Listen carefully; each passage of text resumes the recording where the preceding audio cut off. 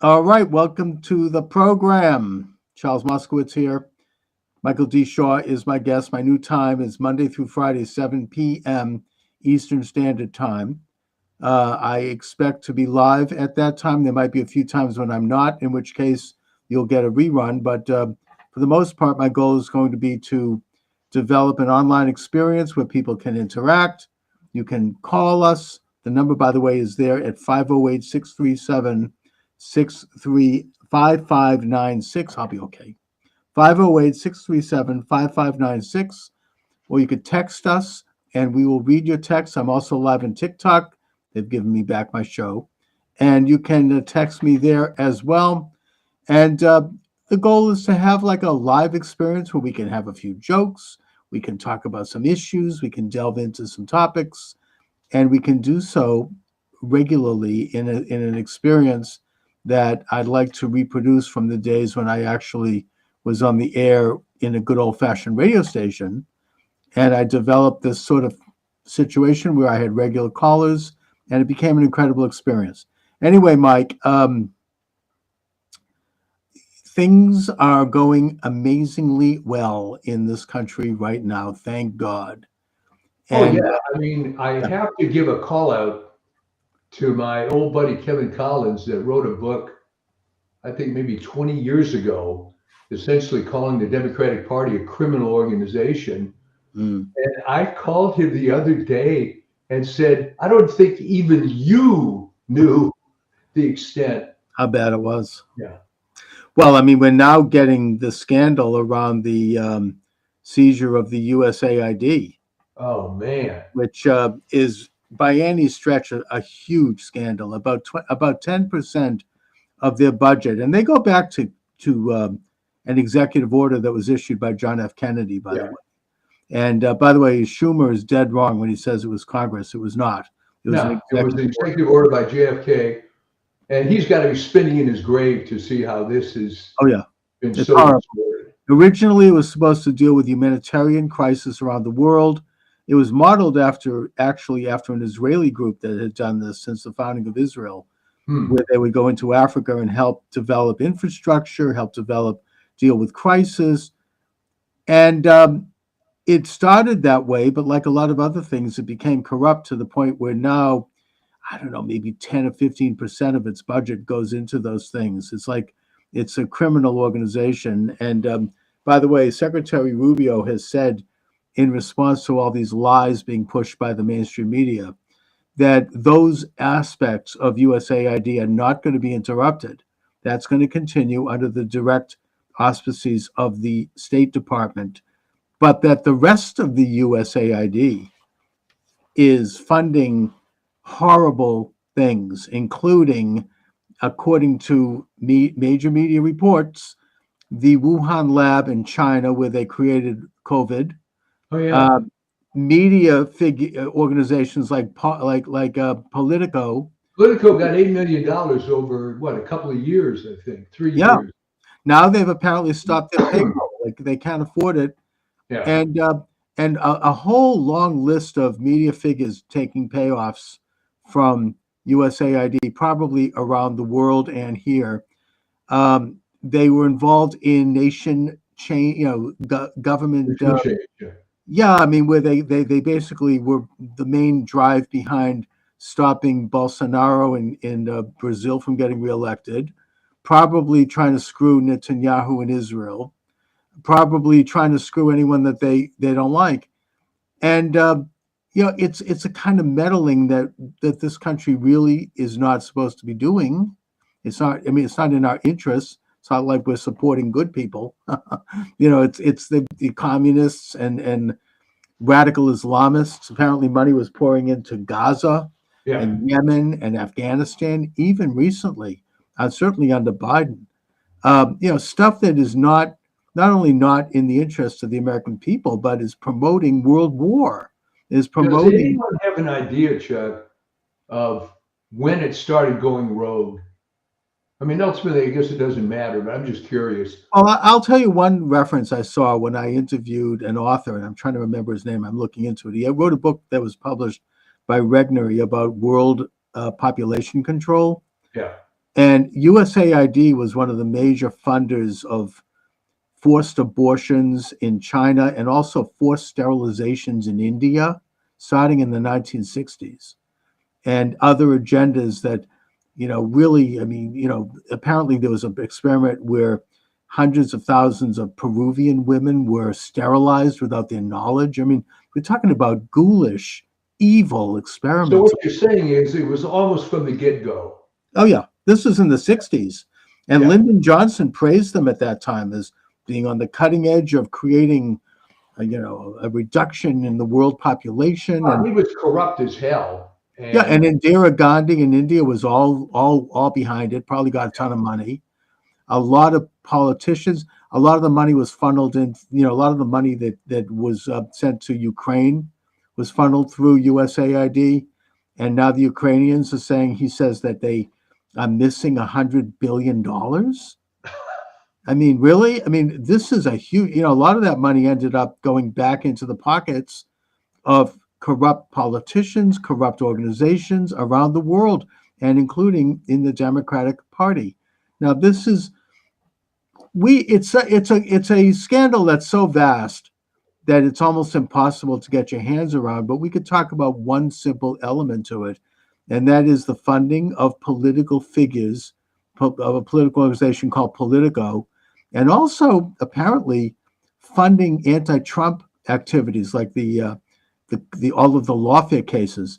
I wonder how much money, if any, was funneled into the pockets of Alvin Bragg, or Jack Smith, or Big Fanny, or what's her name up in New York, you, you Letitia know, James. yeah, Tish James. I mean, how many bucks did they get out of this? This is like a real rotten.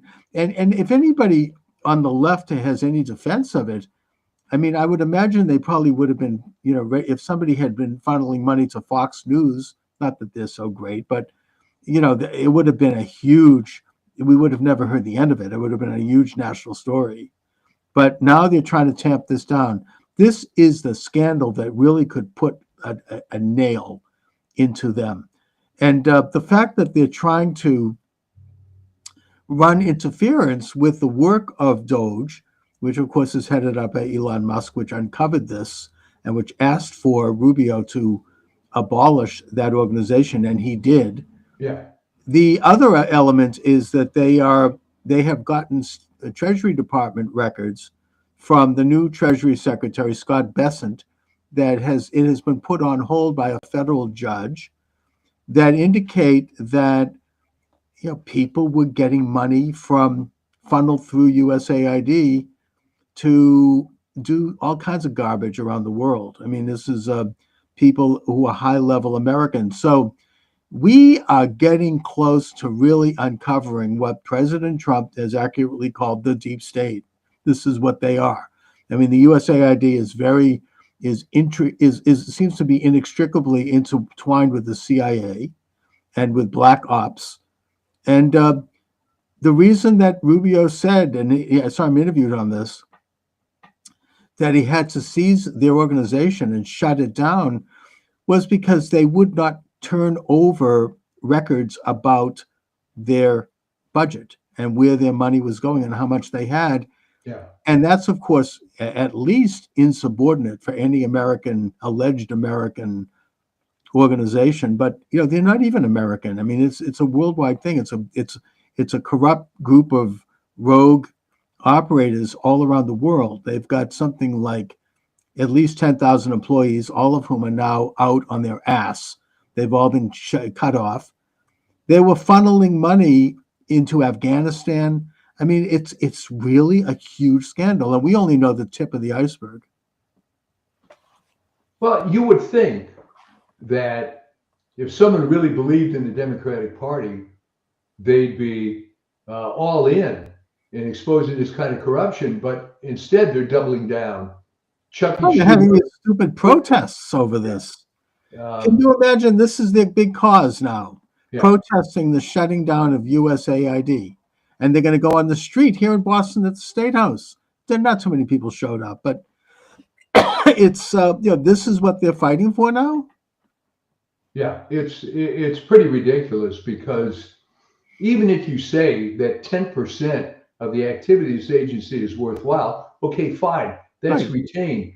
But the notion that this is some sort of big slush fund for every corrupt person on earth, uh, this would make Bernie Madoff blush, the extent Oh, of this thing. but of course they are. We know that they are standing by it because they are supporting leftist causes, leftist politicians and parties who are trying to overthrow governments. They spent $10,000 trying to have a what was it, like a gay pride parade in Belgrade. Yeah. First of all, they didn't have it, but which brings up the question in my mind: who got that 10 million bucks? Well, see, right, Chuck. That's what I was going to mention. It's one thing to get the line items, but then who's at the other end? Right, Okay. somebody is getting awfully rich Yeah. from this, and it's there's a lot of money sloshing around, and greasing a lot of palms, if to use the old mafia expression here in Boston.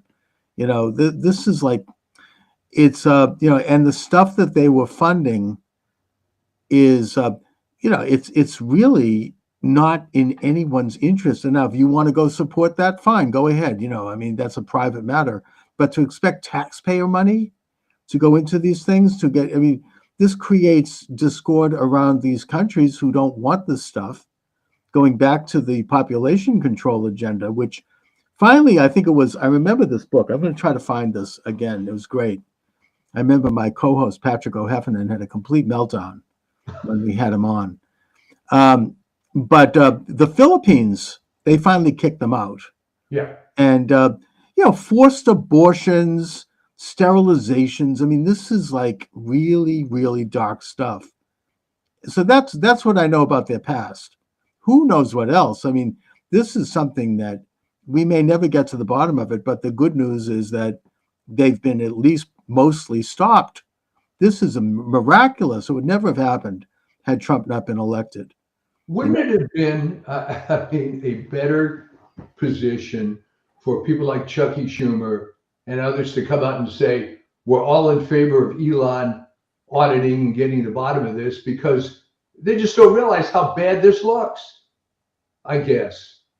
they're actually like fighting to say to preserve the lack of to keep everyone Let's repeat inflated. what I said 2 weeks ago. Apparently, everybody is Ethel Rosenberg. Okay. They're crazy. Yeah, they're absolutely they're Kool-Aid drinking, devout, radical, illuminated puppets.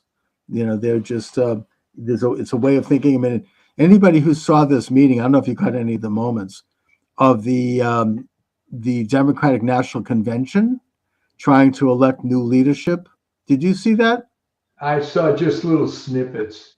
Their main comment when they opened up the discussion and everybody applauded was the reason that Kamala Harris lost the election was because of racism and misogyny. Right. I mean, they haven't learned anything. Just locked into this. No, they haven't learned anything because I've seen this happen in athletics, and we've talked about this so many times, this Model UN thing. Imagine if you're in the eighth or ninth grade and everybody around you tells you how smart you are, right? And you have this Model UN view of the world. And you live in your little ivory tower with your same friends and go to your same miserable university. And now, when you get out into the real world, if you have enough resources, it's possible to insulate yourself from most of it. I mean, I know people Yep. my age and older that are like that. Me They're too. oh yeah. I mean, I went to a fairly wealthy part of LA high school, Mhm. and there are people there that were hardcore liberals, still are, have the same philosophy. They don't care what's happening in the real world because they don't live in the real world. They're either professors, they have jobs with NGOs, it's so that's how it gets perpetuated. And if you're Chucky Schumer, someone with, I mean, I don't know how the hell he ever got elected. He's a bozo, but I guess once in, he stays in. He is just a true believer. This guy's Well, worth eighty it's million worse than that. dollars. I mean, you're right. I mean, there are these hardcore true believers who are, like, as you say, model UN types, and they haven't really had an original thought in their entire life, and they Right. just drank the Kool-Aid early on, and they're in it. And then you have people like Chuck Schumer, who I think is a conscious, witting participant in an international conspiracy. He knows the score. Well, He's he's part of getting it. money from somebody. Oh Here's a yeah. guy that has a salary of what, 200 grand a year, but yet he's worth $80 million. How does that happen? How does it happen? I mean, Elizabeth Warren is another one. You know, she got a lot of money from Big Pharma, Yeah. Bernie Sanders, Big Pharma. You know, all these people, they are witting, conscious participants in an agenda that seeks to subsume the entire planet into a world order where the nations of the world become nothing more than provinces that, you know, create like a massive system, probably powered by artificial intelligence eventually, where all aspects of your life will be controlled, where your everything you see, everything you know is going to be micromanaged by people that by non-people, by a artificial brain. They have this agenda. Transhumanism is the expression of it. They've kind of gone a little underground on that, but they used to be very open about that over at MIT, where I live, where they actually had a transhumanist website. It's gone now. Yeah. That, you know, had a department which they talked about these things. This new kind of a man that is basically half human, half cyborg. And this is their agenda. This is their belief. They don't believe in a creator of the universe. They believe in themselves as this elite group of operators. The good news is that there are people who were drinking the Kool-Aid on Trump who are now thinking. I know a few in my own Well, circle. it's interesting you say that because if you go on X or TikTok or certain YouTube channels, Yeah. you are seeing a lot of primarily black men, some women, Yep. black men who are pissed off. Yeah. You know, they've been carrying the water for this party for X number of years. And now, you know, as we say, to throw in a little biblical reference here, the scales have fallen from their eyes. Yes, I've seen it. But I even say that there are some people that maybe a few scales are starting to fall. People in my own circle, including people that are very close to me, who are just were devout Trump haters, who are now like, I don't know. I mean, this actually is interesting. You know, they are starting to think. Well, There what is is- their reaction specifically to USAID? Well, I mean, in the case of people close to me, they weren't too happy to find out that they'd been funding Hamas. Yeah, yeah, yeah. You know, they've been funding Afghanistan, they've been funding Iran, Yemen. I mean, radical, you know, jihadists around the world. I mean, they're funding, you know, any group like that. I mean, they're creating like a conflict. You know, they're funding. I mean, but of course, people in our circle aren't too happy with finding out that they funded the lawfare agenda against Trump. Oh, yeah. And I am particularly, you know, you and I have talked often about Operation Mockingbird, which was part of the revelations of the Church Committee in the late 70s when they did hearings on the CIA, and that it was basically an operation where the CIA was handling satchels of cash to various media figures to run certain stories and to create certain stories out of scratch in some cases. And it was admitted during the hearings of the Church Committee. And yet it was never really gotten rid of, according to many of us who feel that it continued. Well, now we know that it continued Yeah, yeah. because USAID was doing Operation Mockingbird. I'd like to see the names of all of the reporters who got checks from that. They say there are hundreds of them. Media outlets, reporters, individual reporters, journalists, columnists. Let's get it all out. You see, they're trying to get judges to stop the release of this information. But we need to know exactly who was doing this because they have tried to corrupt. This is what they do in fascist countries. And, the media is like basically controlled by and a stooge of the ruling junta. This is what they were doing. They were just stooges of this state, of this apparatus. They were running stories, fake or otherwise.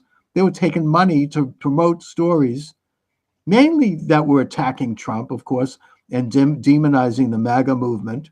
The J6 narrative is completely phony. By the way, I'm having 3 of those people come on my show next week. Oh, wow, good. Obviously, I think it's the old story, they don't know when to quit, okay? Joe Biden would have been a happy camper if he had not run for president, right? He could have left as a corrupt guy his whole life as a VP and gone back to Bethany Beach or Rehoboth or wherever the hell he hangs out, and that's fine. right. But instead he comes in, is going to be completely discredited president. No one is going to support this guy. Do you know there's rumors that he pardoned himself an hour or 2 before leaving office? I had heard that. Is that credible? Yes. Well, he pardoned his brother and his brother's sister-in-law and his sister and her husband. Yeah. He issued these crazy pardons. We know about Fauci and Milley, all within a few hours of leaving office. This is, I think that there are a couple of federal judges now who have stood up and read the Constitution and realized that you can't pardon someone for something that hasn't happened. Yeah. They have not been formally charged. Now, maybe he could get away with the Hunter Biden pardon because he was convicted. Well, he was charged. Exactly. Milley wasn't, Fauci wasn't. They were not charged with anything. And even the Hunter Biden thing, you can pardon him for the crimes that he committed, but you can't say, well, anything that might come up. Yeah, you have lifetime immunity, lifetime free pass. Yeah, it doesn't really, there's no precedent for that in terms of the use of the pardon, except with the one single exception, and that is, of course, the Nixon pardon, the Ford pardon of Nixon, which was an unusual and exceptional situation. But other than that, it's never been done like that. No one's ever been given pardons for something they may be possibly charged with in the future. Of course, the proof of the pudding, my friend, is that these guys accepted it. All right. Where's the Fauci that I've always known who defends to the hilt every miserable thing he's done in his rotten life? He has an answer for. So now you give him a pardon. He's silent. The real Fauci would have said, I didn't do anything wrong. I don't need a pardon. Okay. Well, it's by any standards, and I think legally even, and I think it's been stated as such under law, that the acceptance of a pardon is an admission of guilt. Yes. It's just like, in a way, pleading the fifth is an admission of guilt. You're saying, I'm guilty, which is why I can't talk about this, because I'll be incriminated. And I think what's going to happen with this stuff is there's going to be these lame efforts to get left-wing federal judges to try to suppress these movements for a while. But first of all, what's going to happen is stuff is going to get leaked anyway. You can bet on that. Right. And the public, there's not going to be very much support for this criminal activity. There's going to be the Jasmine Crockett's and these low IQ types. They're going to try to frame this as a fascist takeover of the government and so on. But that is mighty thin gruel now. No one's buying it. No. It's not flying. And you're right. They got some leftist federal judges who might, we just had something here in Massachusetts where a federal judge has put a stay on President Trump's buyout program for federal employees. It might slow it down a little. There's going to be another hearing. Well, wait a minute. What's wrong with that? Bill Clinton did it. Of course, it's completely appropriate. And he didn't even say why he did it. There was no law cited. So it's just one like it's kind of a desperate grasp at like kind of judicial activism. It's not going to stand. I think that by Monday there's a hearing, and he is absolutely in his right to offer the buyout, I think and about it's going to happen. 50,000 employees have already taken Yeah. the deal. Oh yeah, So and that stands. But there's another federal judge. I mean, they're trying to jimmy up the system a little bit, but look, the Supreme Court is not going to stand for it.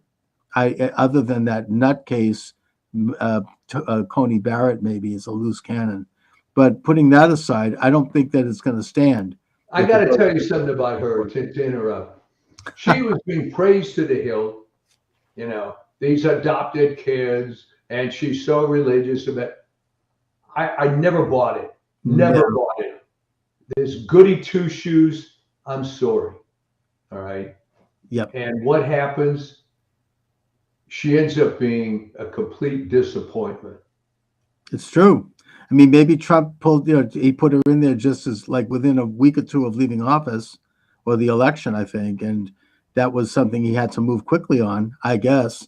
Well, he was given some crummy information. Okay. She's a woman. She's allegedly conservative. Yeah. She's Catholic, so she says. Mm-hmm. Okay.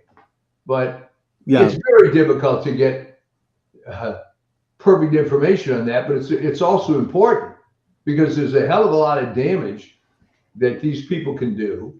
That's right. And the idea of putting someone on there because she's a woman really drastically failed with Sandra Day O'Connor. Right. Although she would be conservative by today's standards. She was conservative by today's standards, but she also got rid of affirmative action. Let's give credit where it's due. So, but the point is that, I mean, even with her, they still have a majority in the Supreme Court, and I think she's going to at least be half right. Yeah, I mean, she's not going to be in favor of corruption. I'm just saying that she's taking some stands that were disappointing. True. But anyways, I think that all of these sort of last-ditch attempts to gum up the works are not going to fly. Now we have Pam Bondi has been confirmed, and she's kicking ass. I mean, she immediately is investigating all of these lawfare cases. She's calling for cutting funds to sanctuary cities because they're violating the law. I mean, this is great. I mean, they're going in. I think that we can hold our breath and hope that RFK is confirmed. I think he probably will be, but if he is, that's huge. I mean, that's a revolution. It's going to be a nail biter. And in fact, I got into it on the ACSH website with some woman who has a lot of knowledge and she picked this so-called HIV/AIDS denialism as something that he supports, and this was a disqualifier.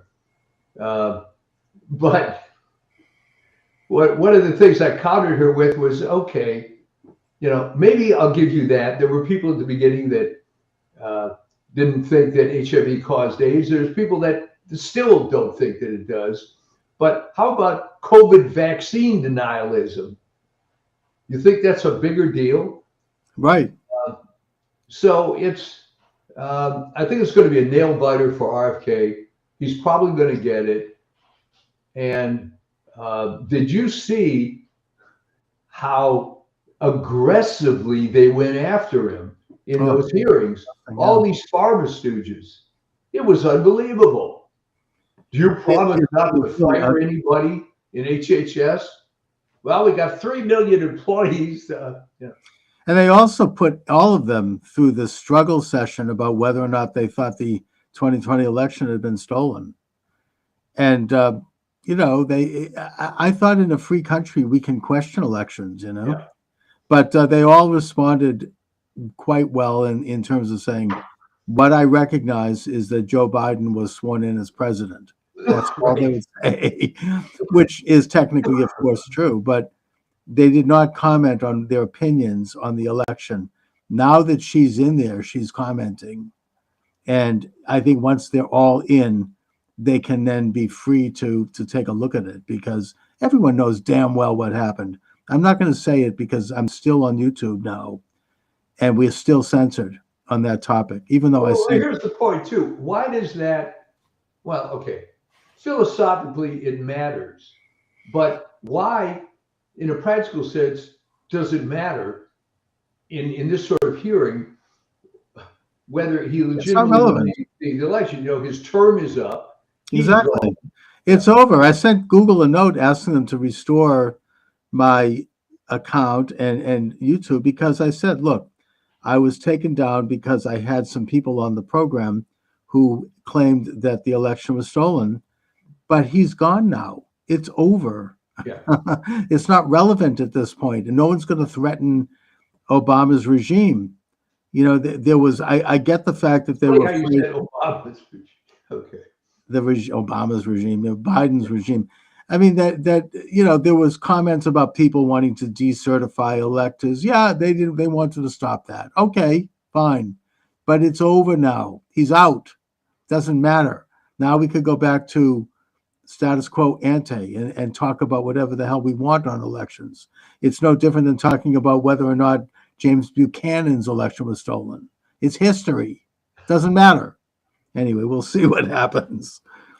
Well, wait. Why are you comparing him to James Buchanan? No, I'm making the point that we could talk about Jefferson's election stolen. It doesn't matter. He's gone. It's like it's history now. It's not a threat to any regimes. It's not like a political issue anymore. It's now an issue for historians to kick around, which is free speech. It's at this point. If he's proven to have stolen the election, it doesn't matter now. He's out of power.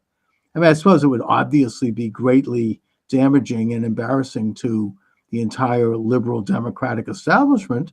Too bad. That's free speech. But whatever, tell them. Well, what you're seeing now, in parallel to the political situation, is a total freaking meltdown of the entertainment industry. Okay? They are doubling down and tripling down, and they gave 13 Oscar nominations to this Emilia Perez movie, which basically is about just something that got the did he get like the greatest woman actor? I think. Yeah, well, the promotion of this, despite the fact that the movie did no box office, it very tellingly has an extremely low rating with the public on Rotten Tomatoes, but with, of course, the Access Media Critics is up there. But they're just doubling down. I mean, Disney is hemorrhaging money. The entertainment industry is collapsing, and it's like, I see an iceberg ahead. We're going to just go right into it. Although I understand that I saw a few snippets of it, but the Oscars, they did not do the usual typical attacking Trump. Oh, we're going that was, I think you're thinking of the Grammys. The Grammys, yeah. We're going through such hard times now. We're going through such trauma. America's going through such a dark period. Well, there were some DEI comments made at the Grammys, I believe. Because I thought the main focus was on the LA fires. That industry is collapsing. I mean, all the awards for Beyonce, please, best country album. Yeah, right. But I mean, I used to be a member of NARIS in the 90s, and it was already going bad. At that, but I mean, there was a great story that they figured that the show was getting popular, National Academy of Recording Arts Society. So the show was getting popular, so they decided they had to have a front man, rather than just kind of an office staff in Burbank. So they brought this unemployed musician out of Atlanta. I forget his name, frankly. Okay. It may come back to me. They give this guy, and this is in the 90s, $1 million salary. He starts sexually harassing all the women in the office. It was just That's bad news. pathetic. There were scandals with money, um, and it's just too bad how that goes. And I guess that was kind of a harbinger of what was going to happen now. Hmm. It's a completely different universe. There's no such thing as a record anymore. Everything is streaming Right. or an MP3. There are a jillion different genres of music. Billboard magazine is important only in that you can track the popularity of certain charts.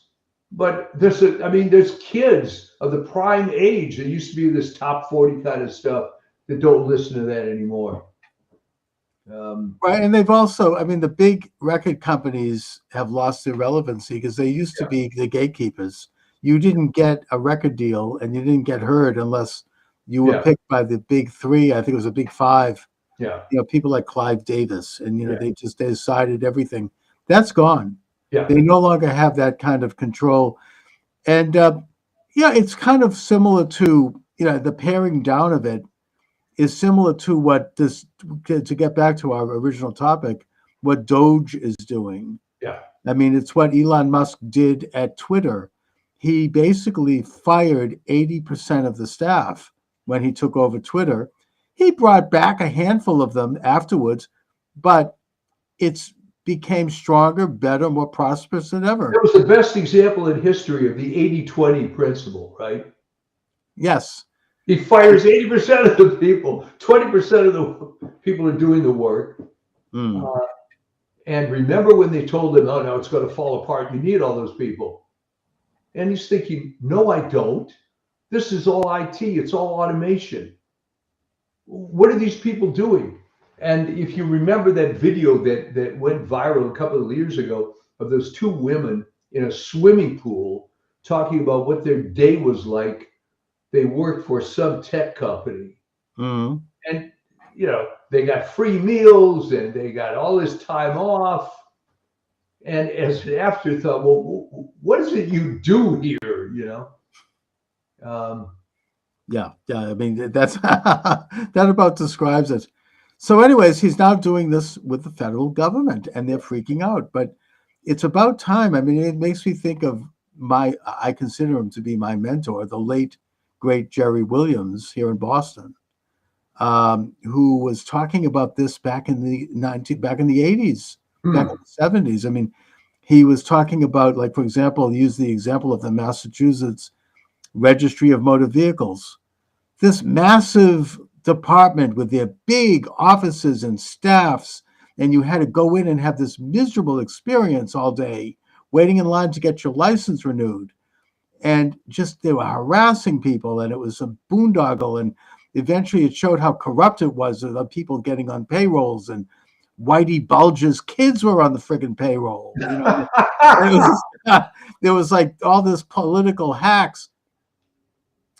And he pointed out we could get rid of 80% of this, sell the buildings and have the state put the money in the coffers, lay off these people, and put the friggin' thing online.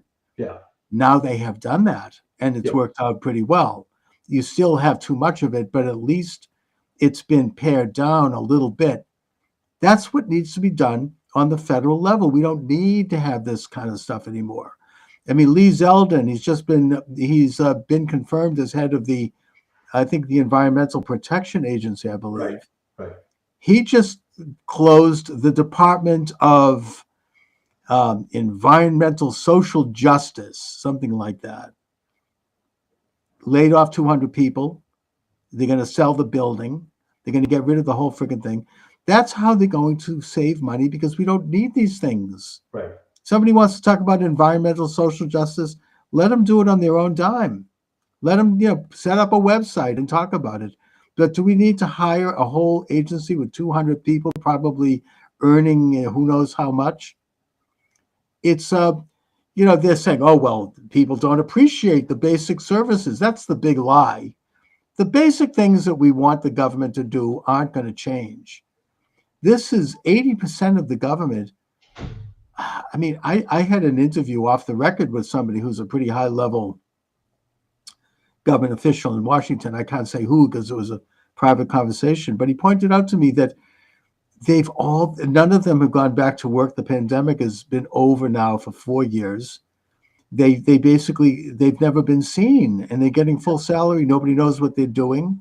And the people who do go to work, they sit around all day looking at porn on their computers. Yeah. And that all the work is being done by these consultancies, these consultant agencies, which are getting a ton of money, and that it's become so bad. Well, that's the other scandal, okay, which I'm sure Elon is going to get into.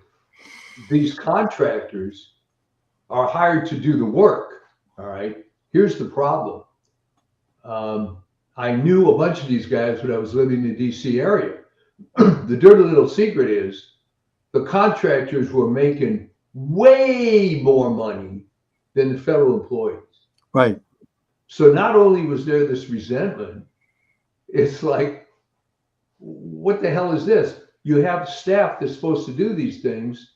You're bringing these outside guys, and it was a joke how much more these outfits really pay. Oh yeah, and those things are. I mean, look, I get consultancy, but when it has this interaction with government, it's very corrupt. And we could look at the work of Kinsey and company here in Boston for that, and Deloitte. Yeah, they do some good work in the private sector, but their interaction. I mean, there's even recently here in Boston, there was a consultancy that's been brought in to look at the recreation and redesign of a highway in Brighton, which is a neighborhood of Boston. Right. And they had a public meeting, and one of the citizens asked a question of the consultant, and the consultant said, and I quote, I don't talk like this publicly, he said, "Shut the fuck up." And yeah, and this made the newspaper. But I mean, these are the consultants. They're not accountable to anyone, and Yeah. they're running this thing. And they're not listening to anybody's complaints. So there are some legitimate issues around that.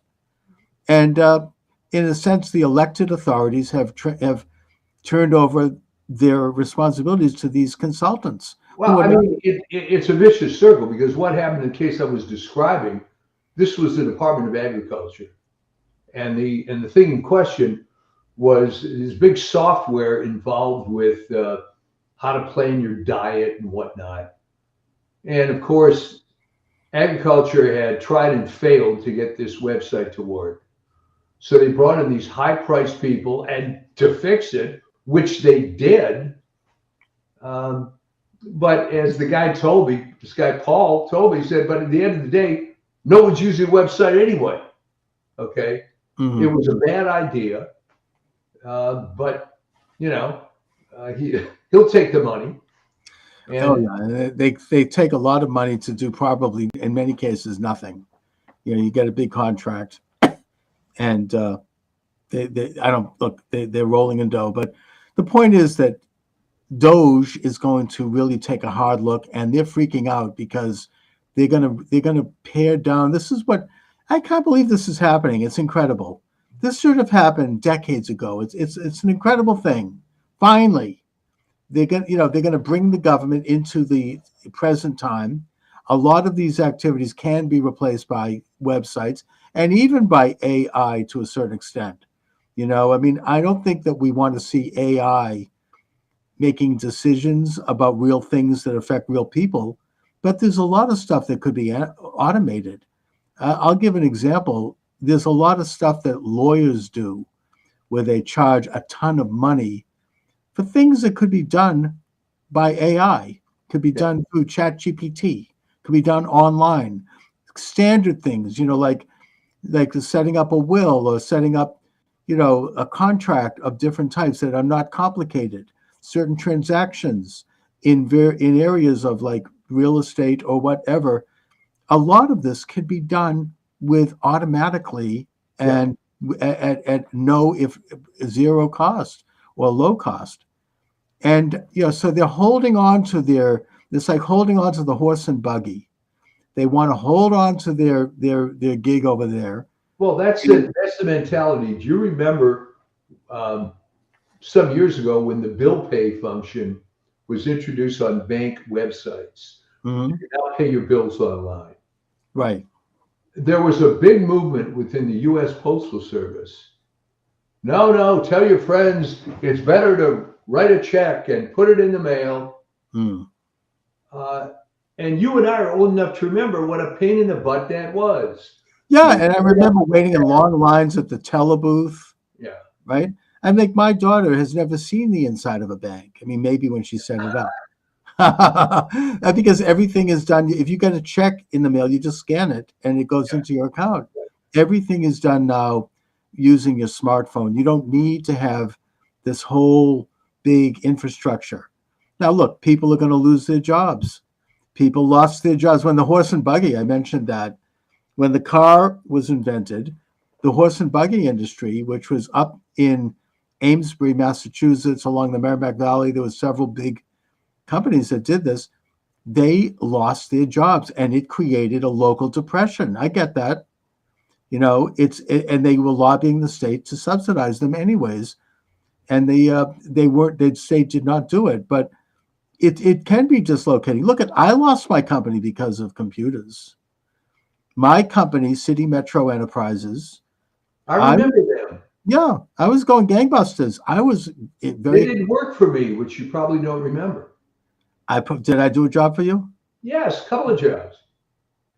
Well, I'll tell you what. I don't think so because City No, Metro. no, no. And here's what it is. Yeah. And this is for the world to see. When we had that limiter product for the dental industry, you guys distributed flyers on that product at the trade shows. Yes, we did. Yes. That was my company. City Metro, baby. Yep. I was rolling high for Yeah. many, many years. I distributed flyers. I distributed posters. Yeah. I did like an ad agency could call me up, a record company could call me up and say, we need posters in 50 colleges around the country. And I could do it. Yeah. And there was about 5 or 6 of us who were in that business. We each did a little something different, and we competed with each other, but we also sometimes worked with each other on certain things. Right. All of us went out of business. All of us. Around the year 2008, Yeah. around that time, I remember I was down to one more ad agency, and they canceled it, not because they didn't like the service, but because they went automatic. Yeah. They all would decide, well, we're doing something different now. We're going to focus on advertising online where we could get it for free or we could get it cheap. A lot of people lost their jobs. A lot of people, printing companies. I remember Copy Cop, was it Copy Cop in Boston? They had huge offices with printing machines. People were waiting in line at those companies to get their printing done. And they had all these expensive machines, a whole room of them. They all went out of business because people had printers with their computer. They didn't need them anymore. I'm just, it's like I'm saying that's, as my late father used to say, that's progress. Yeah. I did not understand the times. I did not adapt. And so I lost my company. And that's, it's no different, should be no different in the public sector. I'm sorry, but if you're not needed, you're out. Well, then I have to ask you this. With all the waste, which is so obvious to the point that you can create a department to promote government efficiency. Yeah. I have to ask you, as a student of the human race, when all these cabinet secretaries came in, what did they think? They were just a big potentate and they'd go to lunch and look pretty? I mean, why didn't any of these people look into the operations of these vast bureaucracies? Because what, they didn't want to diminish their empire?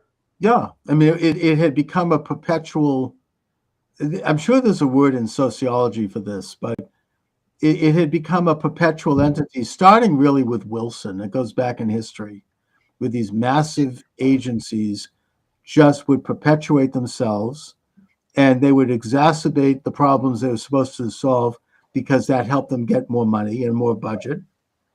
And it became like what Steve Bannon talks about, the administrative state. It's it's just that simple. It's Well, I think the one example, I wish I had more details, was apparently the ex-president of Procter and Gamble was yeah. brought in to run some agency, and a complaint was made that Procter and Gamble, fine, they make a lot of money because they have a lot of name products that people like, but they're not exactly the most efficient operation in the world. And he was just a guy that presided over ginormous bureaucracy, and then went in to preside over whatever this agency was. Um, so I think that's what happens, that you have people that allegedly have, quote, business experience, but this becomes kind of a retirement job, Mm. and they're heading up the Department of Commerce, whatever it happens to be. And there's waste in all these things, but that's not their gig, you know. But It's just apparently it's Elon Musk gig. and Musk is doing amazing things. I mean, already he has cut $10 billion from the federal budget, Yeah, and his goal is $1 trillion by the end of the year. At this yeah, rate, he's going to get there. yeah, he And is. yeah, the other thing is, of course, if you accompany that with a loosening of regulations on businesses and a lowering of taxes, then you can't tell what people may create. What businesses they may get into in the future. We don't know that because it's just like, I mean, the automobile replaced the horse and buggy, to use that example again, but it opened up a whole world of possibilities and ancillary businesses, and it created it created an economic boom in Yeah, the same way that in the 1990s there was an economic boom from the internet, from the laptop, and from cell phones. yeah. These things, yeah, they probably put some people out of business, but they opened up opportunities in other ways and in other modalities. I mean, I found other things to do when City Metro disappeared, and I've never really recovered from it, quite frankly. But that's the way it goes. I mean, I've done other things. I've done creative things. Yeah. We all go through a new phase in life. That's just how it is. I mean, you can't expect something to just chug along forever when it's no longer needed. No, and I think that's the key right there. That people think that whatever the institution is going to last forever, and it Exactly. doesn't. And It that's what doesn't. my mistake was. I thought what I was doing would last forever. I didn't really look at things collapsing around me at the time, even though I was warned by some people. I still didn't want to face it. That's Well, part of that's the other thing. I mean, the signs are often there, right. uh, and where this happened, by the way, in the record industry, I think it was about the year 2000 or 2001, early 2000s, and a number, I believe it. Well, okay, it was a couple of different labels, and they decided to get what I guess today we would call influencers from various high schools around New York area, Hmm. and serve them lunch and introduce them to some of the new artists. And so they're getting the kids' opinions on stuff. But here was the kicker. So when this is all over, the guy running it said, "Okay, kids, when you leave this room, there are a bunch of conference tables out there with CDs of all these artists. Go ahead and take what you want, give them to your friends, promote this thing." Yeah. Virtually none of the kids picked up CDs Hmm. because they don't use that format anymore. It's right. And one of my friends in the industry said uh, that was the first sign that this model is done. Well, you can't look at the guy that ran Blockbuster, right? Yeah, He was offered, I think it was like $1.5 billion to sell that company, yeah. and he refused because he said, "Hey, they want this company. Why should I give it to them if it's that great?" And he ended up going bankrupt. It's just it Well, had he was offered a deal by Reed Hastings to create what eventually did become Netflix, and he didn't want to do that either. I think the right. problem with that guy, the Blockbuster guy, was he was too greedy. There were interviews with that guy, I don't remember his name, Mm. where he was saying, "Look at this Blockbuster store. No one in here gets paid more than $6 an hour." And he was proud of that. Hmm. Uh, but that all fell apart. Uh, Yeah, that was just a case of greed, it sounds like. yeah, But the point is that, to go back to the Doge story, I mean, I think it was actually FDR. This is Doge. He's doing no different than in a way FDR did, but not. Musk wants to do it on a bigger scale. When FDR entered office, he immediately ordered by executive order all agencies to cut their budgets by 10%. 10%, right? Yeah. And he said at the time, he goes, look, the country is in a depression. Why should the government not reflect what's going on Yeah, everywhere else? And they did. So, I mean, and he's of course a hero of the liberals, but that's what's happening now. You have to go in and clean house. I mean, I feel bad saying that for some people. Trump is offering a very generous buyout, 8 months of pay, plus you might have a retirement fund of some sort, or you can, have 8 months to look for doing something else. yeah, And again, with the reduction in regulation, it opens up opportunities to get into business, to become more entrepreneurial. There are, who knows what might be invented coming down the pike. You have to learn, open your eyes and, think, people need to think outside the box. It's just that simple.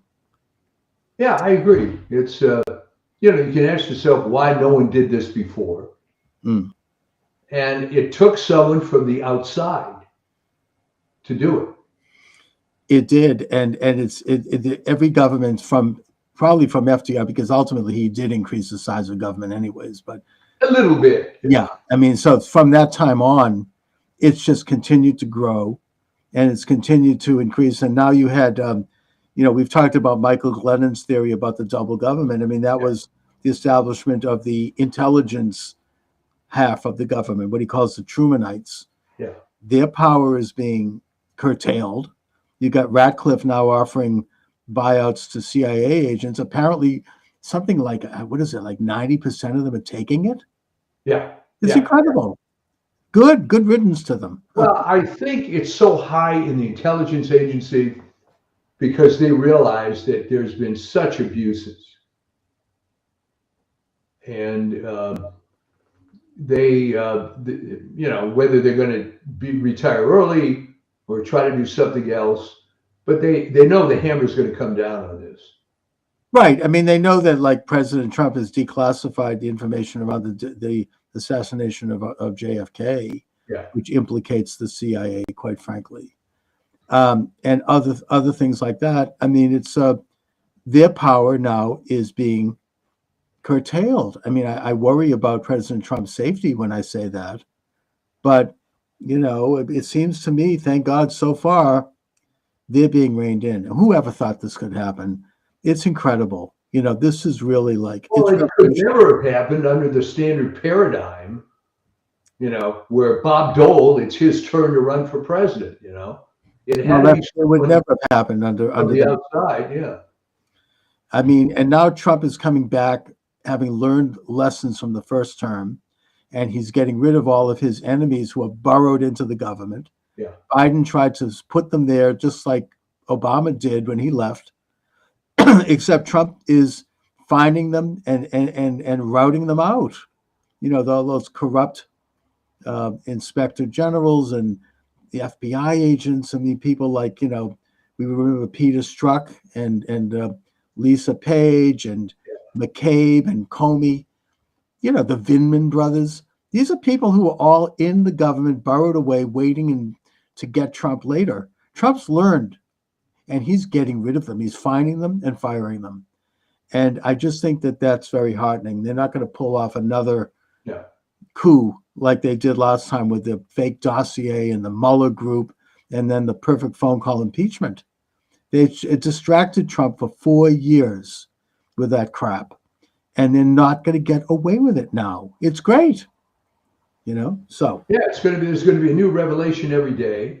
And next week, we'll probably have some other big deal to talk about. Yeah, like getting rid of the Department of Education. The late Sam Blumenfeld is dancing in heaven because he wrote about this for decades, how corrupt that was. Reagan promised to do it, and he didn't. Now it looks like it's being done. Trump has Yeah, been yeah. very open. Well, it's. I'm not a member of the Reagan cult, Neither am and I. one of the reasons is that not only did he promise to do it, he could have done it. Right. All right. No, Reagan was not a lot of what people think. I mean, there are a lot of great things about him, but no, he was an insider. Yeah. But Trump is doing it, and again, the propaganda is going to be, oh, the children are going to be, bull crap. Maybe 10% of what they do might have some good aspects that will be folded into another agency. The 90% of stuff they do is push leftist propaganda, critical race theory, sex change operations on Yeah. children, Yeah. masks. Who knows what else? It's garbage. It's very It's a bad. very exciting time, and it's just wonderful to see the change in your demeanor. I mean, before Yeah. the election, you were so worried. Now Oh my God. you're the Yeah. old positive Chuck. Oh yeah. No, I'm feeling better every day, and I think that everyone is. Even people who hate Trump are. Everyone knows it. Oh, Thank even God the this country. liberals deep down Oh are yeah. admitting that, gee, things are better. It's incredible, and he's just an absolute dynamo. It's just an incredible thing to see. I look forward every day to opening the newspaper or looking online and finding out what's happened next. And it's amazing. Yeah. Absolutely amazing. It's Thank hard you. to keep track of it all. Yeah. Now he's just signed an executive order getting rid of men and women's sports. Did you see Yeah. that? That's fantastic. And they're cheering. Young women are finally not going to have their heads bashed in by some greasy guy in a wig. Yeah. I mean, it's these are important developments. He's doing it at all levels, politically, economically, culturally, all of it. He's taking it all on. I hope that RFK is confirmed because I think he's very key to cleaning up America's health. That's why they hate him and fear him.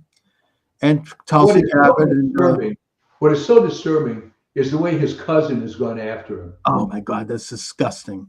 Can you imagine saying that he was a predator? Yeah. Hello, what about Uncle Teddy? Yeah. You want to talk about predators? I don't think she was saying much about that.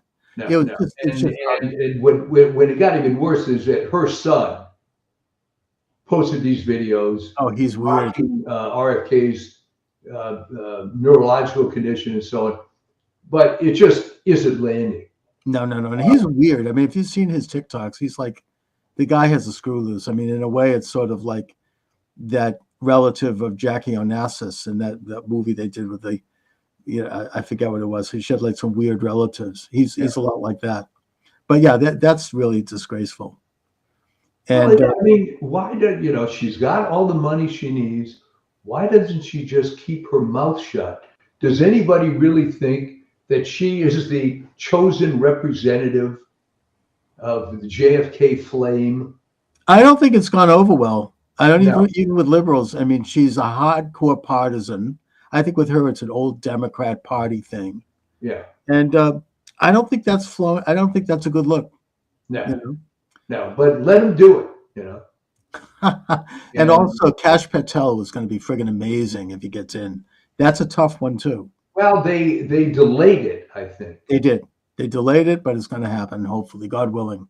He's an amazing. I mean, he's conducted himself incredibly, and that's going to finally clean up the FBI. Bring it back to its original. Well, that's the other thing we should mention for a second here. They had 5,000 out of 13,000 of their agents. 5,000 were working on J6, which roughly works out to 3 agents per J6 offender. J6 and anti-Trump shit. Doing the house and home invasion, messing around with Melania Trump's underwear drawer. Yeah. I mean, it's really ugly. And yeah, I mean, I think that Pam Bondi has kind of backed away a little bit on that, in that she said that people who were doing like low level or following orders, they're not going to be dismissed. That's okay. I mean, I don't like it, but you have to have somebody in there. But the bigger people, the big fish, are gone. The people who actually were behind this, and they're people that are dangerous to Trump. They're going to try to find a new impeachment. They're going to try to sabotage him any way they can. Well, So, Al Green already filed articles of impeachment yeah, for his filings were like for dastardly behavior or something like that. yeah. It reminds me of historian Alan Lichman on my program. Oh, He hung up on me. He got off the show. He wanted to file impeachment complaints against Trump for his war against women. Yeah, what? It's like it's not even good the logic. trouble with that guy, Oh, and he's I wrote a piece about this. I'm going to start writing again now that we moved. Um, is that if he had followed his own keys to presidential election, he would have picked Trump. If you right. analyze the keys, he was so partisan in picking Harris that it was absurd. Well, he's been completely discredited, and I think that he apparently in his last interview he went out screaming and just a totally talk about Trump derangement. Him and that other historian from Tennessee, the Mitchum. Yeah. Otherwise, a good historian. He's written I think he wrote a great book about Thomas Jefferson, but so Trump deranged that he can't get it straight. The worst one was Michael Beschloss as a historian. I mean, he actually he called for Trump to be executed Yeah. Yeah. because of he Well, you have to claimed that understand these are all academics. They're he sitting in their little ivory tower. They have no idea of real life. Yeah, True. you write a biography of Thomas Jefferson. He died a couple of years ago. Yeah, exactly. So you're putting yourself in a different framework, and don't get me started on No. academics in general. Yeah, But exactly. They're so completely. anyway, next week at the Next new week, time. 7 p.m. Eastern Standard Time, Monday through Friday. The program is going to be live, probably possibly not on Friday, but there'll be a rerun on Friday. But I am reestablishing the live program, and I'm glad you can do that, Michael. And I look forward to it. What's happening on your It's always a subject? pleasure. I mean, it's especially now in my new studio here, right? There you go. So you might as well Yeah, get we'll some. get it. We'll get it fixed up. We still have plenty of boxes to unpack, Yeah, and you maybe should on the launch next your show own podcast, Mike. we can talk a little bit about the brutal housing market, but We that could. might be, yeah, a good You topic might for you next might week. consider launching your own podcast, Mike. I how could I say this? Uh, had I been able to sell the old business for a little more, I would have had somewhat more free time. But I have another company Okay. now, so we're doing okay, but don't have as much free time as I'd like. Okay. Fortunately, I'm still under 90 years old, so Yep. should Thank be God. able to keep doing it. What's happening on the Substack? Anything coming up or? Um, there's a bunch of notes, Okay. and I think I'm going to delve into this notion that this crap was all hiding in plain sight, if you think, because how in the world did the government go from whatever the size was under LBJ to this massive thing that nobody knows, what the right hand and the left hand's doing, and you're paying taxes like mad. Um, how did it all happen? Is it incrementalism? Mm. And you suddenly wake up and you're a boiled frog, So I think that's what it was. I think that's kind of it's basically did it by sleepwalking. yeah, Anyways, Mike, thanks again, as always. yeah. Well, we will And see you next time at the new time, and yeah, until then, just enjoy it. onward and upward. Thanks a All lot. right. All right, thanks for joining me, everyone. Charles Moskowitz here. Monday through Friday, I'm doing this thing now, 7 p.m. Eastern Standard Time, roughly for an hour or so, all depending on what's going on. And my guest is Amber May. Amber May is the host of The Amber May Show. She's a creator of the online education program Podcasts Like a Pro, which teaches aspiring podcasters how to build a successful podcast. She's also a fellow Sun Devil, And Amber has a headline here from her publicist. Has the media been fair in the first 2 weeks of Trump's return to the White House? Before we go there, Amber, and thanks so much for joining me. I'm so Um, excited to be here. okay. I just want to talk a little bit about this incredible institution that you and I are both dabbling in, and that is podcasting. Hmm. I think that it's a very democratic institution in that really anyone now can host a podcast. All you need is a laptop, maybe invest in a good mic and a good camera, not expensive, and get a platform. And Hmm. you can invite people on, you can talk to them, see them, hear them, have it go live on your social network where it can be seen by all of your friends and colleagues and members of your network, and you can build a program. Do I have that right? Absolutely right. I mean, when I first got into journalism, I was interning because when you're in journalism school, you end up interning, and I ended up interning at the local Fox affiliate here in Phoenix. Mhm. And it wasn't even that long ago. It was like early 2000s. And the way they did broadcast then, there was no way you and I could do a show like we're doing now because the equipment and the technology just wasn't there. I mean, their editing back then was beta tape to beta tape. It wasn't even digital editing. The Right. digital editing just started becoming a thing back then. And they had one editing bay for the promotion side that was digital. But the news side was still beta tape to beta tape. So everything is just really rapidly changing in the last few years. So now anyone can be a content creator. It's amazing.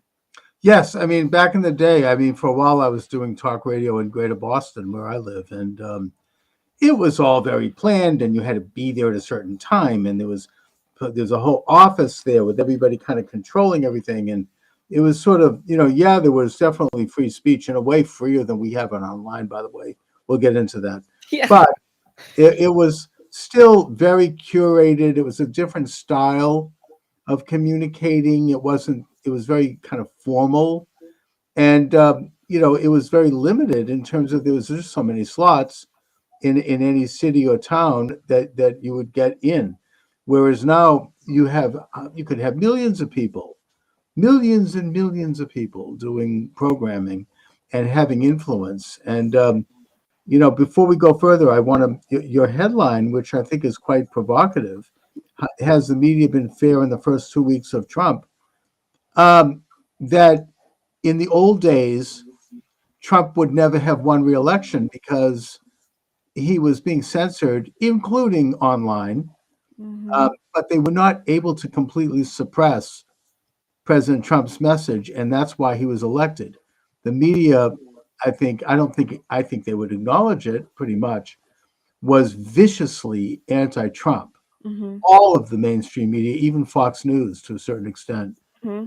and they just really like dismissed him and attacked him, but it didn't work. And I think the reason it didn't work was because of people like yourself and others who got up and gave all sides of the story. And that includes the anti and pro. And that's where freedom ended up residing.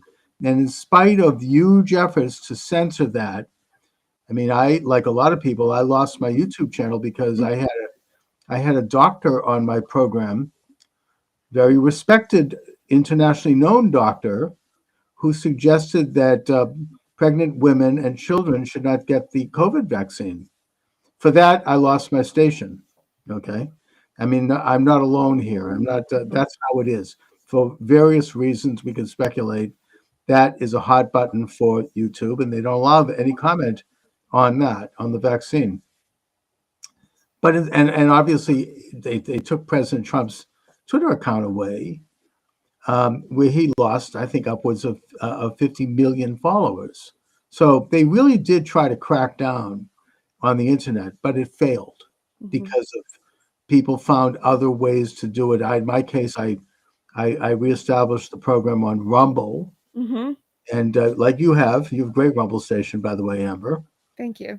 And I then found all these other stations as well, Rockfin. I mean, there's a bunch of them out there. Hmm. So I was able to continue on, not at the same level as YouTube, but still enough that I could still do what I do and have a level of influence. You hit the nail on the head. Everything you just said was right on. They did the same thing to me with YouTube. I started gaining followers like crazy. Started talking to them about the Maricopa County election. Oh boy. And then I started talking about COVID on top of it. Oh, they didn't like that. They shut me down right away. Yeah, yeah. And the Maricopa County was another hot button. Yes, it was. Could not talk about the forensic audit. You Mm-hmm. couldn't talk about, Kerry Lake, right? I mean, all that stuff Right. was censored like crazy, but it didn't work there either. Well, it did work against Kerry Lake, okay, but it didn't in the bigger picture work because President Trump came back, and now maybe Maricopa County might finally be investigated.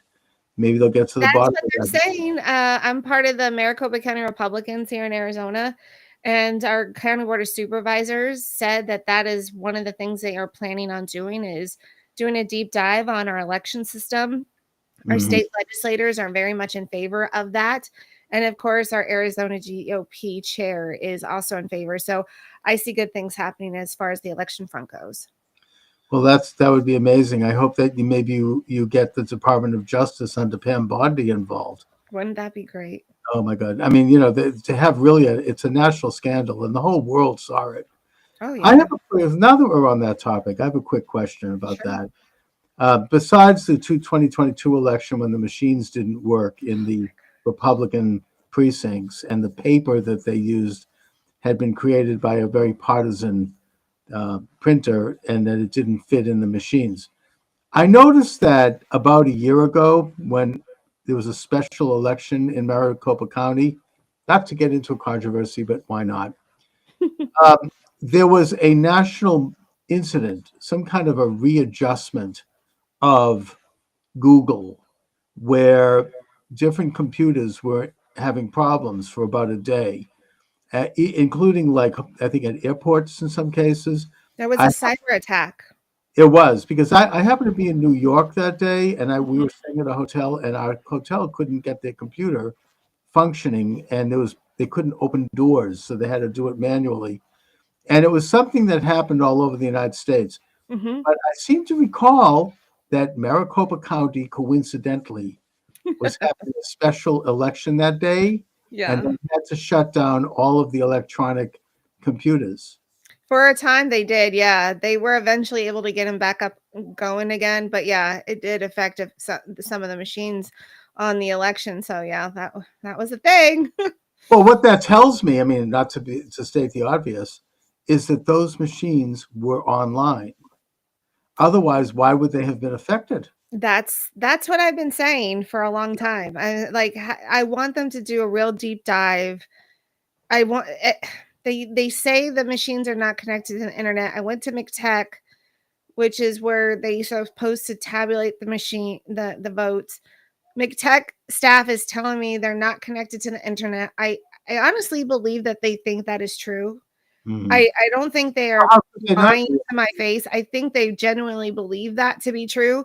Well, how do However, they explain this I then? don't believe that to be true. So, Well, I mean, how do you explain it? I mean, if they weren't online, why were they affected by this bug? Of course they yeah. were online.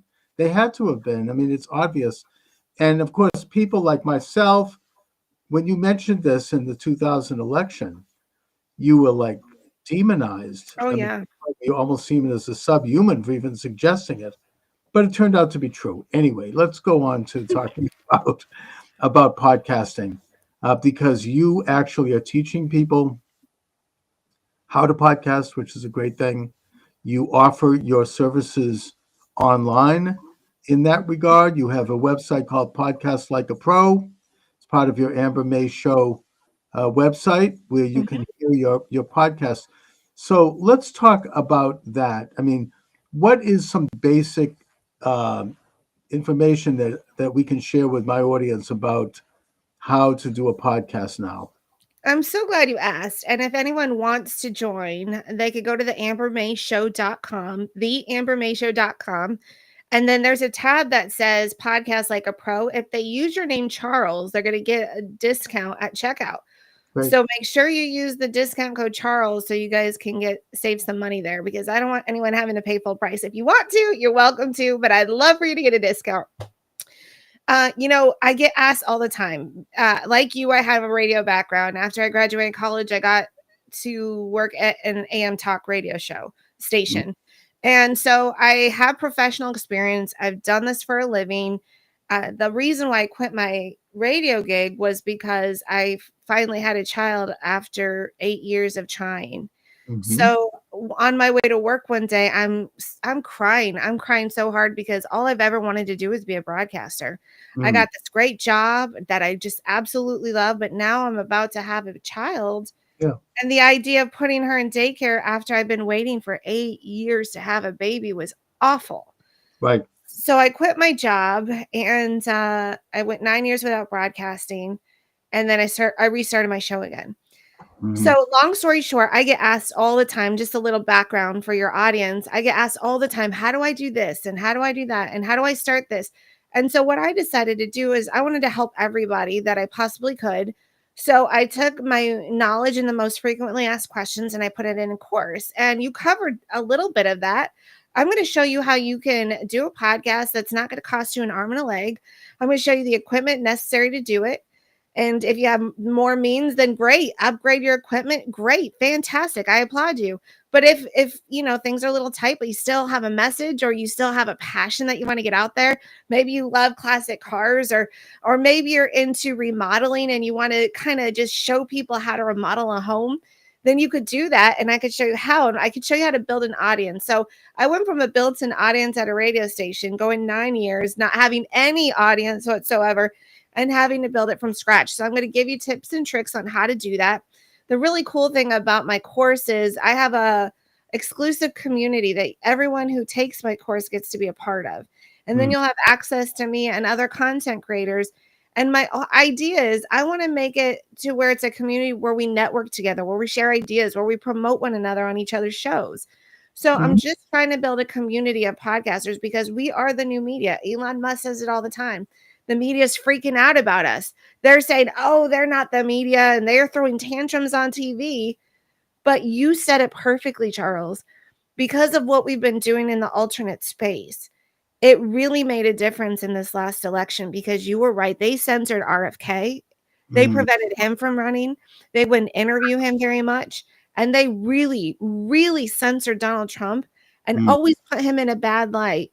But Kamala Harris is in the great light. And if you remember when we were during the campaign, CBS did a piece on Kamala Harris and they edited a whole bunch of that content out to 20 minutes. Now, I don't know if you're familiar with this, but the Daily Mail is reporting that Donald Trump sued and it looks like he's winning the case that CBS is going to have to release the full 60 minutes of the interview that they filmed with well, Kamala let me Harris. just add a little to that. It's even worse than that. What they did was I forget who the reporter was who interviewed her, but he or she asked a question and she gave some a crazy, the usual kind of weird answer that didn't make a lot of sense. What they did was they spliced that out and they put in another segment that she had answered something else, and they kind of diced and sliced that one to make it sound a certain way, so that it looked like she had given an intelligent and coherent answer. Now, Donald Trump's lawsuit on that is basically that constitutes election interference, which it does. I mean, Mhm. that's like altering reality. I mean, you can't, create something out of nothing, which is what they tried to do, which came off badly anyway. But the point is that it's not, it was a classic example, not only of what Trump's up against, but what the kind of the old legacy, the mockingbird media, as we like to say, what Mhm. they're up to, what they've been probably doing forever. I mean, they kind Mhm. of mold a story. I mean, the classic example is when John F. Kennedy was assassinated. Mhm. I think it was Walter Cronkite got up on the air, and he says that it was just a one lone crazy gunman. Where did he get that information? How did he know? He was told by handlers that this is what to say. And when he said it, back then you only had three sources of news, and that's what the official line became. And then anyone who questioned that was attacked. Mhm. So they can't do that now. Remember that Nancy Pelosi, she talked about how the smear goes? that you put something in the media and then someone officially will say it and then they're going to cover it up with another attack or a smear. I mean, she laid it out perfectly of how they do it in mainstream media, where it's all made up, it's all fabricated. And people are finally done with being lied to, and that's why this time right now is the best time to get into this space. Oh, That's yeah. why if you go to the ambermayshow.com and hit the tab podcast like a pro. Remember, use promo code Charles at checkout. I'm going to show you how you could do what we're doing, and you don't even have to do news and commentary. Whatever your passion is, I want to show you how to do that, because I think the world of programming in general, TV in general, is going to change with, I think people are going to want to watch real people doing stuff. And to them, that will be entertaining, whether that's homesteading, whether that's fixing cars, whether that's, I think the way it's going to change, I think you and I, I could be wrong, it's possible, but I think things are going to change a little bit outside of Hollywood, and we're to see more of a change onto just regular content creators as being the foremost place people go to get entertained. Oh, yeah. I mean, also, I mean, speaking of Hollywood, I mean, this last election showed that they don't have very much coattails anymore, because Harris was shelling out millions of dollars to people to not only endorse her, but to go on stage so she could generate some kind of audience. And it didn't matter. It was worth nothing to her. Yeah. It's like it was then Beyonce. I mean, all of them. They didn't amount to a pill of beans, to be polite.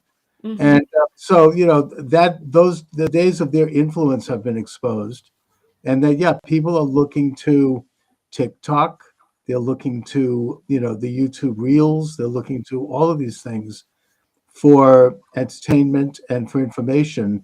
I think particularly the younger generation. So, this is something that I think is certainly the future. It's not going to be stopped. Even with YouTube, maybe that might be changed now that President Trump's in office.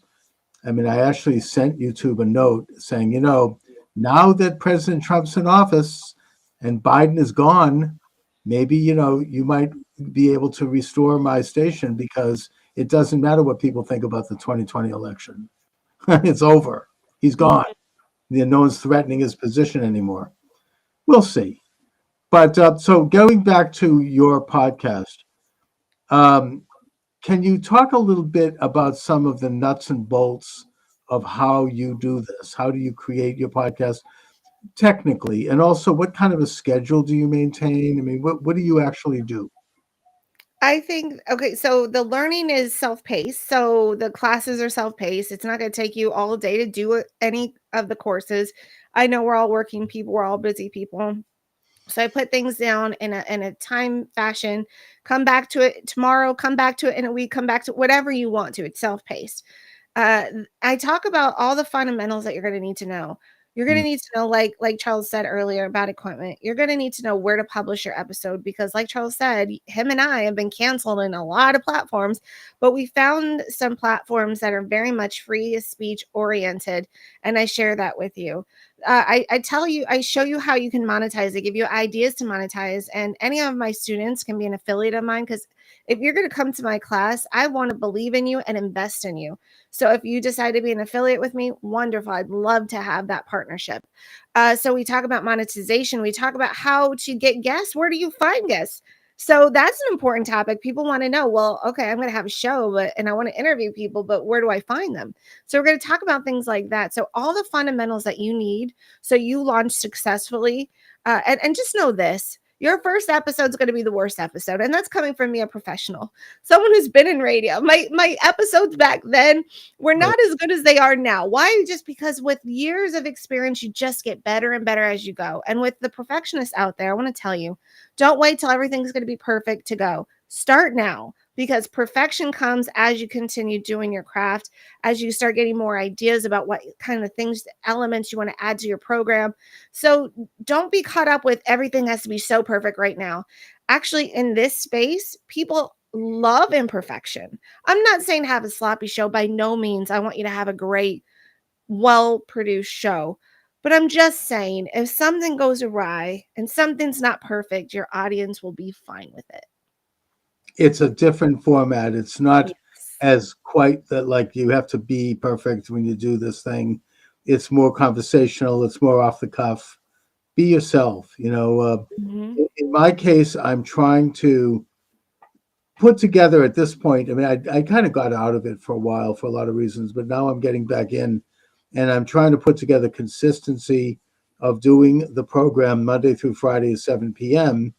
Eastern Standard Time as a way to sort of build up perhaps a participatory audience. And I offer a phone number so that people can literally call into my program.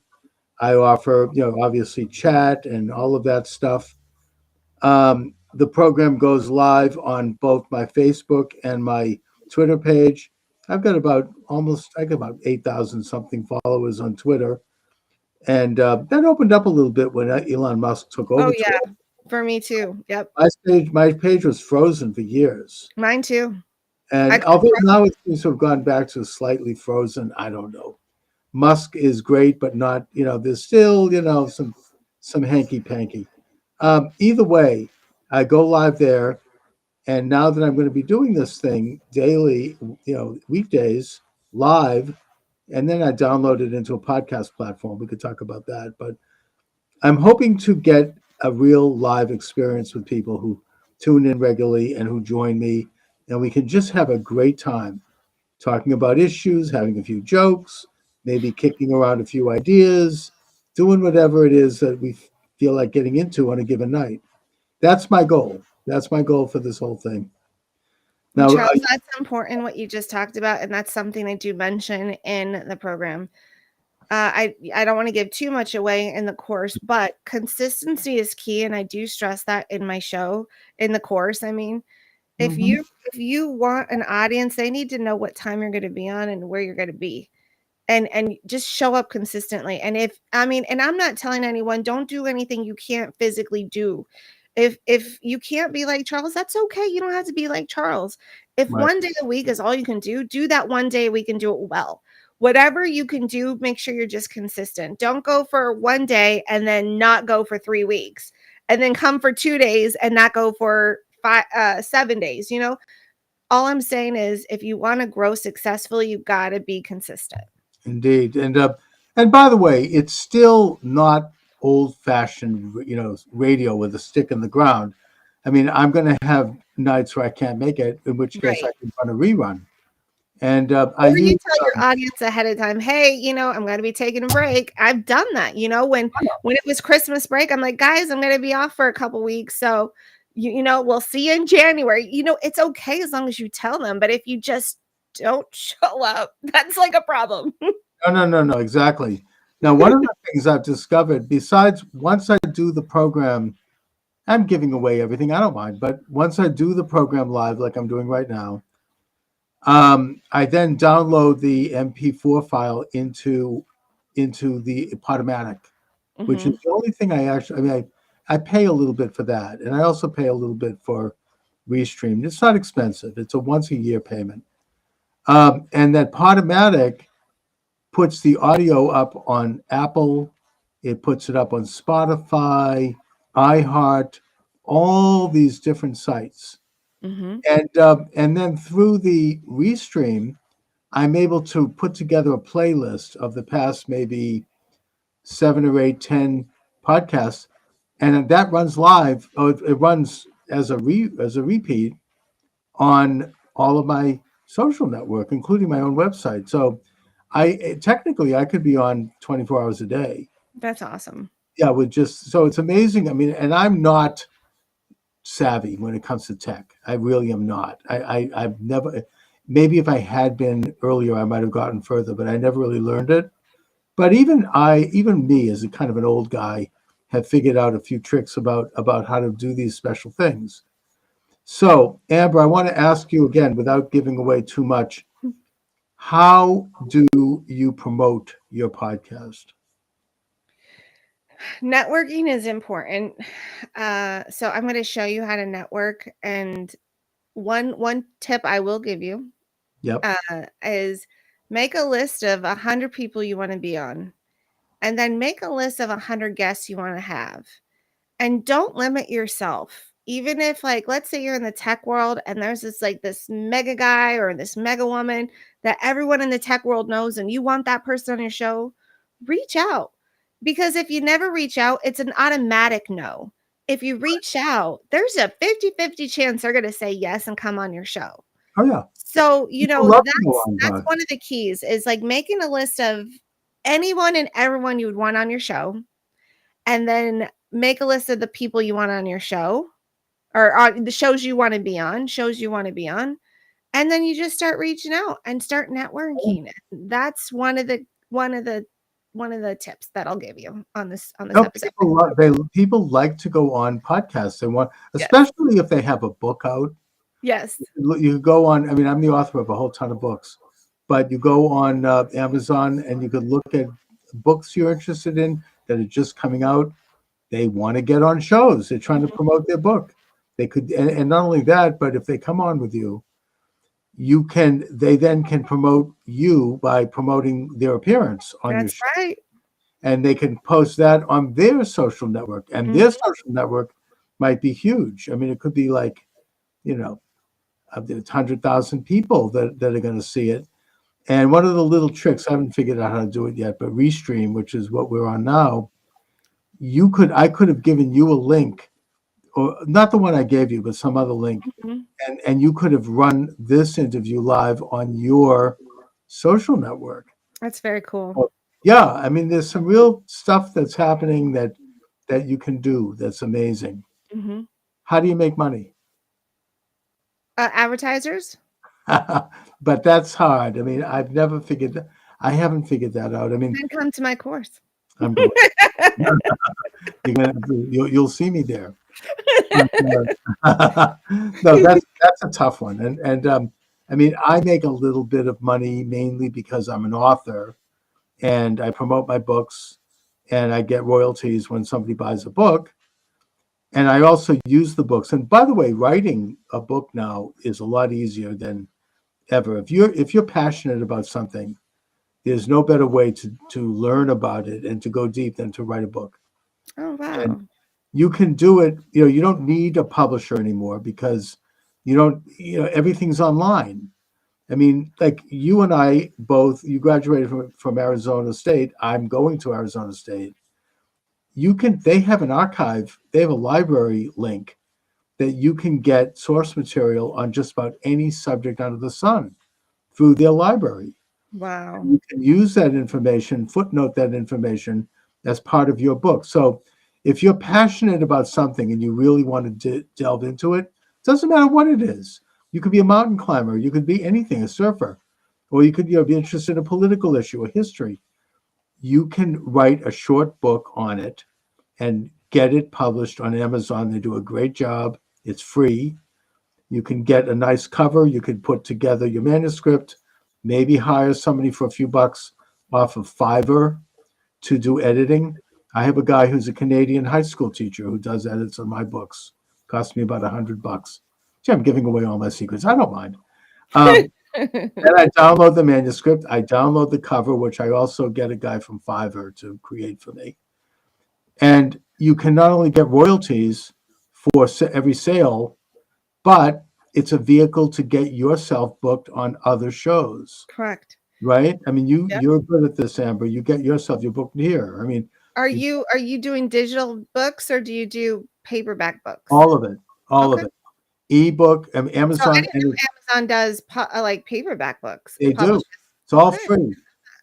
Electronic book, paperback, hardcover, even the voice book, what do they call that? Audiobooks. Audiobooks. I have audiobooks now. Uh-oh. I can't hear you. I can't hear you. I can't hear you.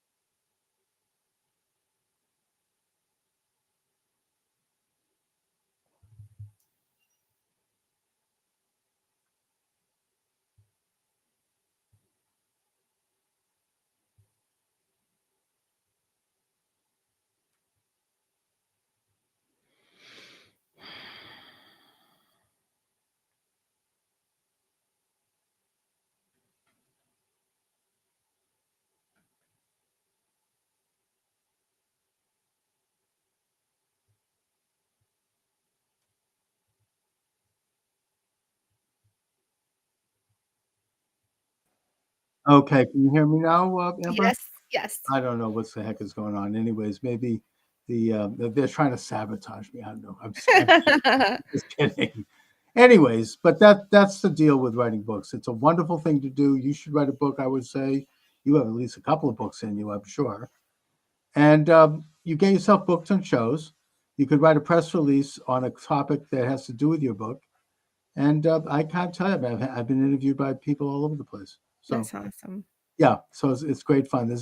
These are all interesting media things that anybody like a poor schlub like me sitting at my table here can do. You don't have to be, you know, going to a highfalutin office to do this stuff. Anybody can do it. As I said, it's very democratic in that way. It's the voice of the people. So, Amber, you do a great job of promoting your program and helping people, which is a great, great endeavor. Let my listeners and viewers know again how they can reach you and how they can get involved in your course and a little bit more about your course. Oh, thank you so much. I appreciate you. The best place to go to find me is theambermayshow.com. There you're going to find all the places where my program airs, but most importantly, my podcast like a pro course is right there. So you go to the Amber May Show, theambermayshow.com, hit podcast like a pro, and then remember to use Charles at checkout. And I go through some of the things that are going to make you successful because I did this from scratch. Remember, 9 years of not broadcasting, so I did it from scratch, and I wanted you just to get kind of a head start to where I didn't have to do. So, like all the things that I kind of messed up on, you can avoid all those things. I'm going to show you how to launch successfully. So that's really exciting, and I'm excited to help in this space that we're in because things are shifting, and I believe that we need to hold the government accountable to the people, but I also believe in really good content. So some of the stuff coming out of Hollywood is just garbage. And so I want to teach people, if you really have something you're passionate about, remember, I mean, you can do it now. You don't have to have this big Hollywood production studio. And I can show you how to do that with podcasts like a pro at theambermayshow.com. So I'm on Rumble, I'm on Podbean, I'm on a lot of other places. So if you go to my website, you're going to click on the button and you can find where I broadcast from. Excellent. And I just want to wrap it up by going back to the original press release that caught my attention. Has the media been fair in the first 2 weeks of Trump's return to the White House? What say you? I say no. If you look at what the other side says, like just in social media circles, they're so overcharged. Like they're so upset. They think their world is collapsing because they're only getting half a truth. So they are not being fair. The media is not being fair to Donald Trump. I mean, the US aid should be a big red flag for everybody because, it just came out actually. Yournews.com reported on that the federal records reveal Politico and the New York Times received millions in Oh, taxpayer yeah. funding Oh, from the yeah. Biden Right. And some of the administration. stuff, and they lie about it too. They say, "Oh, it's going to end humanitarian aid." That's nonsense. That's that's right. The little bit of humanitarian aid that they handle, which is probably like 10%, that's not going to end. I heard Secretary Rubio talk about that. He said it's going to continue to be run by either by the State Department directly or by some reconstructed U.S. aid. The problem is that the majority of their money goes to very bad things Mhm. all around the world. I mean, overthrowing government, left-wing causes. You want to support left-wing causes? Write a check. It's not something that should be done by taxpayer money. Right. They even are involved, and maybe I'm going to get in trouble for saying this, but it's out there, in funding the Wuhan lab, which Mhm. created COVID. Okay, Correct, enough correct. said. I mean, it's not pro-America. Right. It's not in the interests of anyone, regardless of your political affiliation. So they're going So, to no, lie they about it. have not been fair. When you look at how they interview Donald Trump, it's very attack-oriented, very attack, and when he gives the correct answer, they wanna lie about it because they don't wanna look like they're lying, so they try to fact check what the president or vice president says, and they do it in a very attackful manner, and so it gives the perception to their viewers that our president is trying to lie to them when in fact he's trying to reveal that the media is trying to lie with all these half truths. And that's even if they're doing a half truth, right? Oh, yeah, So these things, they complete lies, but you know something? It's not working for them. Trump knows what he's doing now. He's going right into it. JD Vance is tremendous. I'm glad he picked him. He's Mhm. handles people very well in the media. Pam Bondi, Pete Hegseth, these are experienced media people. They know how to do it. They know how to handle this kind of stuff. And I mean, those hearings, I mean, they sounded like a bunch of harpies the way they were. Oh, the hearings were a joke. They But didn't give the people that were supposedly being uh, questioned any chance to speak. All they were doing was, where's the statesman in all of this? it was They so, hold a political office. You should be a statesman. I'm not saying you have to like Mark Rubio. You have right. to like Ash Patel. You have to like Pete Hegseth. You don't have to like him. You don't have to like his policies, but you could be there in a respectable manner and not just say all these accusations and never give the person a chance to respond. That What was such a gross way of doing things that I'm tired of it. I need it to change. It's been going on for decades. yeah. It needs to stop. Be statesmen. You guys are representing your state. Act like it. That's what I got to say. It would be nice if they actually talked about a couple of substantive issues rather than Right. just pure, mudslinging. And, That's you all know, it is. people are really sick and tired of it. And it didn't work for them this time. They came across very poorly and they couldn't stop it. So I feel like maybe I'm baby pipe dream, but I do think that President Trump nailed it when he said that we're entering into a golden age, and that I think it's going to be in that position. We'll be in that position for a generation, possibly. People are just it's a whole different paradigm, a whole different way of doing things, and I'm excited.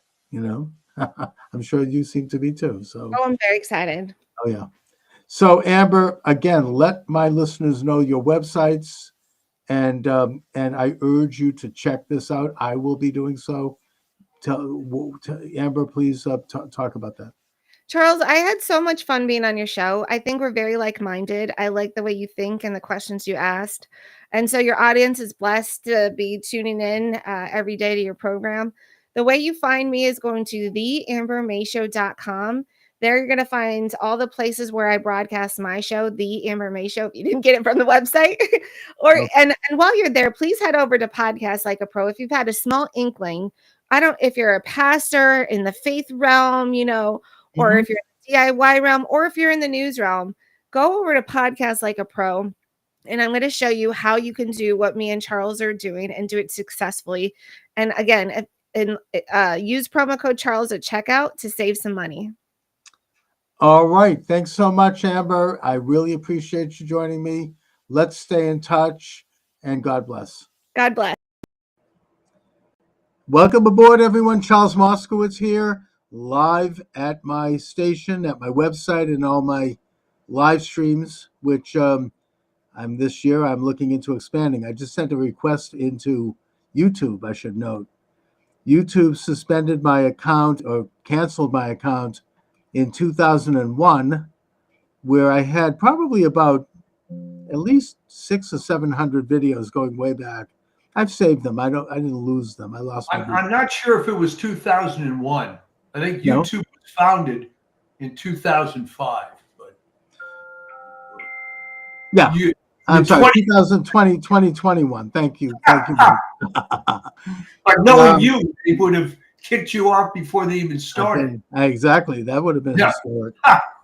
So, I sent them a note noting that the two major issues that I was booted off with, which were questioning the legitimacy of the 2020 election and medical experts who suggested that the use of hydroxychloroquine and ivermectin was good treatment for early COVID, that these are no longer issues. Maybe they wanted to censor it back then, but the Biden regime is gone. There is no more threat to having them recalled or having nothing like that. So it's kind of irrelevant whether or not we talk about that now. Yeah. And secondly, the ivermectin controversy.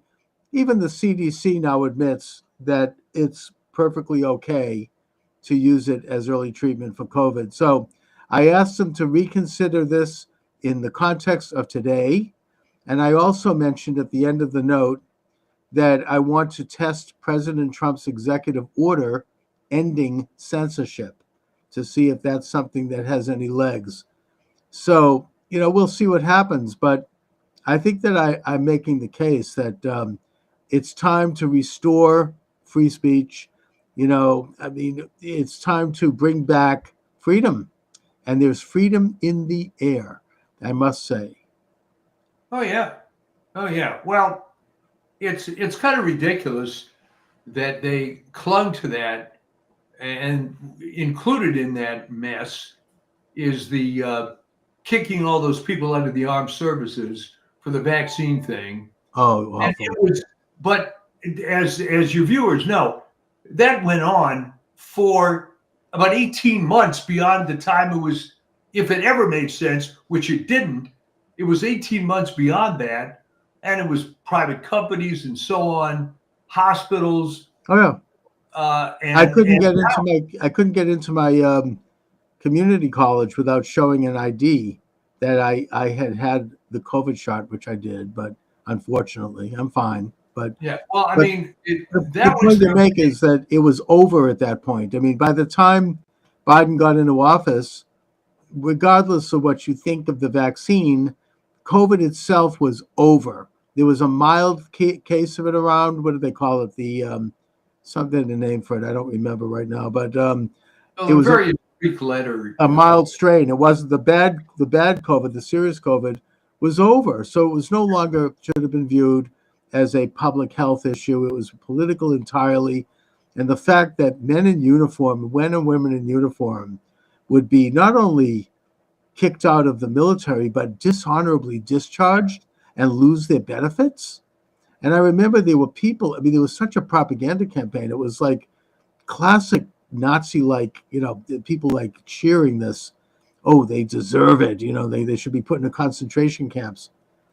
And now President Trump has signed an executive order reinstating all of them, reimbursing them for back pay, and issuing a formal apology. Thank God. This is why elections matter. Oh, it's why elections matter. And this is why Biden pardoned this host of miscreants that were behind this. It's almost amusing to watch this unfold. All right. Lloyd Austin, who in my judgment was a DEI hire by Raytheon in the first place, became a DEI defense secretary. And he went along with every single stupid leftist precept that was applied to the military. And the Democrats have the gall to say, well, what are Hesget's qualifications? What are any of these idiots' qualifications? Robert McNamara had a resume to die for. How did that work out? Well, actually, Hegseth has done 2 tours of duty. Yeah. That he would be the first defense secretary to actually have been literally on the front lines and in battle. I think that that's something that does stand him apart and makes him unique. Exactly. What the hell are they? They're talking about with qualifications. This is it's a good thing to see somebody who has some insights from the inside, rather than coming in because they're connected, they're a hack, or they've got money or whatever. Well, that was, the problem is that's almost never been the case. You can go back, maybe you'd have to go as far back as World War I, where you'd find a significant number of generals that actually had combat experience before they were promoted. I think the last one might have been Ulysses S. Grant. Yeah. I don't know. It definitely goes.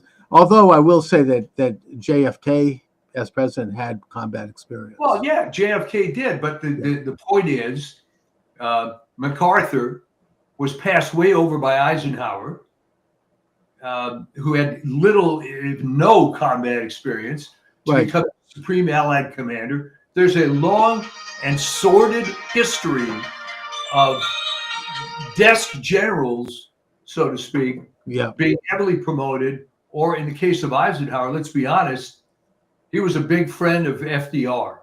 I mean, he was more of a political guy. But the point is that it's really a first that you have a guy who's, God forbid, a war fighter who's in charge of this agency.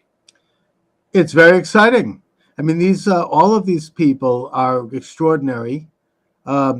Trump is I mean, this. I feel like I'm living. I'm living in a time that's analogous to how Americans must have felt when Washington became president.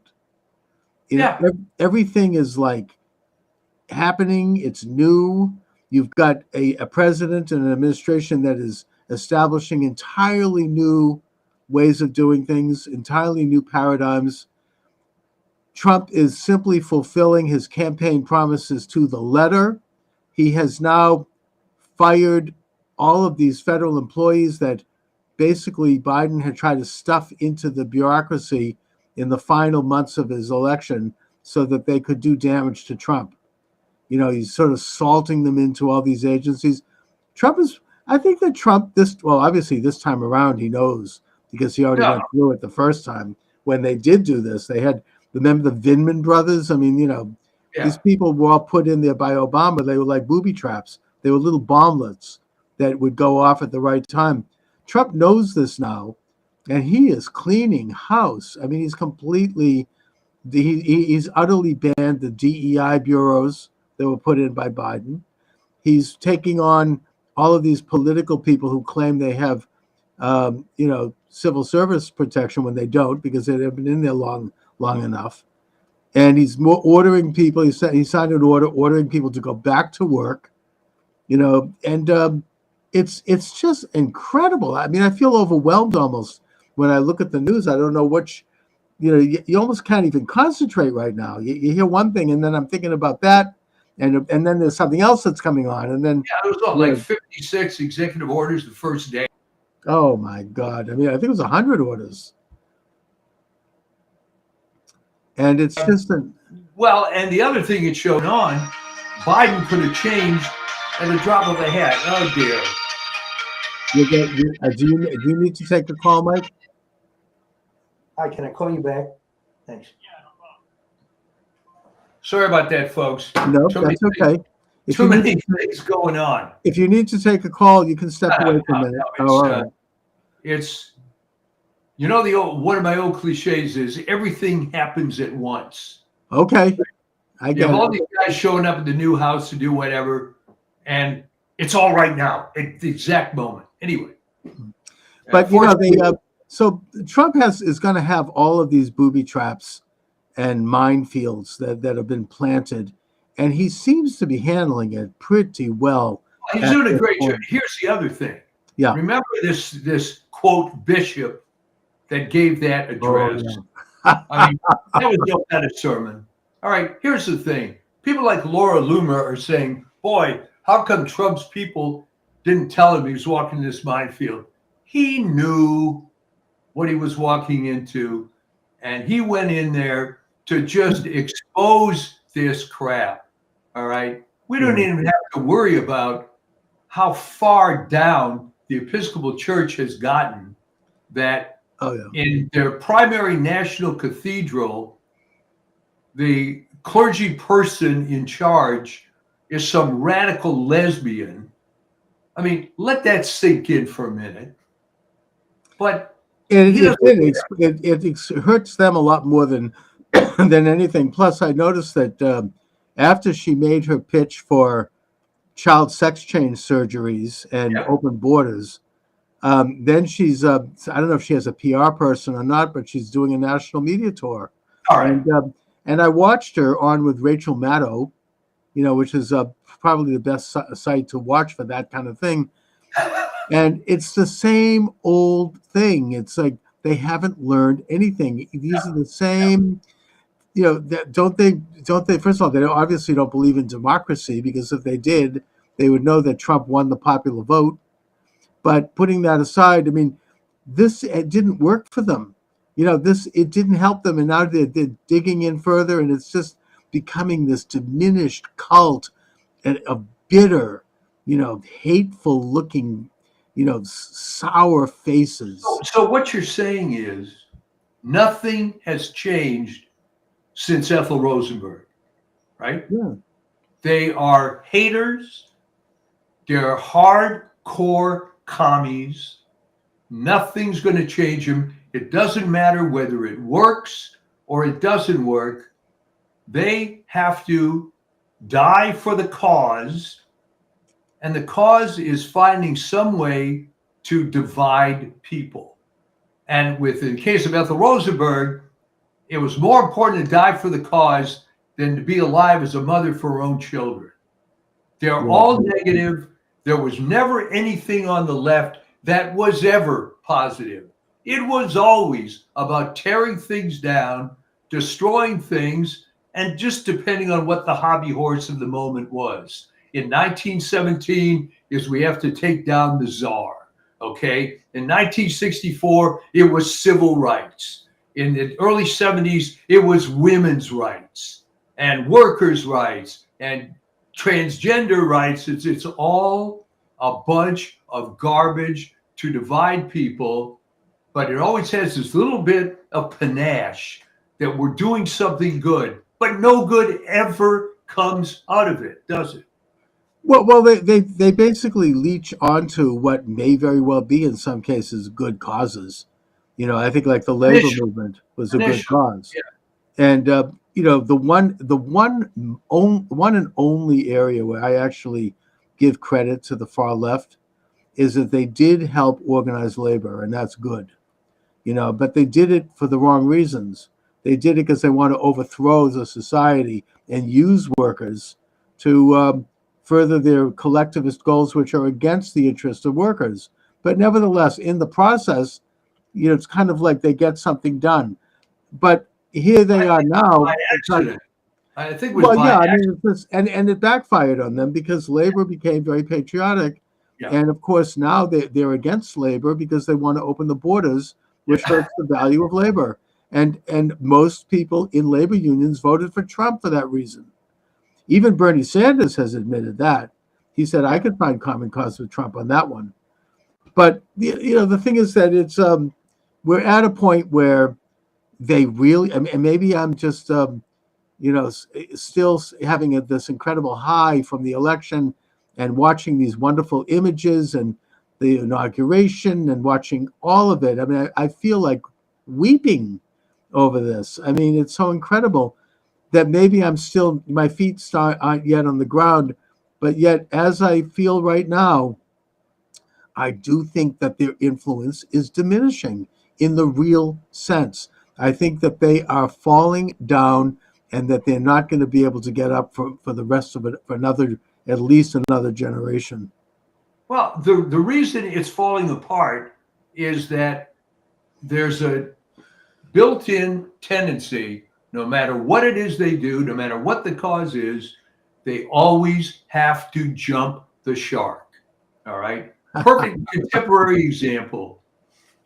I don't believe in this transgender crap, but I'm certainly against discriminating against this person as an individual. Right. I mean, no one could argue with that. But what came from that was the men playing in women's sports. And this took on a whole life of its own. It is impossible for them to be clean with any single cause they ever do. I think that would really damage them. I mean, right here in Massachusetts, we had Congressman Seth Moulton, liberal Democrat, as liberal as anyone, make a few mild remarks after the election against men and women's sports. He says, look, I'm the father of 2 daughters, and I am not happy with the idea of them playing soccer with men. And they came down on him like a ton of bricks. I mean, oh my God, he backed off. But the point is that, I mean, he wants to save his career. So then he votes against this, keeping men out of women's sports bill, even though he doesn't believe it. Well, okay, but that shouldn't have surprised you. I'm sure it didn't. No, it doesn't surprise me, but I think that they're really not winning. He was influenced by this small radical cult that started protesting outside his office in Salem, and also by this national and international agenda that continues to goose step along to these crazy and wrong-headed ideas. And I think that they're losing ground. People are, this isn't even a liberal conservative thing. I mean, people are fathers of girls. They don't want to have their daughter have her Well, get a right. concussion. But the unifying principle here is the left hates women, hates families, hates children. How can someone, I mean, forget about abortion, how can you vote against the Born Alive Act unless you just hate children, hate people, hate society? And it all stems ultimately from the fact that it's a satanic, atheistic point of view, and it can't reconcile with reality. So that's why it's always burning up. Yeah, I mean, how can they vote against the Lake and Riley Act? Do they want to have violent, murderous, illegal aliens have rights in this country and walk around? I mean, we just had, and by the way, speaking of another success, Tom Homan is doing the job. Oh, yeah. They picked up 300 people on the first day of Trump's term. Yesterday here in Boston, they picked up, I think it was, 19 people. And there's a video of one of these guys, a Haitian drug kingpin who has 18 felonies counts against him. As the police are putting him in the paddy wagon, he's there. F Trump. We love Biden. Thank you, Biden, for all you did for me. Yeah, right. And the people in the neighborhood, predominantly black, are saying, thank you, Trump. And it was like, this is what their cause is? How do they justify not? And I think that Homan, the other thing is that he has a whistleblower. They are marbled throughout the government. They need to catch these people because somebody blew the whistle on his pending operation in Chicago. So he had to cancel it because it puts, officers at risk. I mean, I think that they need to get a handle on bringing that. If I were in Homan's shoes, I mean, what do I know? But if they find out who that whistleblower is, they ought to bring him in the office and say, look, we have the goods on you. We know we knew you dropped the dime here. You have two options. Either you turn in 10 other people in your outfit and we'll allow you to resign quietly and then you can go away, or we're going to fire you and we're going to prosecute you because you've committed a felony. You can't release information from the inside government like that. Well, this is it. I mean, think about it, Chuck. These people are willing to die for a cause. All right. And the argument they always use, I mean, it's hilarious. Well, migrants, whatever that means, commit less crime than Americans. That may or may not be, but that doesn't change the fact that this Haitian drug lord was in the country. Yeah. And it only took 2 days for Homan to find these guys. Because remember hearing all through Biden's term, we don't know who these people are. We can't find them. It would be too expensive. Oh, no. They knew damn well. Homan is operating off of lists that are compiled by local police departments. Oh, yeah. And they're being very careful. Here in Boston, we have, I don't want to mention her name because I've got some personal issues, but she's a major liberal figure. She has said that they're going to make mistakes because they'll apprehend someone who's not, involved with crime, and they'll get deported. And this, that may happen. There may be some instances of that, but I think that they're going to have a pretty tight ship over there. They know exactly who they're getting. I've seen Homan interviewed about this. They know exactly where these people are, and they're quietly and methodically picking them up and then having them deported. And it's not going to be out the media. Homan himself said, look, they're going to find one case where they'll have some woman crying and look at what they've done. And you'll have Lester Holt putting it up on the news. Right. And he said, look, how about the hundreds of thousands of children who have disappeared? Why don't they show them? Why don't they show the victims of fentanyl, like my brother's stepson who died last year because of fentanyl poisoning? Yeah. Why don't they show his mother? Her life has been shattered. My sister-in-law. Why don't they show them? Why don't we see who really has been harmed? Well, look, it's the same thing, that whatever good came out of these fires was what the deep blue ivory tower people in Palisades and Malibu finally hit them. Okay. And now they want the National Guard and they want the protection. Okay. Meanwhile, there's video of Trump in the first term after a fire meeting with Gavin Newsom, and he's like, and I think Bill Maher made a reference to this. It's like, just because Trump says something, they won't do it because it's like that's supporting the Trump and the right wing. And he's like, you have to rake the forests. You have to bring these trillions of gallons of fresh water from Northern California south through pipelines and aqueducts. We'll help you. The federal government will aid you. And Newsom is there like, oh, yes, sir. Yes, great idea. Thank you, Mr. President. Then he didn't do diddly squat. No. Then nothing. Crickets. No, he's a total clown. And what happened in LA, I mean, it took years. It was not overnight that the mayor became this lesbian DEI moron who actually ran against a guy who was pretty qualified in Rick Caruso. Yes. But no, this took decades for this infrastructure to be put in. And okay, hey, you had your way. You got all these leftist plants in there. As Dr. Phil would say, how's that working out for you? Exactly. You have all these. This is why planes are falling out of the air. Yeah. You've got fire, uncontrollable fires. Her whole website. We are so proud of the fact that we've hired lesbians and that we're, it's like nobody. What about fighting fires, right? I mean, Trump is like, hey, we're going to have a merit-based system. He is doing it, and nobody can say a damn thing about it. Well, I want people to know that this DEI in the LA Fire Department was going on for decades. They just didn't call it DEI. I had a very good friend who was forever a captain in the LA Fire Department. When he came in, he was one of the top young, smart guys.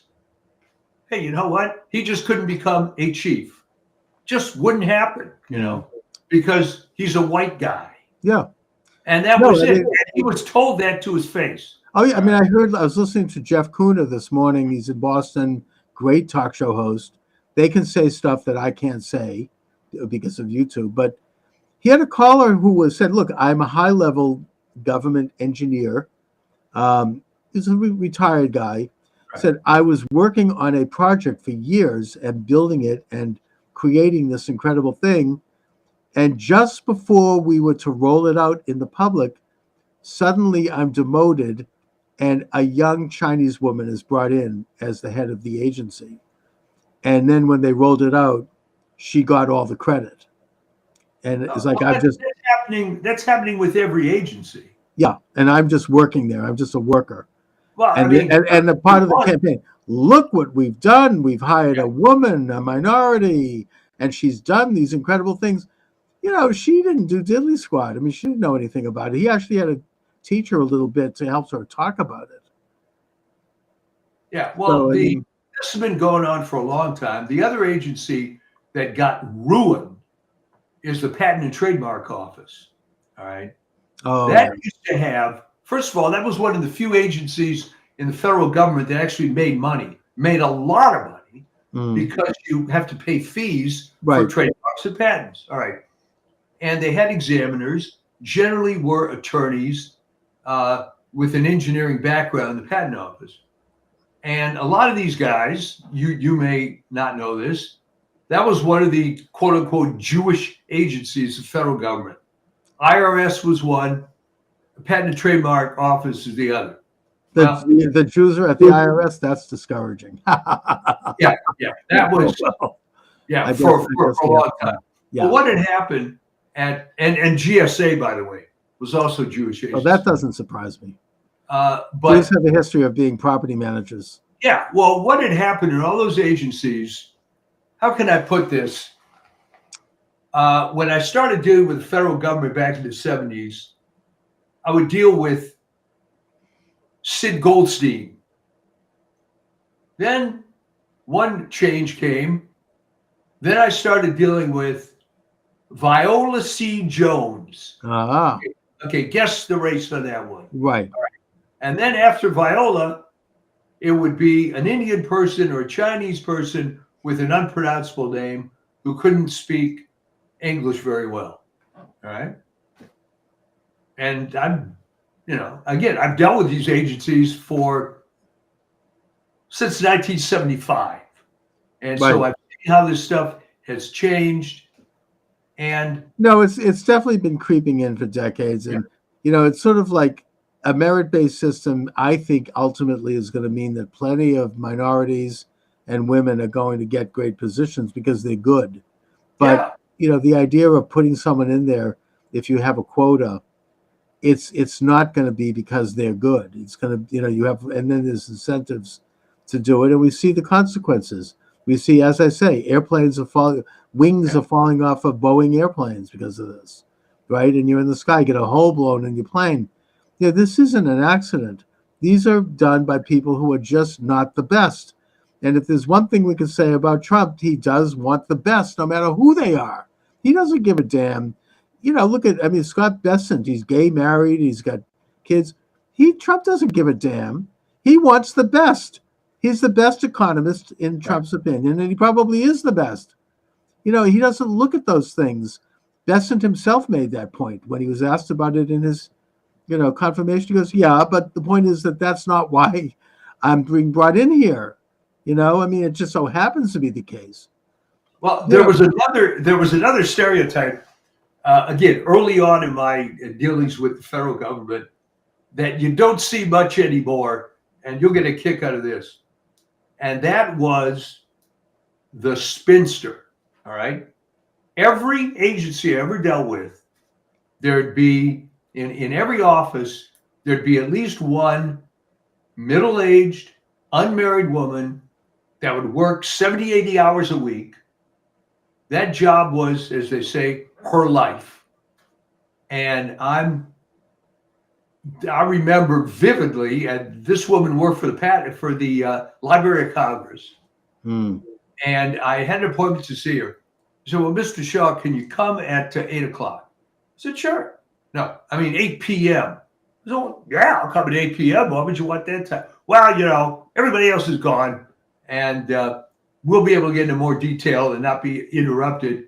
And I found women like that at every single agency. Now, that started fading away a little bit, but that was one of the good stereotypes. Yeah. Because you knew if there was someone like that in an office, that's who you wanted to talk to because they knew what was going on. They were dedicated to it, and it was their life. Yeah. It's like a nun or what I mean? Like, that's a very good analogy. Yeah, and they're incredible people, powerful. Yeah. They run I think that those nuns run the church. Anyway. Yeah, it's well, today I guess is the saint's day of one of them, Mother Mary Ann Cope, who people might be familiar with, Father Damien, who went and serviced the lepers in Hawaii. In Hawaii, Molokai, yeah. He died. Sister Mary Ann, or Mother Mary Ann, they called her because she ran this group of nuns, took over. So there's always been a tradition of service, and it's a great tradition, and people actually care about doing. They're focused on their mission. It's I think that, as I said, Trump wants to get back to that. He doesn't give a damn. People I remember said, I think that Ivanka actually said, we answered a question like, he says mean stuff to women. It's like, no. He says mean stuff to people, whether they're women or men. He doesn't give a damn. he treats people like people. It's not like he's, you know what I mean? It's sort of like an equal opportunity, mean guy. That's just, he looks at situations. Years ago, and I urge people to do this, I can't recall the details, but I read the book, The Art of the Deal. And I think Trump played a lot he was very involved in writing that book, unlike a lot of, famous people who really don't write their book, Right. like Bill Clinton or someone like that, or Obama. And Especially what? Especially Obama. Yeah. Oh, well, yeah. We know who wrote that book, but he really, you get that personality. Like he's like, this person is great, and it doesn't matter. It's like everything is based on who did something. It's like accomplishment based, and he loves to make deals, and he enjoys the process of making a deal. Speaking of deals, I can't confirm this. I heard this in passing. I don't know if this is true, but there's a lot of danger right now with regard to the internationalist establishment trying to suck Trump into some kind of a perpetual war in Ukraine. Trump has said in the beginning that he wants to have a deal and he wants to stop the killing. And that basically, as unpleasant as it is, Russia has, captured territory there, and that's that. Ukraine has to suck it up and deal with it. Whereas you have Zelensky trying to agitate. He wants boots on the ground from Europe and from the United States, more money, which is insane. But what I've heard is that Putin has agreed that he should come to the peace table and make a deal. But he put out several conditions, and one of them was that he wants to extradite Anthony Fauci to Russia to stand trial for COVID crimes. Now, when I heard this, I thought of your article, Michael.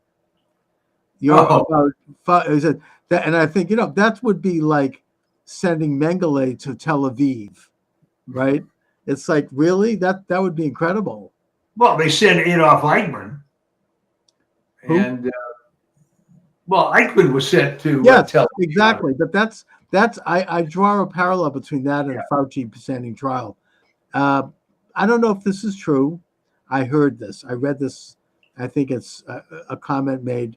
Well, let me put it this way. There's a lot of people who want to get Fauci and are not going to be at all deterred by the pardon that he received. Oh, I think that those pardons now are under serious question, including by a federal judge who has weighed in. I don't get his name, but that they're not really valid, because you can't just pardon someone for something they might do in the future, or if they might get charged with.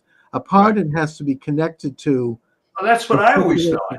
Oh, I mean, there's one single exception to that, and that, of course, was the Ford pardon of Nixon. That's fine. He was a former president of the United States, and that he was pardoning him in a manner that probably today wouldn't have been necessary, because former presidents have a certain level of immunity from prosecution. But you can't just pardon people without them having, like, all those pardons that Biden, with 10 minutes left to his presidency, issued for his brother and his brother's wife and his sister and her husband. They're not valid because those people have not been charged with a crime. Yeah. They're not being prosecuted. There's no investigation of them. Now, maybe the Hunter Biden pardon may stand up because he actually was convicted of a crime. But the rest of this stuff, and Fauci and Milley, they don't have any legal standing. Even liberals are. It's like an all-purpose get-out-of-jail-free card. Yeah, I mean, even liberals are not happy with this. I heard even Jim Braude on NPR here in Boston, who is the biggest hater of Trump, and he's suck up to Biden for years. Even he said he didn't like this, and that to me says something. I've never heard him criticize anything. So I think that, these investigations are going to go forward anyways, that Milley very well may be court-martialed, And the way to do that is for Trump to call him back into service and then have him court-martialed. And if they find him guilty of treason, I think he may face a firing squad, and would deserve to.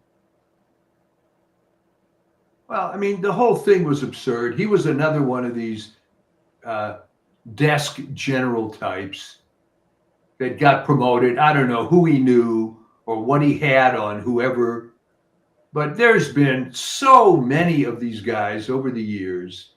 You wonder how they got to that position. The military has a long way to come back from all this stuff, but I think it's headed now in the right direction. It reminds me of, I mean, my late father was a big fan of Gilbert and Sullivan. I don't know if you know them. Yeah. The Major General. Major General. He polished up the handle of the big brass door. He polished up that handle so carefully that now he is the leader of the Queen's Navy. Yeah. And then they had some wonderful satire.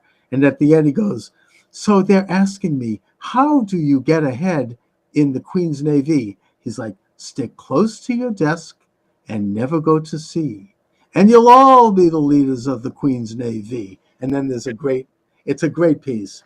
I'm going to revisit that. There's some great stuff there. But this is how they do it. I mean, it's like, just polish up the handle of the big brass door and you get promoted, but not in Trump world. No. Yeah, and you have to wonder why the left is so against bringing a warfighter in to head up the Department of Defense. Oh, they despise the idea. Somebody who's actually going to look at, and none of the questions they asked Hegseth were dealing with philosophy of a military philosophy or. And by the way, Hegseth is a brilliant guy. He's graduated Harvard and Princeton. He wrote a book that is filled with military strategy. I mean, he's no dummy. He's very qualified. But all the questions were about his personal life, really kind of nasty.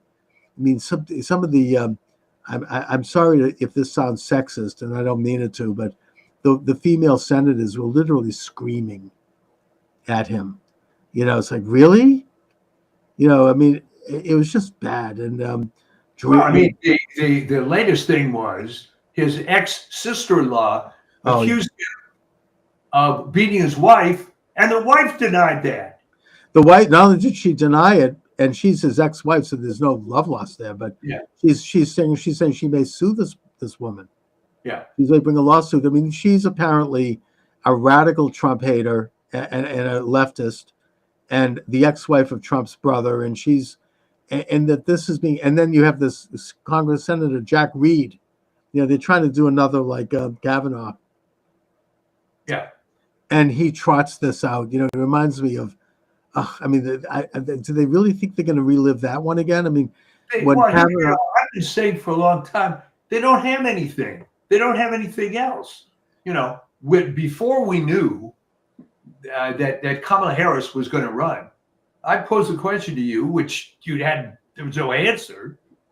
Who do they have on the bench? They don't have anybody. No. If you're thinking, well, gee, maybe Gavin Newsom, what a clown. No, he's gone. His future's, I mean, he's, after this, I mean, he was always, kind of a lightweight and just a hack. He's a brilliant liar. I've noticed that about him. I saw him on Bill Maher. Bill Maher really covers these things. And he could smoothly lie and with a silver tongue, twist something so out of proportion that your head is spinning and you forget the original question. Very, very skilled at that. But other than that, there's not much going on. You have a state with nearly 40 million people. All right. There's a lot of talent in this state, frankly, both on the Democrat and the Republican side somewhere. Right. How this clown gets to high position, but he came out of San Francisco along with Dianne Feinstein, and everybody that came out of the San Francisco tradition were all these unlikely individuals. Pelosi. Yeah. I mean, but how is it that California now, there's been a poll done, they still would vote for Karen Bass? We're talking now after the fires that are still going on. I mean, and you know, with her communist background, I mean, What kind of poll? Okay, I who don't are know. you asking? I don't know. You know, there certainly are people on the left that are Ethel Rosenberg type haters. Okay, and you know what? We're going to vote for the commie dyke, no matter what. No, I know people like that. Oh yeah, no, that you're right. I mean, this, but I mean, I would imagine that she must have taken some hit, yeah, amongst You there's got still to some sane understand, people out there. LA is a very large city, and I'm sure you could go into large portions of LA that you could find any number of people who would tell you, oh, those SOBs in Palisades and Malibu had it coming, you know, and the fire should have gone through Bel Air and Beverly Hills too, you know, Mm. and then taken a curb and gone down to Rolling Hills Estates and Palandsburg, you know, because Yeah, it's right. And Brentwood, take it yeah, all. Sure. yeah. So it's just kind of the same sort of thing that's been going on. You're always going to find people that hate others, and I believe that's what you're looking at here. But I think that their numbers are diminishing. I hope, and that's really how Oh, I I started would the I would program. hope so. That with the advent of the golden age of Trump, and this is the biggest social movement to happen in this country since Reconstruction. You know, there are several social movements that have occurred in this country that have had indelible marks on our future and that lasted for generations. I was thinking about that this morning. I mean, obviously the first one is Washington, the establishment of the republic, and the generation that fought the revolution. I think the second one was Jefferson. The third one was Jackson, and I would argue Lincoln. I know some people have, you know, he's gone out of favor, but it did lead to the abolition of slavery, and that it did create. On the less known part of Lincoln was that it was the beginning of the American system of Henry Clay, and the Transcontinental Railroad, and it was back to, you know, American putting its own interests first. And then I think that the two Roosevelts, I think, were both leaders in that, including Franklin. Personally, I think Kennedy was. I don't know. Some people, he wasn't in long enough. And Reagan, maybe a little bit less so. But certainly Trump is one of those figures that has unleashed a whole new way of thinking, a whole new way of being. He has gone in and he's just doing stuff at a level that everybody is shocked how fast he's working. He's been president for 2 days, and it's like, it's all of a sudden, it's like we have a leadership again. Well, I mean, the shock is that he could get stuff done, putting the lie to, you know, Obama is being hamstrung by the system. No. Obama was just was part of the system. I know this sounds, I don't mean to sound racist here, and I'm not being, but I remember a commentator saying that Obama was basically Bush with a tan. Yeah. You know, it's like nothing changed. It was all moving along. This is the establishment, and certainly Wilson was not the head of a movement at all. That was an elitist coup. You know, they divided the electorate three ways, and they installed him. You know, that is old. That's like the people that ran the Biden regime. But Trump really represents a major way of thinking that's changing. Even liberals, I mean, I think a lot of them are thinking a little differently now, even if they don't admit it. Obviously, we're never going to reach the Ethel Rosenberg crowd, but right.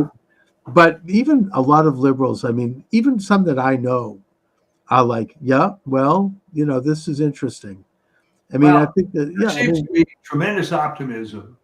And you're right, all but the hardcore hater left are just coming to realize that, you know, this was all crap. And what you learned in your Model UN class in the 9th grade isn't really the way things are. yeah, exactly. It's all over. And you know, this is it. How dumb do you have to be? This is funny because I'm getting all this work done at the house. And here's the analogy. There's a guy that's got a pretty big YouTube site called The Lock Picking Lawyer. He's got about 4 million subs. Pretty decent sized Wow, YouTube that's channel. huge. All right. His whole thing is he makes it look easy picking locks. All right. So I was talking to this guy today, the locksmith, putting some stuff for me. And we started talking about the lock picking lawyer. He said, it makes it look easy. And I said, well, real life, most things aren't that easy. And he said, yeah, you're right. It isn't quite like you see on TV, So there really is a change Yes. in the air. And this time around, Trump knows what people the feel story more is. positive, optimistic. Everybody wants me. All right, Mike. I think I'm going to have to thank you for joining me. Yeah, and we'll talk to you Get next stuff week. going. All right, Mike. Be All right, well. take All right, take care. Okay. So I just wanted to, before I sign off here, I wanted to briefly get into the business of the pardon of the 1,500 men and women who protested at the U.S. Capitol, because let me see if I can go live on TikTok. No, I can. All right, we're live on TikTok. I guess that TikTok has restored my live stream, so I'm going to just do a little live here before I sign off. I'm doing my usual live stream on Rumble, by the way, if you're joining me on TikTok. And we discuss issues of the day. Michael D. Shaw was my guest. He had to step out. He's got a lot going on. But I decided I'm staying on a little longer to talk about a few issues. By the way, you can join the program. 508-637-5596. 508-637-5596 is the number. And I just want to talk about the pardon of the 1,500 men and women who protested at the U.S. Capitol building, and how that seems to be the only issue that the left and the Uniparty and the opposition to President Trump, people who lost the last election, that they think they may get some traction with. And I want to address it because the fact of the matter is that they're not going to get anywhere with that. From a conventional standpoint, President Trump showed compassion. He showed decency. I don't know if anyone's seen some of these videos of these poor men who were tortured for 4 years in prison. In one case, one of them had his eye knocked out and kept in solitary confinement, meeting his dear beloved baby daughter for the first time, getting out of prison. And the girl is like, Daddy is home. Made me cry. I felt like weeping when I saw that. These people were abused. This was a political, these hostages. I'm not saying they're as bad as the hostages in Gaza, but America had hostages. 1,500 people, not to mention people who actually had to do time and did a short sentence, people who committed suicide, like that Mr. Perno, young guy, committed suicide because he couldn't handle this horrible system that was prosecuting him. It's a terrible, terrible commentary on this country that this happened, that this Nazi-like jackboot approach to basically people who were doing nothing more than trespassing, and in many cases they didn't even know it, because the property of the U.S. Capitol was not clearly demarked on that day. They may have been standing on a piece of lawn that they didn't even know was part of the property of the U.S. Capitol. And people who went in were ushered in mostly by Capitol Police. And, one of the reasons they didn't want those videos released, and they still haven't released all of it, is because it shows them walking between the felt, rails and looking at the artwork. And they really were acting like tourists. And they were let in. Nobody had any weapons. And yet they've been abused. I think that this administration in the past, maybe they thought they could get away with it because they were so sure that they had destroyed the MAGA movement and Trump, that they felt that this could be their, their ability to finally, make an example and scare people, which they did. I think that had a lot to do with why more people didn't come out for the Trump inauguration this time.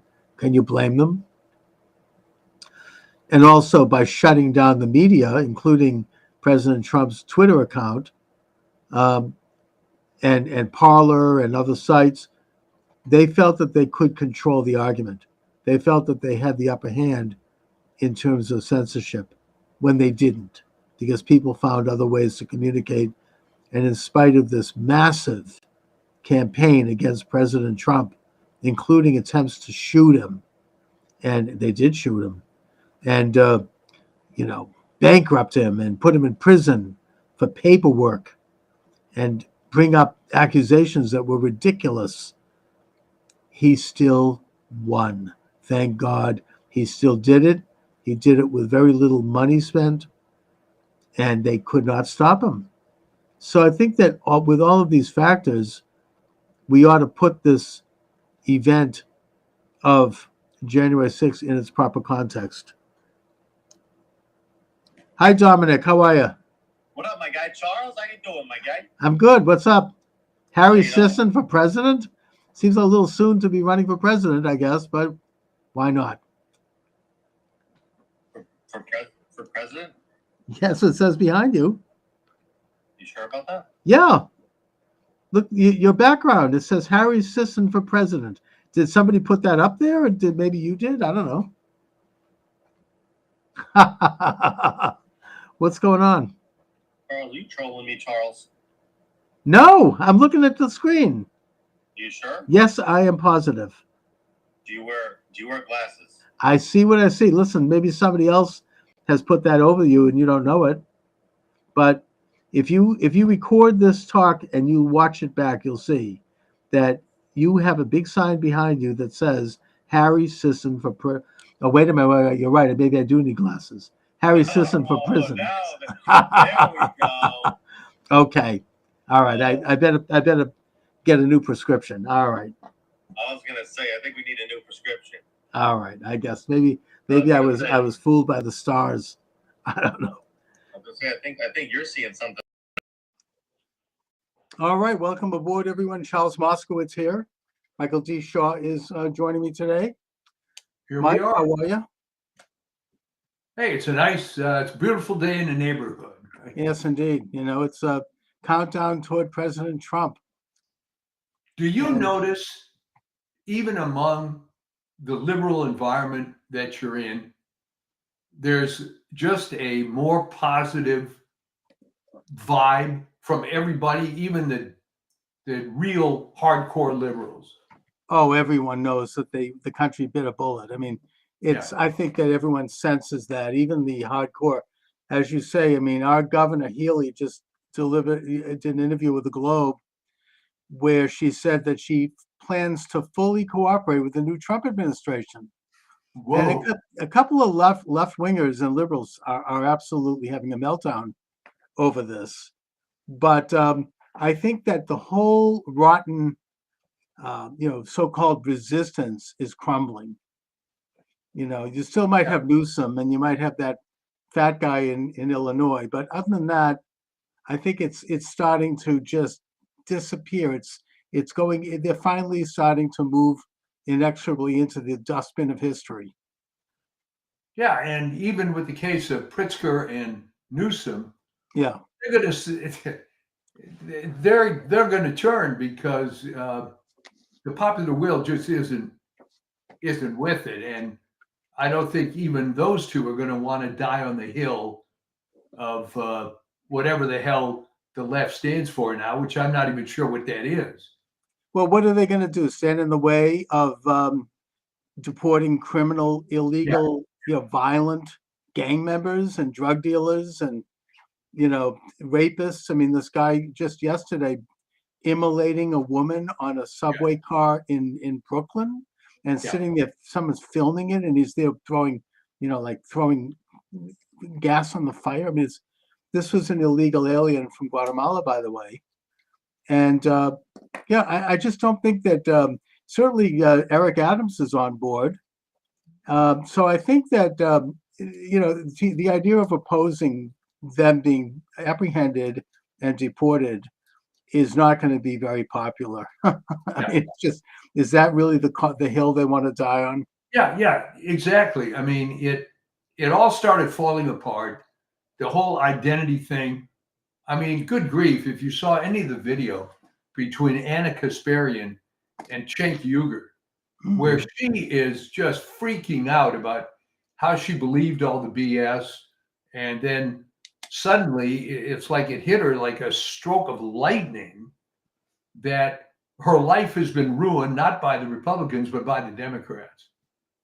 And then Cenk Uygur was at something with Charlie Kirk, right? Yeah, Charlie, he was at the Turning Point USA event. And he's, exactly. I mean, he said, look, the conservatives and the Republicans are a lot more tolerant and generally a lot more friendly to opposing opinion than my side. And he's, there is, I think there's going to be a major cleaning of house over there. They're just, it is kind of like I observed before the election. It's going to be like the George McGovern loss of 1972. Right. I mean, they're going to have to really get their house in order, and it's going to take it could take a decade before they come back from this. And I mean, I don't think that Biden is going to really, he has a few more weeks of mischief. I don't think he's going to be able to do much more. He's already commuted the sentences of some really, really bad people, and it didn't go over as being particularly humane. Now today he's commuting the death sentences of, I think it's 24 people on death row. And these are some of the worst, people. I mean, slaughtering children. I mean, really violent criminals. And I think, does he think this is going to be seen as progressive? I mean, I don't think so. And I don't think most liberals and progressives are jumping for joy over that either. Well, I think what's happening is that it's being revealed that whoever controls Biden is the hardcore lunatic fringe of the left. Because if you wanted to write a recipe to get people to leave the left, you would do stuff like pardoning serial killers and whatever the hell he's doing now. Mm-hmm. So it comes down to, our little topic of before, this model UN mentality where, well, gee, this was my worldview when I was 13 years old, and I'm just freaking out. The world has to be like this. And it's all falling apart for those people.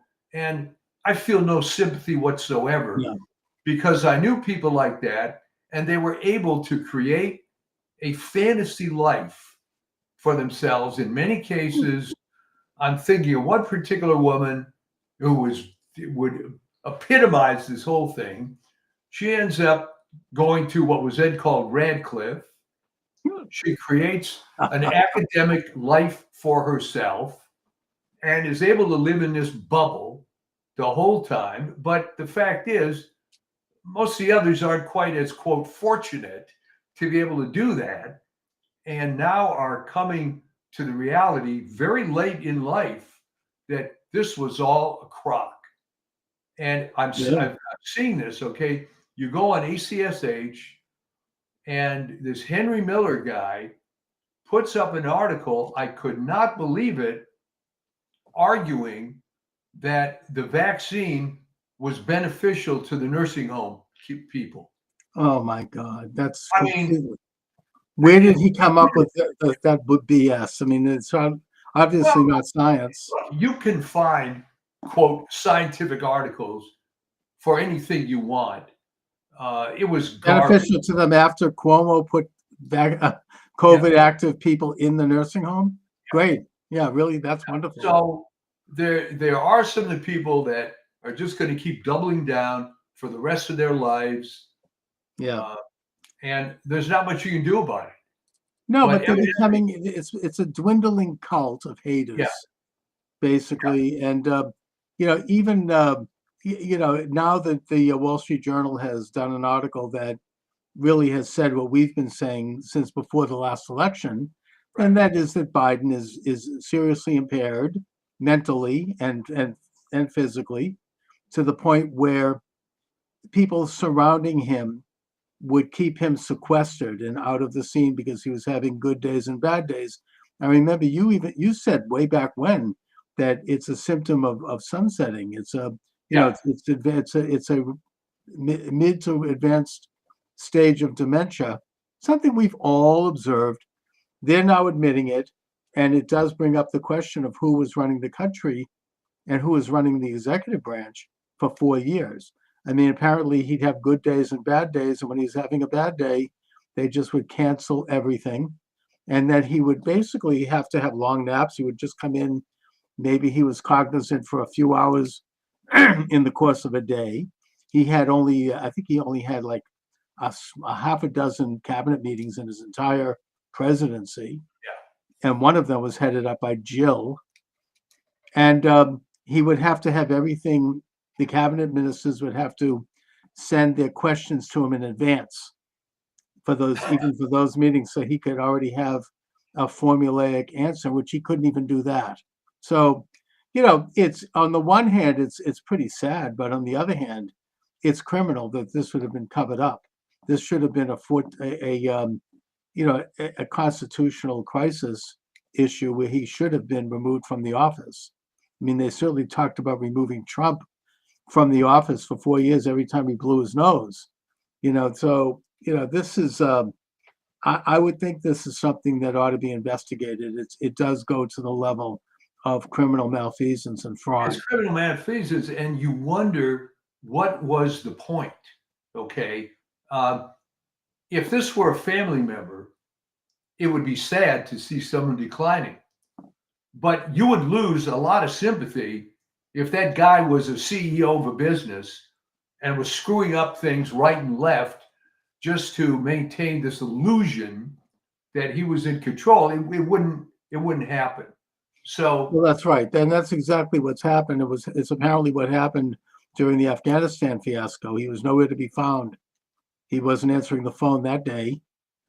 Not that he would have done anything if he had been, but the whole thing involved a massive deception on the part of the people around him, including Harris, including Peppermint Patty over there, the spokeswoman, and all the rest of these people in Congress. Sharp as attack, sharp as attack, sharp as attack, sharp as attack. Right? The talking head. Okay, here's the thing, and you've been in media forever. All right, I can understand how all the rest of the mafia around him is going to be part of it, but I really don't understand how a guy like Joe Scarborough can say this is the best Biden ever. What was that all about? It was obviously a complete lie, and he knew it.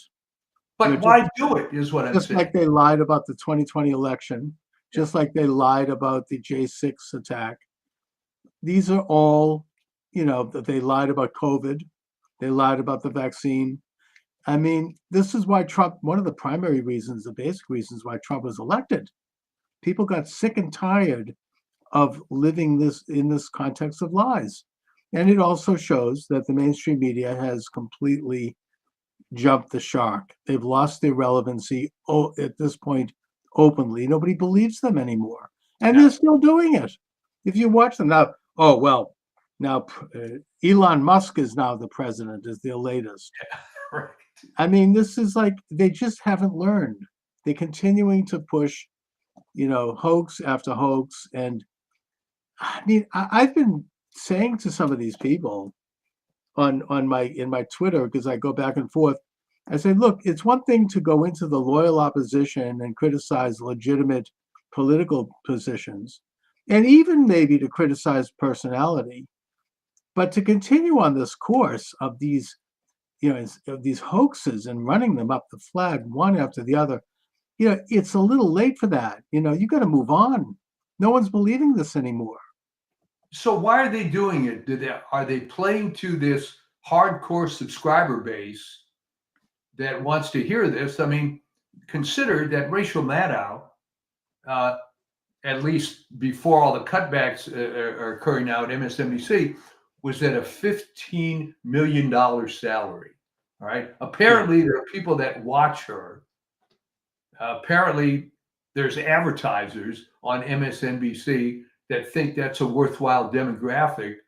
But at what point do they not see that it's all falling apart? Well, I mean, I heard it was 30 million for her. I don't know, maybe 15. But the point is that I understand she's taken a haircut, and they've cut back, I think, 5, Yeah. and that those other hosts over there have taken cutbacks. They're losing money, and it's time to catch up to them financially. There's some rumors that good old Elon Musk is going to step up and buy MSNBC and replace Rachel Maddow with Laura Loomer. Boy, that would be something. Oh my God, that would be a beautiful thing. But they're losing their relevancy. They haven't got their audience back. Even that nincompoop, what's his name, David Pacman, said right after the election that he's been doing this for, I think, 15 years now, maybe. And every year he grows. This is the first time he's lost something like 20-25% of his subscribers. Because people, even liberals, don't want to hear this crap anymore. It's all lies. I mean, why? And you're going to pay for it? I mean, no, I don't think so. I mean, and I don't think they're going to get it back. I mean, what are they going to do? I mean, what can they really do? I mean, they are kind of trapped in this hologramic-like atmosphere where they're just they're forced to be these cutout characters that mouth these cutout comments, and I don't see how they can put any substance behind it. No, it's going to go down a spiral. It'll take longer than it did for St. Francis. For the viewers, he was in the 80s, 90s, early 2000s, was a pretty responsible right-wing guy. But then somehow he discovered that he had a hardcore audience of people who were, no other word for it, white supremacists. That wasn't his particular belief, but he discovered that there was a big demographic for that. Mm-hmm. So he doubled down and made more content toward this white supremacy thing as opposed to just conservative stuff. And he just spiraled down, down, down. Now, he didn't start out from having X number of million subscribers like MSNBC, but it's the same thing. They're going to keep playing to the hardcore base until it just dwindles and it ends up being what they used to call little old ladies in tennis shoes. Right. Was, well, maybe he got wrapped up into a particular ideology. I mean, that happened to Joe Soberin also in terms of his war against the Jews. He basically imbibed this ideology. It's a very attractive ideology in terms of answering all of the riddles of the universe. Right. And it makes things very simple and very basic. I mean, you could once you the Jews. Right. Blame the Jews. I mean, E. Michael Jones is an example of that, right? He's embraced a very, very particular view that's been largely rejected by Christianity and largely rejected by the Catholic Church, and he has added to it. He's created this hybrid, and that everything then gets squeezed into it. Anything that doesn't agree with it is edited out of it, and it reaches a point where someone becomes dishonest. They become warped. And it's a sad thing, actually, in that case to see, because there is someone there who actually is a very pretty substantial intellectual who actually had a lot to say before he went down that deep end. And so, it discredits what is otherwise a great body of work. Well, I've seen this happen a few times. Yeah. And in many fields, and it becomes, when somebody comes up with a unified theory of everything and they get hung up on it, it just doesn't work. No, it becomes unreal because that's not reality. I mean, existence and morality actually has a lot more nuance to it. These are things that, suddenly they basically they're playing God. at that Yeah. point. It's the sin of the Garden of Eden. They know everything. They know all good and all evil, and that it's a form of idol worship. I know I don't mean to claim that they're involved with some of the aspects around it, but That's exactly right. And the trouble is that the people that tend to fall down this pit tend to be smarter people yeah, that like the fact that they have an explanation. I mean, one that's current now. There is, and you have to be very specific here. Vaccines and autism. Now, the connection isn't so much vaccines as it is the fact that when they were giving 40 vaccines back in the 80s and now they give 220, it might just be this assault on the immune system, yes, caused by giving so many vaccines, but it's not vaccines per se. So this has become right. a huge deal, RFK and others, and they're trying to hang their hat on this. Life, as you said, is not that simple. No, and by the way, I mean that's not to say that the Jews aren't annoying. I mean, you can criticize. I mean, Jews do tend to think we're better than everyone else, and I get that it's irritating, and it's an arrogance that's we could do without, and it doesn't exactly result in good neighbors. So you can take criticisms that are real. I have to tell you, my old friend died a couple of years ago, Vin Lewis, Catholic apologist. He said, "What is it about Jews that when you meet them for the first time, within the first 10 words of the conversation, they have to tell you they're Jewish?" Well, it's this kind of it is a smug sense. Yeah. And look, in fairness of criticism, you could say that it comes from Talmud. The Talmud is a bit supremacist when you study it. It's sort of like that's how the Jews survived 2,000 years without a country. I mean, there's a reason for that. It didn't just happen by accident. There was this idea: we're a separate nation, we are better than everyone else, and we have to keep ourselves separate. Yeah. I get that. I'm not saying I agree with it. I don't agree with it, but it's an element that has preserved a Jewish covenant, which I think is overall good.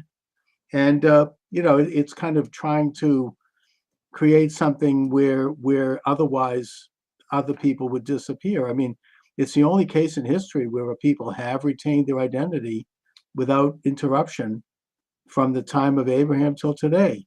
There's no other nation in the world that has done that. So you have a little bit of an arrogance, maybe a little bit of smugness, and yes, it can piss people off. I get it. I mean, it pisses me off when I see this. Well, I think where it might have started going sideways was when the Maccabees threw in with Rome. Well, they did that from day one. I mean, the minute Judah Maccabee liberated Jerusalem and purified the temple and kicked out the Syrian Greeks, right, and began to, the first thing he did was send a tribute to Rome. Yeah. Because Rome was, I mean, that was pragmatic. That's like Israel throwing its lot in with the United States. I mean, Rome was the power was at that point becoming the main empire of the world. So he wanted to be on their side. That's a diplomatic, secular decision. But of course, the Talmud is critical of that. But I'm not sure that I think he did the right thing. Otherwise, they went on to create a pretty powerful commonwealth. Oh yeah, I think it was the right thing in that the policy of Rome was to let all the little conquered peoples do their thing, right? Right. Which was different from previous regimes. Which would wipe everyone out or ethnically cleanse. Exactly.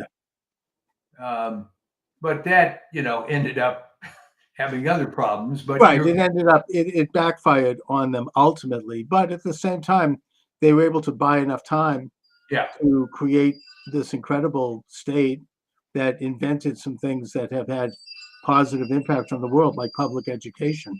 Not that it's a great thing today, but I'm just saying they implemented a system of education. They implemented a sort of a unified culture. They did get back to a belief in God. and in Torah, and they rejected the Greek elements of the Greek secular state. And at the same time, they embraced other elements of it. It's kind of, that's classic conservatism, to take a look at that which is good and embrace it, and then winnow out that which is bad. Yeah. Um, Interesting history with that, of course. It would be nice to have this conversation now of your temple members, of all these hardcore liberals that you're surrounded by. Are you getting a different sense that maybe they're secretly happy that Trump won? Yes, I do. And it brings up a question in my mind that could deal with anything. And that is, how do they know on election day how people voted? Like they always say, well, the Jewish vote was XYZ, the black vote was this, the women vote was that. How do they know that? Where do they get that information? Is there like a survey done? Do they ask people coming out of the poll, are you Jewish, or are you black, or like, how did you vote? I mean, how do they do that? Okay, the way they do it is with exit polls. But as we've said so many times on this show, if someone came up to me and asked me stuff like that, I'd ignore them and walk on. Yeah, I've never been asked a question like that. There's a self-selection process that if you are volunteering to be at that, I don't know that you're that representative. And you're exactly right that I've always thought that this idea that Jews are 105% liberal, I've never believed that, because I've met real people. I think it's that the Jews who are not on the left keep it quiet. Yeah. Because the left-wing Jews who are holding the high ground are so nasty. They're like regular liberals, except on speed. We're talking real ugly people who will do stuff to you that is not pleasant. Jews are very good shunners. You're going to be excommunicated, to use a Christian term. And I've seen this. I've seen it in my own life. I mean, it's some of the most vicious. So it's only natural to want to avoid that. So you keep it quiet. But I think that at the end of the day, Jews are a lot more conservative than people realize, and they themselves realize. But it's a tyranny of power that is running the high ground, and I'm hoping that with the election of Trump, that's going to start to change. I think it already is. You could draw the analogy to the entertainment industry, and I had some experience with that. I was a member of a couple of secret groups, if you will, of Hollywood conservatives. Yes. It wasn't all that secret, but there were more people that belonged to these things than you would care, than you would think, albeit I remember being at some of these events, one of which was at David Horowitz's house. And there were people that were afraid to give their name. There were others who were golden age type stars. You mean like a Charlton Heston? Well, Charlton Heston, as well known. Some are maybe a little less well known, unless you're a fan of B movies of the 50s. Marie Windsor, who was in like 50, 60 features, always played the bad girl. So these events took place in the 90s, I remember. And it was funny. You'd see Marie Windsor sitting over there, and it looked like Marie Windsor from the movies, but older, And she was very outspoken about her conservative beliefs. And there were a number of people that you wouldn't recognize by sight who were, administrative in the industry. Right. But they could lose their careers. Conversely, I remember reading an interview with Dalton Trumbo, who was one of the Communist 10. But he said in this interview, he goes, look, I wasn't really a communist. I didn't have any particular ideology at all, but I signed on to this thing because it got me jobs. Yeah. I wanted to work in Hollywood. I was ambitious. So they said, oh, you want to be, if you're a communist, great. You get a network. I think that's why a lot of people do it. You automatically the door swings open. the keys. You get the keys to the castle. Suddenly he's getting all these screens because all of a sudden he's on the inside. And yet, he didn't give a damn about it. I mean, he wasn't, it was all like, it was just sheer ambition. So that kind of thing goes both ways. Yeah, well, Michael Flores might tend to disagree with that, but with the case of Trumbo, but Right. Okay. there were some people that were just hardcore commies. Oh yeah, no, there definitely were, and they had power for sure, and that's why you had a guy like a Trumbo, whether he was or not, sign on to it because he wanted to get somewhere. I mean, I think that's why you have a guy, not to go into it, but the late great Reverend Dr. Martin Luther King played footsie with the communists because he wanted to get somewhere. He saw what side the bread was buttered on. He wanted to have influence. I get it. I mean, I think it's a selling out, but he would not have been able to have done what he did had he not at least slightly genuflected to that side. And he did. I don't think that probably was who he really was. Maybe it was. I don't know. But well, okay, but the times have changed in that the prevailing mood is going to become MAGA, and it is. It's you can already feel it, and it's a. I mean, the only fly in the ointment that I see right now between now and inauguration day, well, besides the fact that God forbid something could happen to Trump, if Trump makes it to inauguration day and he's sworn in, then we're home free. Yeah, because all of his cabinet people will be in place. J.D. Vance is pretty good. You've got Kennedy. They'll all be in place. And so that even if they take Trump out, that government is there and that'll continue. So in a way, it's a race against time right now. The other problem I see that is more on the international stage, and that is that Iran is on the verge of throwing a nuke at Tel Aviv. It's a real thing. That's not a joke. They have been seriously set back. Originally, for whatever reason, I don't know if it's radical Islam, I don't know what it is, but Iran has at some point decided to go to war against Israel. I mean, it's a traditional ally to Israel, but under the Ayatollahs and the mullahs, they have focused obsessively on destroying Israel, even though Israel never had any particular beef with Iran. And they set up all these proxies. You got the Houthis, you've got Hamas, you've got Hezbollah, and Israel has disintegrated all of them at this point. I mean, they have completely defeated Hamas. It's still there, but it's no longer a threat. Same thing with Hezbollah. And now with the fall of Assad, Israel has gone in and they've debilitated a lot of the serious, dangerous weaponry that could be used against them in Syria. So Iran is now somewhat isolated, but they still have their nuclear development and they could still use it. And now it's being said that they're within days of getting a nuclear warhead. And you get very naive people in the US State Department and military establishment and in those of others who say, well, I mean, that's fine. Let Iran have a nuclear bomb because it'll be like the United States and Russia. It'll be mutually assured destruction and it'll be a balance. But that's not how Iran is operating. They believe that they're going to have 70 virgins and they're going to create a world order by destroying Israel. And they don't give a damn if they get hit back. I mean, the Hojatollah Islam Hashemi Rafsanjani went on record as saying that. He goes, hey, if Israel hits us with a nuclear bomb, we don't care. We've got 130 million people, but then if we hit them back, we can take them out.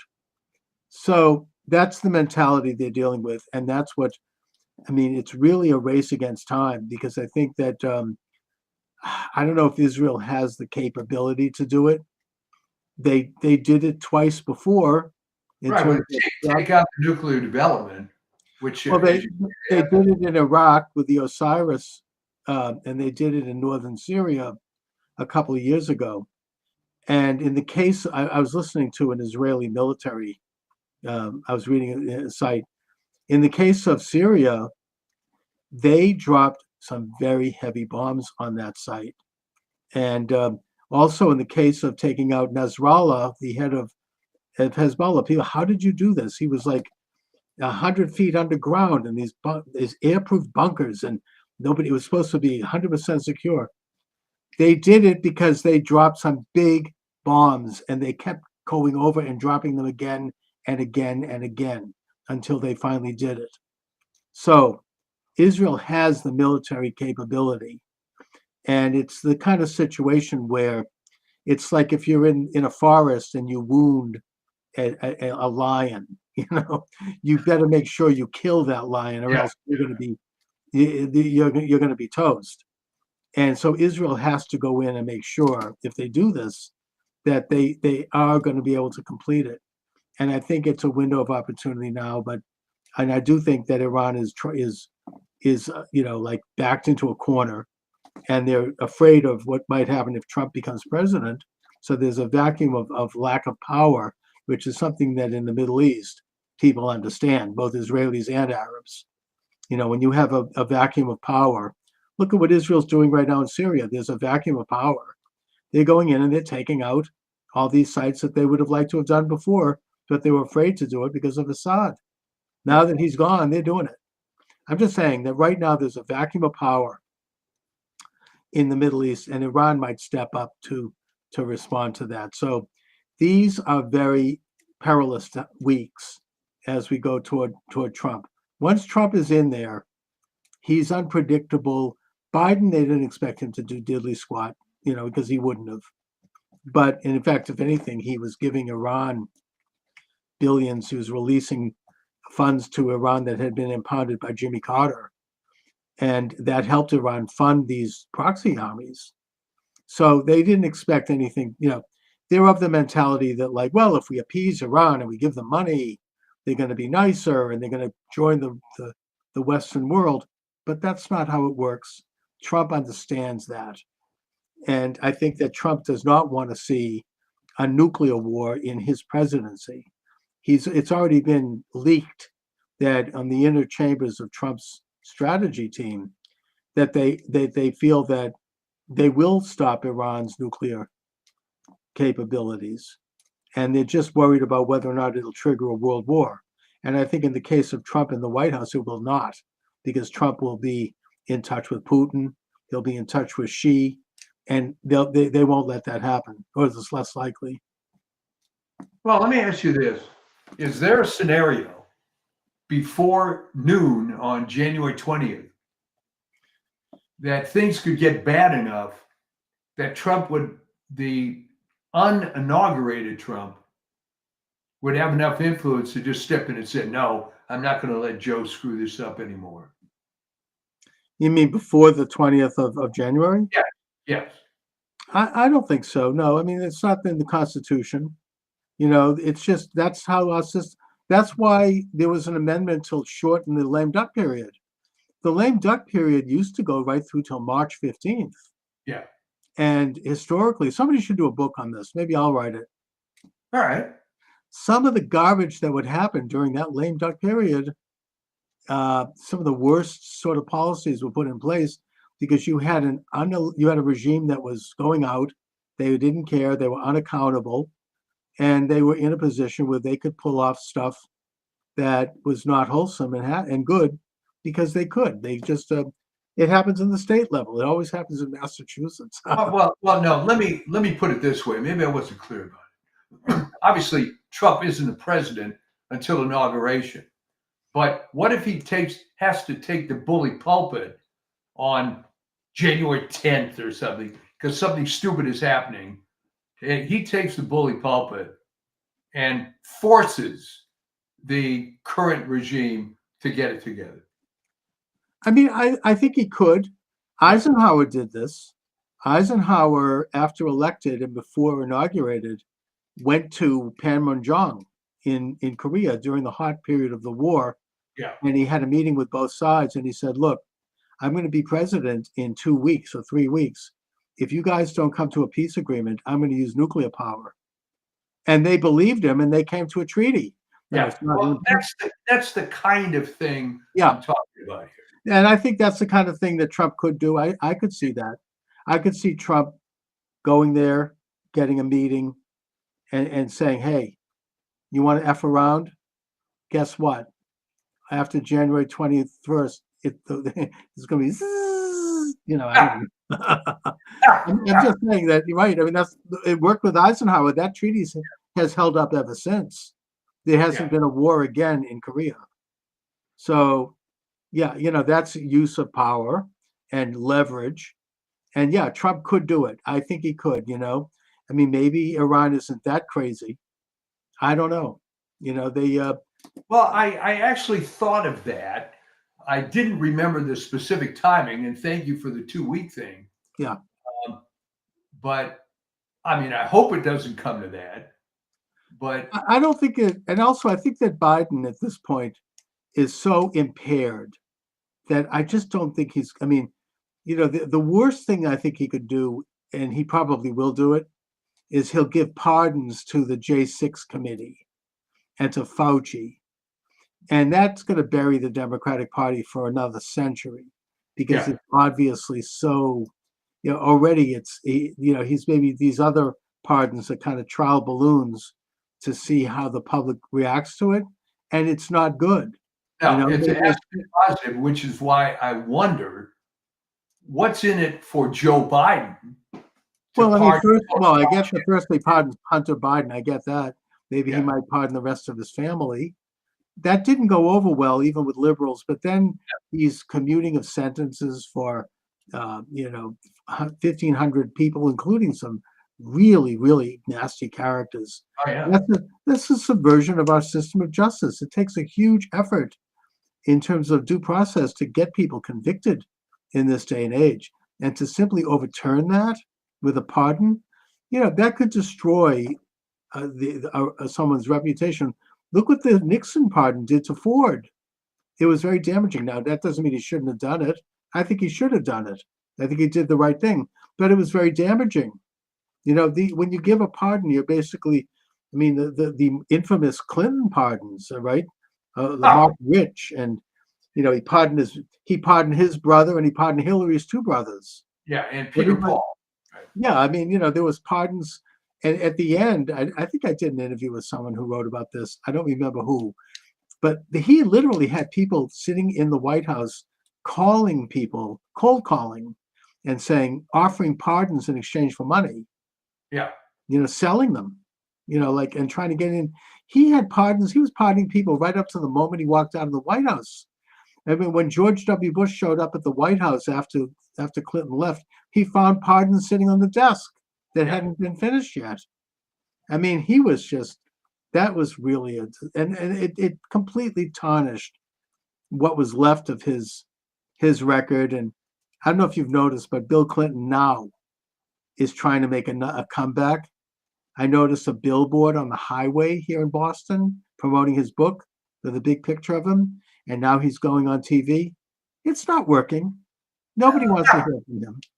Right. It's flat. It isn't going anywhere. I mean, he's really been relegated, and now with Trump's election, that's the final, the final nail for the Clintons. Nobody wants to hear from them ever again. They're done. It's like Jimmy Carter. But anyway. And the interesting thing with Jimmy Carter is he perpetually is staying around to see his reputation deteriorate more and more and more. And what better example is this Panama Canal thing? That it does bring up memories of that. He sold it to Panama for $1. Yeah. And, they're violating elements of that treaty. It's that simple. I mean, they're overcharging the United States. That is a vital national security location. They're giving China a pass. Those are violations of the treaty that was made when Jimmy Carter handed it over to them. So Trump's absolutely right about that. That's strategic. That's that's a basic of American security, that canal. It's not that you need to go down and seize it, but influence has to be brought to bear to make sure that everything's done right over there. Yeah, well, and this is just one more cog in this, reestablishment of Make America Great Again. Yeah, and the left. I watched the Twitter page. I have all the left wingers.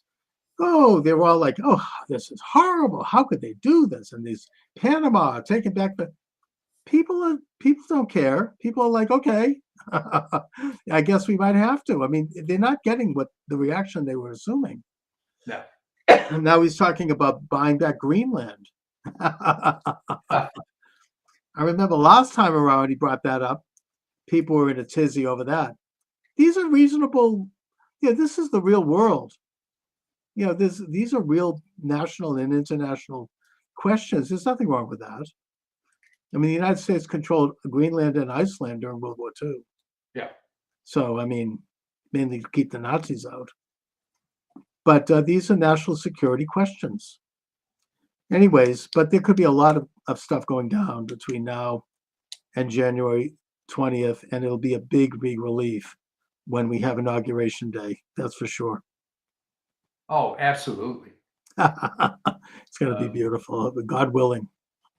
Yeah, it's and like we said, I think last week, as bitter as 2020 was, it's better that it worked out 2024 because all that momentum built up, which is now being released. I mean, there were people right after the election that I thought I was going to hear from. And one of the guys said, "Why didn't you call me?" I thought, and he said it was just taking me a few days to just drink it all in, It was a complete landslide. Yeah. And that's even with all this, everything that was stolen. And that's something that I do hope that Trump gets into. I don't know if it's going to be the top priority because there are a lot of bigger issues, but I hope that they don't drop the ball on election reform. They have to bring about voter ID, same day voting, getting rid of the machines, just like what Elizabeth Warren called for, and getting this country on the right path toward the integrity of one person, one vote, one citizen, one vote. There was still theft in this election. I think Trump did better than he only won because it was such a huge victory. But I think it was probably a lot most egregious, I think, in Maricopa. Oh, they stole it again from Kerry Lake. Yeah, that is the most corrupt. I hope that Attorney General Bondi looks into that. That needs to be investigated. That is what the Irish used to call a rotten borough. That and Fulton County, Georgia, and Wayne County, Michigan. These are rotten boroughs, probably Boston. I mean, it's it's institutionally corrupt, has been for decades. They're run by machines. It's California, they're still counting, right? They got in those two congressmen in spite of the fact that those districts voted for Trump. Yeah. Well, that's sort of the whole fallacy. It was most egregious in Maricopa. I forget the exact number, but to believe the results in Maricopa, you had to believe that there were 30,000 plus people that cast ballots where they didn't vote for Trump. Where they voted for Trump, but did not vote for Kerry Lake. Yeah, they voted for Gallego, who's like a real radical left. Obviously, it's stolen. And it's the problem in Maricopa is that rotten Republican-controlled county with people like Stephen Richer and these other skunks. I mean, they hate Kerry Lake. It's like a local kind of rotten. Maybe they may be corrupted by Mexican drug cartels. It's been rumored. I'm not saying cartel influence. I think what happened in Maricopa was the same kind of thing that happened in the state of Vermont, right? Right. Where Vermont had 230,000 people in the whole state. The Ben and Jerry types from New York move up. Right. It gets transformed. So it was the same stupid thing. They elect Bernie Sanders and they elect Howard Dean and all these other New York left wingers. But the question was, well, why did you leave New York only to try to reestablish it in Vermont. The people that left LA, It's happening in New Hampshire now. Yeah, I mean, yeah, so I they think left that's what's happening California. in Arizona. All the Californians, right? Yeah. Now they're moving to Idaho. Are they going to take over there too? I mean, I don't know. It's Oh, here's a audience comment. 2020 was stolen 100%. Thank you very much. yes, absolutely. Thank you. It does. I mean, it's 2020. Oh yeah. I mean, look, I think it's one of those things. We were talking earlier about people answering questions of pollsters. 60% of Republicans then and now believe that that election was stolen. Yeah. Probably, a large percentage of Democrats and independents believe that, who are polled.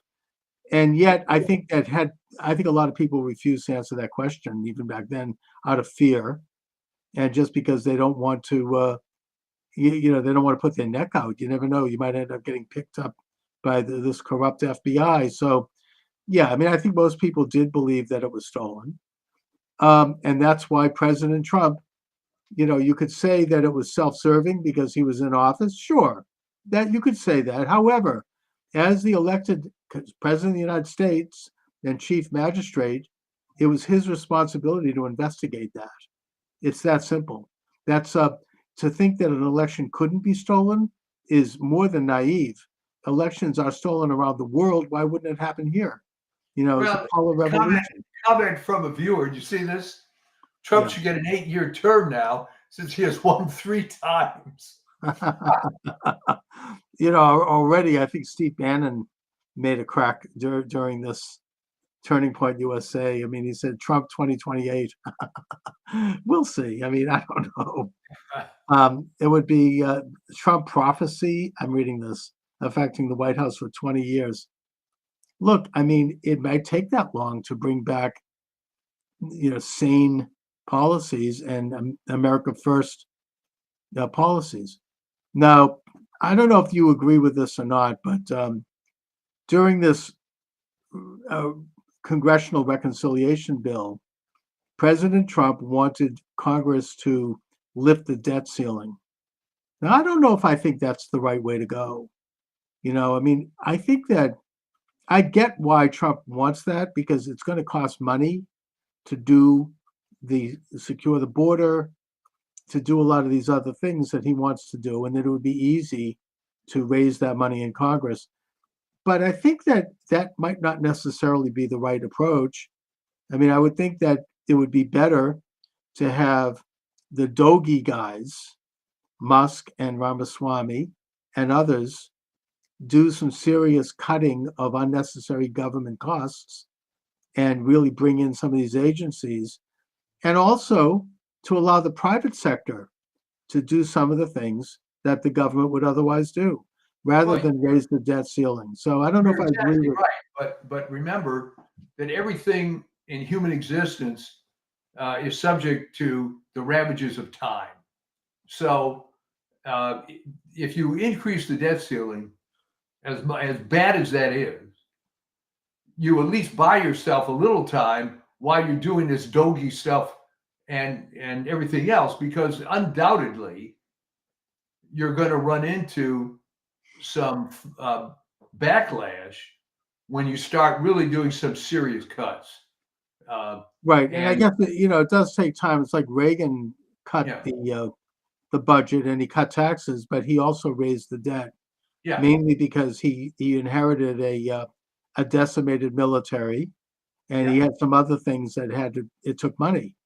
So, ultimately he turned things around. It took a full term before the economy started to turn around and they started to pay down the debt. But he did need to have those revenues in the first couple of years at least. So, I mean, that's true also. So you could argue it that way too.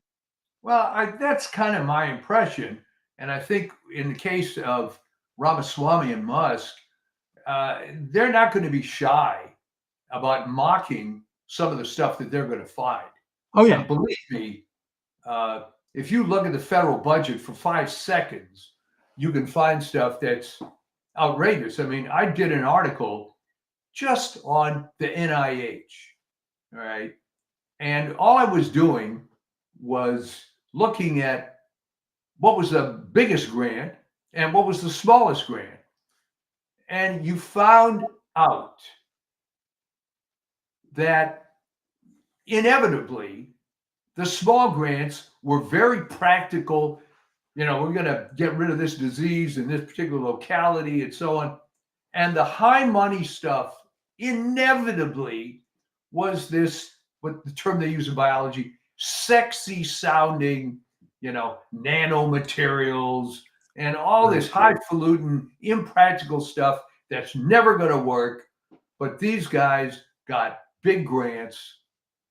Oh yeah, the money is all. I mean, it's like crack.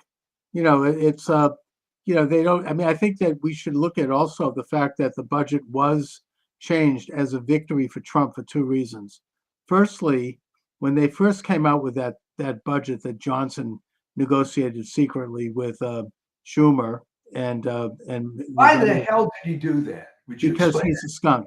But I mean, he's just as bad. I don't think he's any better than McCarthy. But the point is that it went up on Musk's Twitter. Thank God he has Twitter. And the result was a huge negative response all over the country. And that had an impact. That's what made them step back. And secondly, the eventual bill they did pass, it cut out something like $350 billion, including the global engagement, which is the title of this program today. And that was one of the big censorship mills in this country. They've been cut out. They didn't get their pay raises, which they don't need. And they cut out a bunch of other things that they were secretly salting in there. So it shows that a little public exposure goes a long way. Well, you're right. So explain this to me. How in the world did Johnson and Schumer think that it's still, you know, 1961 and you're Sam Rayburn or something? I don't get it. They're still playing the old playlist. These big fat, you know, what they call a crap sandwich, right? It's a 1,500 page bill with all this stuff. I remember interviewing Jack Abramoff. Remember him? Oh yeah. He came on my show after he came out of prison. He had a book out, which is pretty good.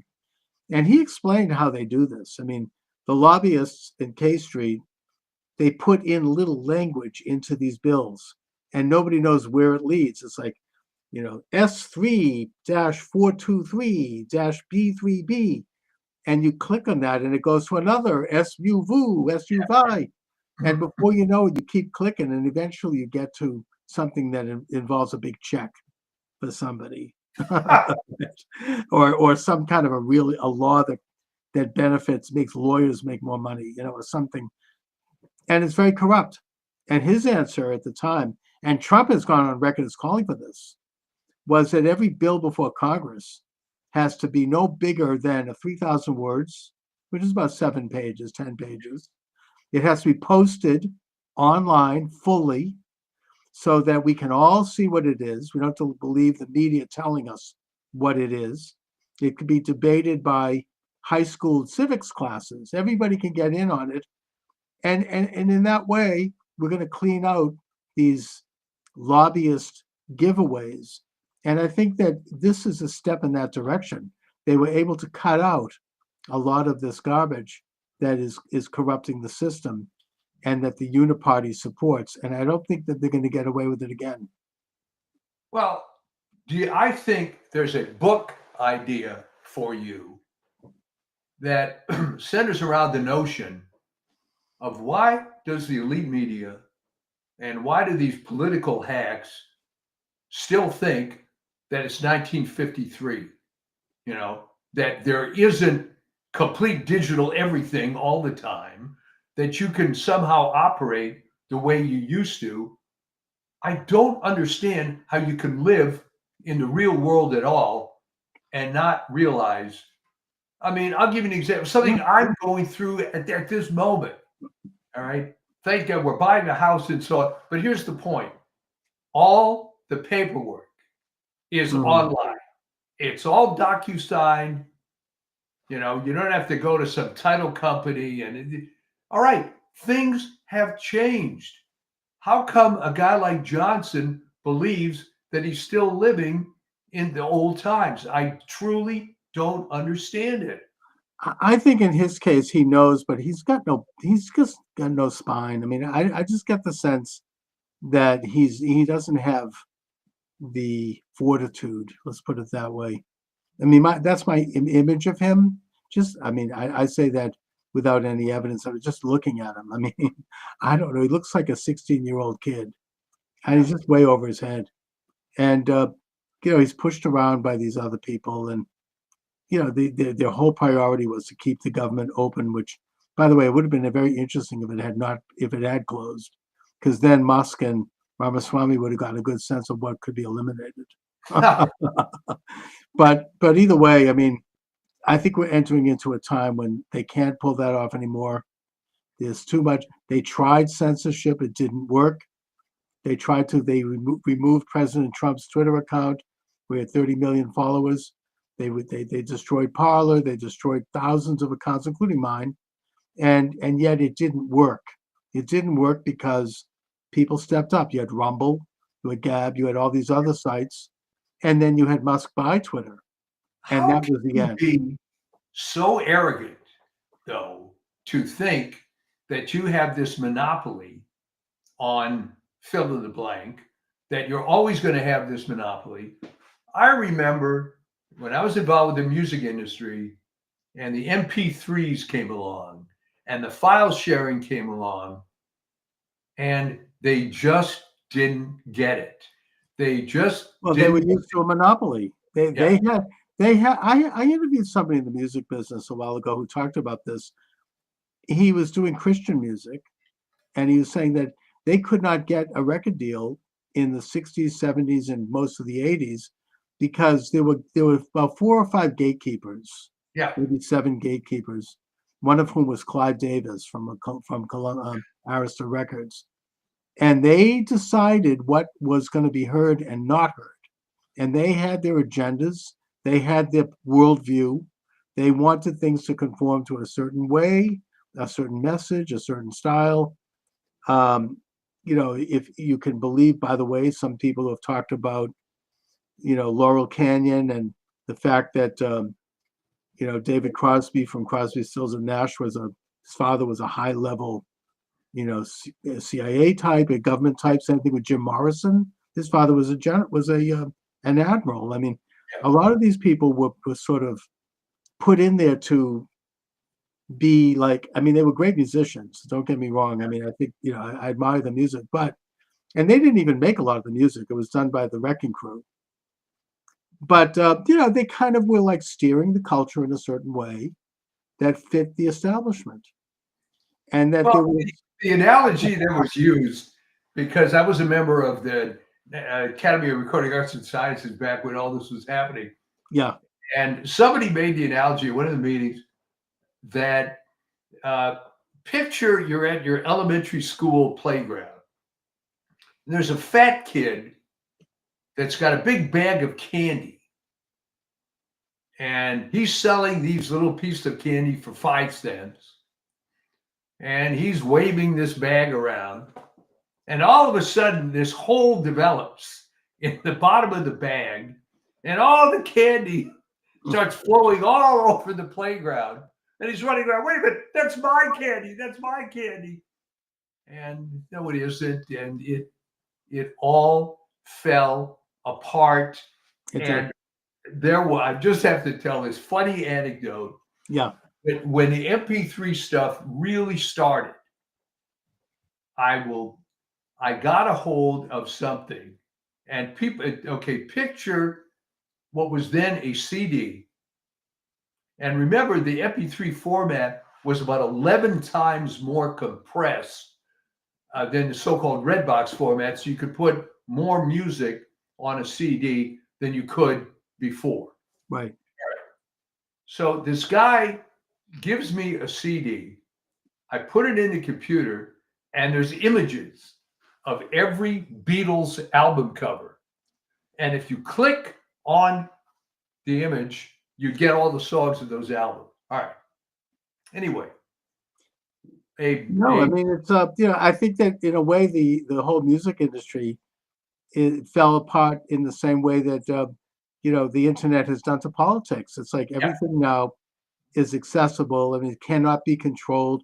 I mean, I've heard that the Beatles, for example, were Tavistock Institute. Now, that doesn't take away from the fact that they were great musicians. I admire the Beatles. I love the Beatles. But, they had to conform to a certain, Oh you yeah. know, and the Rolling Stones also. I mean, some of these big bands, I mean, they didn't sit in that perch for nothing. I mean, these were like, it didn't just happen by accident. They were influencers of not the kind that we think about today. They were there to. I mean, in the case of the Beatles, I mean, they glamorized drug use. They just did. I mean, there's no question about that. They deny it. I mean, John Lennon denied that Lucy in the Sky with Diamonds was about LSD. That's bullcrap. It was. I mean, Okay. they glamorized, and that led to a lot of people, including people I know personally, ending up dying. So, I mean, I hope there's responsibility there, and it was a weakening of people, of the culture, of the opposition in a way. I mean, we could talk. This is a great subject. We could go into this deep. Well, But let me wrap up this story because it is funny. I will not mention the name of the guy. yeah, Very well-known songwriter. Will not mention his name. Anyway, he's in my office and he's decrying the fact of the MP3s and it's terrible and violating copyright. And I said, okay, you want to see something really illegal? And I showed him this Beatles CD. So I expected him to blow his mind, right? right. Instead, he says, Mike, can I get one of those? Oh, by the way, we have Oh, one final comment here from our texting friend. The Yellow Submarine song. Adolf Hitler escaped to South America on a yellow submarine. Coincidence? No, Jerome Corsi, who's been a regular on mine, did a book on this topic. And he does say that there is a possibility that Hitler did escape to Argentina, took on a different identity, and had to live the rest of his life quietly in Patagonia. I think that's possible. I mean, when Truman met Stalin at Potsdam, Stalin said to him that he felt that Hitler had escaped. He probably did. Why wouldn't he have? I mean, putting myself in his shoes, right? He knew it was all coming to. He knew that everything was crashing down. I mean, that he wouldn't have had an escape route. well, I remember as a child, that was a huge rumor all the time Yes. that Hitler wasn't really dead. And I don't think there's ever been DNA evidence indicating that he had died in that. the closest they've ever got is they had fragments supposedly of his skull or something, but that was years later. No one really believed it. No, there was like a hoax. Yeah. Now, I'm not saying I know. Look, I don't know any more than anyone else, but it's entirely plausible. I mean, Well, there were plenty of lower level Nazis that escaped. yeah, including Mengele, who ended up in Paraguay. I mean, and Eichmann, right? He got to eventually hunted down by the Israelis, but there was plenty of people who got out, and they knew it was all coming down. I mean, they knew everything was. The only reason that Mengele escaped was, and the official And by the story. way, I agree with you on the call. Jerome Corsi is very trustworthy. I've had him Yes. on my program many times. I admire his work. He's had nothing to gain by writing that book. Yeah. Anyway, But what happened? Because the official story from Israel, which take with a grain of salt, the only reason they didn't get Mengele was they couldn't concentrate on both Eichmann and Mengele, so they picked Eichmann. plus Mengele died in his swimming pool, I think. Yeah, no, I mean he Natural was. causes, yeah. They knew where Mengele was. They knew where Eichmann was. To this day, I don't understand why they picked Eichmann because he wasn't that well known. He was a bureaucrat. Mengele actually was killing people. No, Eichmann was, I think, high level. I think he was the number 3 man. Yeah. In the particularly involved in the so-called final solution. I mean, he was a Hebraist. He knew all about. He studied Judaism. He was just absolutely despised Judaism and Jews, and he actually visited Palestine briefly in 1936, where he put the Grand Mufti of Jerusalem on the payroll, and a real enemy of the Jewish Oh, people. there's no question about Yeah. it. But I'm saying by today's standards, which maybe that's irrelevant, but by today's standards, who do you think of as the angel of death? Oh, yeah. I've written about this, Mengele. Well, I think Um, Mengele got some protection because he was a doctor. It's just Yeah. like Fauci. These guys, there's like an international fraternity of medical people. I mean, Mengele wasn't even the worst one. Von Verscher was his boss and Yeah. mentor, and he was involved with some of the most heinous experiments. He got a slap on the wrist after the war. I think he did like 2 years in prison. I think he went back to into private practice. Well, he I went believe. back to his college in Munster, Yeah. where he Yeah. died of natural causes. He was fine. Anyway, but great topic. We'll have to get into it at another time. What do you have coming up on the Substack? Well, now that some of the, I've got a little bit of time now with the holidays and so on.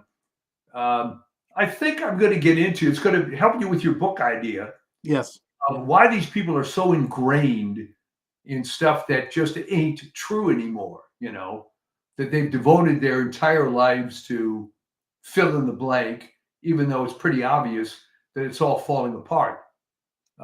Remember, we started the show. I mentioned Henry Miller with this absurd article about how the vaccines help the nursing homes. He's got to let it go. I mean, whatever credibility the guy has left. Yeah, who is he working for? That's great. He was Even the most FDA virulent guy. leftist isn't saying that anymore. He's retired. But if you truly, really, really believed that every vaccine has an image of Jonas Salk in it and is saving the world, and you just can't bear to hear the details about what happened with this one, there's something about medical issues anyways, that people who come to believe these things, they just absolutely flip out if you question it. I mean, I even recently had a situation where I mentioned to someone that I had heard that all these hand sanitizers are not exactly healthy. And this woman had a meltdown over that. How could I say? Because they're invested in it. It's like they've been doing it, and it's almost like maybe it's the new religion. I don't know, but there's something about, I still see people, even like at my synagogue, who are still fully masked 4 years after the pandemic, assuming masks were ever any good anyway, which they weren't. But putting that aside, I have never seen their face. I mean, they're still completely with heavy masks, and they put this one couple, they have their son in a mask. I think it's almost child abuse. Yeah. I mean, it's just, and it's like, I want to say something to them, but I'm not, I know that I'll be stepping in. There were people that really bought into it, but I think you cannot engage these people. It's not rational. Definitely not. And the problem is okay. When my oldest son was in college, they had a parents' weekend at University of Arizona. All right.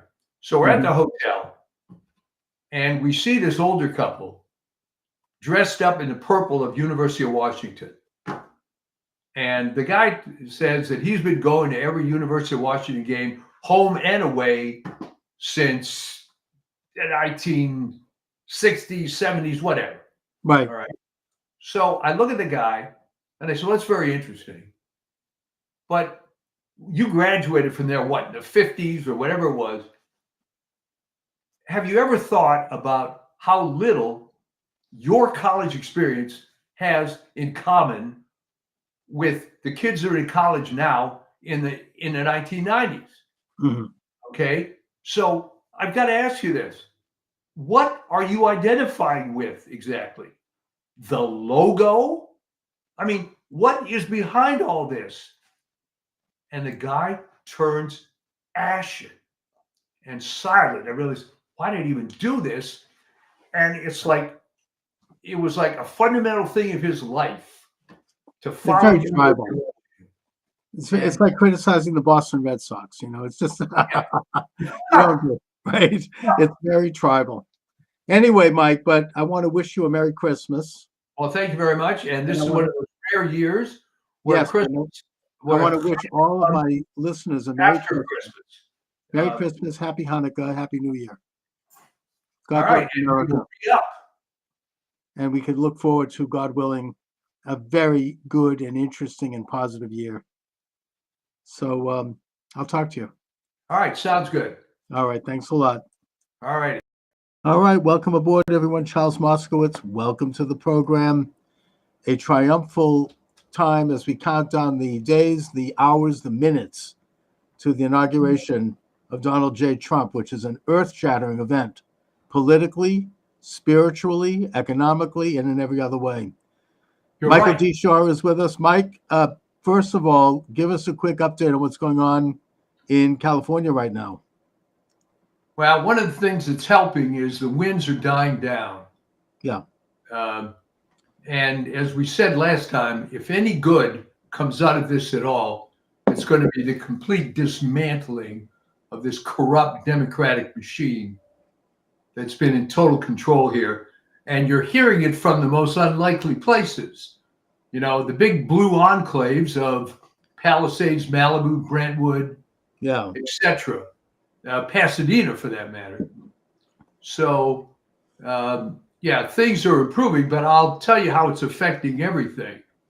There's been reports of outrageous price gouging already on Right. rental properties, which I think they're going to prosecute some of these people. We are closing on a new property, and I'm telling you, it's the first time in my life that I've been asked by the bank, is there any fire damage to your house? Thank God, no. But Yeah. can you imagine getting fire insurance out here is bad enough. Thank God we got it before the fire started for the new place. Now, has anybody learned anything about improving fire prevention on properties? I mean, is there, methodologies? It's like after a catastrophe like this, there's often lessons learned. Yeah, I think that's true. And the lesson learned, beyond the obvious stuff of cutting back brush, not cutting the budget of the fire department, Right. is that the political system has been a mess for 40, 50 years or more. And as I told people, my friends, it's very easy to be up on a hill in Palisades and talk about how you needn't call out the National Guard for BLM and Antifa. But I want to tell you, they were very happy to have the National Guard patrolling Palisades. And there were a number of well-heeled individuals that hired $2,000 per hour private fire crews to take care of their house. So, yeah. And I understand that the fire department was late in terms of responding to the Palisades fire, something like, I think it was like 7 or 8 hours after they should have responded. And if they had responded in a timely manner, it could have prevented it could have contained. Absolutely. And of course, if the reservoir were full, right, that would have helped. It turns out that reservoir had been empty since 2009. That's strange. So, and also the 3 lesbians who run the fire department, their main focus was DEI.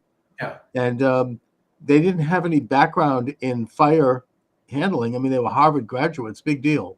I mean, so they should go write books about diversity. It's not like they actually know something about what they were doing.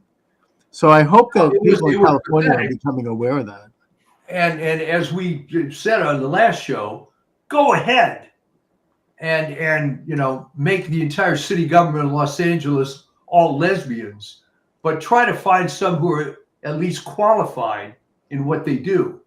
Exactly. Let it be. I mean, I think this came up when Hegseth was grilled in Congress. He goes, I'm not against women in the front lines. I just want to make sure that the standards are equally high, and that if a woman can meet those standards, I don't care who they are. we want to have people who can do this job of, in a fighting situation. So I think that came across, and I think that people are realizing that this idea of promoting people based on such, secondary, even if not irrelevant issues, there's a price to be paid for that. And unfortunately, California is paying it now. Well, it's definitely paying it, but as happy as I am to see people come over from these areas who got red pilled, you have to ask yourself, it's sort of like Dershowitz. Dershowitz got red pilled at the age of 83? Okay, good for you, Alan. But where the hell were you for all those years? No, I know. Although Dershowitz actually has often clashed with the left in that his big deal is free speech and civil liberties. So he doesn't seem to care left, right, or center on that. And he's been criticized for that over a long period of time. So the political situation is very promising. Yes. No matter what they do, I think that the left is not going to change. They're in the same rage state, and they'll probably remain there for the rest of their lives and for the next 4 years. They're going to try to ignore the inauguration, pretend, oh, well, it's Martin Luther King Day, and do other things. But it's not going to work because it's going to happen at 12 noon on Monday. No matter what they try to do, this could be their Nakba, if you get my drift. Yeah. It's really a launching. And Trump this time around, he's doing it very differently. He didn't wait to do the transition for the GSA to kick in with funds, and that would have brought him right up to a week or two before inauguration. He immediately set up his own transition group. He raised money from private donors and his own money, and he started to hire thousands of people, and he began the process. So no matter what they do, they're going to hit the ground running. Their attack on Hegseth and even on Pam Bondi was really pathetic and low. Oh, the Pam Bondi thing was ridiculous. Did you see when Mazie Hirono started her questioning by asking Pam Bondi if she's ever been convicted of sexual assault? Oh, today they asked Burgum.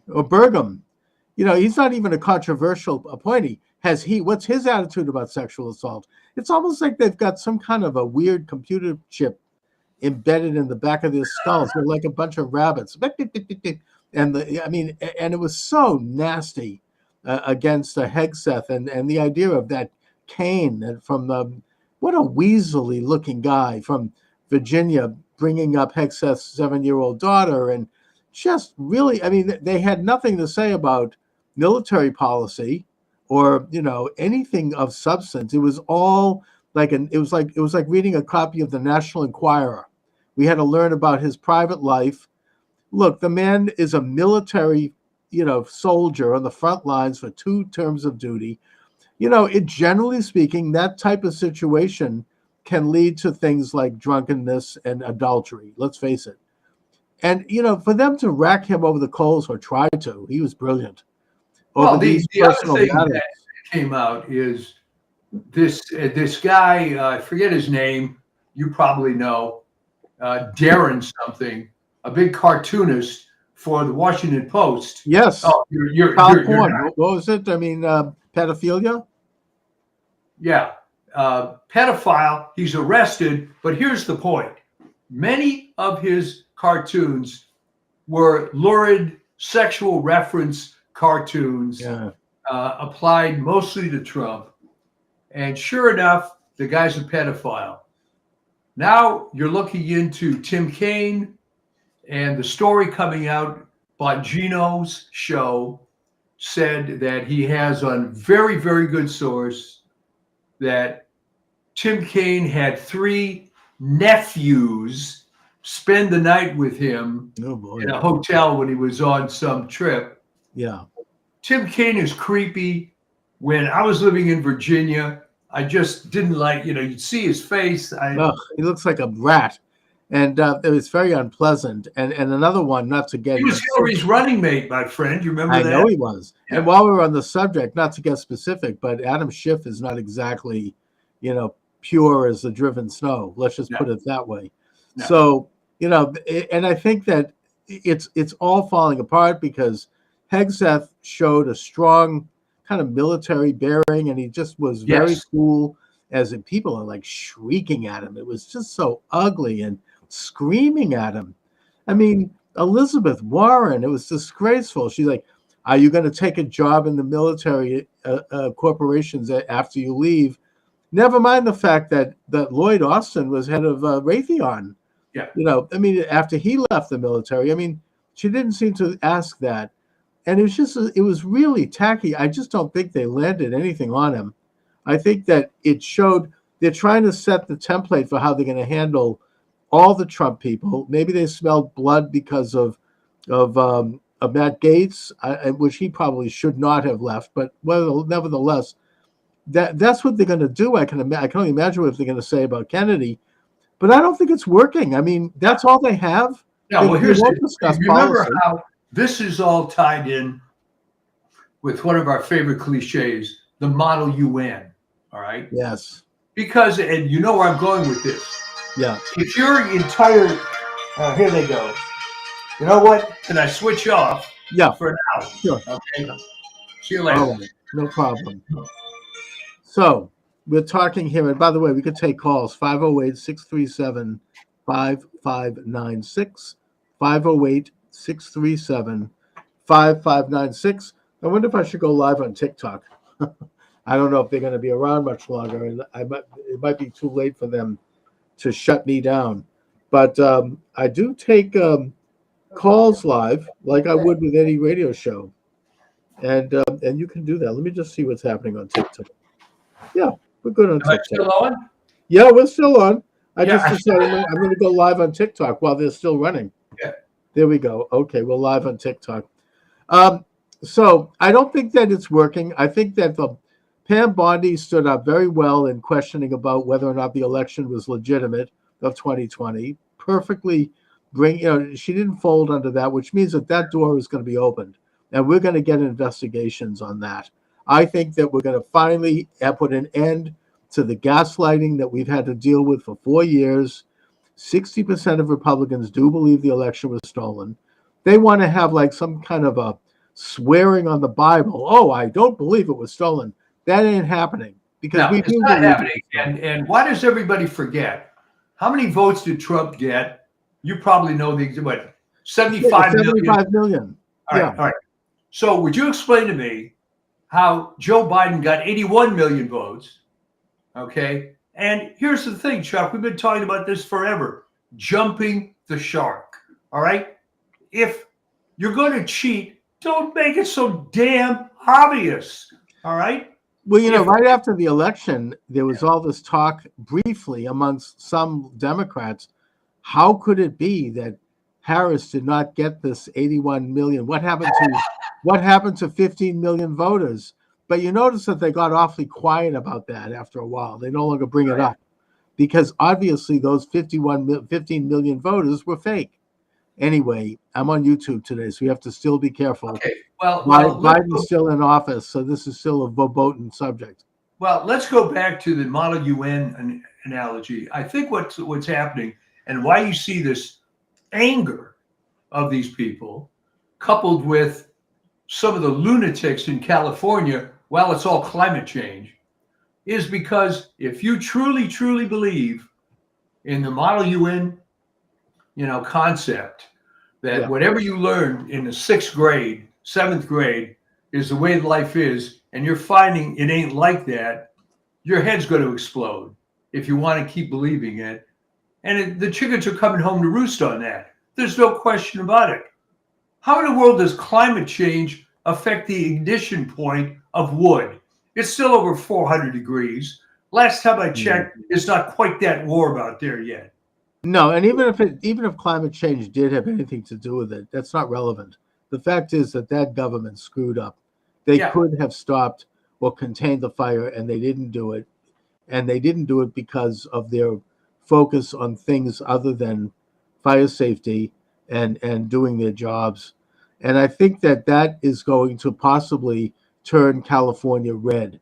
You know, people are really, I mean, we It's a are, good possibility. Yeah. I predict that once Trump is in, we're going to see a major shift. I mean, they're dwindling in support. I predict that we're going to have probably a half a dozen representatives switch parties. I think you might have even a couple of senators like Fetterman apparently switch parties. You're going to have this dwindling, you know, the same lies coming out of the media. Like, I mean, Lester Holt, even yesterday, you know, Jack Smith's report, which is just his opinions. There's no basis that he still is talking about how Trump tried to steal the 2020 election. Trump tried to steal it, they think. This is part of their faith, but it's not flying. The American people didn't buy it. The question is, who tried to steal the election? Was it Trump, or was it the deep state and the Democrats and the Uniparty? And yet they continue to flat out lie. And I think that's why they've jumped the shark. I think that the mainstream media it has really taken a major hit. People don't look to it anymore. They don't look to it anyways.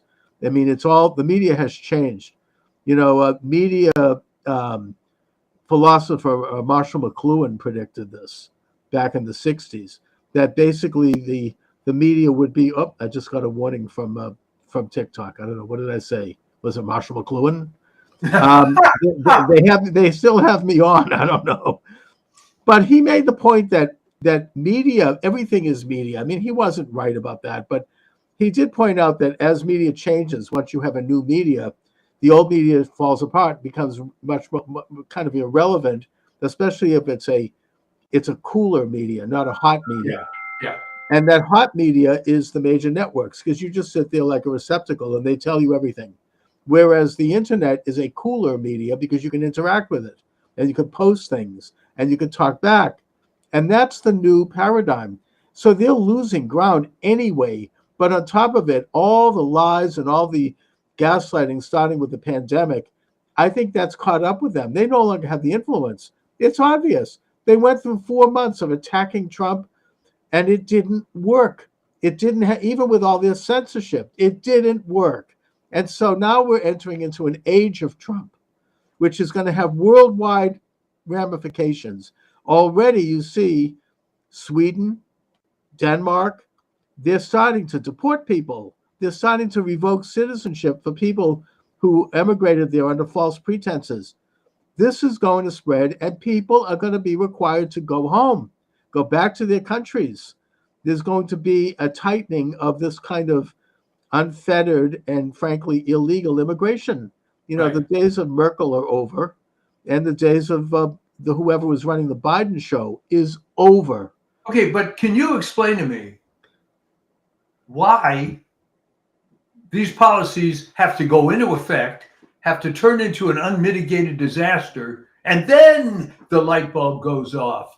I mean, who could have predicted that They you were bring deliberate millions- disasters. I mean, this is a, you know, they don't recognize national sovereignty. They don't recognize borders.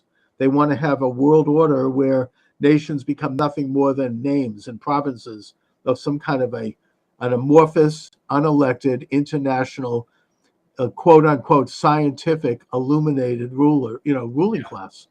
And it ain't working for them. Well, it's not working for People them. are I'll tell waking you up something all else. over the world.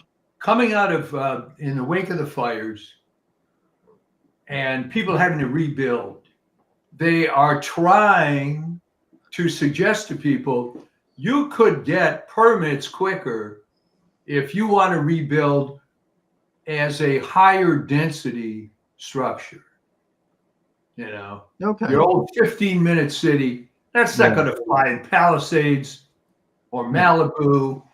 I think that what's going to happen, Chuck? These people have to die off or what before these absurd ideas just Well, disappear? they're not going to go anywhere. But the point is, they've been defeated, and they still don't recognize it, and they're just going to be put in remission. They're not going to stop Trump's cabinet. They're not going to stop RFK from looking at seed oil and the other things that have made everybody fat and giving everyone heart disease. They're gonna, it's coming. This is a new time. It's a time of honesty. We're gonna have people who actually care about the welfare of the country. Bessent's testimony, the Treasury Secretary, they're talking about this idea of an external revenue service. It's brilliant. It's revolutionary.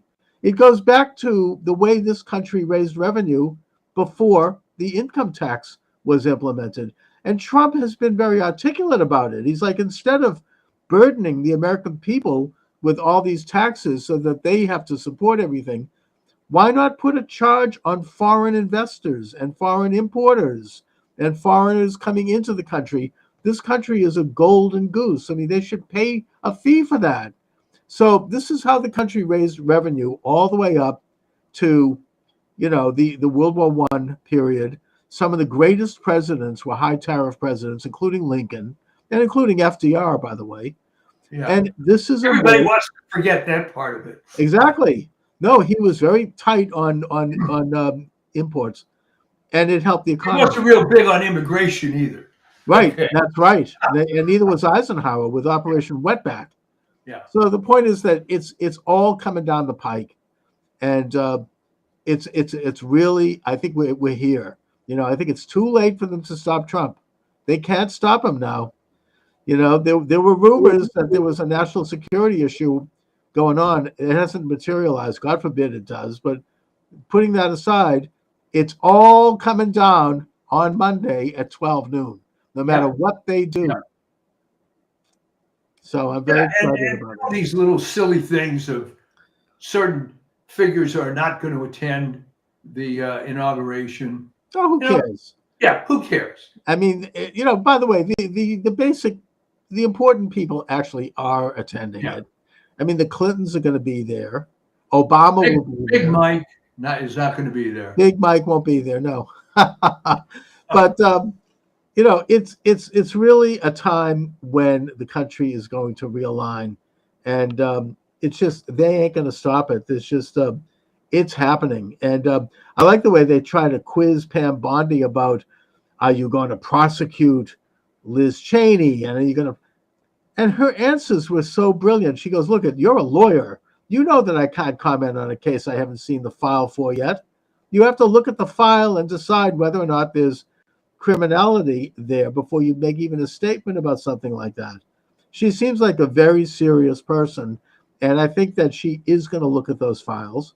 And if they do go after these people, it's going to be because they actually do have real crimes, not the kind of crimes that they made up to go after Trump and the J6 protesters.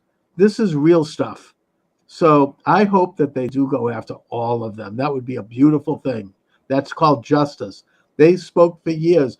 Oh, no one is above the law. Well, guess what? The shoe is going to be on the other foot now.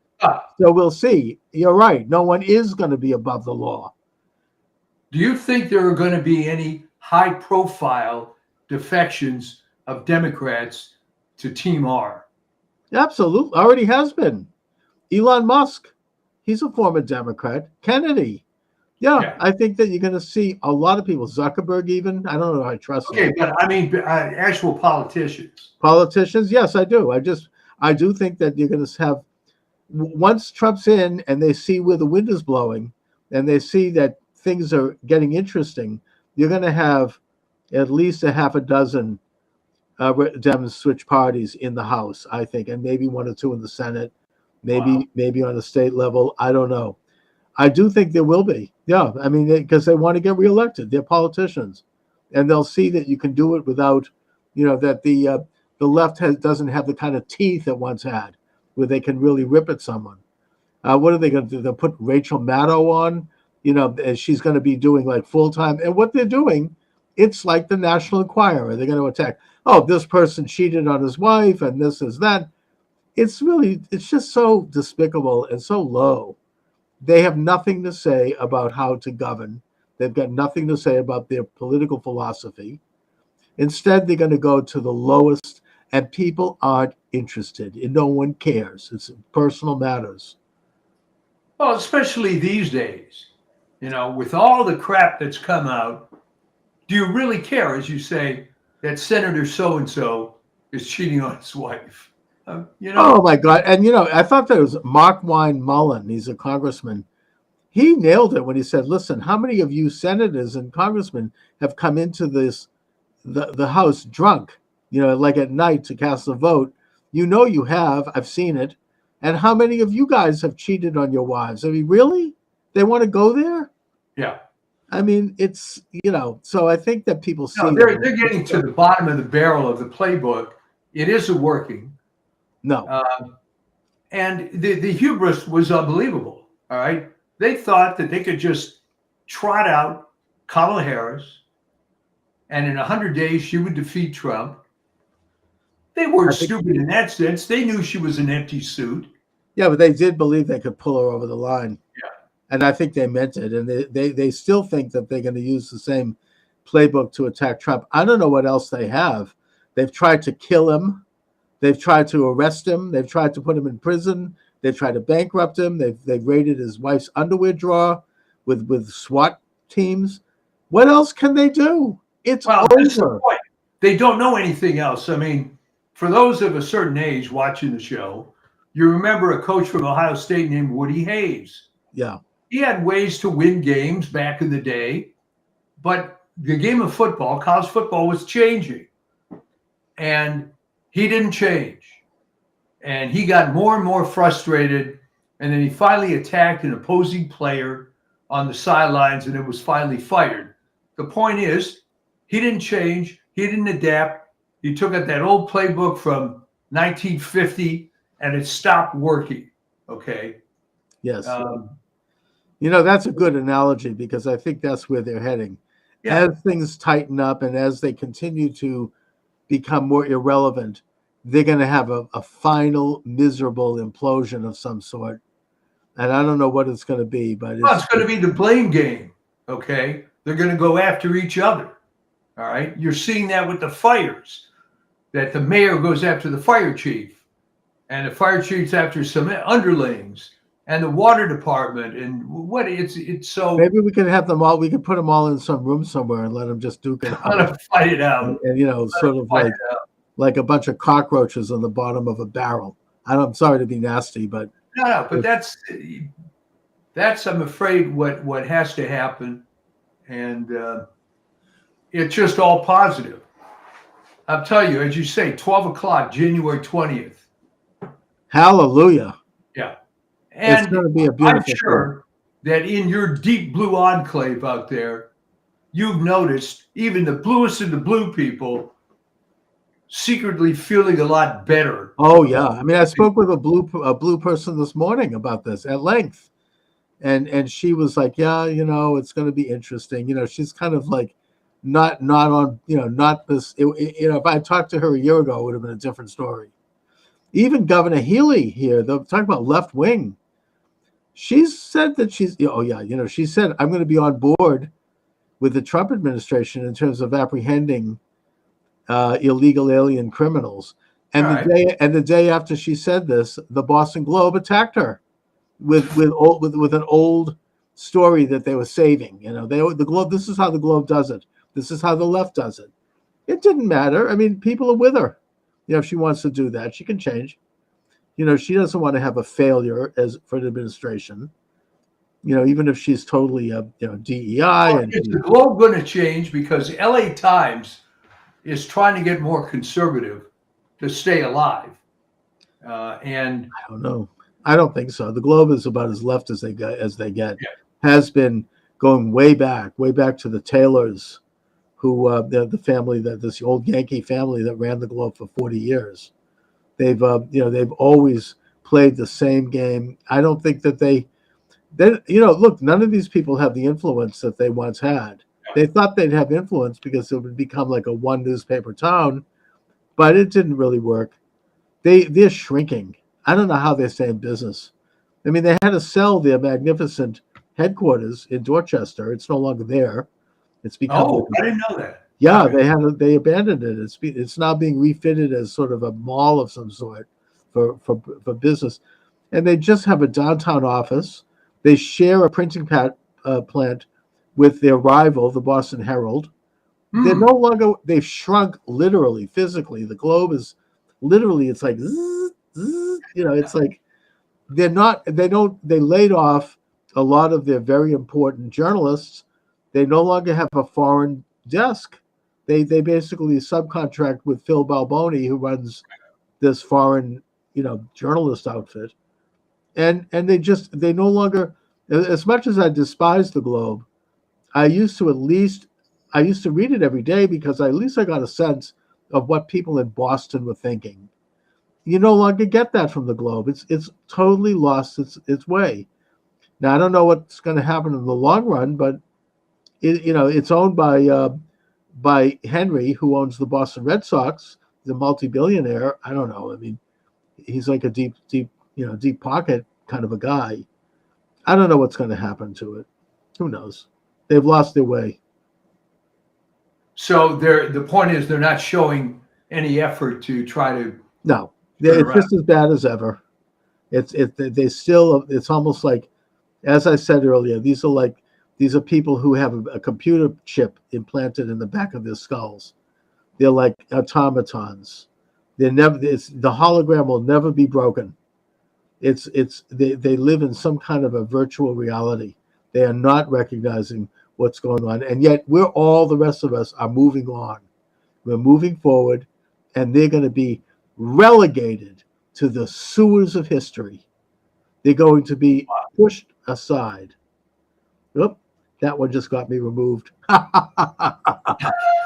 Yeah, look, TikTok. How bad was that though? I don't know. What did I say? The sewers of history? Yeah. I don't care. I got my point across. Can you believe that kind of censorship? If you would have told people in the 1950s and 60s that this would be going on, there'd be some algorithm listening to everything you say. What a joke. I don't know if it's going to come to an end, but it's not, it didn't work. Let's just put it that way. In spite of their censorship, their removal of thousands of accounts. I mean, it started really in 2018. It was before Trump, even before the pandemic. It didn't work. Trump was reelected. It just didn't happen. They were not able to suppress. They got rid of Parler. Now it looks like they're getting rid of TikTok. Not that they need to, but it still ain't going to work. They're not going to be able to censor opinion in this country. There are too many alternatives. There are too many other ways to get the word out. I think the last holdout for all this DEI stuff is going to be Google. Google is the biggest offender. Doubling down on stuff. Oh, yeah. Rumble is doing very well. And just about every major creator is on Rumble also. And is, I think, waiting for the day that he gets kicked off YouTube. And you know what? That's fine. Because the big creators on YouTube, this stuff is a joke. I mean, basically, it's a good place to go if you want to learn how to bake an apple pie. Yeah. It's not anything serious, and they're going to ultimately lose ground. I mean, look, Steve Bannon has the biggest online program in the world, and I think he has something like 100 million hits. I mean, it's huge, and he's not on YouTube. He's not on Google. He was kicked off of those. He doesn't even have Twitter or any of it. But so the point is, it can be done, and it is being done. They can't stop it. Even if you don't have the same reach, you can still get your message out. You can still have an impact. And they're not going to win, not in this country. And I don't think elsewhere either. That's the best news of all. They're not going to win. And on Monday, it's officially all going to change. It's all over. It's all over for them. Like the late Jerry Williams used to say, it's all over. He was great. I view him as a mentor. Great. I'm trying to find tapes on him. You can't. He just didn't keep it. I mean, unfortunately, he's a brilliant talk show host. He could get on, no guests. He would just swing open the phone lines and he would talk for 6 hours, and it was brilliant. and he was he was hilarious. He had an incredible sense of humor, and toward the end, he was bringing on comedians, and they were hilarious, like Steve Sweeney and others. And he was so good that you literally had to stop everything to listen. I mean, he was a master at conversation. I mean, the way he went after Michael Dukakis was gold. I mean, it was so incredible. I mean, there's no one like that anymore. I mean, and he sometimes would get onto a silly topic that wasn't all that important, and he would run at it like a dog chasing a meat truck, and he would do it for day after day. So, but nevertheless, I mean, he was just an amazing host. I wish he could have seen this. I wish he could have seen Trump. I mean, he passed away in I think 2006, and I actually got him. He was kicked off the air because his criticism of the Big Dig in Boston, and exposing some of the corruption. Yeah, that was nothing to criticize there. Originally budgeted at $2 billion, ended up costing $20 billion. No problem there. Right? No. And he exposed it. And then about 5 years later, I was on a small station in Quincy, Christian station. Yeah. I used to come on right after former Vatican ambassador Ray Flynn. And people said that I was more pro-Catholic than Flynn, but putting that aside. You probably were. I was. I called, this is during the pre-scandal, and the Globe was really crazy. But I called Jerry Williams. My producer happened to know his number. Yeah. And I asked him to come on my show. And I said, Jerry, I really missed you, and I love you, and I want to hear you again. And he did. He was not in good health. He came down. He was had an assistant. He was in a wheelchair. He was not. And he did my show. And then I convinced the manager to give him a show and give him some time, which he did. And he came back very briefly. I think he only did 5 weeks. He was great. And then after that, he passed away. Wow. But he was just one of the real founders of talk radio. He really was. When he started it in the 1950s, you couldn't bring a live person on the air with you. It was not allowed. So he would have to take the call off the air and then repeat what they said and respond to it. And but he was able to convince the station to let him have the live experience. And he was just a master. I mean, he defined what talk radio became. He was really a pioneer and a great communicator, just a great all-around person. Amazing man. Yeah, I really miss Jerry. A great man. Anyway. All right, so I will switch off now. Okay. We are both looking forward to Monday. You bet. It's going to be exciting. I am psyched. I am absolutely.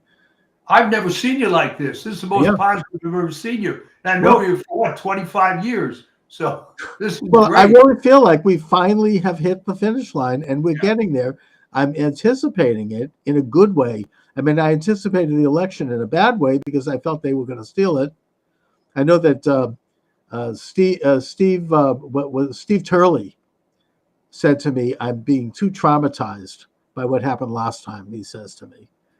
Right. I was very traumatized, but he did it, and now he's going to take his shot. He's going to take his position. Thank God. So anyway, we will see you next week. Yes. All right. Take care. Thanks, Mike. Okay. So I'm going to just mention that I'll be doing some live streaming on Inauguration Day. You can check out my books, are all available at Amazon Books. Just look it up, Charles Moscowitz, Moscowitz, Charles Moscowitz. Put it in the server at Amazon Books, and you'll see all of my books come up. They're a cross-section of issues, political, social, economic, religious. I've touched a lot of things in my books, so check it out. Thank you for watching, everyone. God bless America. God bless you. God bless President Trump and his family. God bless Vice President J.D. Vance and his family and all of the cabinet ministers. God bless them. God protect them. God keep them safe.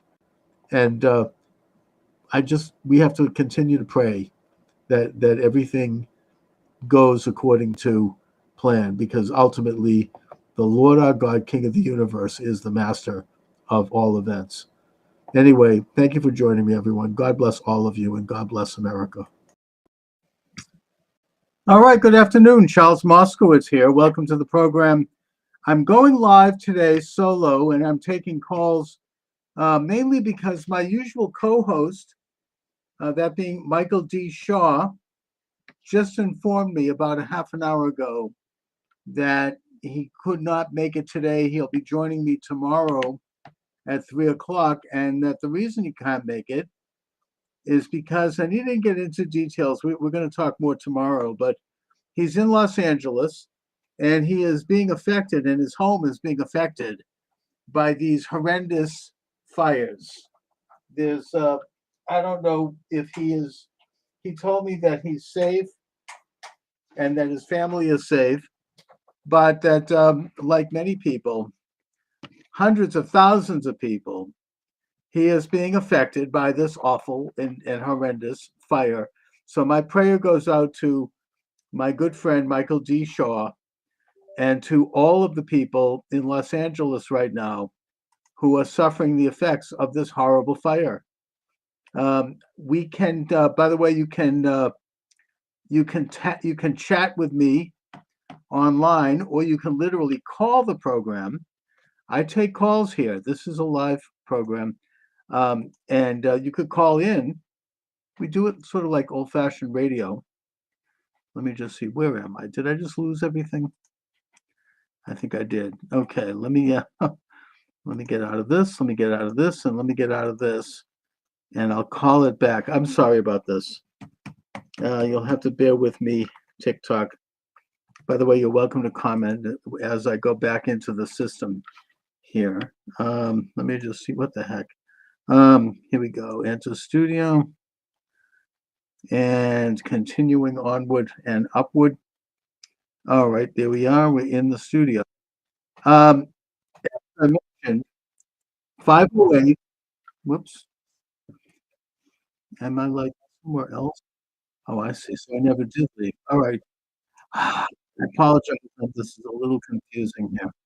Let me just see if I can X out of this one then.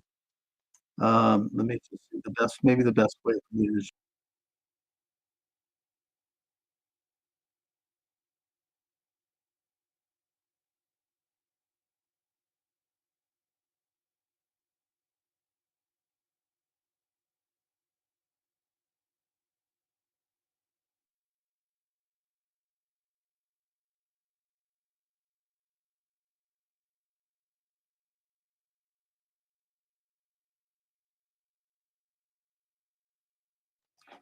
Yeah, there we are. Okay, thank you very much.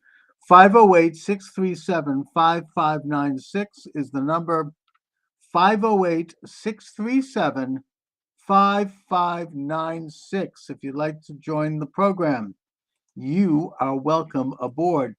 And you can also, as I mentioned, we receive texts here, and you can do that. Public chats. I don't want private chats. You can do that by doing on the various networks that carry the show, which includes Kicks and Rumble and all the rest. You can text me, and I will read that text. And you can do that at TikTok, where I am also live. So, as I mentioned, my good friend Michael D. Shaw cannot make it today because he is, and his family is in Los Angeles, and they are dealing with the biggest fires to ever afflict California in history.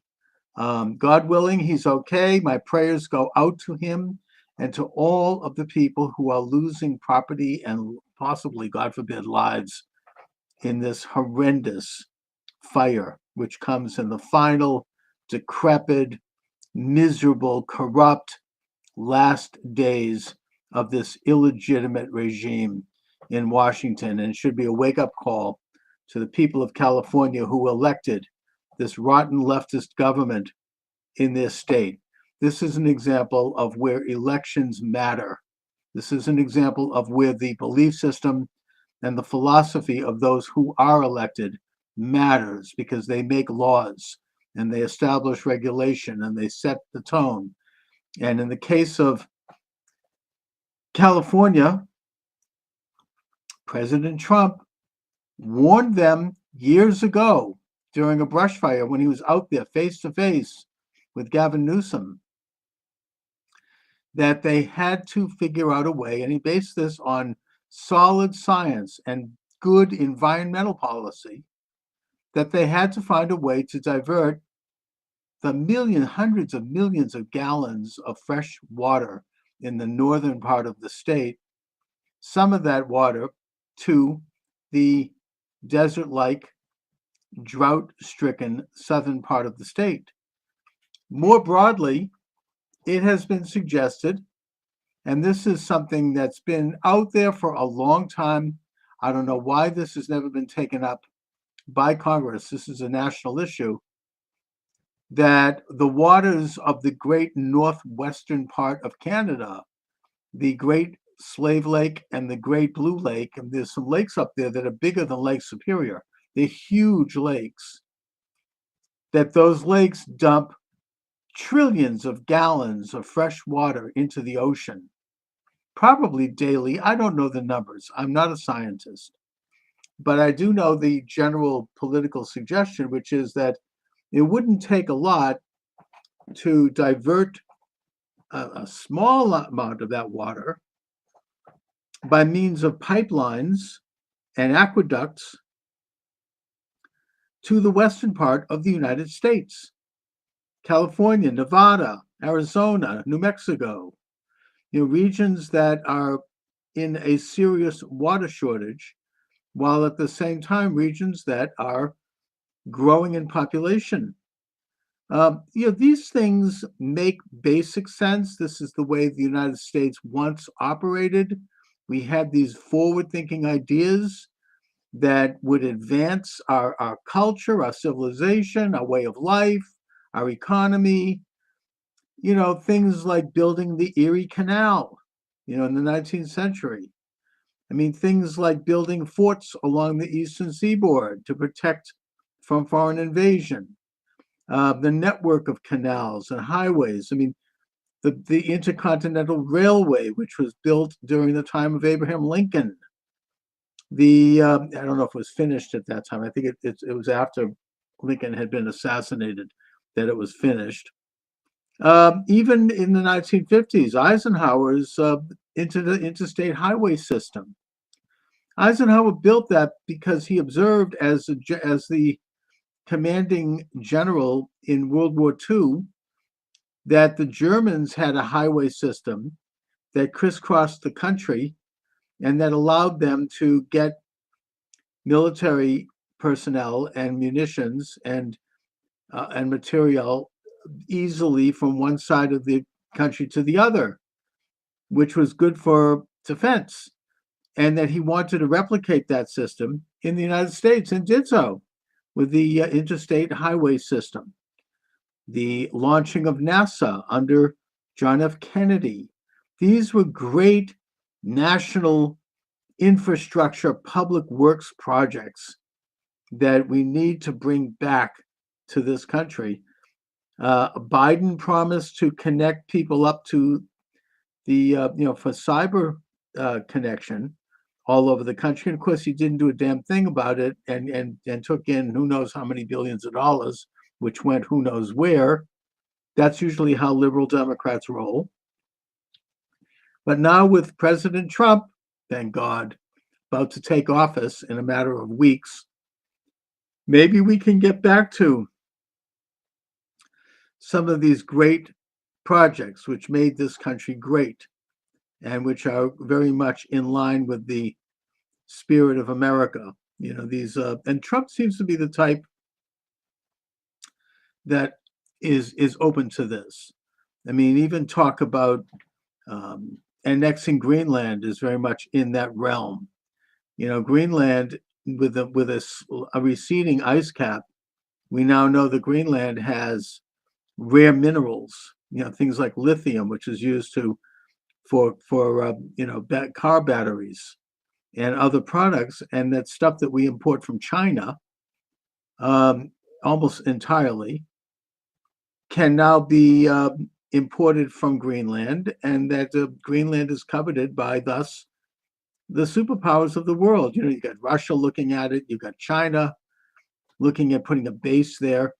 So President Trump is co-opting them by offering to acquire Greenland from Denmark, which is in no position to defend it, and as such, creating either a new commonwealth similar to Puerto Rico, which has local autonomy and semi-independence, but yet which is a territory of the United States, or Greenland perhaps at some point may qualify to become an American state, but I don't think they're there yet. So it would have a territorial government similar to all of the territorial governments that were created as America expanded west after the American Revolution, starting with Tennessee and Ohio, and then moving west into all of the other states, all of which started out as territories.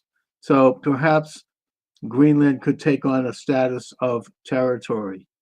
As far as the Panama Canal is concerned, that was sovereign American land that was given up by Jimmy Carter, mistakenly, in my opinion. But even so, there were treaties involved in that turning over to Panama of the canal, and those treaties have been violated or ignored. So the United States has, and particularly with regard to China, taking a very large commanding share in the control of that canal, and the turning over, the triple, quadruple charging of American shipping going through the canal. That's a national security issue for the United States. That is the main causeway that connects the eastern and the western seaboards of the United States. So we have to have access to that canal unimpeded. Thus, you have President Trump putting pressure on Panama to make sure that that happens, with the threat that if it doesn't happen, and if they continue to violate the treaties that they signed when Jimmy Carter handed it over, that we will take reasonable action to reassert our authority and our sovereignty over the canal that indeed the United States built and that Americans lost their lives building back in the early part of the 20th century, starting with Teddy Roosevelt. So, these are all assertions of American sovereignty, of American influence in the North American continent, and it's all for the better. Thank God President Trump is doing it. President Trump is taking office now in less than 2 weeks. And I'm just so grateful. I worry that something bad could happen. Let me just see. We have somebody who wants to join me on TikTok. Welcome aboard. You're welcome to join me. You're welcome to call in 508-637-5596, 508-637-5596. And it's an open line. So as I mentioned earlier, my good friend, Michael D. Shaw, who joins me every Thursday at 3, he just called me about 20 minutes ago to tell me he can't make it today, mainly because he's in Los Angeles and he's dealing with fire. Thank God he's okay. I didn't get into details with him, but he told me that the atmosphere is pretty smoky, and this is a catastrophe. Does anybody want to talk about this? There were a lot of issues around this. There was mismanagement of the environment, as I mentioned earlier. President Trump predicted it. He talked to Gavin Newsom about this during his first term. In person, there's videos of it where they're standing together and he's saying, basically divert some of the hundreds of millions of gallons of fresh water in the north to the south. The federal government will help to build aqueducts and pipelines to bring that water to the south, to preserve that water. And Gavin Newsom said no thank you, because he had some cockamamie environmentalists having a theory that too much water in the south would somehow damage the rare smelt that's like a little fish, which, by the way, apparently is not even true. It would not have damaged the smelt. The smelt would have been fine. Why should the smelt care if there's more or less water? I'm not a scientist, but it doesn't seem to make a lot of sense from a general understanding. If anyone out there knows something about this, you're welcome to call 508-637-5596, 508-637-5596, or you can text me on TikTok or on Rumble or any of the other stations that carry this show. Let me just see if I'm up on Rumble. I should be live there. I'll go to charlesmoscowitz.com and see. Yeah. Well, it looks like we're live on the Charles Moscowitz website, but let me see. Are we live on Rumble? Rumble. Yeah, Rumble. Yeah, we're live on Rumble. So you're welcome to. Yeah. Let me just shut there we go. You're welcome to text on Rumble, which is the flagship station of this show. I was removed from YouTube, by the way. In several years ago, I think mainly the main strike at YouTube was that I discussed the verboten topic of the legitimacy of the 2020 election.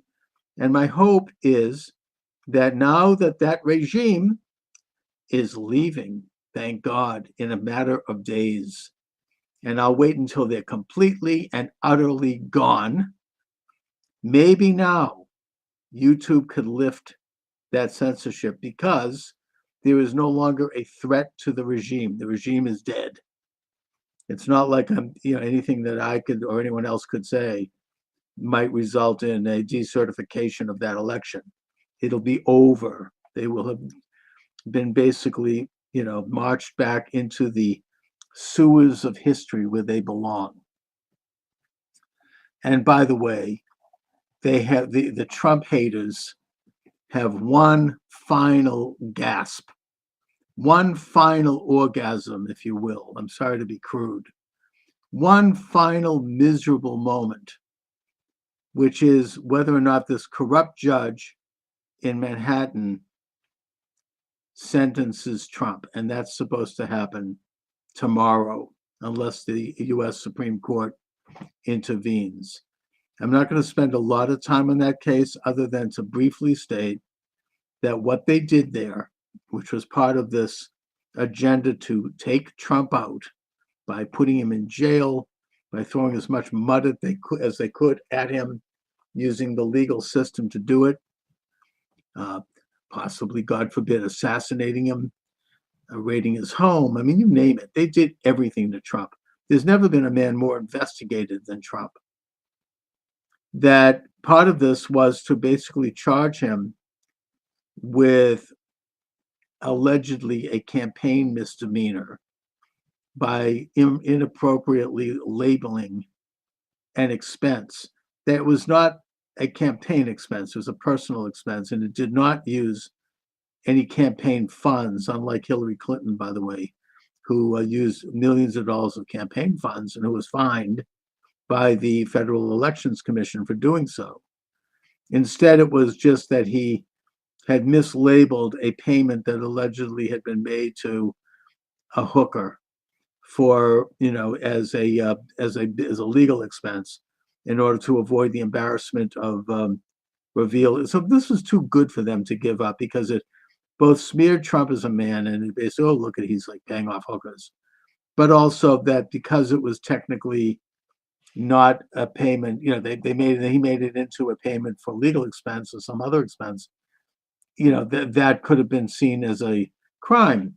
The fact is that any legal theorists, including great legal minds like Alan Dershowitz and Jonathan Turley of Georgetown University, and the law itself have noted that this is a misdemeanor that either should have been taken up with the IRS, which would have resulted in a fine, or if it was to be taken up by the Federal Election Commission, and that's a very big question as to whether or not it was a campaign matter, it would have also been a misdemeanor that would have been penalized with a fine.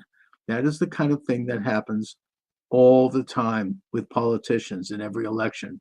That's what the FCC is there to do, FEC.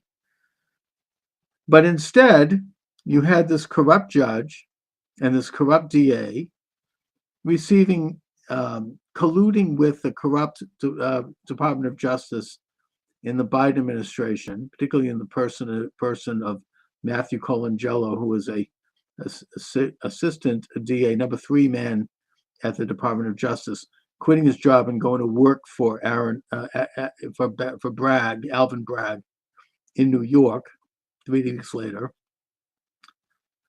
So you had a collusion between, that's the argument made, and I think it's a good one, that there is a collusion between the Department of Justice and the local DA, which is very questionable. I'm not sure it's illegal, but it's highly unethical. And what they did was they took this misdemeanor, they turned it into a felony. They used the state of New York law, the legal system in New York did nothing to stop that. They split it up into 34 pieces of the same felony, and they got convictions from a corrupt jury who had been given very questionable instructions from this judge. And meanwhile, this judge is profiting from the thing personally by using his daughter's PR firm, which accepted tens of millions of dollars, selling the idea there that the father was going to get Trump, put him in jail. And they got big money from the Harris campaign, from Adam Schiff, and from others. So very corrupt. The kind of thing that in a normal society that doesn't have a 2-tier system of justice, these people would have been put in prison.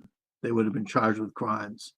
But instead, they were able to prosecute the former president at the time as and given a complete pass. I mean, this whole issue of this lawfare is something that really ought to be investigated. Trump did nothing wrong, really. I mean, the idea that he would be, the investigations against him, there's never been a person in history who has been more investigated than Donald Trump. So anyway, it didn't work. President Trump won both the popular vote and the Electoral College. He won all of the battleground states. He won all of the bellwether counties.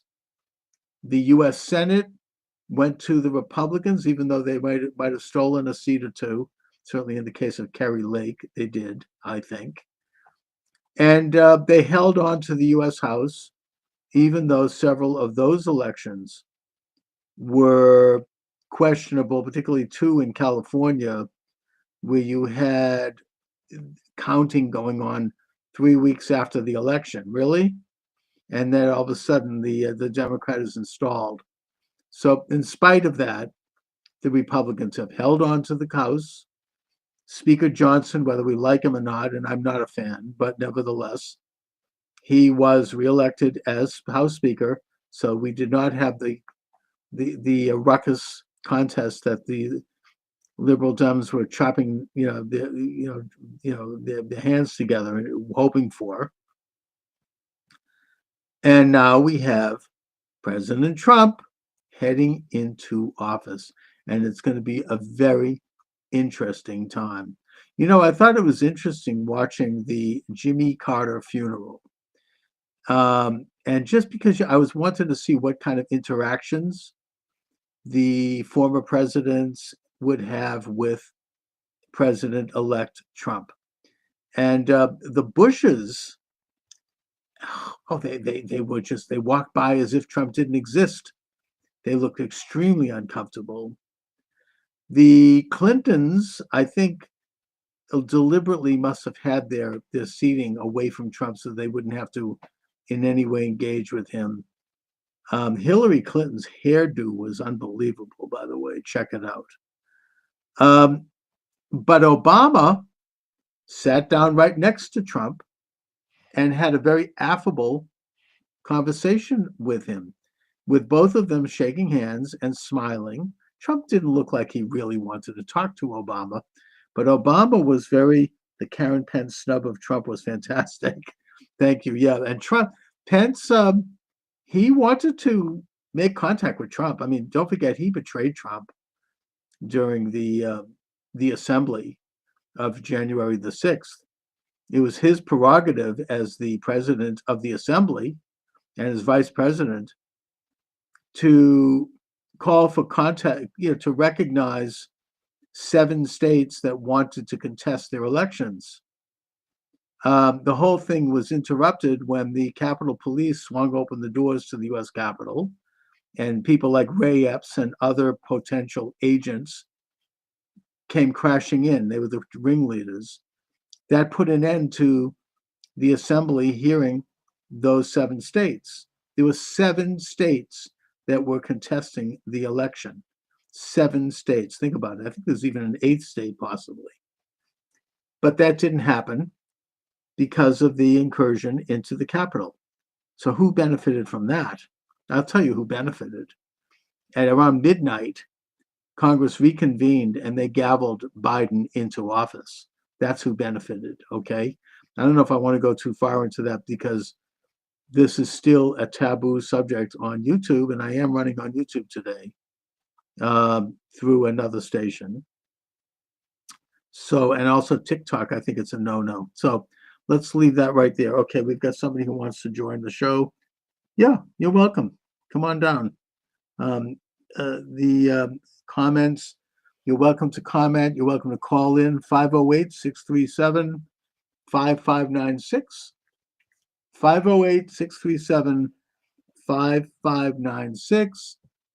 How do you feel about the upcoming Trump era, MAGA era? Are you excited like I am?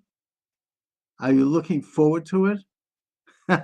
What are the Trump haters doing? I mean, I have to say, I'm awfully worried about the sort of the quiet element. I mean, they aren't like doing the usual agitating. That says Pelosi's evil timing. She forewent procedures and installed House rules. Well,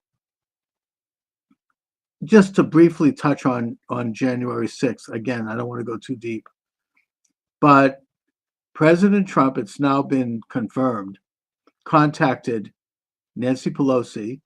He contacted Mark Milley, the head of the Joint Chiefs of Staff, and he contacted Muriel Bowser, the mayor of Washington, D.C., asking all 3 to provide security backup at the U.S. Capitol building, none of which happened. They were all ignored. So does that tell us something about what was going down that day? By the way, there's also this very interesting element that's being covered by Darren Beatty at Revolver News. He's been a guest on my program about the pipe bomber who had planted a bomb or a fake bomb or whatever at both the DNC and the RNC headquarters the day before the assembly. The FBI was investigating that, which is a major incident, and then they suddenly dropped the investigation for reasons that are not known. When Christopher Wray, the corrupt head of the FBI, was asked about this under oath at Congress, he answered, well, I can't comment on that because that's an ongoing investigation. And I think it was Ted Cruz or whoever was doing the questioning, might have been Josh Hawley, said, well, you just said that this was no longer being investigated. And Ray responded by reiterating, oh, no, we cannot comment on an ongoing investigation. So is it being investigated or not? No comment. Anyways, that kind of crap is going to be over if, God willing, Kash Patel is installed as the head of the FBI. Finally, the FBI will have a cleaning of the house, and it'll get back to its original mission, which is to literally go after bad criminal conspiracies against the United States. I mean, I don't know if I'm not a big fan of the FBI anyway, but at least under J. Edgar Hoover, the FBI did investigate and go after genuine enemies that threatened the peace in the United States, namely the Ku Klux Klan, the Communist Party, and the Mafia. Okay? Enough said. Anyway, you're welcome to join the program, 508-637-5596, 508-637-5596. Thank God I'm counting down the days when President Trump is sworn in. I am worried a little bit about his safety and the safety of his family. Okay, I'm not going to deny that. I've said this on a couple of TikToks that I've done already. James O'Keefe, who does undercover journalism, the kind of journalism that used to be done originally at 60 Minutes with Mike Wallace. Remember, he would chase someone down the street. He has sources who have said that the Department of Homeland Security is beefing up their presence with medical personnel at the inaugural. Why is that? Are they expecting something to happen? I mean, who knows? We know that there's possible connection between these drones that have been all over seen primarily in the skies of New Jersey and Iran. Maybe there might be something like that. God forbid. The other piece of evidence I'll mention is Dan Bongino, who is a great talk show host and podcaster. Check out his podcast. Former Secret Service agent himself, worked in both the Bush and Obama administrations. He knows the inner workings of the Secret Service. He's very good at it. He has sent out a warning about rallies that might take place the day before inauguration. He's basically suggesting that people stay home because we may, God forbid, experience a repeat of what happened on January the 6th of 2021, where you have agents, assets, cutouts, whatever you want to call them, of enemies of President Trump dressed in Trump garb coming out and causing trouble. All right. Maybe as a way to rough things up and try to muddy the waters for the new administration, as a way to distract it. They're not going quietly. I don't see that. We should remember what happened after President Trump took office the first time. The next day, somebody released the tapes of his phone calls with two world leaders, which of course is classified. There's top secret information naturally on those calls. That is a felony. Whoever did that should have been charged with, spying, treason, I don't know, something serious. And that those transcripts were picked up by the Washington Post, which then basically extracted various statements, putting them out of context that could be used to embarrass the new president. And that's what happened throughout his presidency. Now, I believe that Trump has learned from that. I think he's coming into office now with a pretty good handle on what you're right, you don't know. No, we don't. None of us know, but we can conjecture. Okay, We all only have information available to us that we can glean from the media. The people that are in the know on any of these things aren't talking for the most part, although there were a few truth tellers. By the way, one of whom is Jeffrey Sachs. He's telling the truth about the Ukraine war. He's bringing up some unpleasant and uncomfortable elements of the Israel-Gaza war and of Israel's relationship with the United States. He's a truth teller. So, we have to admire that when it happens.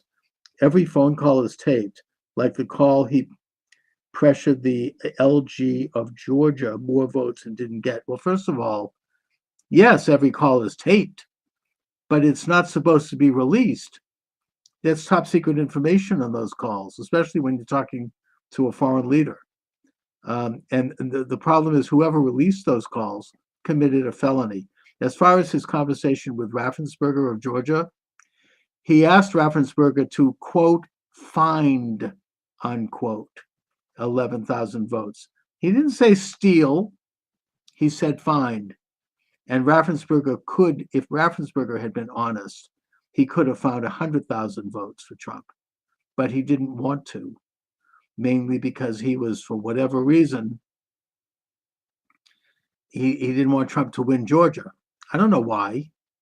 What I've been told is, according to Favorito, who is a major, he's a legal figure in Georgia. He was a part of the government, and he did some research on the corrupt election of 2020.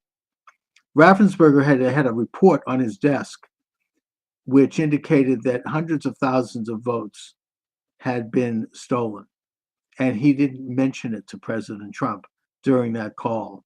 So I think that that's something that ought to be investigated, not by some partisan hack like Big Fanny, but by maybe the incoming Department of Justice under Pam Bondi and the incoming FBI director, Kash Patel. I would hope that they do investigate Georgia and Maricopa County in Arizona and that corrupt Secretary of State in Michigan who changed laws to make it easier for votes that had no connection to a voter to be cast, and other factors that led to, let's just say, election improprieties. I want to be careful here because, once again, I am on YouTube today, so I don't want to get shut down. Also, I don't want to get shut down on TikTok. The party of law and order is now totally against law and order. And which party would that be? Influence number 13. I mean, be more specific. I don't know if you're talking about Trump, you're dead wrong. That has also been investigated. You guys are still whining. Hey, you don't like it? Tough. I am going to continue to whine, if you will. But I do believe in election integrity, and I'm not going to let that go. It's the future. They didn't do it this time because Trump's vote was so overwhelming that it turned out to be impossible to steal. That's my opinion. But this country has to get voting right. My senator here in Massachusetts, Elizabeth Warren, filed legislation in 2019 that would have ended electronic voting, that would have required all votes to be cast on paper ballots, and that the election would happen in one day and it would be counted and the winner would be known by the end of that day. That's Elizabeth Warren, okay? She's not talking about that now. She kind of changed her tune, but there it is. Voter integrity, voter ID used to be a liberal cause. It stopped being when they realized that they could use these levers of fraud. Likewise, censorship, by the way. Remember the ACLU used to be into stopping censorship? Remember how the liberals used to come out with the annual most censored stories of the year?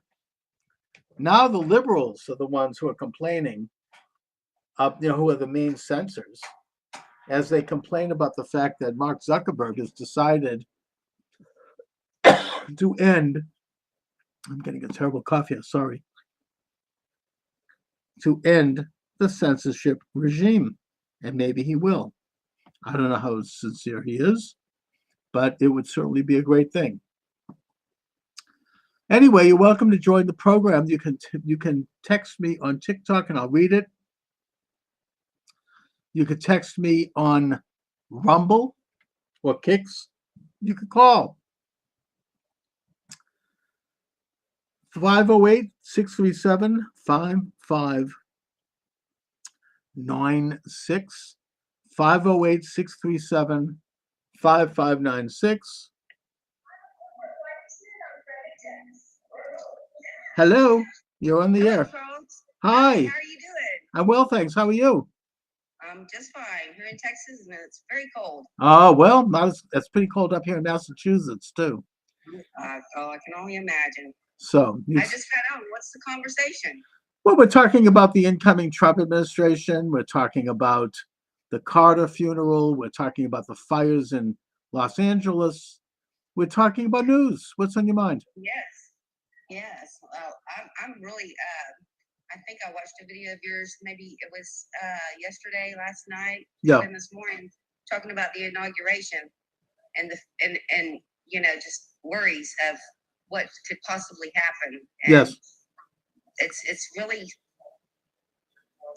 like it's starting to click to me that there is a possibility that something could very well happen. Well, I'm suggesting that people not go to any rallies in the day up. It's too dangerous. I mean, this establishment, look what they did on January the 6th of 2021. Yes. I don't want to see that happen again. I think we should stay home. I think Donald Trump should stay home until the day. Stay in a bunker, stay safe. Tell his family, everybody should be quiet. We won. Let's just be quiet. Let's stay safe and get across the finish line on January 20th in one piece. I mean, I'm sorry, Exactly. we'll have plenty of time to celebrate later. Once Trump is in office, it's going to be very difficult for this corrupt, rotten, illuminated, internationalist deep state to stop him. Even if, God forbid, they did injure Trump once he's president, it'll be too late because he will have been inaugurated. We'll have J.D. Vance and we'll have the whole establishment in place. It looks like all of his nominees are going to be confirmed at this point.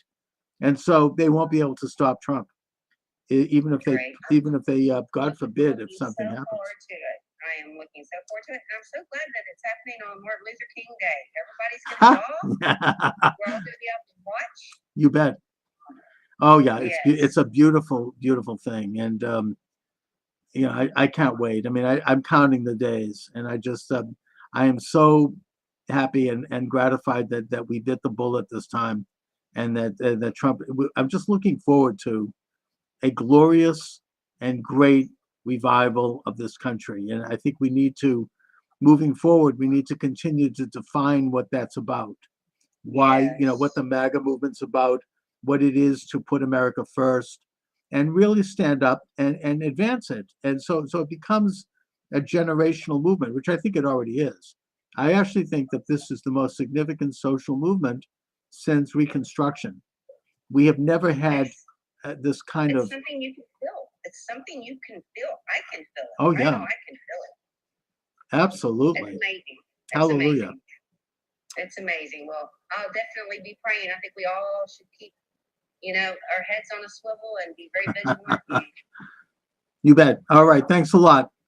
Thanks, Charles. Okay. All right. Looks like I've got a couple of people that would like to join me on TikTok. You're welcome to join me, by the way, on live if you want to call in. 508-637-5596 if you're watching on Rumble or on Rockfin or some of the other venues that are carrying the program. I'm running live on Podomatic. I'm kind of looking forward this year to hopefully ending the censorship regime. Now that this corrupt, illegitimate regime is out of office. Yep, I'm live on Rockfin. Rockfin is a pretty cool. Rockfin's a pretty cool site, by the way, and Not to get in a quick, shameless plug, if I may, but my books are all available at Amazon Books, at Barnes and Noble Books. Amazon is the best because Amazon's actually published my books. And you could check them out just by putting my name in the server, Charles Moscowitz, like Moscow, Moscowitz. By the way, just for clarification, that the name means son of Moscow, son of Moses, not son of Moscow. In the same way that, like, in the Irish language, a name like O'Malley means son of Mali, or son of the tribe of Mali. That's my understanding. It's a similar, linguistic element. All right, looks like we have another someone. They're all invited. You're all invited to join. Come on down. So let's just stay safe. I mean, I hope that we can get to the bottom of this really serious environmental catastrophe in California, which has nothing to do with global warming, has everything to do with bad management. I'm not a scientist, but I will note that there is a reason why, for example, forests in Germany, in Scandinavia, in France, in Eastern Europe, that they don't have these out of control wildfires that take out villages and destroy homes. And the reason they don't is because they manage their forests. They rake them, apparently. They they do like controlled burns to keep them clean. They build roads that separate them out. I mean, there are management techniques, water management, that help them treat their forests like you would treat any other crop. I mean, and thus they don't have these destructive fires. That the corrupt liberal regime in California was warned actually by President Trump in his first administration, where he warned Gavin Newsom in person. There's a video of it. They're standing face to face. And he says, the federal government will help, but you need to divert some of the billions of gallons of fresh water that are dumped into the ocean in Northern California into the south by means of aqueducts or pond tunnels or pipes or whatever. And that Newsom ignored that. He ignored it instead because he had some cockamamie theory being put forth by alleged environmentalists who really, it was not good science, that somehow the increase in water supply would damage the rare smelt, a tiny fish, which, I mean, I don't even think that's true. I mean, I'm not a scientist. I don't claim to be. But how could an increase in water supply hurt a fish? I don't know. It doesn't ring well in terms of authenticity. Let's put it that way. Anyhow, or as my late grandmother used to say, anyhow, or anywho, I think that I'm going to leave it there for now. I'm going to thank you all for joining me today. I shall return tomorrow, God willing, at 3 p.m. Eastern Standard Time with my usual co-host, Michael Shaw, who called me earlier to let me know that he's in Los Angeles, that he was having problems dealing with the fire. He is safe, he assured me. His family is safe. The atmosphere is smoky. And, there ought to be a price paid for this catastrophe. This is something that maybe could have been at least somewhat averted, maybe not fully. And that I hope that this leads to an awakening in California about the corruption and the rot of wokeism, of DEI, of illegitimate leftism, and how they now are paying the price. I feel very worried and bad for innocent people. I feel bad for everybody. Certainly, there is a little bit of schadenfreude over some of these fat cat left-wing actors and actresses and Hollywood types who are having their homes burned. I'm not going to deny the fact that I got a little drop of Schadenfreude to see that Ben Affleck, who's from Boston, my hometown, and who's an ass, had to flee his home and go to that of his ex-wife. All right, okay, fine. I don't wish it on anyone, including him. And I'm not trying to be mean. But most of the people that are being hurt are regular people like all of us. And it's a catastrophe. It's a tragedy. God willing, everyone is safe, and that President Trump could come in and declare an emergency and help people rebuild, but to do so under the guise that they can ensure that it not likely will happen again. You have to learn from history. You learn from mistakes that were made. When an airplane crashes, the FAA, the Federal Aviation Administration, goes in and they do a report. What happened? Why did it crash? Was it a design flaw? Was it, stress from overuse? Was it human error? What happened? And they try to correct problems that may be discovered so it doesn't happen again. And so flight can be safer. Cannot ever be 100% guaranteed. That's not, nothing in life can be 100%. But you make improvements. You don't just go back to, the casus belli. You improve. I mean, I suppose historically another example is the Great Boston Cotton Grove fire in 1942, where you had 1,000 people burned to death because this nightclub didn't have doors that opened so people could get out. You only could get in. I actually had a relative die in that fire. The fact is that after that fire and after the situation was studied, now venues, you have doors that can only go out, so people can get out, and you have a limitation on the number of people allowed into a venue. I mean, there were regulations which are good because they're based on science and observation and research. Well, I hope that happens in this case. Last time it was ignored. This time, with President Trump coming in, and maybe with an awakened public in California, there might be real change. There ought to be a price paid for your misinfo. Well, can you give me an example of misinfo that I have spewed? I'd be open to debate that with you. I'm not saying my information is always 100% foolproof. I do the best I can. But if you feel that I have engaged in something that is not accurate, please elaborate and I will make the correction. If I'm wrong, I will stand corrected or I will debate you on it. So AMC OOSA on TikTok. You're welcome to call me 508-637-5596. 508-637-5596. Put your money where your mouth is. You think I gave misinfo?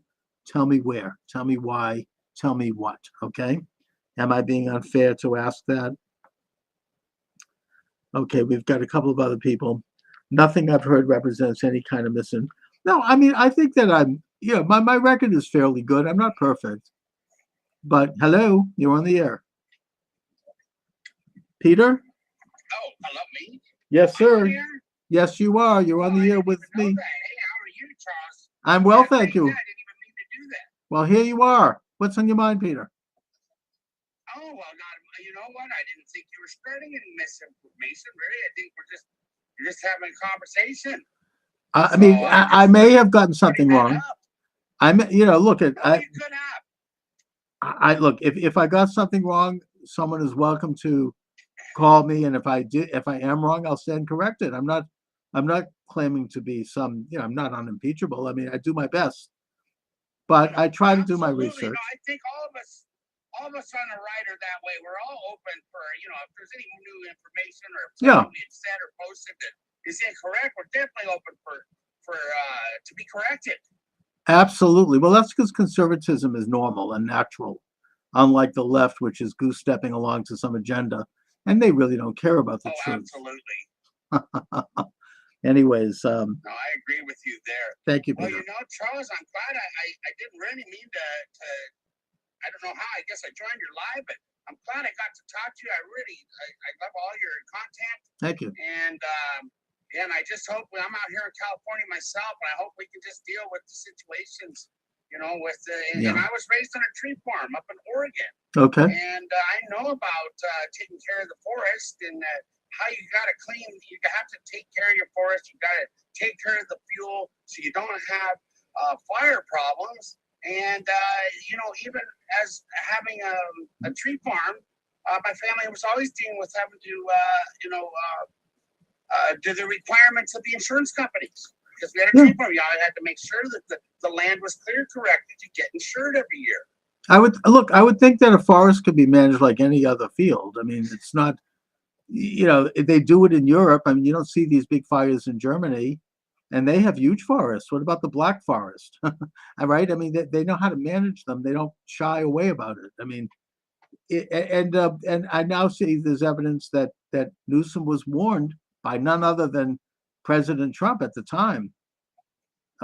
They can divert millions of gallons of water from Northern California without affecting the water supply.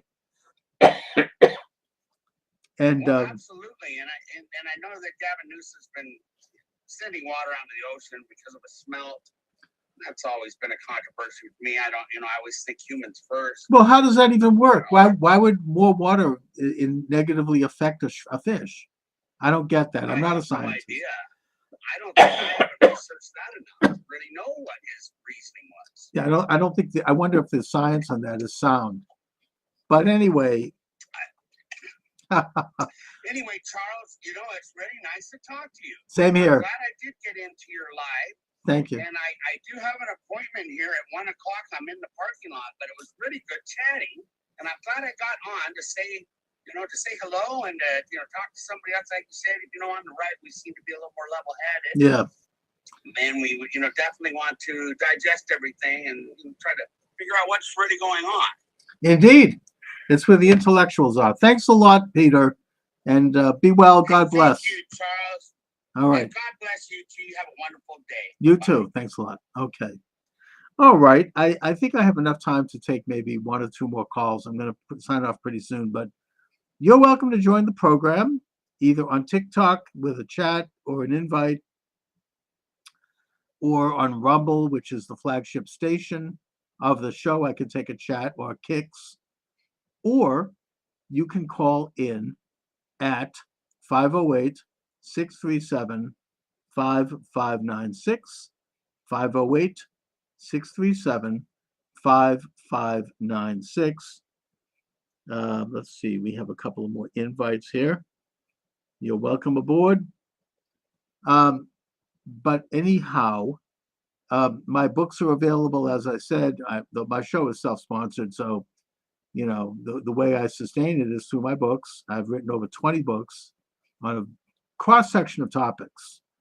I've written on health. I've written on economy, a lot of history. I've written on religion. I've written a book about Judaism, about Islam. My most recent book actually is about anti-Semitism. And I'm working on one right now dealing with conservative social theory.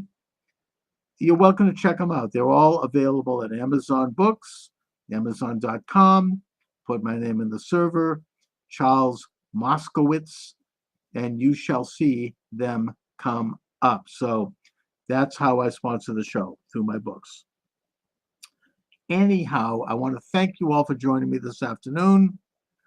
I shall return, God willing, tomorrow at 3 p.m.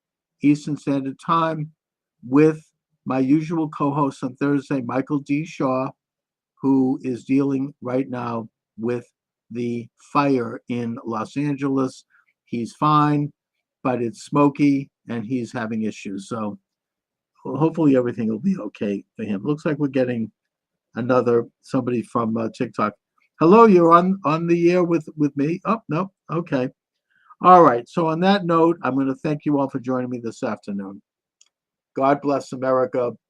God bless the MAGA movement. God bless President Trump. And have a wonderful afternoon, everybody.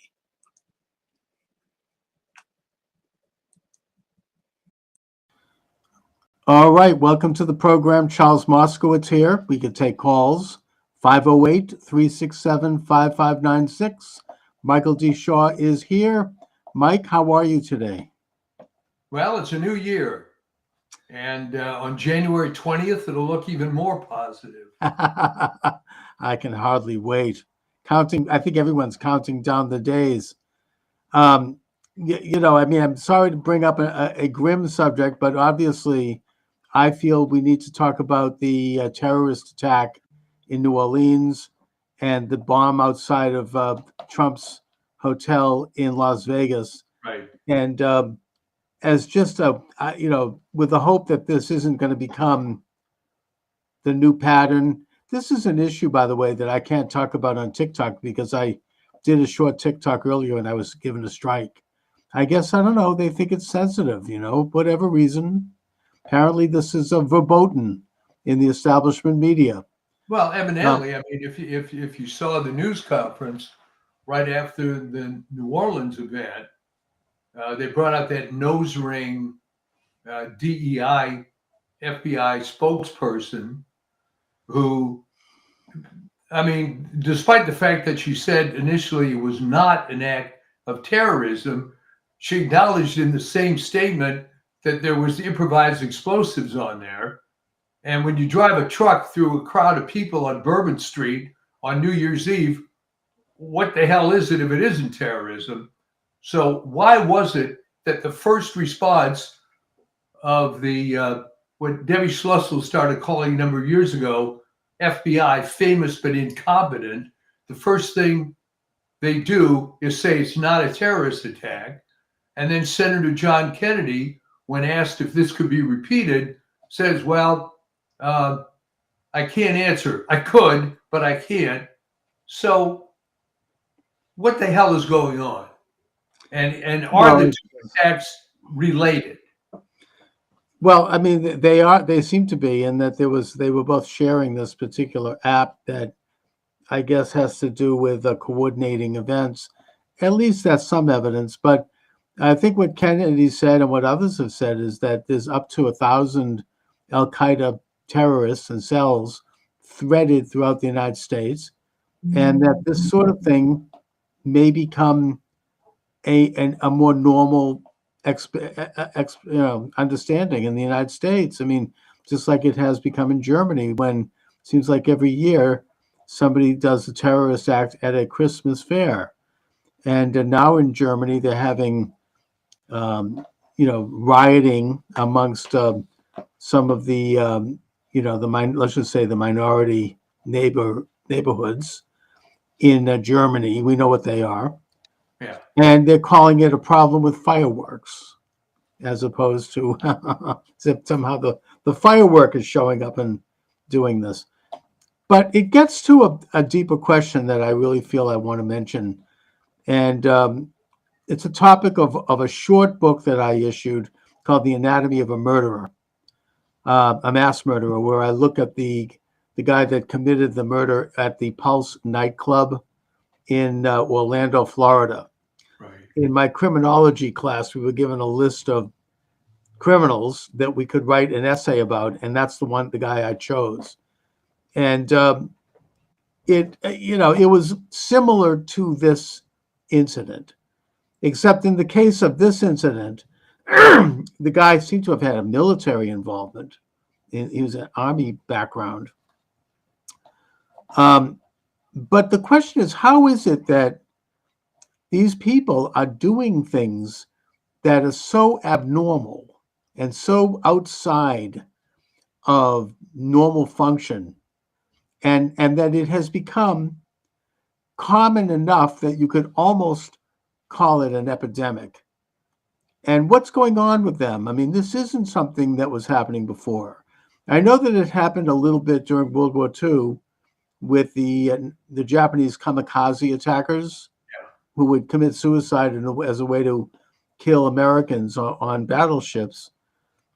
And there was one incident of this kind of terror in the 1960s that I know about, and that was the shooter at the tower in the University of University of Texas, Texas. Yeah. right? And that was big, big news. I mean, he went up to the top of the tower and he started taking pot shots at people below.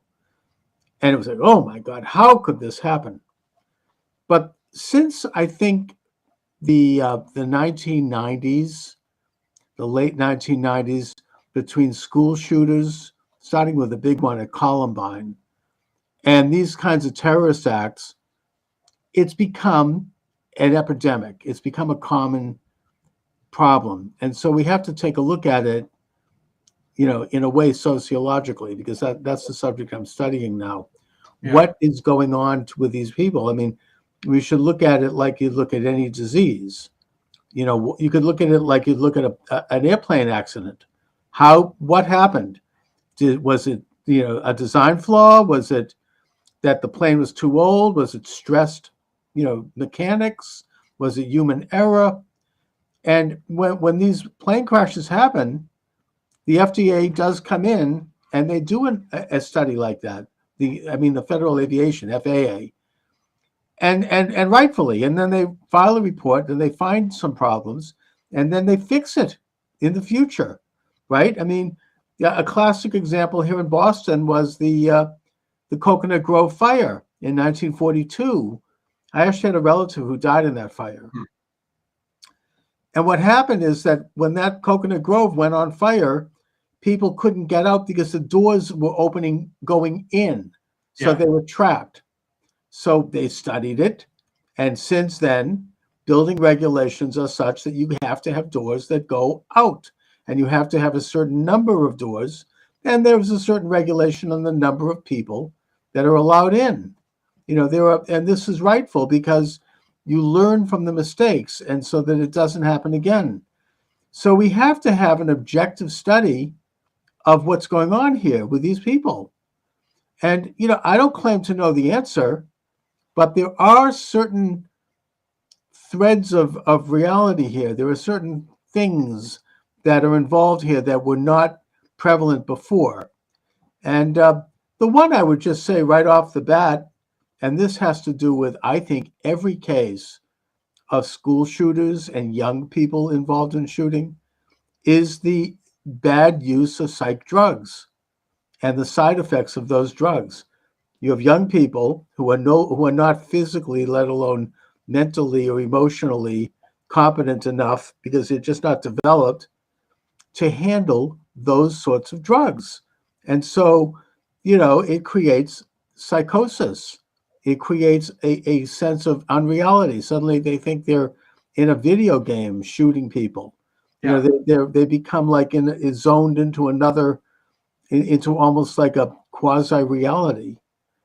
And that there's also elements, if you look at the fine print of those drugs, and I'm not saying I'm completely against them. I mean, there might be some use of them from time to time, particularly with someone who is dealing with schizophrenia. So that's not the issue. The issue is that if you look at the fine print, there it says, like, if you go off of these drugs, you have to do it under supervision because it could lead to homicidal tendencies and suicidal tendencies. It says this in the fine print on the container of these drugs. You can just read it. Right, Chuck, but you have to understand one thing about when they give these side effects and contraindications.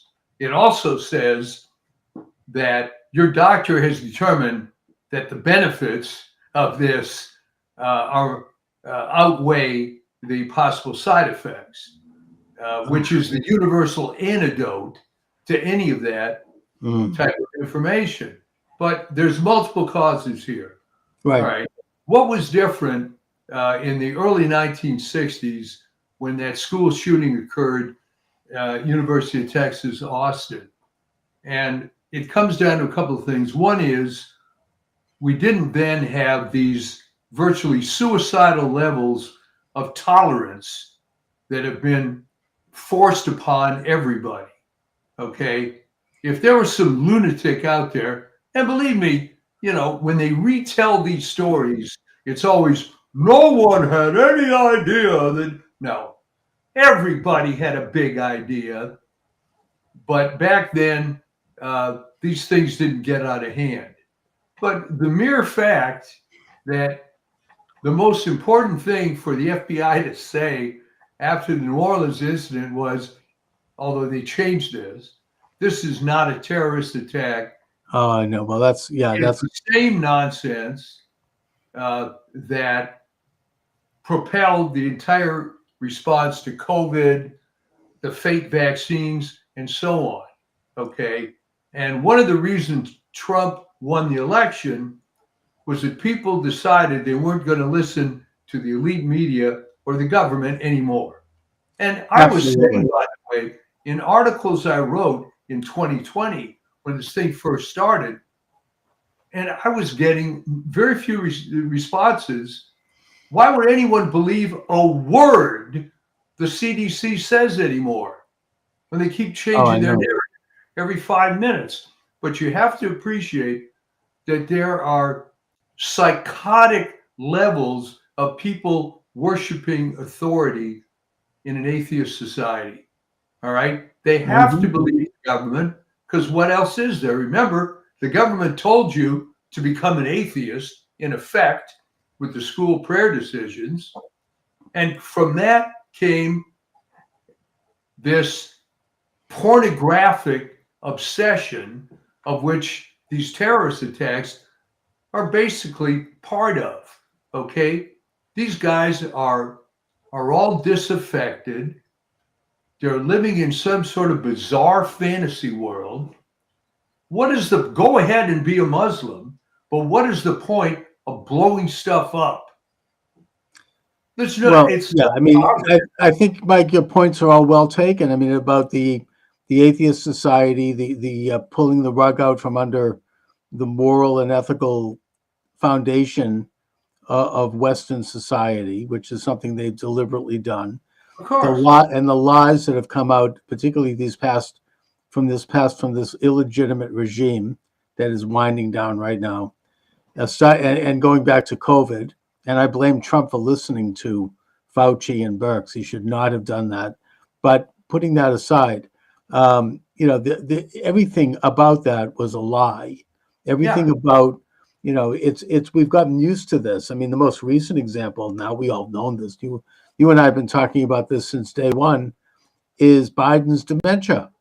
The media just lied about this for 4 years. And I think people now get used to this. The FBI is a classic example. Thank God we're going to get Kash Patel, God willing, to go in and clean this thing up, because he's a clear truth teller.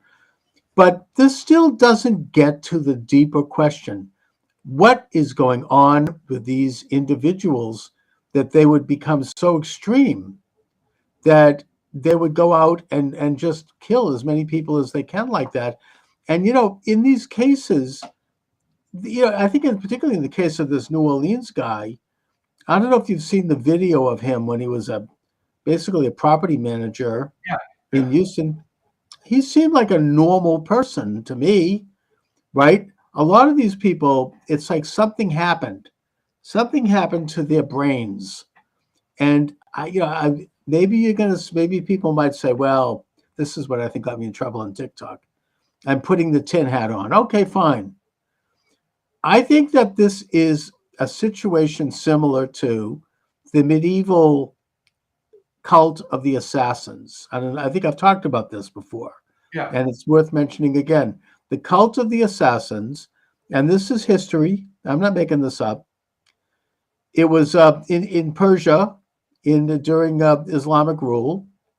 What they would do is they would find some disaffected guy, like a lot of the personalities that are involved in these things, somebody who was kind of going nowhere, and they would pick him up and swoop him up to this beautiful palace in the mountains where he'd have every kind of earthly desire fulfilled, everything you could want. The word hashish comes from assassins. You'd have drugs, you'd have all kinds of substances, you name it, complete luxury. This would go on for maybe 2 or 3 weeks. And then you'd reach the end of the time and they'd say, we're going to send you back down to, regular society. But if you want to have this for eternity, you have to fulfill a mission. And that mission was usually to kill somebody that they wanted to take out, an assassination. You need to get yourself into this circle and get close and perform this murder. And if you do, then the soul of this person that you just murdered is going to enter your body and you're going to become like Superman. You'll have a super eternal life.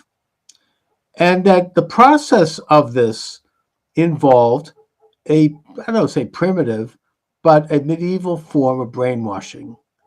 You would literally put a person under a hypnotic state between the combination of the drugs and the earthly pleasures, and then they're going back and all these things going on, this sort of controlled environment.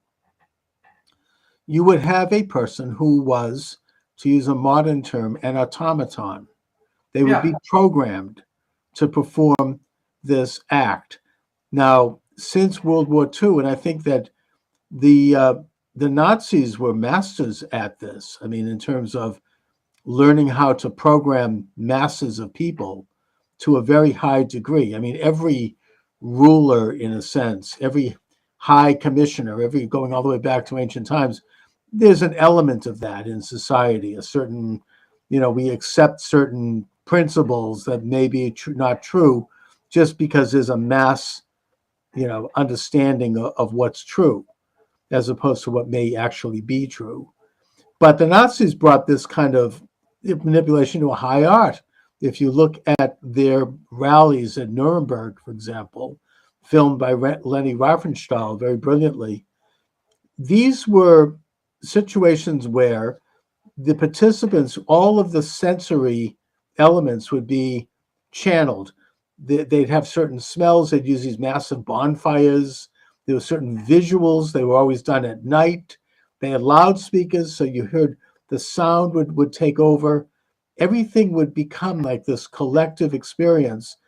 There's a sociological term for this, collective effervescence or something like that, where you would be I suppose you could even say that churches do this, synagogues do it, right? Where you have like a group, you're chanting a group prayer, except in a sense, it's not to try to create something evil. I mean, it's not like a brainwashing. But this is on a mass scale. We have thousands of people experiencing this.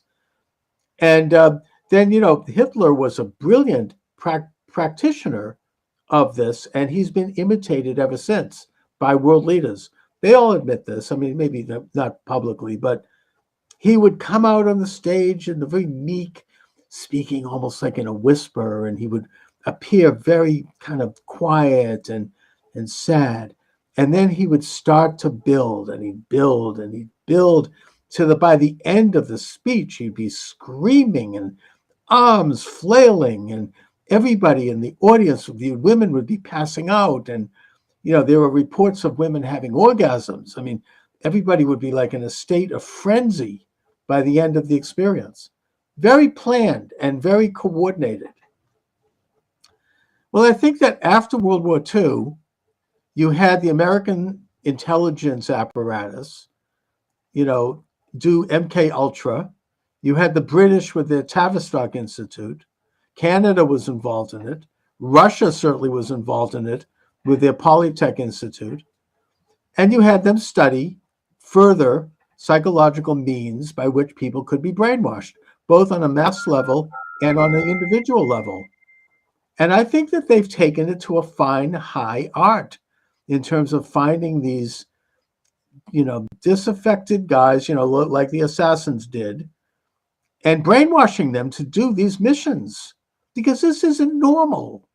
Nobody in their right mind would go out and do this. I don't care how it is evil they are. normal, but maybe what's unspoken here, but I will speak it, is that there's a self-preservation aspect in law enforcement.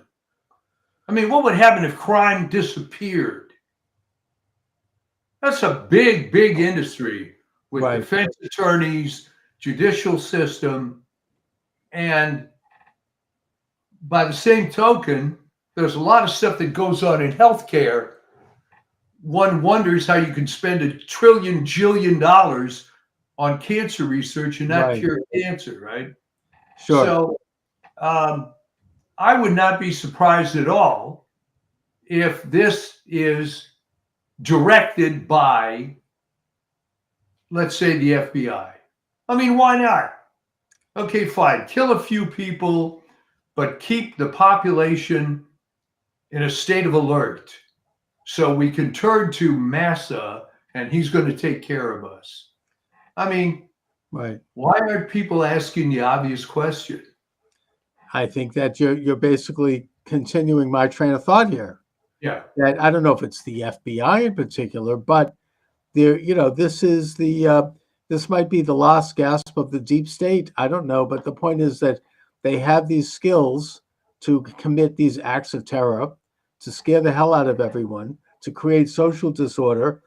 What could be more ripping apart of the social fabric than sending out a car to kill innocent people on a sidewalk like that on a mass scale? So they program them to do this, and it creates such havoc, and rightfully, that they are then able to perpetrate and further advance their power. Well, in further support of this, as we've said on this show many times, how come there is never a definitive explanation of any of these mass shootings, especially who financed it? It's always some disaffected guy, living in his parents' basement or in a trailer park. Right. How do you come up with thousands of dollars to buy guns and ammo, work out the logistics, unless he has some help? All right. Why, in the name of God, do people do gain of function research on viruses unless you want to weaponize viruses? That's right. And they're doing it apparently right here in Boston right now. They're still doing gain of function. These are all tools of this international establishment. I hate to put it that way. And I don't think it's an issue of Islam either. I mean, I think Islam is being used as a scapegoat in this regard. I don't. Why would they? What do they get out of this? I mean, sending somebody into into New Orleans, going into a crowd. I mean, I think that it's something much bigger than that. It's not an issue of Islamic terrorism at all. It's because I mean it's a small, scary event. Okay, think about it, Chuck. If you coordinated 500 of these events to occur in 1 month, people would get wise. Okay, right. But if you do a little one here and a little well, one that's there, right. They keep everybody off balance. You never know what's going to happen next. We don't know when the next one's going to be. Everybody the next day wakes up in a, whether you want to admit it or not. I mean, I don't think I have a problem. You're scared. You're thinking, gee, where are my kids? Where's my daughter right now? Where's, so and so, where should I go to that concert? Should I go to that movie? Do I want to be out in public, in these events? It creates, look, this is what happened in Israel to a certain extent. I mean, after they had a situation with a Purim celebration in Tel Aviv, some terrorists showed up. They started to massacre little children and girls, dressed in costumes. And since then, the Israelis no longer have Purim outside. It's just, they just don't do it. I mean, they do it inside. It creates, it changes the society. I mean, I know we could say, well, we can't let it change society, and that's true. But terrorism does do that. I mean, I'll give the historic example, and the Israelis have learned from this one. And that is the Crusades.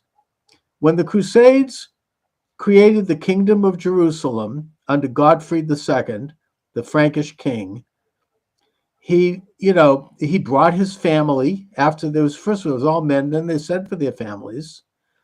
And the wives and the children decided to go down to the banks of the Jordan River to celebrate and have a picnic. And when they got there, they were all massacred by Saracens, is who they called it in that time. it's Arab today, putting that aside. And one or two of them were allowed to get away, who went back to Jerusalem, and they reported what had happened. Now, the answer on the part of King Godfrey was to shut the gates of Jerusalem and to build castles and to close everything in. We're not going to go outside. It's too dangerous. Eventually, they sent their families back home to France. And it became like a garrison mentality. And that is what led to the defeat of the Crusades, because they were changed by the fear of the terrorism around them. They didn't stand up to it. Not that they necessarily ultimately could have, putting that aside, but they went inward. They withdrew. They became like, they responded to the terrorism the very way that the terrorists wanted them to respond. So yeah, you don't want to withdraw in the face of this sort of problem, and the Israelis have not. They have a little bit, but for the most part, you go into Israel, you mess with Israel, they'll kick you back. Yeah. They'll fight, they'll find you, and they'll get everyone involved in it. They won't kill innocent people to the best of their ability, in spite of the propaganda that the other side might push. But they will try to find the people involved in that incident and take them out, because that's the message they want to send. If you want to do this, we don't care if it takes 10 years, 20 years, we're going to find you. That's what Golda Meir said after the Munich attack at the Olympics. There were 20 terrorists involved, and she said, look, we're going to find every one of them and take them out. And it took, I think, 20 years to get them all, but they did, and that's the response. There wasn't this kind of. By the way, there were plenty of people in Israel that were against this prolonged search for these guys. Oh, I'm sure. Because, this flower child mentality, which apparently is more important than life itself, that maybe they were misguided, or we can't lower ourselves to that level, or whatever cliche they're going to come up with. Well, that's why Hamas was able to do this terrorism on October 7th, because the army had become kind of taken over by the same type that has taken over the U.S. Army and the U.S. establishment. This couldn't happen, and we can be nice to people. And Golda Meir also said something, and I'm paraphrasing. She said, "Look, if we have a choice between having good public relations or being alive, I'd rather pick life." Yeah. It's like we have, and you have a right to defend your life and that of your family and your property. If a sovereign nation can't do that, it's not worth being sovereign. I mean, that's the basic function of creating a sovereign. That's exactly right. I mean, the people in Gaza and their supporters played the PR perfectly, right? And it's not so much anti-Semitism, it's that there's so many people with the woke mind virus that it's easy enough for them to become sympathetic to, oh my gosh, you're killing civilians and whatnot. Right. And they're building their headquarters in the basement of a hospital for that very reason. They want to see the civilians killed, so they could then. You can have CBS, Lester Holt sent a reporter down there to film babies being killed, and they would get that kind of public relations out of it. Meanwhile, they're firing missiles from that basement, and they're terrorizing the hospital. Well, I mean, to be honest, though, that's nothing new with Hamas. I mean, you can go back to Pearl Harbor. I don't think any serious historian believes that we didn't know in advance of the attack.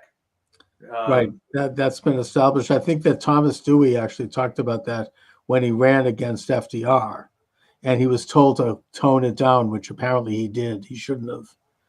But that's it. So it certainly, in FDR's sick mentality, it was worth killing 2,900 personnel at Pearl Harbor to get us into this war that he wanted to get into so badly. Exactly. So Exactly. And he was celebrating it right after he gave that famous speech. There's images of him just having a yuck over the whole thing. That, yes, we finally did it. We're at war. This is the warmongers mentality. But to go back to these terrorists, this is a new phenomena where you have people who are committing senseless mass murders against just, it's not even political. I mean, are the people in New Orleans celebrating New Year's, is that a political target? I mean, I get, as evil as it is, I get the fact that Hamas wants to kill the Jews, right? And so they go to a rock concert to kill as many Jews as they can. Completely evil, but it is targeted. Whereas this is just like, we're going to kill, people in New Orleans. I mean, really? What the hell? Or like you get, somebody shooting up a high school. It's something about this that, it's just not normal. There is no, something. it's not normal, but it's becoming more common. And I don't use the term pornographic lightly. All right. Ultimately, well, all right, there's a video going around now where some woman analyzes the demographics of OnlyFans. She claims, and I find this extremely hard to believe, that there's 165 million men in the US, over 80 million are subscribers to OnlyFans. All right. I don't think that's true, but go with that. All right. And then there's some ridiculous number of women who are OnlyFans models, a few million. All right. Isn't that the thing where just like anybody can open up an account and take nude pictures of themselves and sell it? Yeah. Yeah. Okay. So this is maybe relatively harmless, but one of the other factors that came out of this analysis is that the vast majority of these OnlyFans customers are married men. Okay. So, Well, that's in probably that case, the vast majority of porno customers anyways, Yeah. right? so yeah, if you think about that, what the hell is going on? Okay. You'd rather look at somebody else doing it in a picture than your own partner. All right. Right. So you ask the question, what's the point of killing X number of people in the French Quarter in New Orleans? It's pornographic mentality. There's no point in it, but it's some sort of sick release mechanism. You're not going to win anything for ISIS. That's No, how's that? I don't see it as a political thing unless to go back to my original premise. These people are somehow Manchurian candidates for somebody who has an agenda. They think Oh, that absolutely. And it's law enforcement that has the agenda. I mean, the easiest way to analyze this is the so-called war on drugs. right. Okay. The war on drugs proved that you could spend $1 trillion to incarcerate over 1 million people to make sure that drugs are more readily available and of higher quality. But it's a tool of enforcement. So you can take some poor black kid in the ghetto that has a dime bag and put him in jail, enriching this so-called prison industrial complex.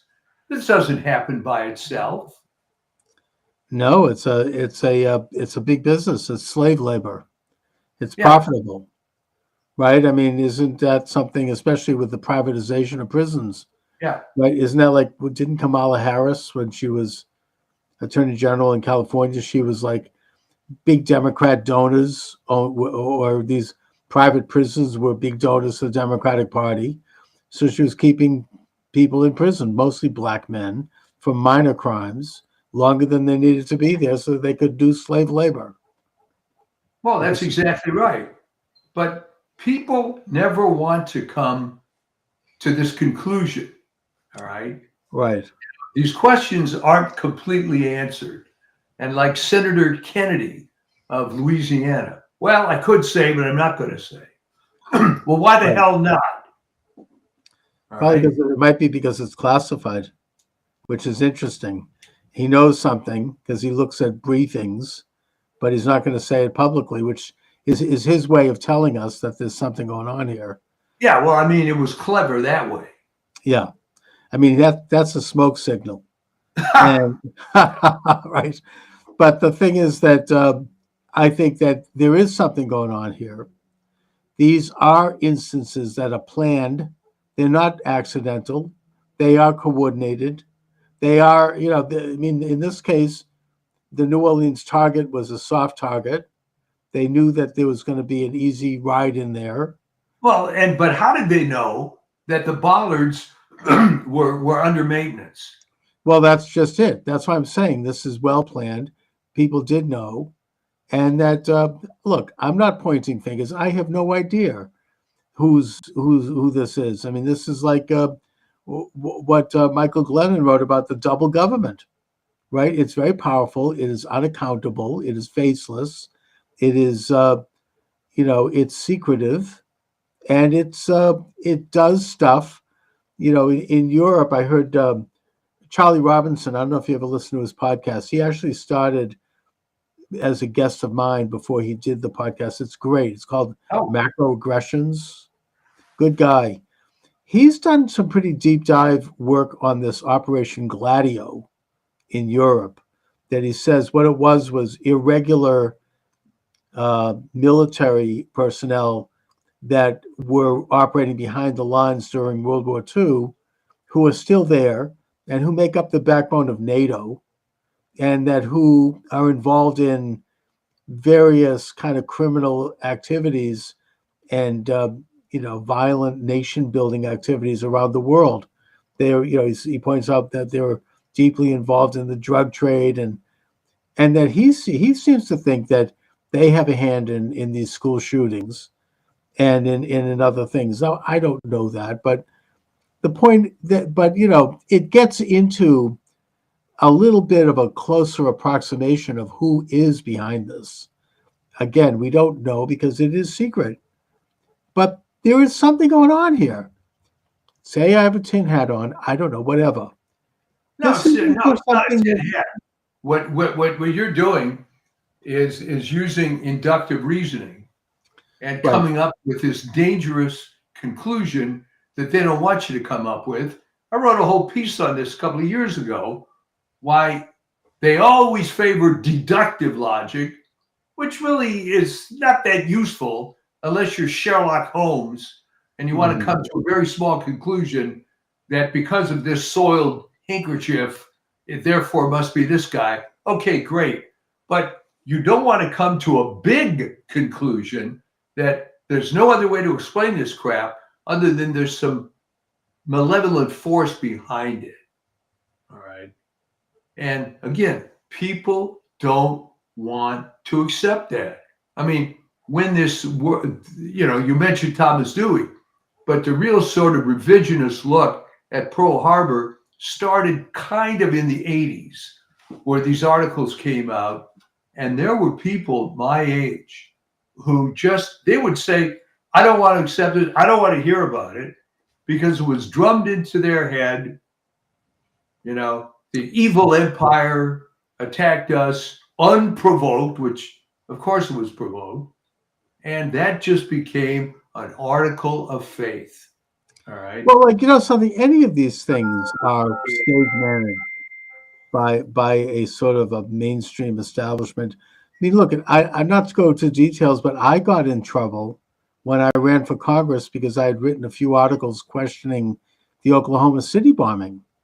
And I quoted in those articles reporters who were there at the time who were, part of CBS. I mean, major stream reporters. But I mean, Barney Frank took me to the coals for that. And even more recently, there are questions about what happened on the September the 11th of 2001 that have never been answered.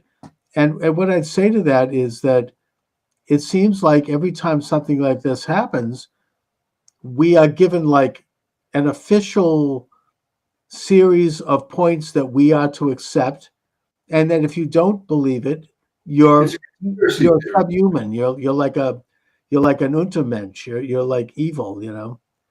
And I mean, the 2020 election is a perfect example of that.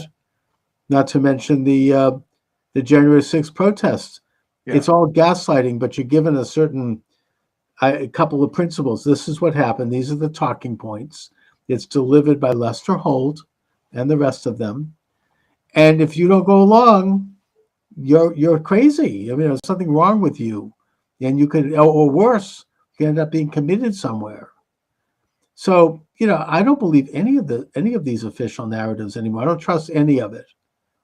And yeah, I know this sounds like a weird thing, but the one incident that really made me no longer trust the mainstream media and realize that it's all lies was the death of Trayvon Martin. Do you remember that? Oh yeah. Okay.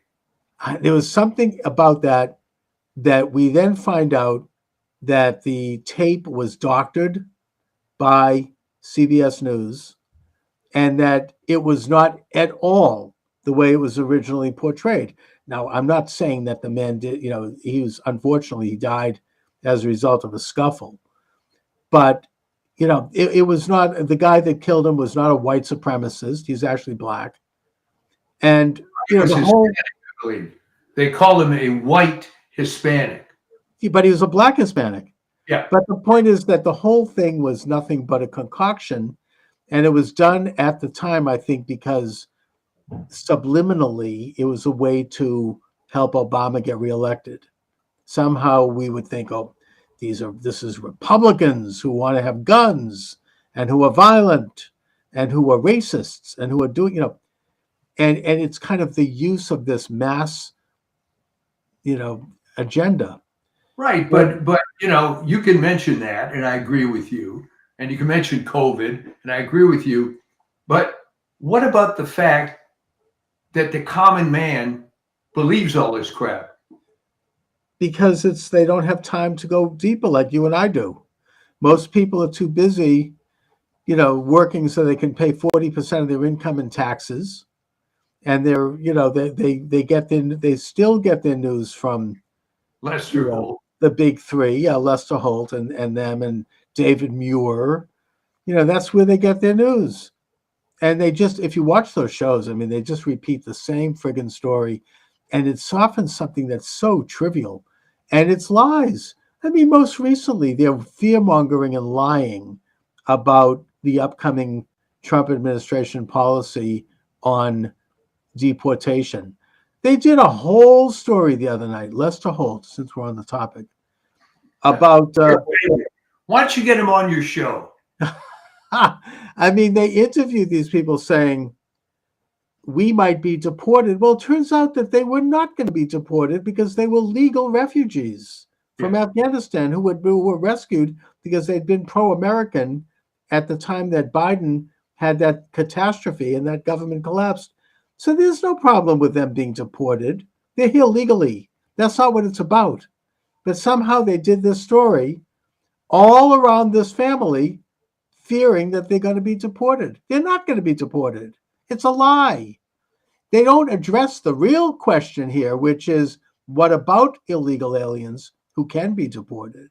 That's not, you know what I mean? In other words, it's this enormous kind of like three-card Monte, this sort of, they're not going to talk about the actual issue. Right, but what is the audience? I mean, maybe the common man doesn't have time to think about it, but let's face it, the common man went through COVID, saw how he was lied to, saw how businesses failed on purpose.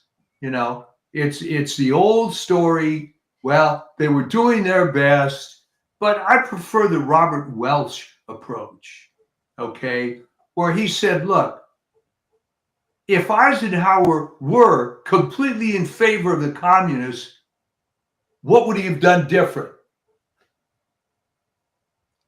And leave it at that, all right? Mm-hmm. If the government specifically wanted to shut down the economy and force the election of Biden, what would they have done differently? Right. That was the actual sum effect of the whole thing. Yeah. And it had everything to do with it. And I think everybody knows that now. But I know what you mean. I mean, could they pull that off again? I mean, they couldn't pull off another election steal. So I don't know. What do you think? I mean, as President Trump is about to be sworn into office, you kind of know. I mean, you feel it. I certainly sense that they're not going to take it lying down. I mean, they're going to do everything they can to obstruct and to make sure that Trump doesn't have the functionality as president. Yeah, but I'm afraid it's going to backfire. Yeah. The same way that some of these entertainment idiots keep going on. And Julia Roberts recently got fired from a number of upcoming projects because she just wouldn't back down with her stupid politics and that insane ad. If you remember, go ahead and lie to your husband about how you voted. It's up to you. What happens at the ballot box stays in the ballot box, all this kind of stuff. Right. And that turned off a lot of people. So, they're It's almost as bad as the one with Sarah Silverman doing those commercials about how to steal votes. They don't like to talk about that now, but you're making a joke. Ha ha, you're a college student. You could vote at college and you could vote at home. You could vote for your grandma. You could vote for your grandpa. It was a big joke. Of course, after the 2020 election, that's been deep sixed. But yeah, I mean, they're not going to get away with such open, kind of like stuff like that. I mean, like, well, it doesn't surprise me at all that the elite media just keeps doubling down. They don't know anything other than that. Okay. The analogy I use, I had a good friend who was a vice president of Capitol Records back during the glory years of the music industry. All right. Mm-hmm. He saw the writing on the wall, when the MP3s came along and the file sharing and so on. So he got out of the record business. All right. Meanwhile, other people stayed in, doubled down, trying to prosecute that infamous case that RIAA had against some poor kid in the ghetto that was sharing music files with his friends. And they somehow didn't realize the bad PR of something that idiotic. So, no, that's all they know. They don't realize. But the question is, how are they going to do it? I mean, are they going to be successful in terms of thwarting President Trump's agenda? No. I mean, I think that they're going to try to obstruct his placing of his cabinet. And I just want to say on that just from a political standpoint, I hope that people see how bad that is, given the fact that, is every single Democrat in the House of Representatives going to vote against every single Trump appointee? Yeah. I mean, that didn't happen even when Biden was in office. Republicans voted for his cabinet ministers.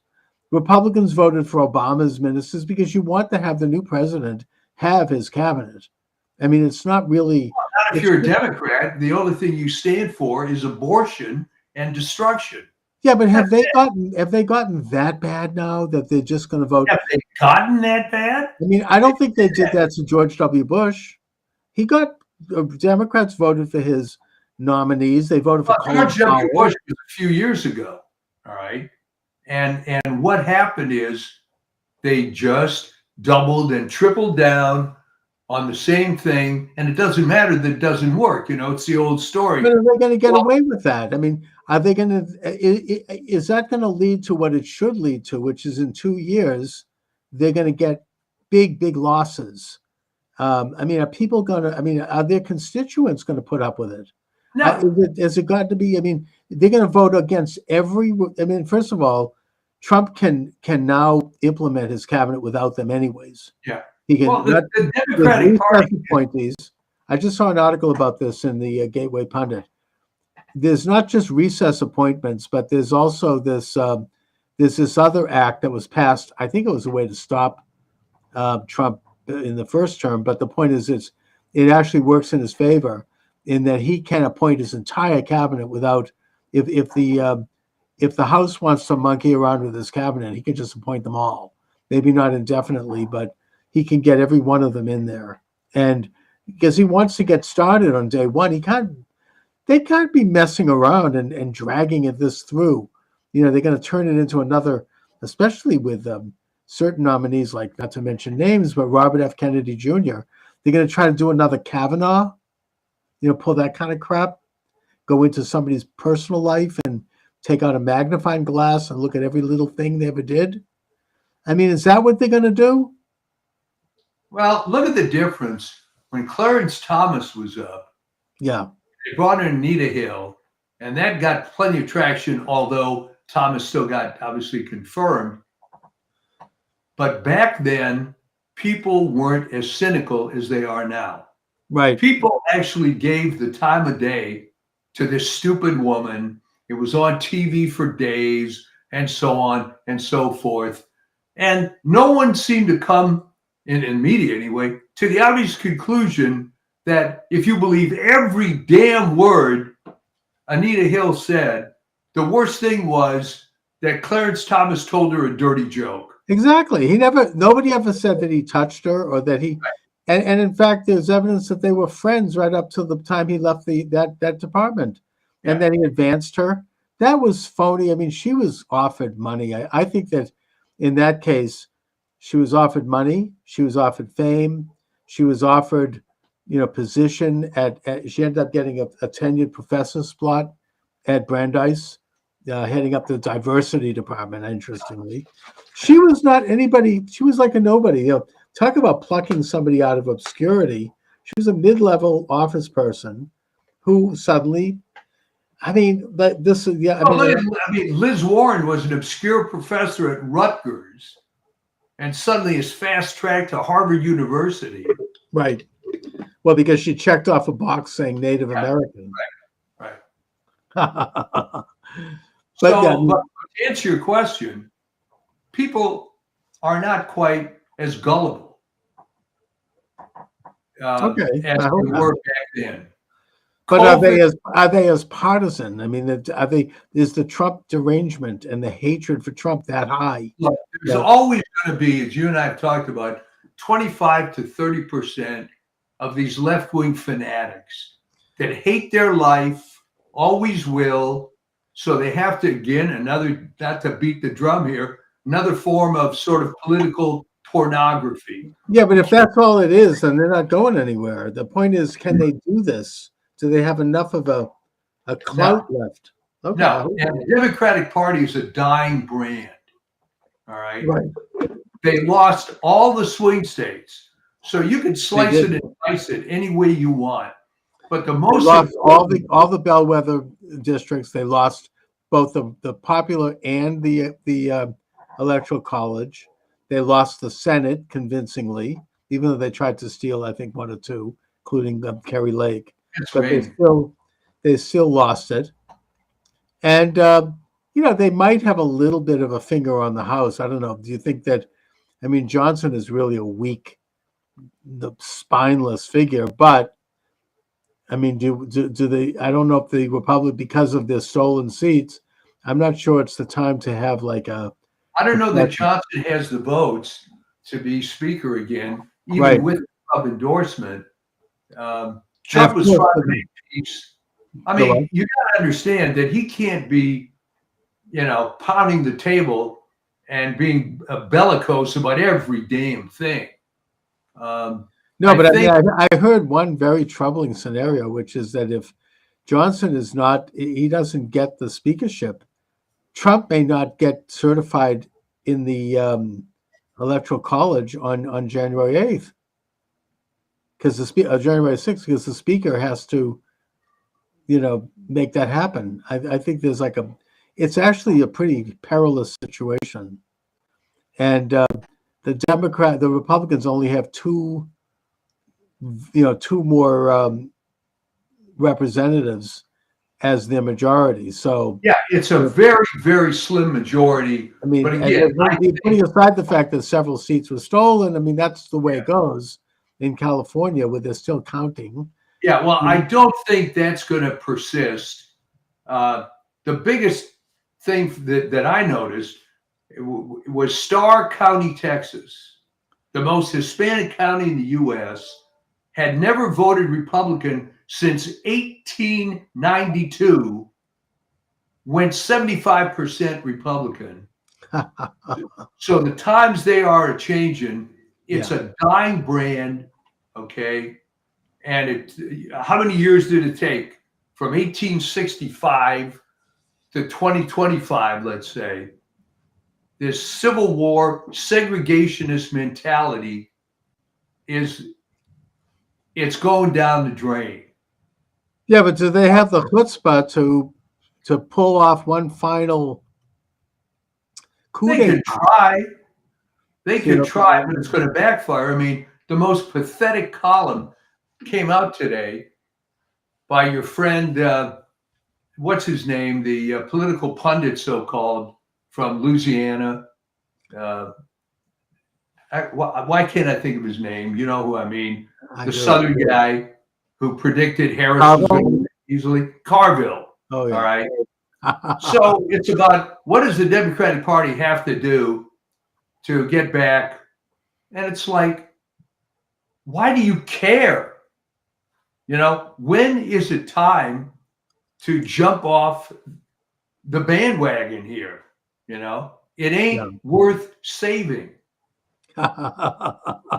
Yeah, well, I mean, I hope you're right. I mean, I don't think it is, but they seem to, they're just waiting. They're just waiting and waiting for Trump to do something. I don't know. It's I don't know what do they stand for, Chuck? Besides abortion, obviously nothing. Abortion and welfare, as you say. And I don't think that's real popular as much as they think it is. But that's it. That's the entire platform. And they acted surprised when they lost. I don't think anyone was really surprised. Well, the only question in my mind at the time was how much are they going to try to steal it? And Trump. That you had that. I remember that Iowa poll that said that Harris was surging. That was fraud. I mean, that's election interference. She should be prosecuted. I think Trump is filing a case there. I'm glad Trump is finally standing up to this crap. He's going to file law cases against. Well, okay, let me ask you this. What was in it for her to destroy a decades-long reputation for this asinine poll? I think that she finally decided to fall on her sword as one final Hail Mary pass to try to derail the election. This is all they had left. It was just a few days left. Maybe they actually thought it would work, right? Because the minute they announced this in the Des Moines Register, it became international news. Oh, my God. Harris is surging. I mean, it was just like a last-minute, desperate sort of, pass. I mean, it was like they just threw everything at it. And she just took a gamble. And it didn't fly, obviously, but understand her that was not right fraud. Career is based on doing accurate polls. What would possess her to come out with an obviously fake poll? Her credibility is gone. She's out of the business. Maybe something. We might keep an eye on her bank accounts and see if something. It's like these phony fat, prosecutors who have gone after Trump with the lawfare cases. They've all gotten rich from that. Fani, fat, big Fani, and Bragg in New York, and the rest of them. They got big fat paychecks. I mean, that corrupt judge, Meacham or whatever his name is, his daughter got 85 mil. Yeah, 85 mil in money from leftist groups selling the idea that we're going to put Trump in jail. they've all gotten rich from it. That's what it partially is about. They're willing to put their, and they know they think that this leftist infrastructure is very powerful, and it is, and it'll reward them, and they'll be taken care of, and they have been. So maybe she's in that category.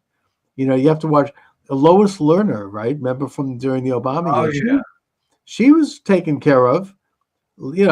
Pled the fifth 42 times before Congress, screwing conservative organizations who wanted to do the same thing liberal organizations have done in terms of tax exemption.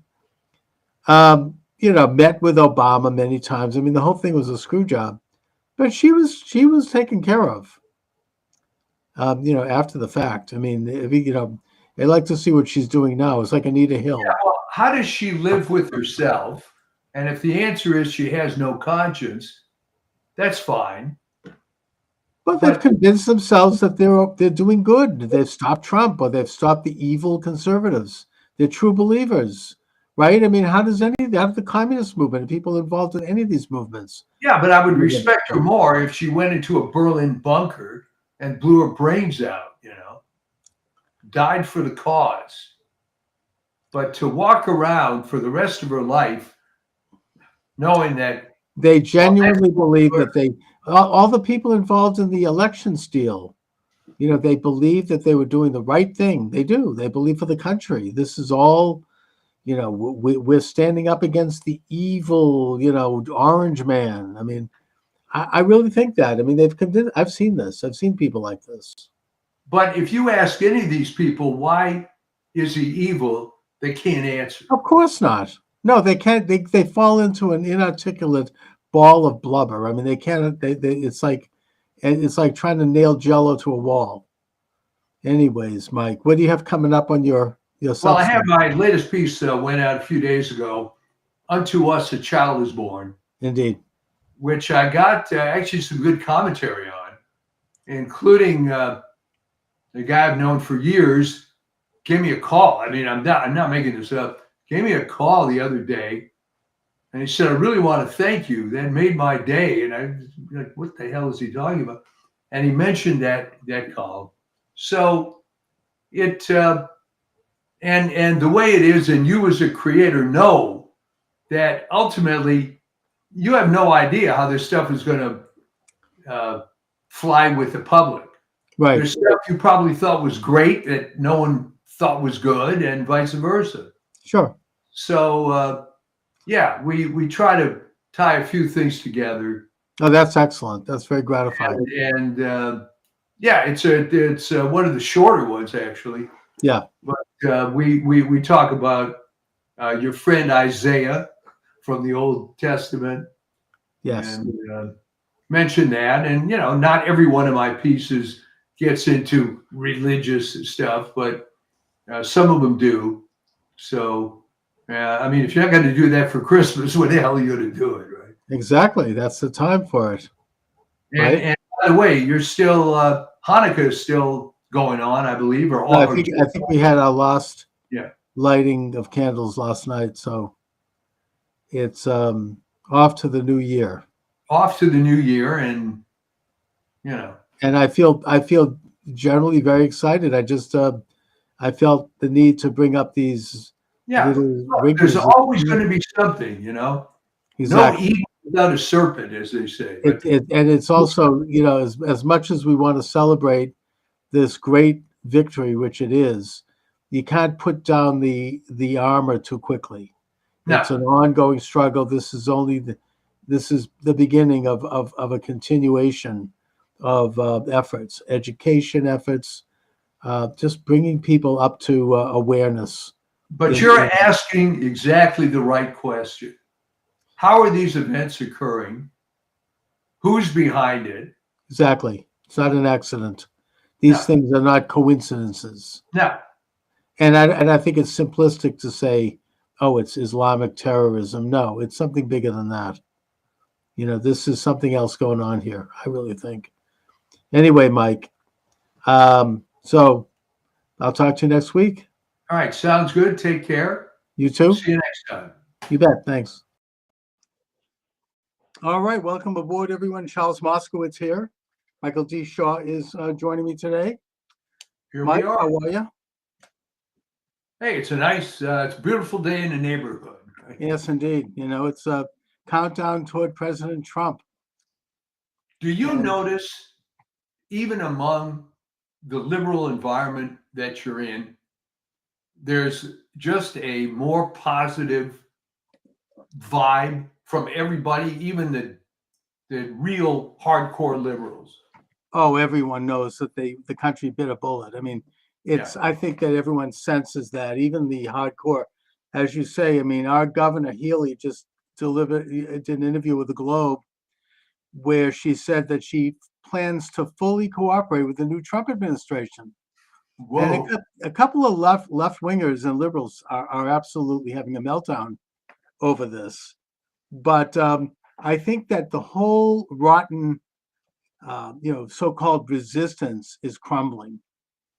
You know, you still might have Newsom and you might have that fat guy in Illinois, but other than that, I think it's starting to just disappear. They're finally starting to move inexorably into the dustbin of history. Yeah, and even with the case of Pritzker and Newsom, Yeah. they're going to turn because the popular will just isn't with it, and I don't think even those two are going to want to die on the hill of whatever the hell the left stands for now, which I'm not even sure what that is. Well, what are they going to do? Stand in the way of deporting criminal, illegal, violent gang members and drug dealers and, rapists? I mean, this guy just yesterday immolating a woman on a subway car in Brooklyn and sitting there, someone's filming it and he's there throwing gas on the fire. I mean, this was an illegal alien from Guatemala, by the way. And I just don't think that certainly Eric Adams is on board. So I think that, the idea of opposing them being apprehended and deported is not going to be very popular. I mean, it's just, is that really the hill they want to die on? Yeah, exactly. I mean, it all started falling apart. The whole identity thing. I mean, good grief, if you saw any of the video between Anna Kasparian and Cenk Uygur, where she is just freaking out about how she believed all the BS, and then suddenly it's like it hit her like a stroke of lightning that her life has been ruined, not by the Republicans, but by the Democrats. And then Cenk Uygur was at something with Charlie Kirk, right? Yeah, Charlie, he was at the Turning Point USA event, and he's, exactly. I mean, he said, look, the conservatives and the Republicans are a lot more tolerant and generally a lot more friendly to opposing opinion than my side. And he's, I think there's going to be a major cleaning of house over there. They're just, it is kind of like I observed before the election. It's going to be like the George McGovern loss of 1972. Right. I mean, they're going to have to really get their house in order, and it's going to take it could take a decade before they come back from this. And I mean, I don't think that Biden is going to really, he has a few more weeks of mischief. I don't think he's going to be able to do much more. He's already commuted the sentences of some really, really bad people, and it didn't go over as being particularly humane. Now today he's commuting the death sentences of, I think it's 24 people on death row. And these are some of the worst, people. I mean, slaughtering children. I mean, really violent criminals. And I think, does he think this is going to be seen as progressive?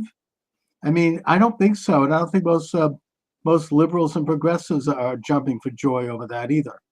Well, I think what's happening is that it's being revealed that whoever controls Biden is the hardcore lunatic fringe of the left. Because if you wanted to write a recipe to get people to leave the left, you would do stuff like pardoning serial killers and whatever the hell he's doing now. So it comes down to, our little topic of before, this model UN mentality where, well, gee, this was my worldview when I was 13 years old, and I'm just freaking out. The world has to be like this. And it's all falling apart for those people. And I feel no sympathy whatsoever because I knew people like that, and they were able to create a fantasy life for themselves. In many cases, I'm thinking of one particular woman who would epitomize this whole thing.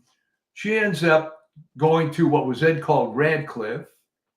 She creates an academic life for herself and is able to live in this bubble the whole time. But the fact is, most of the others aren't quite as, quote, fortunate to be able to do that, and now are coming to the reality very late in life that this was all a crock. And I'm seeing this, okay? You go on ACSH, and this Henry Miller guy puts up an article, I could not believe it, arguing that the vaccine was beneficial to the nursing home people. Oh my God, that's I mean, where did he come up with that BS? I mean, it's obviously not science. You can find, quote, scientific articles for anything you want. It was beneficial to them after Cuomo put COVID active people in the nursing home. Great, yeah, really, that's wonderful. So there are some of the people that are just going to keep doubling down for the rest of their lives. Yeah, and there's not much you can do about it. No, but they're becoming, it's a dwindling cult of haters, basically. And even now that the Wall Street Journal has done an article that really has said what we've been saying since before the last election, and that is that Biden is seriously impaired mentally and physically, to the point where people surrounding him would keep him sequestered and out of the scene because he was having good days and bad days. I remember you said way back when that it's a symptom of sunsetting. It's a it's a mid to advanced stage of dementia, something we've all observed. They're now admitting it, and it does bring up the question of who was running the country and who was running the executive branch for 4 years. I mean, apparently he'd have good days and bad days, and when he's having a bad day, they just would cancel everything, and that he would basically have to have long naps. He would just come in, maybe he was cognizant for a few hours in the course of a day. He had I think he only had like a half a dozen cabinet meetings in his entire presidency. And one of them was headed up by Jill. And he would have to have everything. The cabinet ministers would have to send their questions to him in advance for those meetings, so he could already have a formulaic answer, which he couldn't even do that. So, it's on the one hand, it's pretty sad, but on the other hand, it's criminal that this would have been covered up. This should have been a constitutional crisis issue where he should have been removed from the office. I mean, they certainly talked about removing Trump from the office for 4 years every time he blew his nose. This is I would think this is something that ought to be investigated. It does go to the level of criminal malfeasance and fraud. It's criminal malfeasance, and you wonder what was the point. Okay, if this were a family member, it would be sad to see someone declining, but you would lose a lot of sympathy if that guy was a CEO of a business and was screwing up things right and left just to maintain this illusion that he was in control. It wouldn't happen. So, well, that's right. And that's exactly what's happened. It's apparently what happened during the Afghanistan fiasco. He was nowhere to be found. He wasn't answering the phone that day.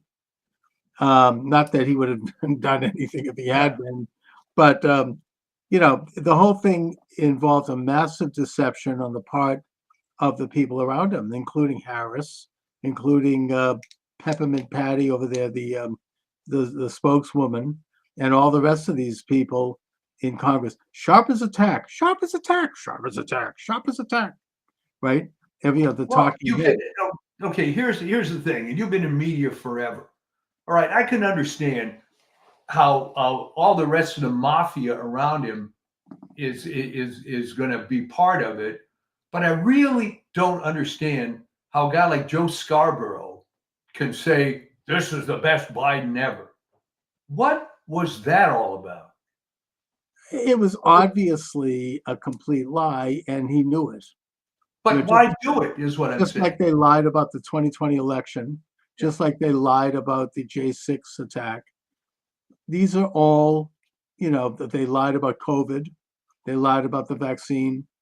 I mean, this is why Trump, one of the primary reasons, the basic reasons why Trump was elected. People got sick and tired of living in this context of lies.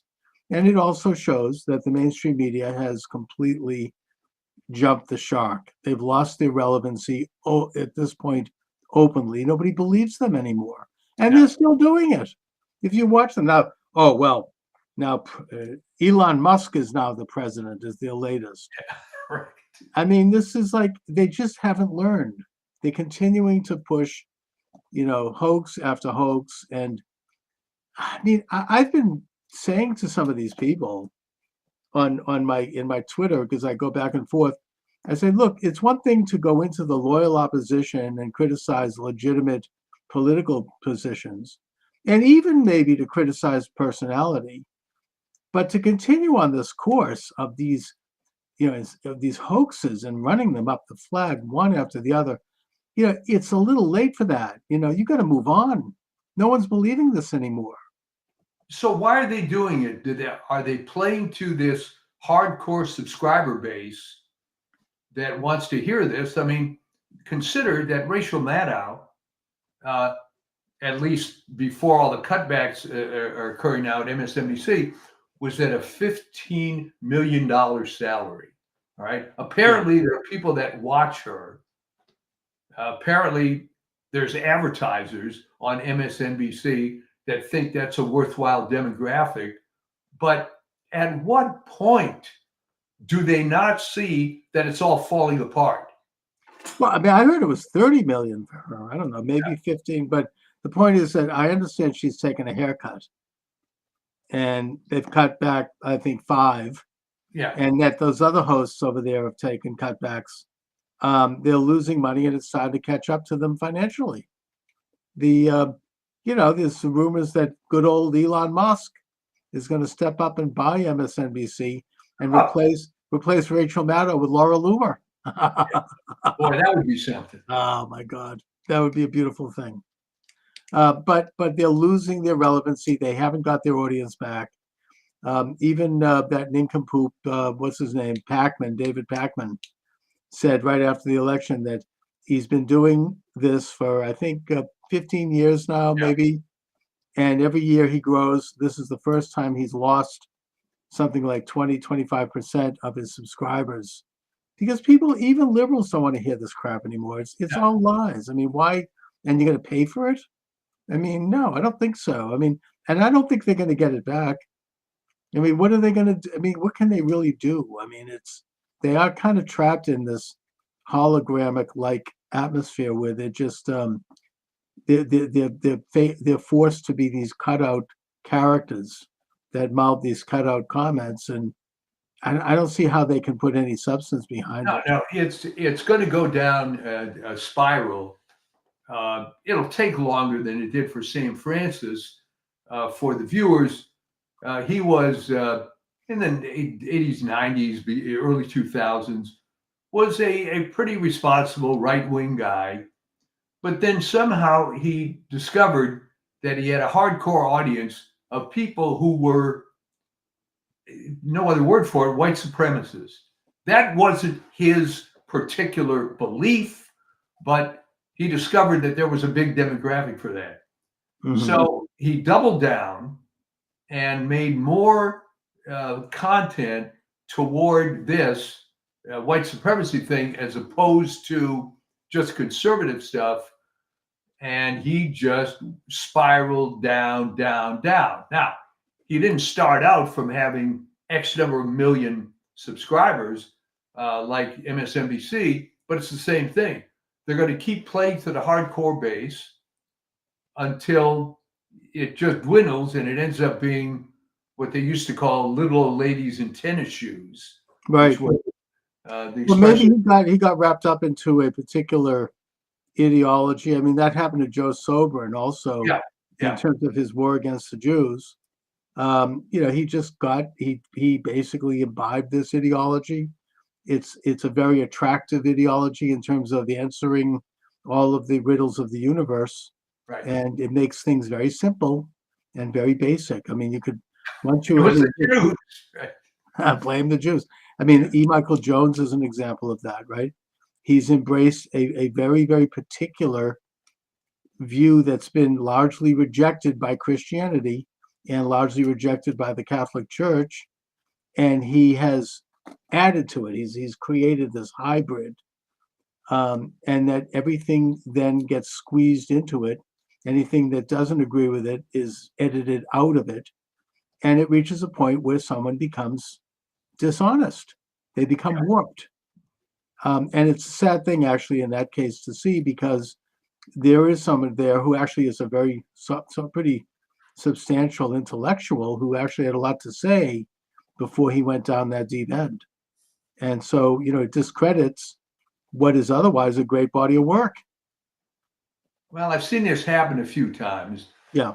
And in many fields, and it becomes when somebody comes up with a unified theory of everything and they get hung up on it, it just doesn't work. No, it becomes unreal because that's not reality. I mean, existence and morality actually has a lot more nuance to it. These are things that, suddenly they basically they're playing God at that point. It's the sin of the Garden of Eden. They know everything. They know all good and all evil. And that, it's a form of idol worship. I know, I don't mean to claim that they're involved with some of the aspects around it. Well, that's exactly right. And the trouble is that the people that tend to fall down this pit tend to be smarter people that like the fact that they have an explanation. I mean, one that's current now. There is, and you have to be very specific here, vaccines and autism. Now, the connection isn't so much vaccines as it is the fact that when they were giving 40 vaccines back in the 80s and now they give 220, it might just be this assault on the immune system, yes, caused by giving so many vaccines, but it's not vaccines per se. So this has become a huge deal, RFK and others, and they're trying to hang their hat on this. Life, as you said, is not that simple. No, and by the way, I mean, that's not to say that the Jews aren't annoying. I mean, you can criticize. I mean, Jews tend to think we're better than everyone else, and I get that it's irritating, and it's an arrogance that's we could do without, and it doesn't exactly result in good neighbors. So you can take criticisms that are real. Well, I have to tell you, my old friend died a couple of years ago, Vin Lewis, Catholic apologist. He said, "What is it about Jews that when you meet them for the first time, within the first 10 words of the conversation, they have to tell you they're Jewish?" Well, it's this kind of, it is a smug sense. Yeah. And look, in fairness of criticism, you could say that it comes from Talmud. The Talmud is a bit supremacist when you study it. It's sort of like that's how the Jews survived 2,000 years without a country. I mean, there's a reason for that. It didn't just happen by accident. There was this idea: we're a separate nation, we are better than everyone else, and we have to keep ourselves separate. Yeah. I get that. I'm not saying I agree with it. I don't agree with it, but it's an element that has preserved a Jewish covenant which I think is overall good. And it's kind of trying to create something where otherwise other people would disappear. I mean, it's the only case in history where people have retained their identity without interruption from the time of Abraham till today. There's Yeah. no other nation in the world that has done that. So yeah, you have a little bit of an arrogance, maybe a little bit of smugness, and yes, it can piss people off. I get it. I mean, it pisses me off when I see this. Well, I think where it might have started going sideways was when the Maccabees threw in with Rome. Well, they did that from day one. I mean, the minute Judah Maccabee liberated Jerusalem and purified the temple and kicked out the Syrian Greeks, Right. and began to, the first thing he did was send a tribute to Rome. Yeah. Because Rome was, that was pragmatic. That's like Israel throwing its lot in with the United States. Rome was the power was at that point becoming the main empire of the world. So he wanted to be on their side. That's a diplomatic, secular decision. But of course, the Talmud is critical of that. But I'm not sure that I think he did the right thing. Otherwise, they went on to create a pretty powerful commonwealth. Oh yeah, I think it was the right thing in that the policy of Rome was to let all the little conquered peoples do their thing, right? Right. Which was different from previous regimes. Which would wipe everyone out or ethnically cleanse. Exactly. But that, ended up having other problems. But right, it ended up, it backfired on them ultimately. But at the same time, they were able to buy enough time to create this incredible state that invented some things that have had positive impact on the world, like public education. Not that it's a great thing today, but I'm just saying they implemented a system of education. They implemented a sort of a unified culture. They did get back to a belief in God and in Torah, and they rejected the Greek elements of the Greek secular state. And at the same time, they embraced other elements of it.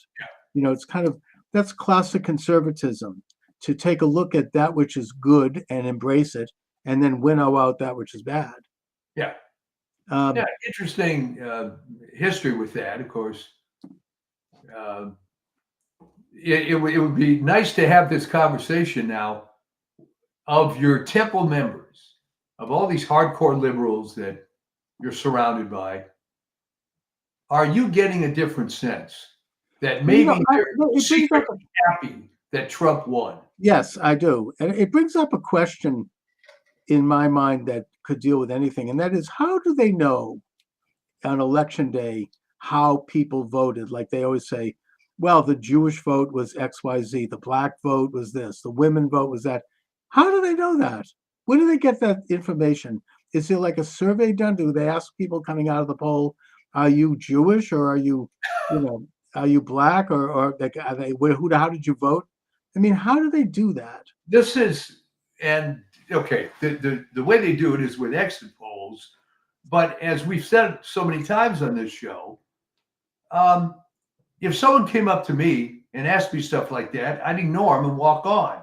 Yeah, I've never been asked a question like that. There's a self-selection process that if you are volunteering to be at that, I don't know that you're that representative. And you're exactly right that I've always thought that this idea that Jews are 105% liberal, I've never believed that because I've met real people. I think it's that the Jews who are not on the left keep it quiet. Yeah. Because the left-wing Jews who are holding the high ground are so nasty. They're like regular liberals except on speed. We're talking real ugly people who will do stuff to you that is not pleasant. Jews are very good shunners. You're going to be excommunicated, to use a Christian term. And I've seen this. I've seen it in my own life. I mean, it's some of the most vicious. So it's only natural to want to avoid that. So you keep it quiet. But I think that at the end of the day, Jews are a lot more conservative than people realize, and they themselves realize. But it's a tyranny of power that is running the high ground, and I'm hoping that with the election of Trump, that's going to start to change. I think it that already is. you could draw the analogy to the entertainment industry, and I had some experience with that. I was a member of a couple of secret groups, if you will, of Hollywood conservatives. Yes. Well, it wasn't all that secret, but there were more people that belonged to these things than you would care, than you would think. Albeit, I remember being at some of these events, one of which was at David Horowitz's house, and Okay. there were people that were afraid to give their name. Oh, There yeah. were others. There were others who were golden age type stars. You mean like a Charlton Heston? Well, Charlton Heston, as well known. Someone maybe a little less well known, unless you're a fan of B movies of the 50s, Marie Windsor, Okay. who was in like 50, 60 features, always played the bad girl. So these events took place in the 90s, I remember. And it was funny. You'd see Marie Windsor sitting over there, and it looked like Marie Windsor from the movies, but older, And she was very outspoken about her conservative beliefs. And there were a number of people that you wouldn't recognize by sight who were, administrative in the industry. Right, but they could lose their careers. I mean, conversely, I remember reading an interview with Dalton Trumbo, who was one of the Communist 10. Oh, But he said in this interview, he goes, "Look, I wasn't really a communist. I didn't have any particular ideology at all, but I signed on to this thing because it got me jobs. yeah. I wanted to work in Hollywood. I was ambitious. So they said, oh, you want to be, if you're a communist, great. You get a network. I mean, I think that's why a lot of people do it. I mean, you automatically the door swings open, you get the keys to the castle. Suddenly he's getting all these screens because all of a sudden he's on the inside. And yet, he didn't give a damn about it. I mean, it was all like, it was just sheer ambition. So that kind of thing goes both ways. Yeah, well, Michael Flores might tend to disagree with that, but with the case of Trumbo, but Right. Okay. there were some people that were just hardcore commies. Oh yeah, no, they definitely were, and they had power for sure, and that's why you had a guy like a Trumbo, whether he was or not, sign on to it because he wanted to get somewhere. I mean, I think that's why you have a guy, not to go into it, but the late great Reverend Dr. Martin Luther King played footsie with the communists because he wanted to get somewhere. He saw what side the bread was buttered on. He wanted to have influence. I get it. I mean, I think it's a selling out, but he would not have been able to have done what he did had he not at least slightly genuflected to that side. And he did. I don't think that probably was who he really was. Maybe it was. I don't know. But well, okay, but the times have changed in that the prevailing mood is going to become MAGA, and it is. You can already feel it, and it's a. I mean, the only fly in the ointment that I see right now between now and Inauguration Day, well, besides the fact that God forbid something could happen to Trump, if Trump makes it to Inauguration Day and he's sworn in, then we're home free. Yeah, because all of his cabinet people will be in place. J.D. Vance is pretty good. You've got Kennedy. They'll all be in place. And so that even if they take Trump out, that government is there and that'll continue. So in a way, it's a race against time right now. The other problem I see that is more on the international stage, and that is that Iran is on the verge of throwing a nuke at Tel Aviv. It's a real thing. That's not a joke. They have been seriously set back. Originally, for whatever reason, I don't know if it's radical Islam, I don't know what it is, but Iran has at some point decided to go to war against Israel. I mean, it's a traditional ally to Israel, but under the Ayatollahs and the mullahs, they have focused obsessively on destroying Israel, even though Israel never had any particular beef with Iran.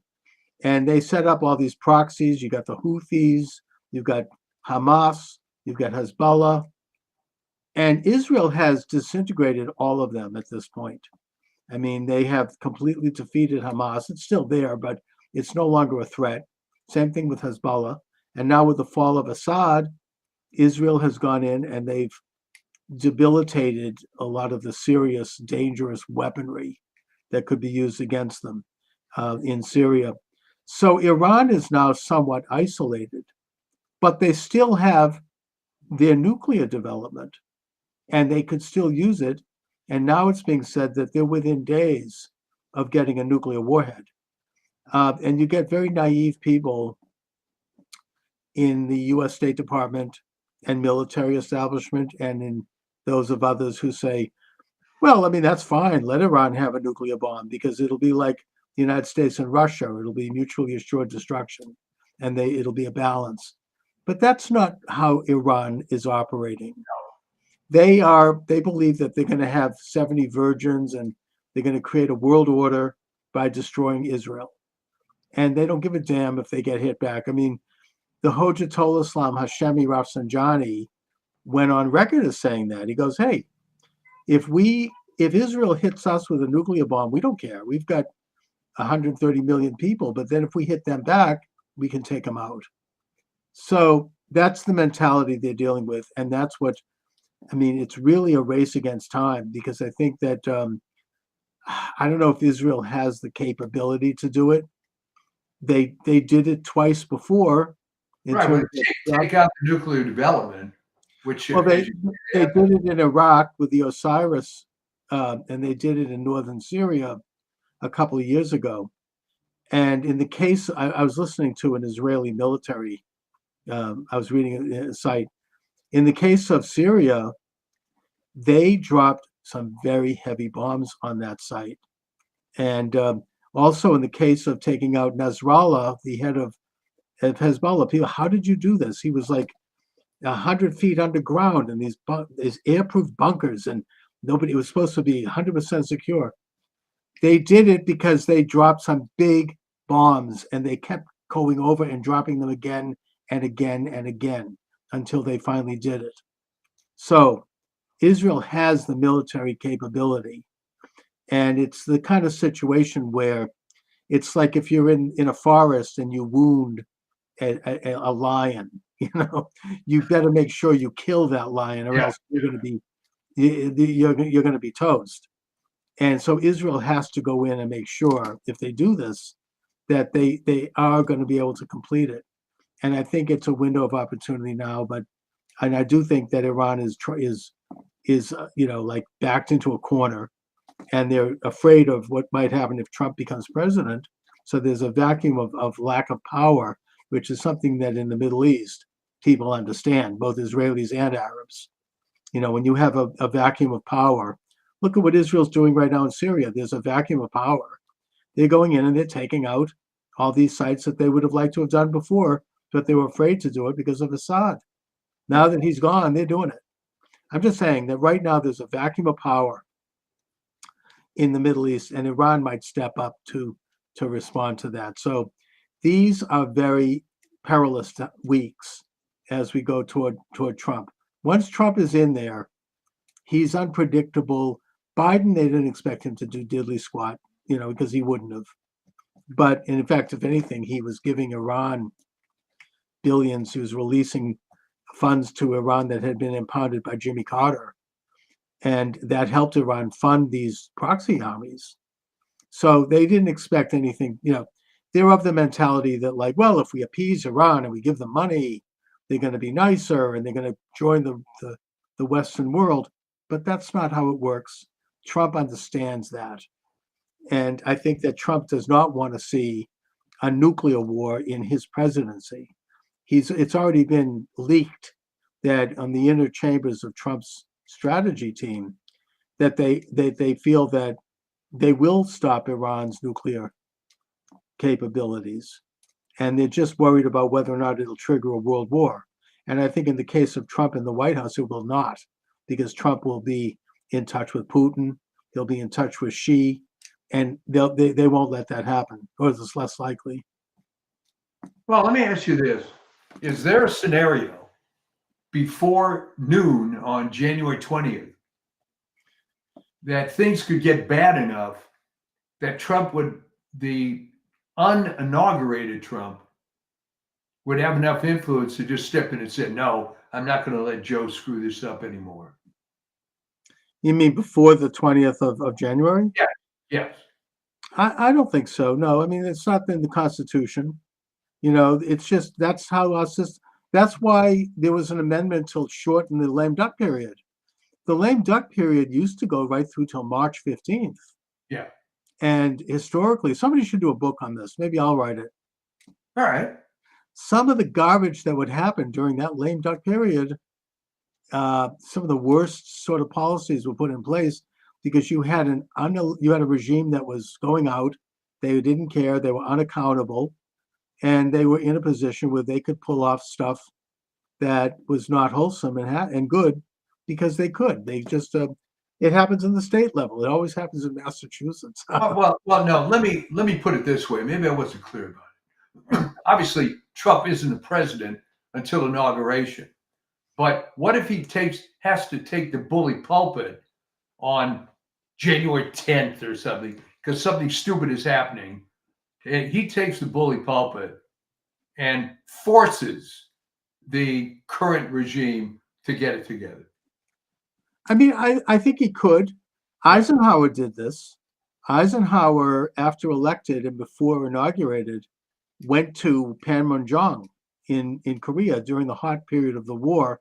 Yeah. And he had a meeting with both sides, and he said, look, I'm going to be president in 2 weeks or 3 weeks.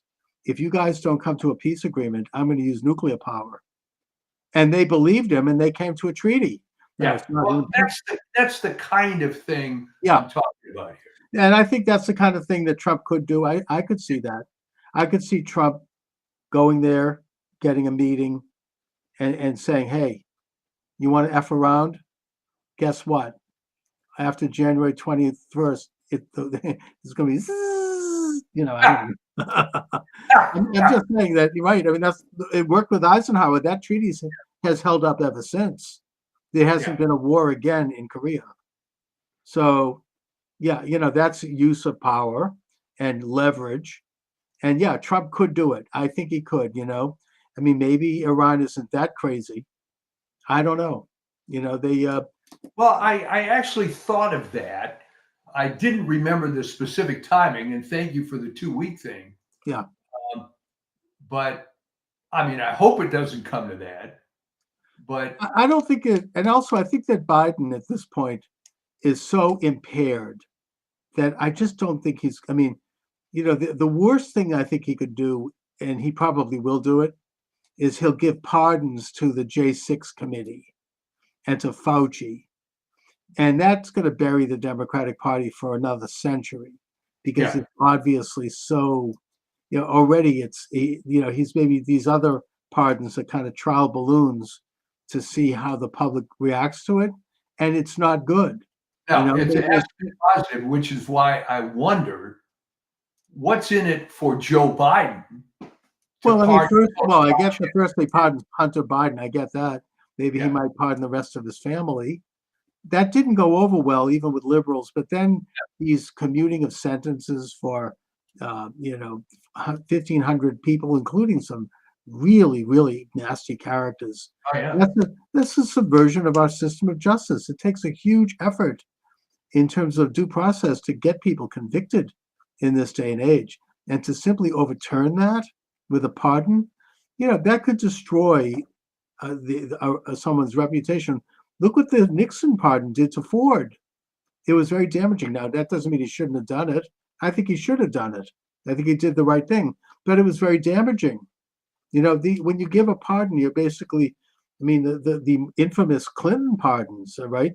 Mark Rich, and he pardoned his brother, and he pardoned Hillary's 2 brothers. Yeah, and Peter Paul. Right. Yeah, I mean, there was pardons. And at the end, I think I did an interview with someone who wrote about this. I don't remember who, but he literally had people sitting in the White House calling people, cold calling, and saying, offering pardons in exchange for money, Yeah. selling them, like, and trying to get in. He had pardons. He was pardoning people right up to the moment he walked out of the White House.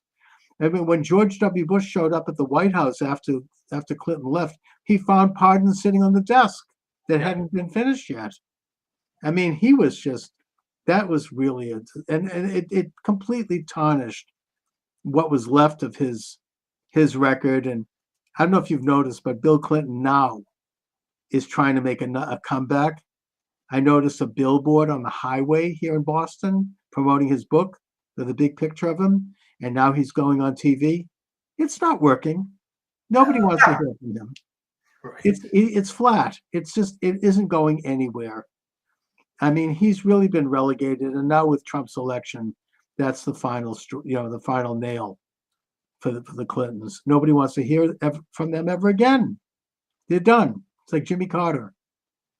But anyway. And the interesting thing with Jimmy Carter is he perpetually is staying around to see his reputation deteriorate more and more and more.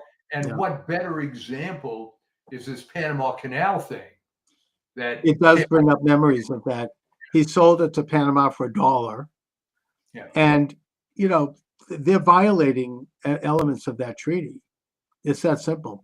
I mean, they're overcharging the United States. That is a vital national security location. They're giving China a pass. Those are violations of the treaty that was made when Jimmy Carter handed it over to them. So Trump's absolutely right about that. That's strategic. That's like, that's a basic of American security, that canal. It's not that you need to go down and seize it, but influence has to be brought to bear to make sure that everything's done right over there. Yeah, well, and this is just one more cog in this, reestablishment of Make America Great Again. Yeah, and the left. I watched the Twitter page. I have all the left wingers. Oh, they're all like, "Oh, this is horrible. How could they do this?" And these Panama taking back the people don't care. People are like, "Okay, I guess we might have to." I mean, they're not getting what the reaction they were assuming. No.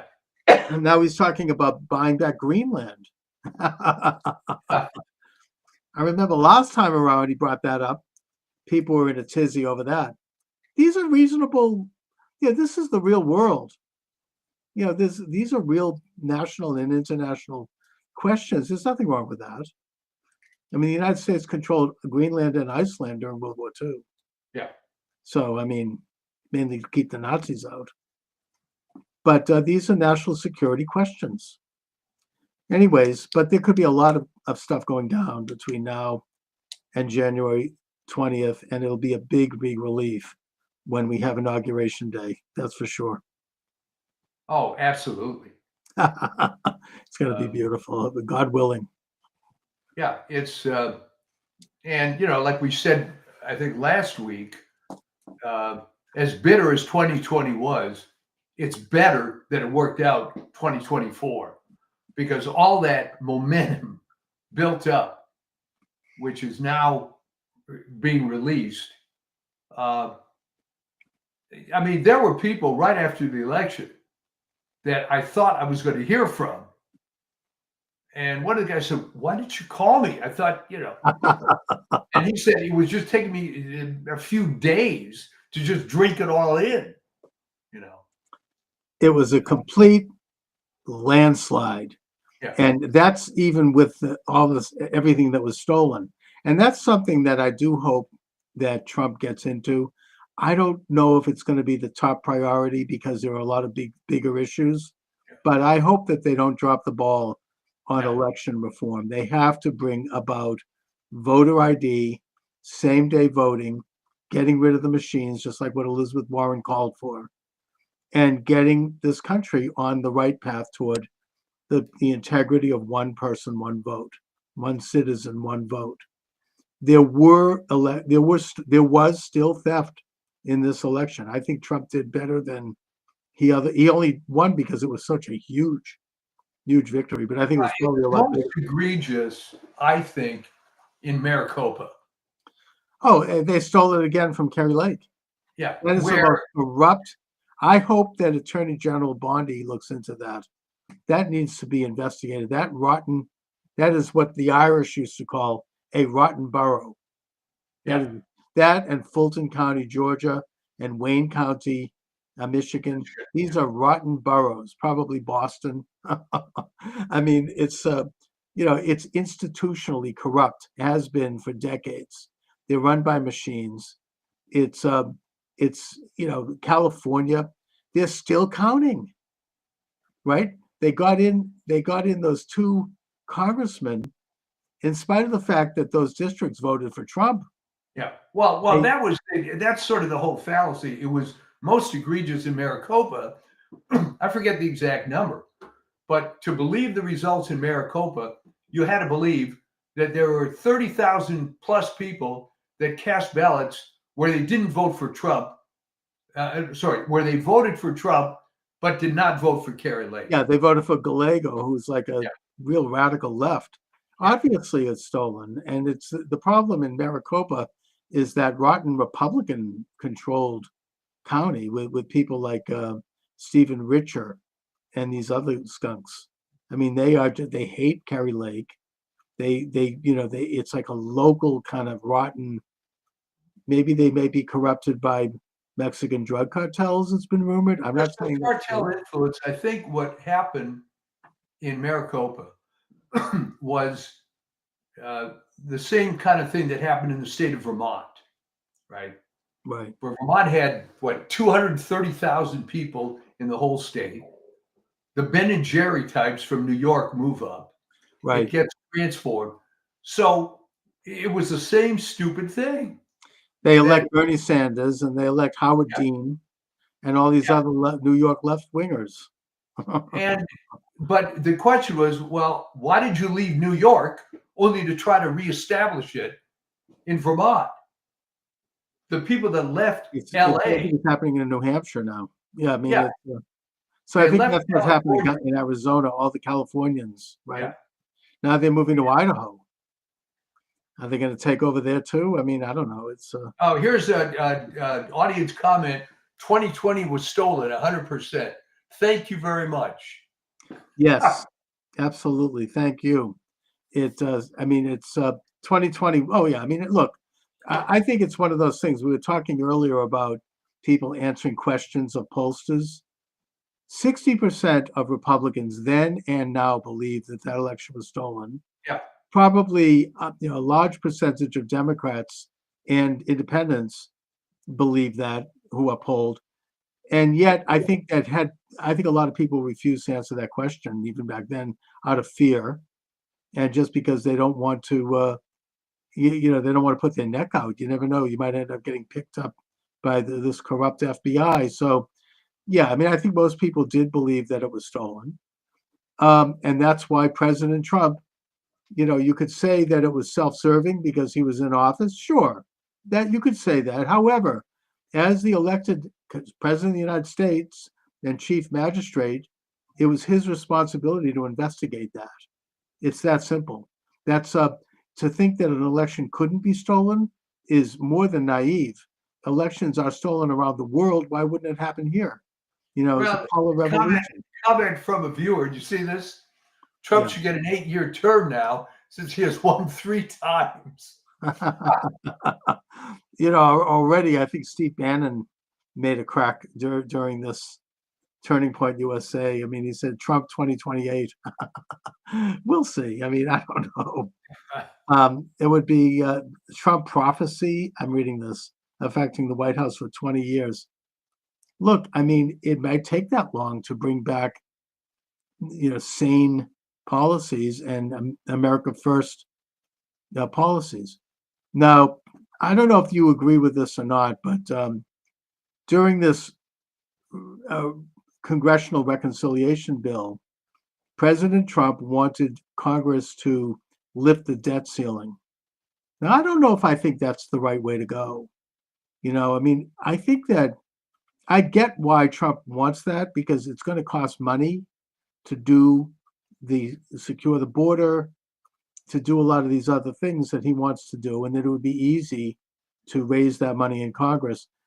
But I think that that might not necessarily be the right approach. I mean, I would think that it would be better to have the Dogi guys, Musk and Ramaswamy and others, do some serious cutting of unnecessary government costs and really bring in some of these agencies, and also to allow the private sector to do some of the things that the government would otherwise do, rather Right. than raise the debt ceiling. So I don't know if You're I agree exactly with. right. But remember that everything in human existence is subject to the ravages of time. So if you increase the debt ceiling, as bad as that is, you at least buy yourself a little time while you're doing this doggy stuff and everything else, because undoubtedly you're going to run into some backlash when you start really doing some serious cuts. Right, and I And guess that, it does take time. It's like Reagan cut yeah, the budget and he cut taxes, but he also raised the debt, yeah, mainly because he inherited a decimated military, and he yeah. had some other things that it took money. So, ultimately he turned things around. It took a full term before the economy started to turn around and they started to pay down the debt. But he did need to have those revenues in the first couple of years at least. So, I mean, that's true also. So you could argue it that way too. Well, that's kind of my impression. And I think in the case of Ramaswamy and Musk, they're not going to be shy about mocking some of the stuff that they're going to find. Oh yeah, And believe me, if you look at the federal budget for 5 seconds, you can find stuff that's outrageous. I mean, I did an article just on the NIH, all right? And all I was doing was looking at what was the biggest grant and what was the smallest grant. And you found out that inevitably the small grants were very practical. We're going to get rid of this disease in this particular locality and so on. And the high money stuff inevitably was this, what the term they use in biology, sexy sounding, nanomaterials and all this highfalutin, impractical stuff that's never going to work. But these guys got big grants. oh yeah, the money is all. I mean, it's like crack. It's they don't. I mean, I think that we should look at also the fact that the budget was changed as a victory for Trump for two reasons. Firstly, when they first came out with that budget that Johnson negotiated secretly with Schumer and why the hell did he do that? Would you because explain he's a skunk. But I mean, he's just as bad. I don't think he's any better than McCarthy. But the point is that it went up on Musk's Twitter. Thank God he has Twitter. And the result was a huge negative response all over the country. And that had an impact. That's what made them step back. And secondly, the eventual bill they did pass, it cut out something like $350 billion, including the global engagement, which is the title of this program today. And that was one of the big censorship mills in this country. They've been cut out. They didn't get their pay raises, which they don't need. And they cut out a bunch of other things that they were secretly salting in there. So it shows that a little public exposure goes a long way. Well, And you're right. So explain this to me. How in the world did Johnson and Schumer think that it's still, 1961 and you're Sam Rayburn or something? I don't get it. They're still playing the old playlist. These Yeah. big fat, what they call a crap sandwich, right? It's a 1,500 page bill with all this stuff. I remember interviewing Jack Abramoff. Remember him? Oh yeah. He came on my show after he came out of prison. He had a book out, which is pretty good. And he explained how they do this. I mean, the lobbyists in K Street, they put in little language into these bills, and nobody knows where it leads. It's like, S3-423-B3B. And you click on that and it goes to another SUV. And before you know it, you keep clicking and eventually you get to something that involves a big check for somebody. or some kind of a law that benefits, makes lawyers make more money, or something. And it's very corrupt. And his answer at the time, and Trump has gone on record as calling for this, was that every bill before Congress has to be no bigger than 3,000 words, which is about 7 pages, 10 pages.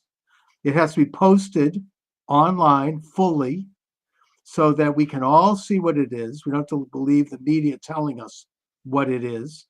It could be debated by high school civics classes. Everybody can get in on it. And in that way, we're going to clean out these lobbyist giveaways. And I think that this is a step in that direction. They were able to cut out a lot of this garbage that is corrupting the system and that the uniparty supports. And I don't think that they're going to get away with it again. Well, I think there's a book idea for you that centers around the notion of why does the elite media and why do these political hacks still think that it's 1953, that there isn't complete digital everything all the time, that you can somehow operate the way you used to. I don't understand how you can live in the real world at all and not realize. I mean, I'll give you an example, something I'm going through at this moment. All right. Thank God we're buying a house and so on. But here's the point. All the paperwork is online. It's all DocuSign. You don't have to go to some title company. All right. Things have changed. How come a guy like Johnson believes that he's still living in the old times? I truly don't understand it. I think in his case he knows, but he's just got no spine. I mean, I just get the sense that he doesn't have the fortitude. Let's put it that way. I mean, that's my image of him. I say that without any evidence. I was just looking at him. I mean, I don't know. He looks like a 16-year-old kid, and he's just way over his head. And he's pushed around by these other people, and their whole priority was to keep the government open. Which, by the way, it would have been very interesting if it had closed, because then Musk and Ramaswamy would have gotten a good sense of what could be eliminated. But either way, I mean, I think we're entering into a time when they can't pull that off anymore. There's too much. They tried censorship. It didn't work. They removed President Trump's Twitter account. We had 30 million followers. They destroyed Parler. They destroyed thousands of accounts, including mine. And yet it didn't work. It didn't work because people stepped up. You had Rumble, you had Gab, you had all these other sites. And then you had Musk buy Twitter. And that was the end. Be so arrogant, though, to think that you have this monopoly on fill in the blank, that you're always going to have this monopoly. I remember when I was involved with the music industry and the MP3s came along and the file sharing came along, and they just didn't get it. They were used to a monopoly. I interviewed somebody in the music business a while ago who talked about this. He was doing Christian music, and he was saying that they could not get a record deal in the 60s, 70s, and most of the 80s because there were about 4 or 5 gatekeepers, maybe 7 gatekeepers, one of whom was Clive Davis from Arista Records. And they decided what was going to be heard and not heard. And they had their agendas. They had their worldview. They wanted things to conform to a certain way, a certain message, a certain style. If you can believe, by the way, some people have talked about, Laurel Canyon and the fact that, David Crosby from Crosby, Stills and Nash his father was a high level, CIA type, a government type. Same thing with Jim Morrison. His father was an admiral. I mean, a lot of these people were sort of put in there to be like, I mean, they were great musicians. Don't get me wrong. I mean, I think, I admire the music, and they didn't even make a lot of the music. It was done by the Wrecking Crew. But, they kind of were like steering the culture in a certain way that fit the establishment. And that there was the analogy that was used, because I was a member of the Academy of Recording Arts and Sciences back when all this was happening. Yeah. And somebody made the analogy at one of the meetings that picture you're at your elementary school playground. And there's a fat kid that's got a big bag of candy. And he's selling these little pieces of candy for 5 cents. And he's waving this bag around. And all of a sudden, this hole develops in the bottom of the bag. And all the candy starts flowing all over the playground. And he's running around, wait a minute, that's my candy, that's my candy. And no, it isn't. And it all fell apart. And I just have to tell this funny anecdote. Yeah. When the MP3 stuff really started, I got a hold of something, and picture what was then a CD. And remember, the MP3 format was about 11 times more compressed than the so-called red box format, so you could put more music on a CD than you could before. Right. So this guy gives me a CD. I put it in the computer, and there's images of every Beatles album cover. And if you click on the image, you get all the songs of those albums. All right. Anyway. I mean, it's I think that in a way the whole music industry, it fell apart in the same way that the internet has done to politics. It's like everything now is accessible. I mean, it cannot be controlled. I mean, I've heard that the Beatles, for example, were Tavistock Institute. Now, that doesn't take away from the fact that they were great musicians. I admire the Beatles. I love the Beatles. But, they had to conform to a certain... Oh, yeah.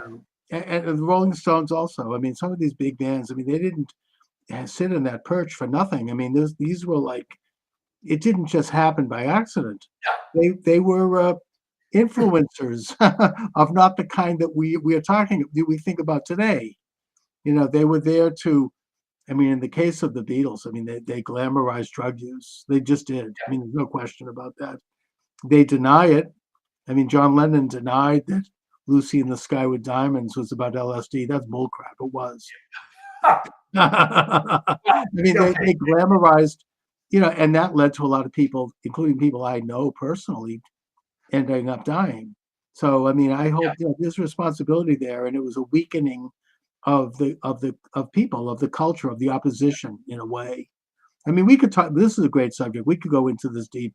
Well, let me wrap up this story because it is funny. I will not mention the name of the guy. Yeah. Very well-known songwriter. Will not mention his name. Anyway, he's in my office, and he's decrying the fact of the MP3s, and it's terrible and violating copyright. And I said, okay, you want to see something really illegal? And I showed this Beatles CD. So I expected him to blow his mind, right? Right. Instead, he says, Mike, can I get one of those? By the way, we have one final comment here from our texting friend. The Yellow Submarine song. Adolf Hitler escaped to South America on a yellow submarine. Coincidence? No, Jerome Corsi, who's been a regular on mine, did a book on this topic. And he does say that there is a possibility that Hitler did escape to Argentina, took on a different identity, and, had to live the rest of his life quietly in Patagonia.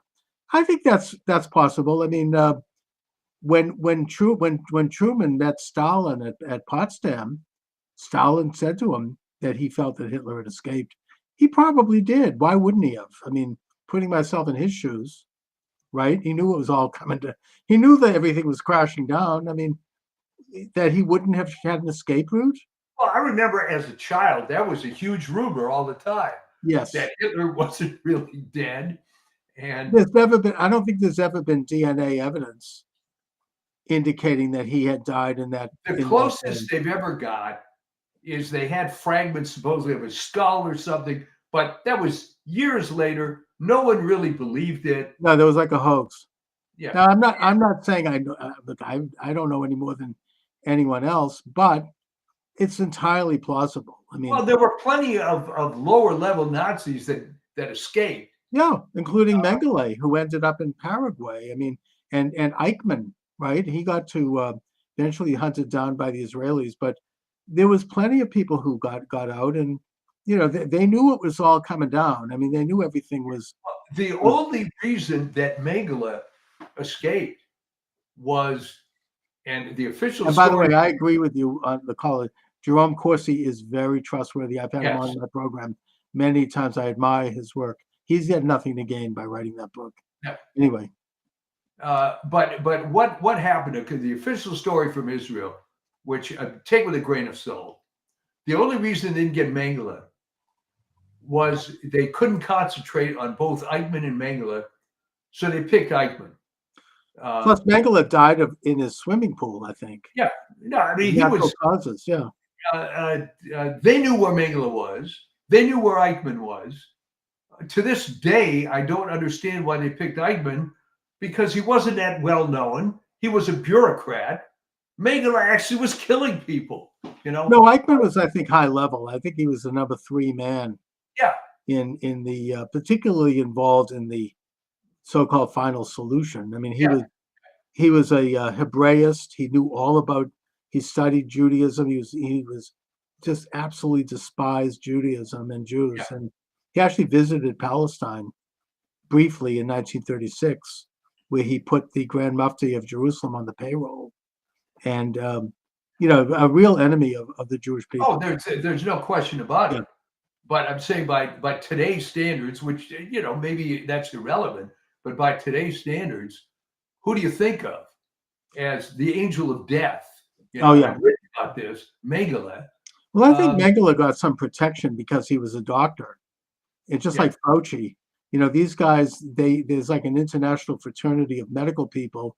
I mean, Mengele wasn't even the worst one. Von Verscher was his boss and mentor, and he was involved with some of the most heinous experiments. He got a slap on the wrist after the war. I think he did like 2 years in prison.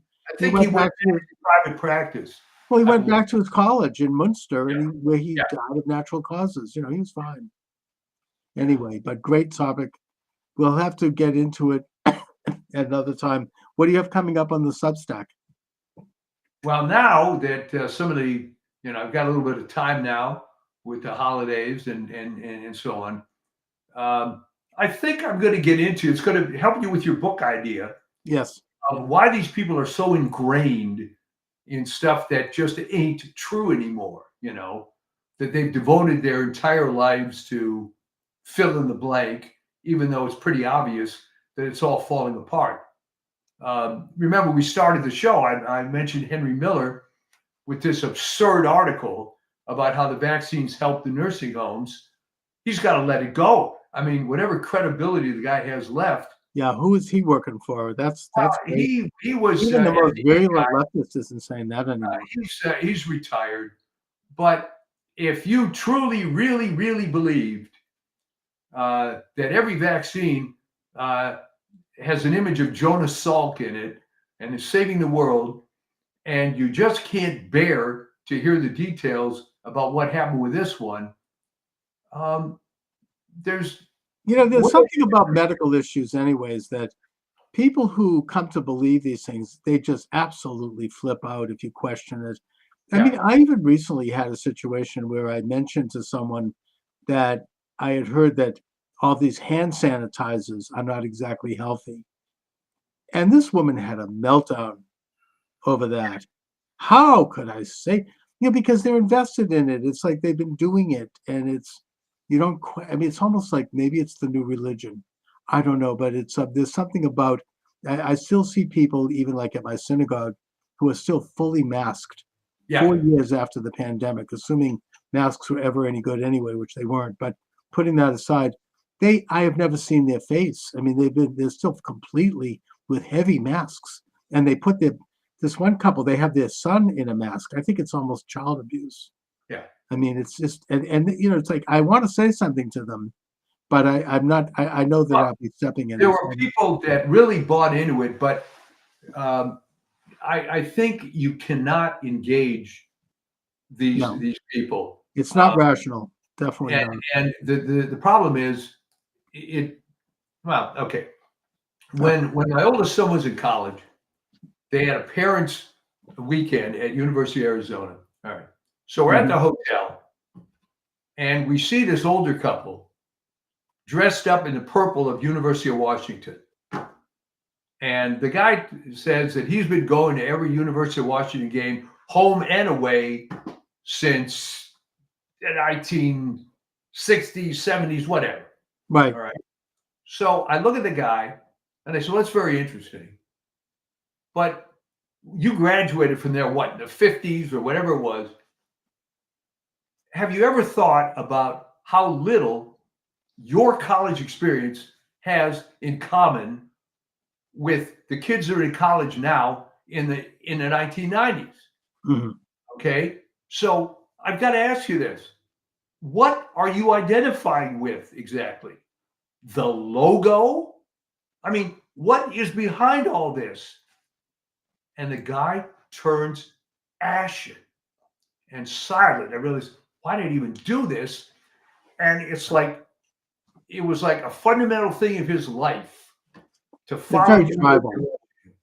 It's like criticizing the Boston Red Sox. It's just right. It's very tribal. Anyway, Mike, but I want to wish you a Merry Christmas. Well, thank you very much. And this is one of those rare years where Christmas. I want to wish all of my listeners a Merry Christmas. Merry Christmas, Happy Hanukkah, Happy New Year. God bless America. And we could look forward to, God willing, a very good and interesting and positive year. So I'll talk to you. All right. Sounds good. All right. Thanks a lot. All righty. All right. Welcome to the program. Charles Moscowitz here. By the way, we have call-ins on this show. I don't know if too many programs online can do that, but we do it the old-fashioned way, like you would do with a radio talk show, where you can literally call in at 508-637-5596. The number's listed here on the screen, 508-637-5596. Not taking TikTok today, mainly because TikTok's canceled the account. But I am up on Rumble if you want to send in a chat or whatever.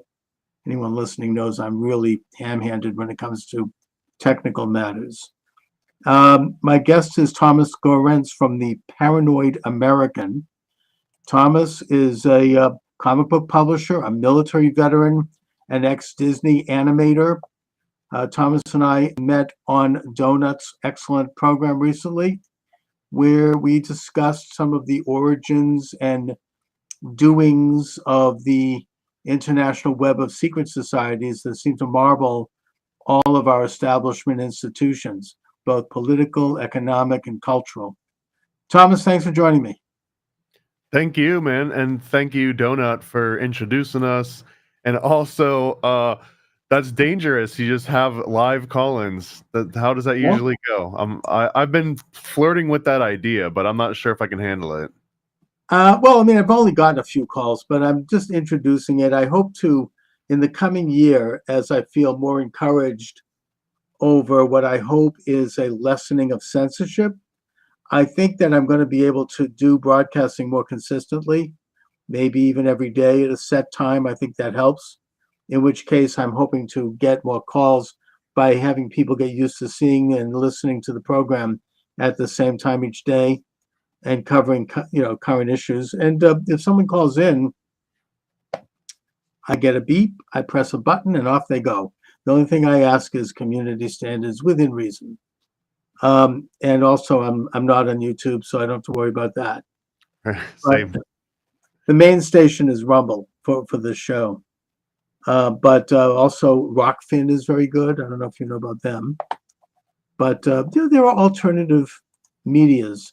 I think when President Trump was removed from office and they deleted his Twitter account, where he had something like 30 million followers, right after what has now been proven to have been a government inside job, that being the Capitol protest.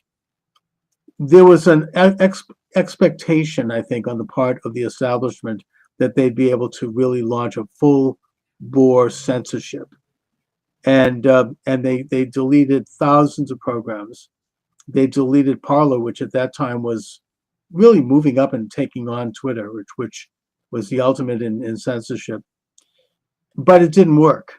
It didn't work because people got involved in alternative sites like Getter and Rumble and Rockfin and BitChute and a bunch of others.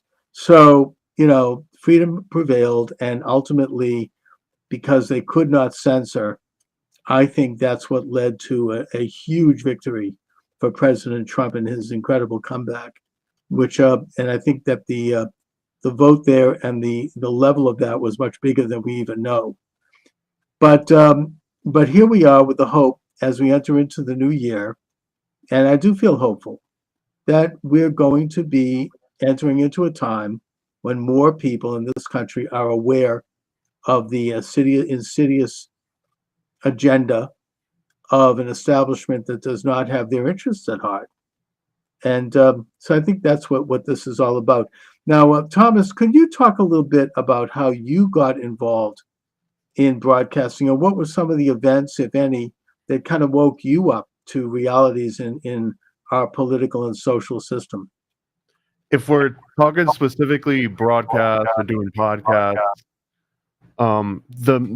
the main thing was far less noble. It was just that I've been publishing comics about conspiracies for a decade, and operating it from behind the scenes just wasn't really cutting it as much.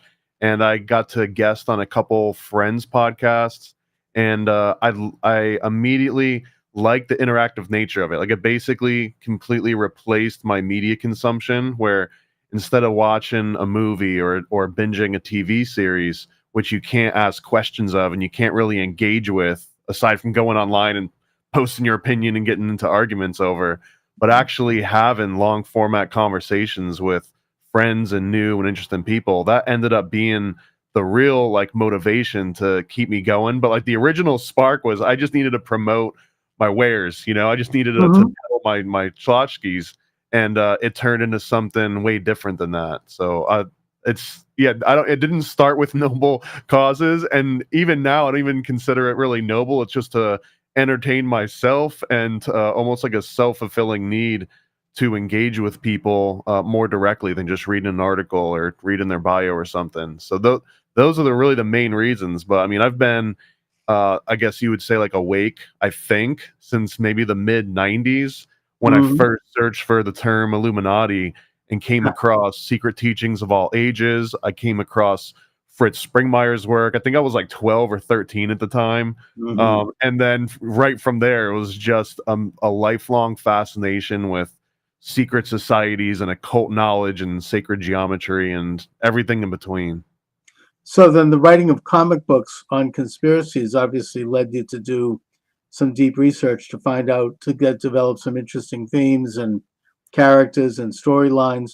And that led you to a study of the international secretive establishment that in modern times, I think, is exemplified by the Illuminati. And also this long format where you can really stretch out and talk with someone, rather than these canned interviews that we see on the mainstream media. It does lead to a deeper understanding and greater thought and a greater exchange. And it's one of the great powers of this new media. So I certainly get that. Now, you also worked as an animator for Disney. So I need to ask you about this. my daughter was a big fan of Disney growing up, and so obviously I was drawn into a lot of those movies, and we loved them together. We'd watch them. We had a couple of real favorites. Probably our biggest favorite was not a well-known Disney movie called The Aristocats. Of course. We loved that. We both could recite passages from it. We thought it was hilarious. And, and since then we kept up with it, and we'd go to the new Disney movies and Frozen and everything else.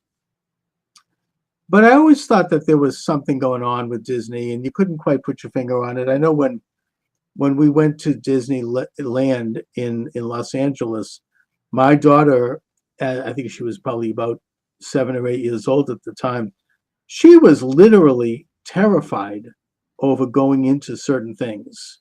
And I didn't totally understand why, but now I kind of do, because there was something going on that her radar picked up on that mine didn't in some of these things. I mean, that when you look at, Snow White and the Seven Dwarfs, I mean, it's horrifying what was going on there. I mean, cutting their heart out and, just the violence of it.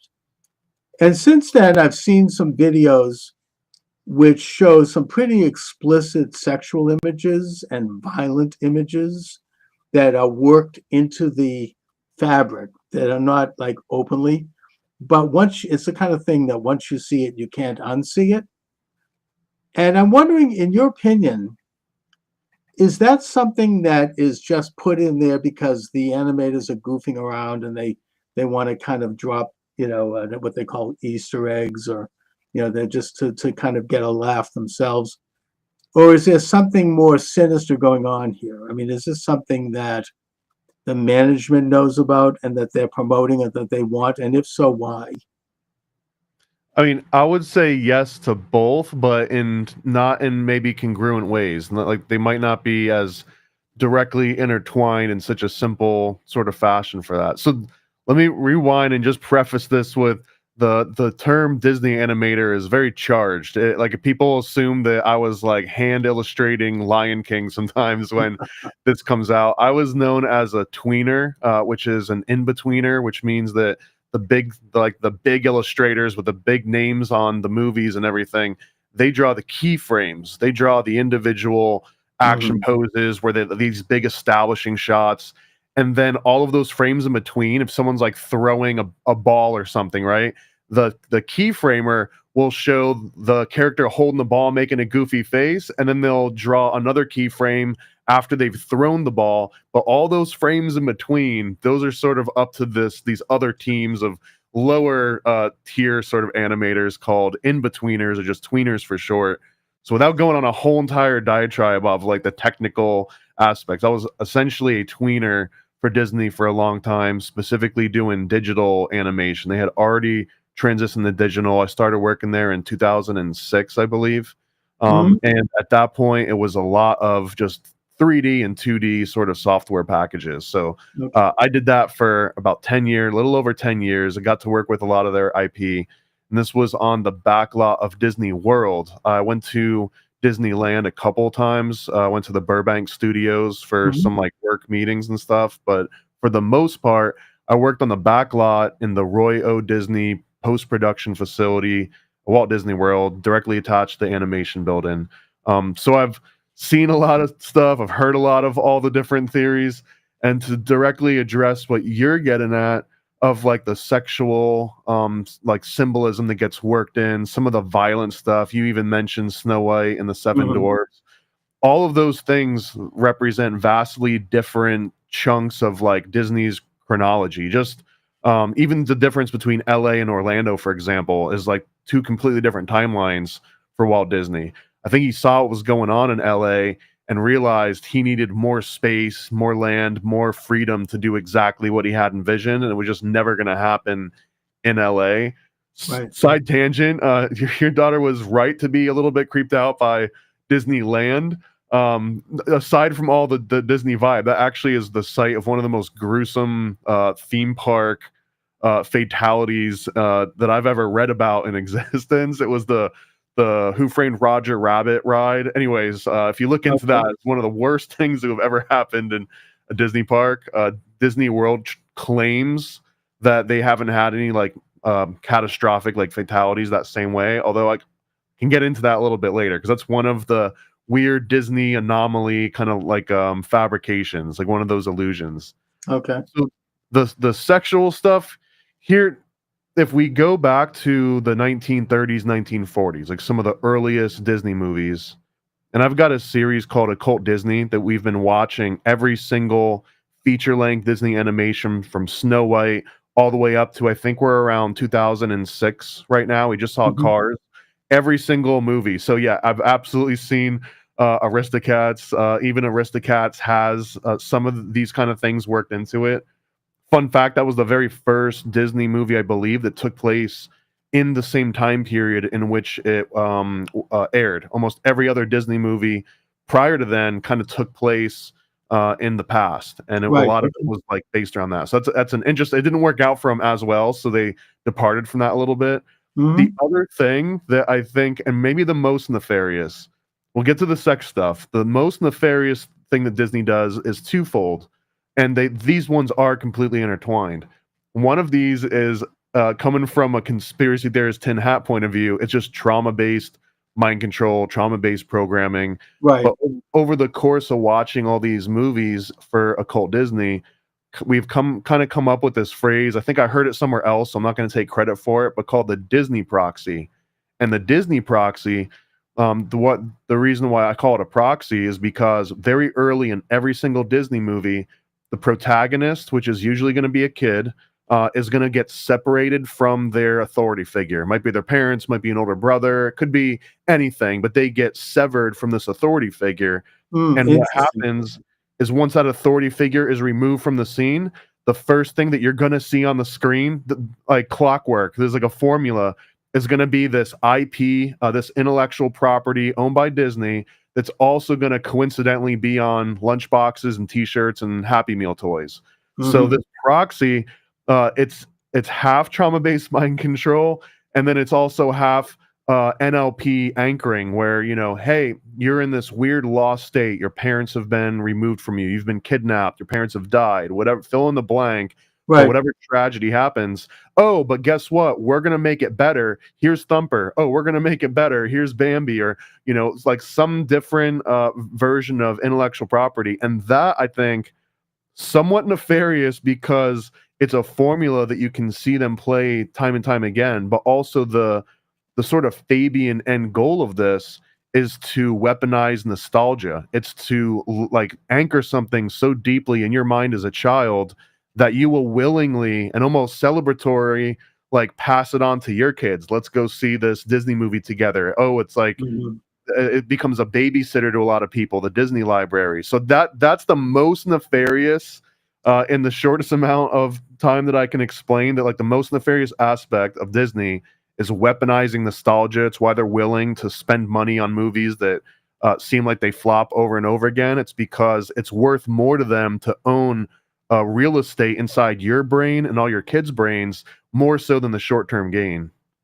So then you seem to be saying that it's kind of a financial thing. It's they kind of are institutionalizing their business as something that's going to perpetrate and that's going to, through the means of promoting nostalgia. I mean, I think that the idea of separating the child, I mean, I think of Pinocchio as an example of that. And Bambi, of course, the mother's just killed, and they show that's horrible. It's very painful. You hear the gunshot. Um, and then the child is brought into a situation which I don't want to suggest that it opens up the door to pedophilia. However, since we're going there, it's sort of like in a situation that's morally ambiguous. I mean, I think that Pinocchio is a good example where he enters into this world of almost where everything goes. I mean, he walks into this land, and it's at a time when a person is young enough that they haven't yet developed their independent reason abilities. I wonder if there's some kind of an agenda with that. It kind of, first of all, it infantilizes people because you become like permanently childlike. But secondly, you're put into a situation of moral ambiguity where, you're open to who knows what. Am I way off base on that, or what do you think? No, I mean, even again, if you remove even just the sexualization part of it, which I promise we'll get into because that's one of the biggest claims of all of Disney and the Right. hidden message. But let's just take like Pinocchio, which you brought up, and you brought up Snow White and the Seven Dwarfs. Hmm. Both of those original stories, Pinocchio was based on, I think, like an Italian activist, like it was political activism. I don't want to conflate it by oversimplifying it, but it was like sympathetic to Italian anarchism in certain Okay. circles. But the premise of Pinocchio was that they really were kidnapping children and forcing them to work manual labor. So those scenes where they turn them into donkeys and they turn them into these donkeys that are just like, basically animal labor, that was a very real analogy to what was really happening to Italian children during the time the original Pinocchio was written. There's Hmm. also really deep sort of Rosicrucian aspects. You can get into like pineal gland and stuff, but one of the mundane and practical versions of this were actual children being exploited, and the writer of Pinocchio was basically trying to shine a little bit more light on that, and it got adopted almost directly by the Disney movie Snow White and the Seven Dwarfs. This is another thing that was based on at least 3 different historical accounts, all the way down to the talking mirror. This was an actual item that was said to have existed in 2 or 3 different families' histories, dating back, I think, at least to the 14 or 1500s. Hmm. But on top of that, the Seven Dwarves was also sort of this euphemism for sending children into the mines because their tiny little bodies could get into the little nooks and crevices better. So there are a lot of analogies of even darker. I mean, the sexual connotation adds to it, but deep, not even that far beneath the surface of these Disney movies, the original concepts were all about child exploitation. So if you Well, just throw the sexual aspect on top of that, it's not like a far skip and a jump from forcing, like kidnapping children and forcing them to live in mines, and then someone saying like, oh, and they had sex with them too. It's like, okay, yeah, no shit, they did. okay. I mean, look, what you're describing actually doesn't bother me. It's actually good political commentary. Children being exploited by in the 19th century, right up till today. But what I see is kind of a more modern aspect to it, which is sex trafficking and sexual exploitation. Do you think that that is something that was a conscious part of this? I mean, I've heard a lot of legends, for example, and I would say legends about Walt Disney himself in that regard, who I always thought was a great man, but I still do. But he was deep, according to all the stuff out there, and that's what we're talking about. And I'm not here to endorse any of it. He was deeply involved with secret societies, and maybe there was some kind of an agenda going on there. What do you think? Uh, so this is probably the one that comes up the most is like Walt Disney being, all of these things. So I've done, I think, a fairly deep dive into this from a bunch of different angles. I've read the most critical, I've read the most complimentary sort of books all about Disney and his biography, and I've talked to people that work directly with him in animation studios and stuff. So quirky guy, workaholic. The secret society angle is a very unique one because Walt Disney, and let me go on just the tiniest of tangents here because it makes the most sense and it gives the most breadth to like how complex this guy was. So Walt Disney, growing up, he actually had a very strained relationship with his dad in particular, and through this, he had convinced himself that he himself was kidnapped as a child, that he must have belonged to royalty or some much more noble family line, and he was kidnapped and forced to live with these oppressors almost. It almost sounds like that archetypal Disney Mm, princess locked up in a castle waiting for a Prince Charming aspect, right? So he sure. already had grown up like this, and when he was very young, he joined the Desmoulins, the Order des Yeah. Moulins, Mhm. which is essentially Cub Scouts for Freemasons. That's the best way I can Yes, put it. no, I'm familiar You with that. gotta Yeah, be 12 to 20, I think, 12 to 21 to join but you have Desmoulins. to have parents who are Masons, I think, in order to do that, or maybe not. Or you have to have some kind of a parental or like authority figure that is registered as a Mason. Well, here, this is way more interesting than just him being Desmoulins. He not only was he Desmoulins, but his direct mentor was the creator of the Desmoulins order, like the original founder. So this would be like if you joined the Boy Scouts, but you would be bearing the lead to not mention, oh, but I was also mentored by the guy that invented the Cub Okay. Scouts. Sure. So there's that angle to it. From everything that I've ever been able to tell, once he aged out of Desmoulins, he never joined the Freemasons proper. He never joined any other secret order except for Bohemian Grove. He was absolutely a member. There's documented evidence of him drawing sketches and signing stuff, but he also didn't get with the Bohemian Grove crowd as much.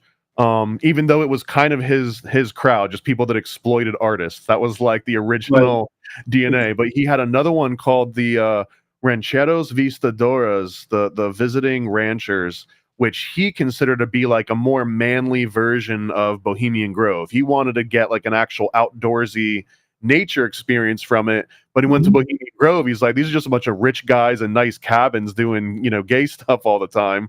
Well, So that's how he- Nixon described it. He said it was very faggoty. Right. I mean, well, yeah, it's boys will be boys, and they're all And just also, naked. I mean, Alex Jones was able to get in there with a camera and show the burning of the this effigy. And there's, I don't know if he actually caught on film the idea that there might have been some human sacrifice. I'm not saying there was, but just it's a pretty troubling and pretty weird occultic group, and it tends to attract Republicans, I guess you might say. Rich. Long, interesting story on how they founded too. I'll stay on track though, because Please. these are like Yeah, my let's- absolute favorite topics. So Disney is this princess in a castle in his own mind.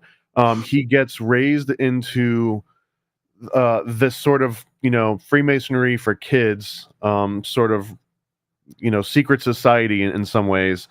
And then after he exits this, there's no doubt in my mind that he carried those occult and those esoteric views with everything that he did. It was a huge inspiration in how much he adopted and kept true some of the Grimm's fairy tales. All of Snow White and the Seven Dwarfs could also be interpreted almost as like Rosicrucianism, which I guess would just be like a much older, more religious version of Desmoulins. So that form of Walt Disney being, in the occult and in secret society is absolutely no doubt whatsoever. Not to mention Fantasia, right? But every single movie, honestly, every single movie, even Aristocats, can all sort of be tied into these like esoteric teachings. Although, and this is why I mentioned that there's these different phases of his life, and LA and Orlando is a huge portion of that. That once he starts working on Walt Disney World in Orlando, he kind of has this different vision. He's thinking about Epcot, the experimental protocol community of tomorrow. And like he's trying to do something more than cartoons and more than theme parks at this point. He wants to make his own city, maybe country, maybe who knows where it was going to go after that. But as soon as he starts ultra like hyper focusing on Walt Disney World, he doesn't have as much anymore in the animation wing.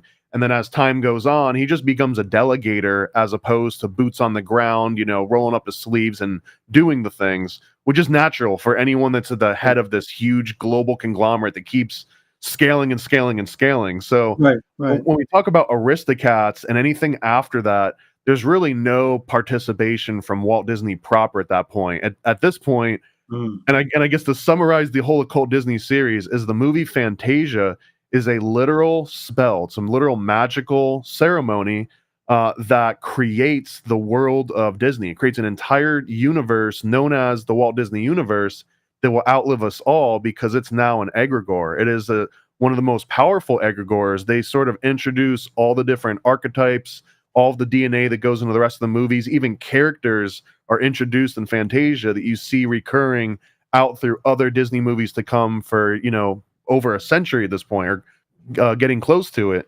So just the fact that Fantasia exists is that original magic incantation spell. So yeah, all occult, all the way down, all turtles. Well, and plus there was some very frightening scenes in Fantasia involving nuclear activity, and I think the last Disney movie that Walt Disney was directly involved in was Mary Poppins. I think I could be wrong, but Also, another movie about child exploitation, because they put so much emphasis on the chimney sweep and how lucky the chimney sweeps are. But if you look at actual chimney sweeps during that time period, they were kids. They were sending kids into these chimneys to sweep them out because adults wouldn't because they fit. could get up there. Yeah, they had wiry. They could fit into the crevices. Interesting. But you don't think that? I mean, it sounds like we're talking about influences on Disney's worldview and kind of this occultic element to it and this fantasy world that he wanted to create and project into the future with Epcot, which is, as you say, that's City of the Future. Do you think there was a more conscious aspect to this, in that Disney might have been literally coordinating with, secret society people? I mean, was it, kind of like part of a world order element? Was he involved, for example, in the post World War II Federalist Society movement or anything like that? It's really hard to pin Disney down in particular on a specific. There is one thing, and this is from Dark Prince, or Hollywood's Dark Prince, I think, is this unauthorized biography that the Disney family absolutely hates, but it presents this case that he was sort of working in like a McCarthyist way to root out communists in the animation industry in particular. Right. And I'm glad you brought this up, because this ties into that Disney growing up felt like he was this princess trapped in a castle by his captors. The FBI, or that might have been the FBI, I think FBI, J. Edgar Hoover in particular, basically gave Walt Disney special agent in charge status in exchange for him to give up any sort of communist information or root out commies that he could in the industry. And in exchange for that, they actually told Disney they had found his real father. His real father was royal blood. He was a king of Spain at some point, or his family line were kings of Spain, and that if you just help us out with these FBI matters, we'll put these connections together for you. And we'll give you some of this research that they had uncovered. And I believe that they were just putting a carrot on a string for him. They were exploiting a character flaw, or maybe some deep-rooted issue with him. But this is absolute close to proof, depending on how much you believe the special agent in charge documents. But if that were actually happening, then at a government level, absolutely, Disney was covertly spying on his peers and reporting back to the government in exchange for benefits and secret information that no one else had. I mean, how else would you describe a secret society other than just an intelligence organization? So, right. I from mean, that very mundane example, you can extrapolate all of the other ones that, if he was in the Rancheros, and if he was in Bohemian Grove, and if he was still an appendant of Desmoulins, he did draw Mickey as Desmoulins numerous times. So he was actively recruiting in that way. And also, I mean, as you say, I mean, the FBI was kind of the first literal legal open enthronement of a secret society into the United States. And then, of course, that was advanced under Truman with the National Security Act, which created the CIA and the National Security Agency and all the rest. An interesting book about this was written by Professor Michael J. Glennon, who wrote the book Double Government. He was a professor emeritus at Fletcher School. He served the Obama administration. He's an insider, but he kind of blew the whistle on a lot of this, even though I had him on my show and he didn't like me at all, but yet he admitted that, right? I mean, he was like, yeah, okay, he didn't deny anything I brought up, but he was unhappy with me for bringing it up, even though it's in his book. Anyway, I recall being also at the Disney Museum in Los Angeles when we visited Disneyland. And I remember that it went through great lengths to show Disney's lineage as going back to the Normans and William the Conqueror. And it traced the name. And so Disney was very concerned with bloodlines and ancestry. I don't know if he was into the Committee of 300. I mean, who knows? But going back to the Roman times with which eventually became the Venetian bloodline. But that does seem to be a theme, I think, in his work. It's a very kind of gothic element of like superpower and magical power being held by certain people who had high positions. So Disney, this is a really interesting thread to look at it. Like if let's not say literally in the committee of 300, the council of 300, but that Disney would if such a thing were in operation during Disney's lifetime, then Disney would represent this massive opportunity to influence the public, just not just American public, but the entire globe, right? Oh yeah, Disney had a massive surface area in that regard, but when I think of like those shadowy occult figures, like a literal Illuminati at some point, the actual Illuminati members rarely want themselves to be the figurehead, like an actual scapegoat or someone you can point a finger of or draw a picture of. So Disney likely would have been a very useful, I would like say an asset, as opposed to a CIA agent, a CIA asset, as opposed to an FBI agent, he's an FBI asset, so he would clearly be in all those roles, and he made propaganda movies directly for the government. Many of them were top secret, so he was, in every definition of the word, secret societies, if you expand that to include government and military, which I absolutely do. I mean, the cult of Mithras was essentially the first military, intelligence agency, right? So if you can extrapolate from there, it's really no different. We're just kind of shuffling. You mean the ancient cult of Mithras during like post-Roman times? Is that what you mean? Correct. Yeah. Well, I mean, the longest thread ever, but all of that ceremonial magic and sexual orgies and child sacrifice, this was state religion in Phoenicia and in Carthage up until the Romans stomped out Carthage. But the Romans didn't completely stomp out ceremonial magic and orgies and child sacrifice. They just said, it's only for the rich people and the male military members at first. And then never again was it supposed to ever be done outside. It was no longer supposed to be exoteric. Now it was permanently esoteric. And I think that that's sort of the longest thread that you can tie here. Is that went underground after the Romans destroyed Carthage. And there's, according to Roman historians, when the Romans went into Carthage, there was such abominable practices that they literally were throwing up. They were like literally sick over what they were seeing. But of course, this is what the Bible warns us about. This is what, the book of Genesis. I mean, there's a thread all through it about the admonition against idol worship of graven images. It wasn't just worshiping a piece of wood, or like a rock or something. In the case of Moloch, this granite statue, which would have a burning furnace in the belly, you go in and throw your baby into that as a way to appease the gods.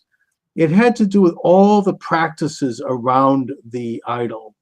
And all of it was, we can't even imagine what they were doing. But it was all state sponsored. And it was all run by the sort of government that would operate behind the scenes and use this idol as their mouthpiece to manipulate their masses and to keep people docile and to use, sexual vice and moral, all kinds of crap to keep people like kind of off center, infantilized, distracted. And the idea, it's interesting that you say, I mean, that the Romans basically tried to stamp it out and did so with Carthage, but then it went underground. That's interesting. Literally went underground. They took what was happening above ground, and state sponsored is maybe even underselling it. Maybe state mandated would be a better way of describing the ceremonial magic, sexual orgies, child sacrifice. This wasn't just, hey, if you want to do it, we're cool with it. This was like, you better show up at 7 a.m. with your newborn to throw them into this fire or else. Like, so there was very much a state mandated aspect of this that you could not escape it. So when the Romans came, that literally went from being done out in public where, the neighboring cities could see it happening and saying, well, let's not be like those guys. This is like the biblical aspect of like those Carthaginians, or like they're worshiping Moloch over there. That was basically saying like, don't do what they're doing over the river, in so many words.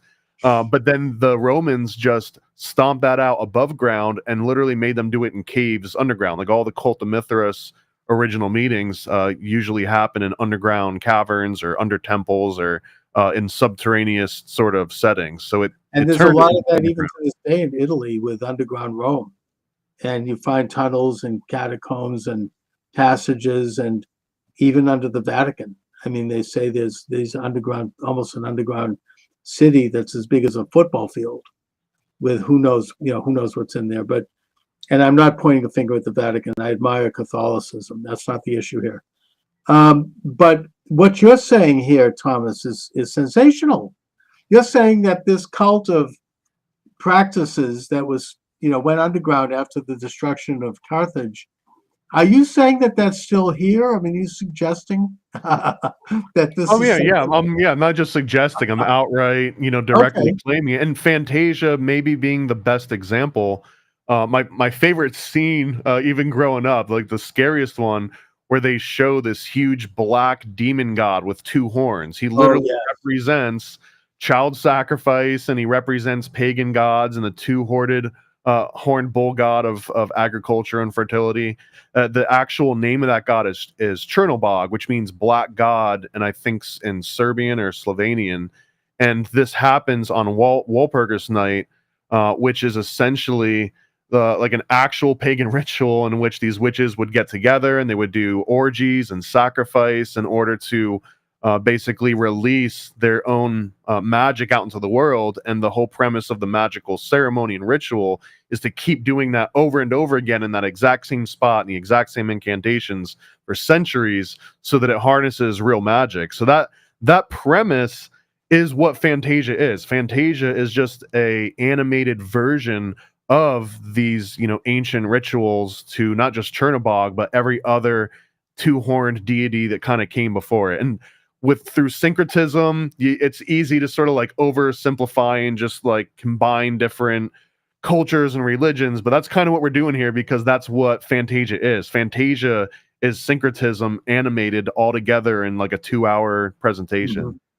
Now, I mean, I want to just move history up a little bit here, because maybe I tend to embrace conventional history here, but I do believe that the Israelites were the first attempt to reform some of these practices. The Torah basically laid out moral and ethical laws which emanated from Sinai, according to the Torah, and which rejected these practices, even though the children of Israel struggled with it, and sometimes they were good and sometimes they weren't. At least they began the process rolling.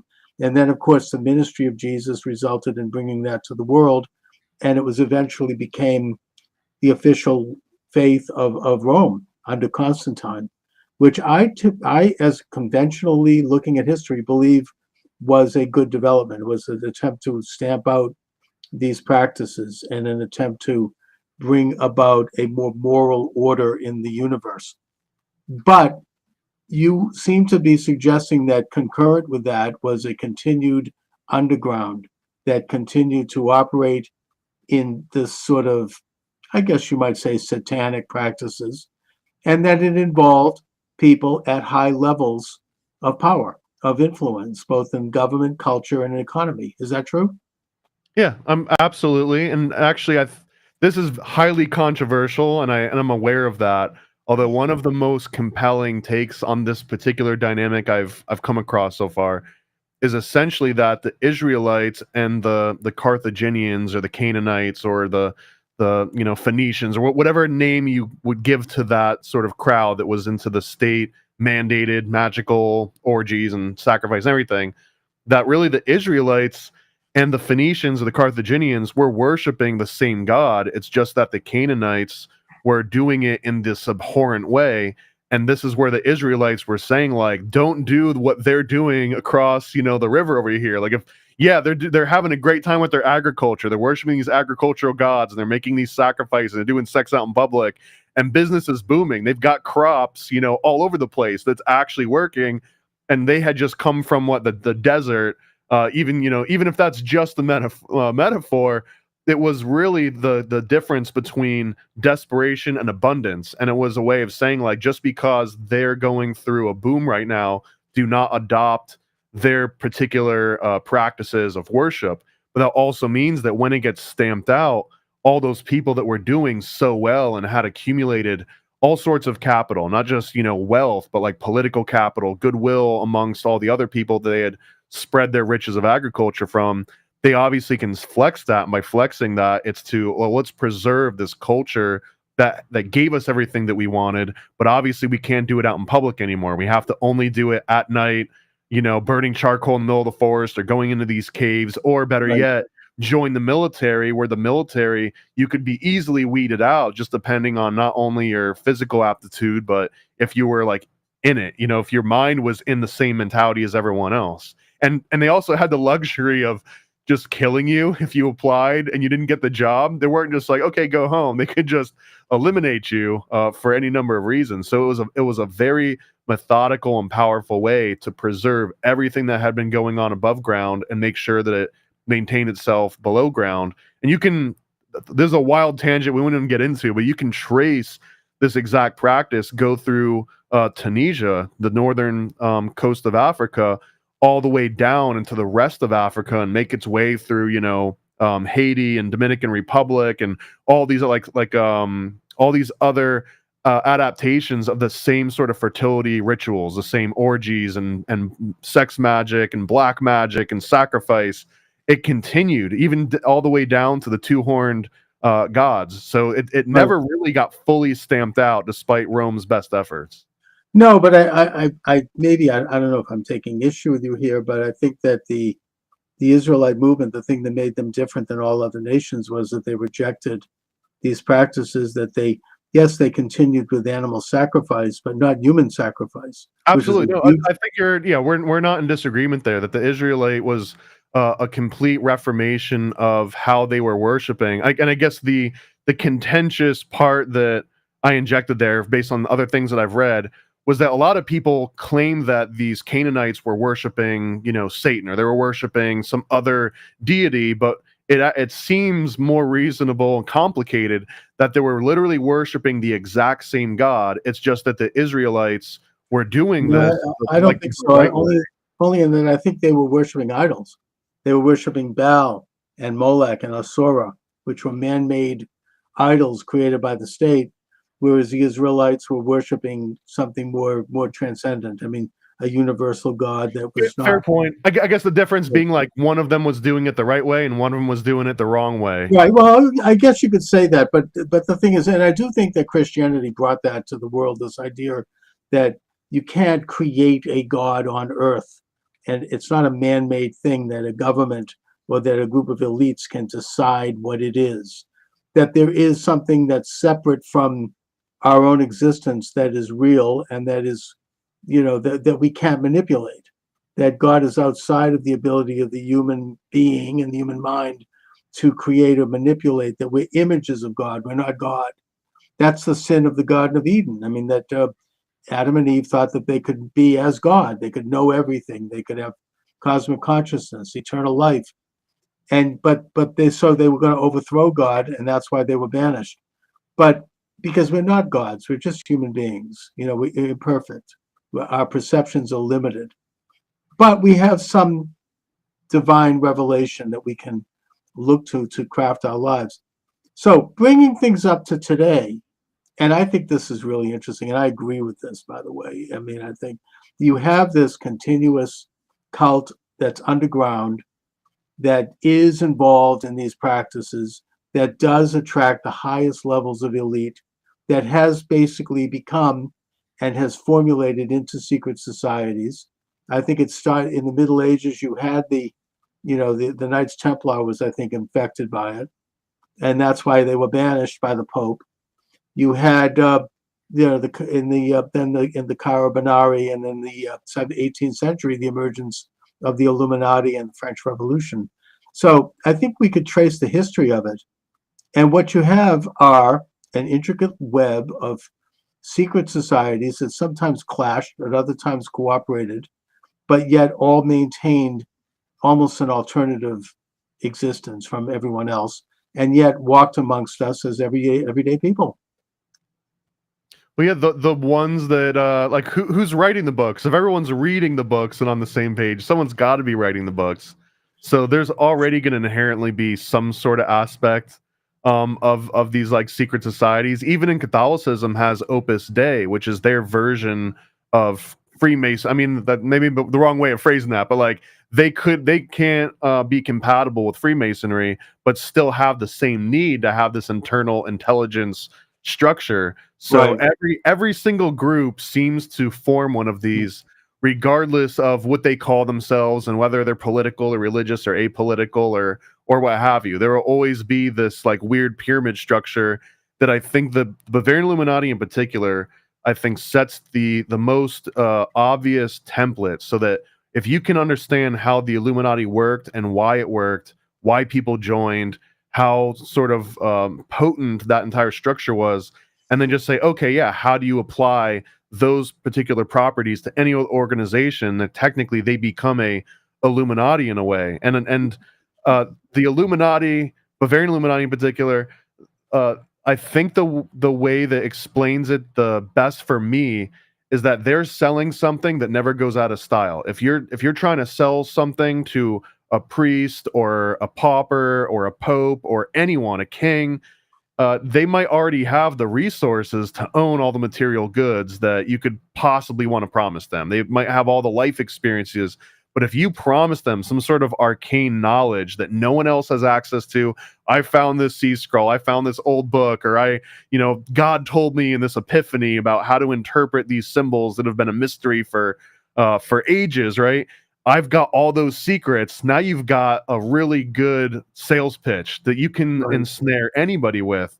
And one of the stipulations, again, for the Bavarian Illuminati, okay, well, not only do you have to give us some actual money and your time and all this stuff, brain power, but we also want you to snitch on yourself. We want you to keep a little diary of all the dirty little things that you've done and think about, and everything that your family's doing and your friends. Just take a complete diary on everyone. And what they do is they can slowly form this holographic image of the society that they're living in, like where it's not just people's pretenses, but what's actually going on behind the scenes. And even better, if they can recruit everybody in another group somewhere, let's say the Illuminati infiltrates one of the high Freemason lodges, and they recruit every person in there, but tell them all, you're the only one from this entire lodge that we're recruiting. Don't tell anyone else that we even exist. Take notes on yourself, take notes on others. But they do that to the whole lodge. They do it to like 30 or 40 people, right? And now they're all snitching on themselves and snitching on each other. It becomes this huge cachet of blackmail. And so now you've got the ultimate sales pitch. Someone's on the hook, and they're giving you money and they're giving you time and brain power. They're also snitching on themselves and others, an entire community. And pre-internet, obviously, Bavarian Illuminati, whoever's at the top, which would have been Adam Weishaupt, he could act as this all-knowing sort of God on earth, where you came up to him and you were like, hey, I've got a chemistry question, I've got a religious question, a math question, a science, whatever. He could be the ultimate Renaissance man polymath, where I was already going to expect, like, okay, I write you a letter, it's going to take, a week to get to you and a week to get back to me. I might not hear from you for 2 or 3 weeks. That was the norm. So now Adam Weishaupt can get a question he doesn't know the answer to, but he can consult this vast network of experts that he's recruited from the highest levels everywhere, like the actual authorities on any matter you could think of. So now it seems like this Adam Weishaupt guy's got all the answers. He literally created an intelligence network based on blackmail. And for those that even maybe figured out the game far too in, that fallacy of sunken costs, where it's like, well, now, it's going to be the emperor wears no clothes. Like, now I'm going to look like an idiot if I got swindled by this guy. So keep that thing going, or even better yet, kick Adam Weishaupt out. Maybe he didn't have the greatest intentions, but I know what this thing could be. Let's just keep this thing on track and make it what it could be, which is a sort of another false premise, right? The thing becomes corrupting. apart. But that particular formula, sell someone knowledge that they can't get otherwise access to, blackmail, and then acting as some sort of an authority. That's, if you read modern CIA recruiting documents on how to secure assets or recruit for other agents, it's this exact same kind of premise. There was something called, I think it was called RATS or something, which was like repertoire and opportunity, or I forgot what the actual acronym was, but this is exactly how you sell anyone on any covert agency. Well, I mean, I suppose when you strip it down to its basic essence, it's the lie of the serpent in the Garden of Eden. We can offer you eternal knowledge. We can offer you eternal life. We can offer you the meaning of life and full understanding of good and evil and everything in the universe. In other words, you can become God. And, it was very alluring, and every generation deals with it. Whittaker Chambers, who was a communist spy in the United States and who then turned state's evidence against Alger Hiss in the famous Hiss trial of 1948, and wrote in his autobiography, Witness, that communism is the world's second oldest religion, and that it comes from the Garden of Eden, metaphorically, in that it's the rule of the universe by man as opposed to by God. That man will be the highest elite. An elite of man would be the highest level of knowledge, and that they would control others for their own good, and that they would create a utopia. They're offering utopia. They're offering all the answers to the pain of existence, because we live in a vale of tears, as Catholics like to say, and that you can alleviate yourself by seeing this greater knowledge. It's a very alluring sales pitch. Now, having said that, I think we can identify the nature of the Illuminati, and you've done that in, I think, your most recent book, Thomas, right? About Yeah, the with Illuminati. Donut and I. We just call it Illuminati comic. The cover actually says, "Are you being mind controlled by the Illuminati?" Because it's meant to be something someone will walk by and be like, "Oh, what's that?" and pick it up. Yeah, I mean, it's a great concept because it's based on more than some truths. I mean, the Illuminati had an agenda that's well known. They wanted to create a one world order. They wanted to create a one world religion by getting rid of all of the clerical and political entities of their day, by getting rid of all the institutions that promoted those entities, both good and bad. But the good ones were things like private ownership and self-interest and sovereignty and all of the other things that allow humanity to advance and the individual to advance. They wanted to abolish all of it, which Marx then went on to describe as false consciousness. And that the way to get rid of it was, well, he wants to get rid of the Jews, but that's beside the point. I mean, just whatever, get rid of America, get rid of Christianity, as a way to move man into this one world collective entity where we would all become, lobotomized ants, basically. However, having said that, I don't think it's a complicated situation in that not all secret societies were part of this and still are not. Sometimes I think that there's a necessity for some secretiveness in certain situations. George Washington, for example, was a member of a Masonic lodge in Alexandria, which developed the layout for the city of Washington, D.C. And he received a letter from a minister named Snyder in New York who said, I think that your lodge has been infiltrated by the Illuminati. And, I want to alert you to this. And Washington sent back a letter in response saying, I'm very well aware of what you're talking about with the Illuminati, which he referred to as diabolical. However, I don't believe that they have infiltrated my lodge. I think that, and yet we know in American history that they eventually did get major footholds in this country, and that they developed such organizations as Skull and Bones and others. But I don't think it's quite, you can't throw the entire baby out with the bathwater. I know it's complicated, and we can't know the inner portico because we're not part of it. And we don't know, so it creates a natural and should create a natural distrust.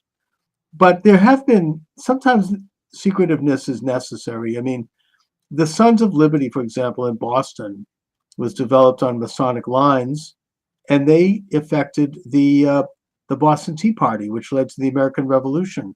They needed secrecy in order to operate, and in order to plan, and in order to figure out how to confront the tyranny of General Gage, who was the British general who was occupying Boston.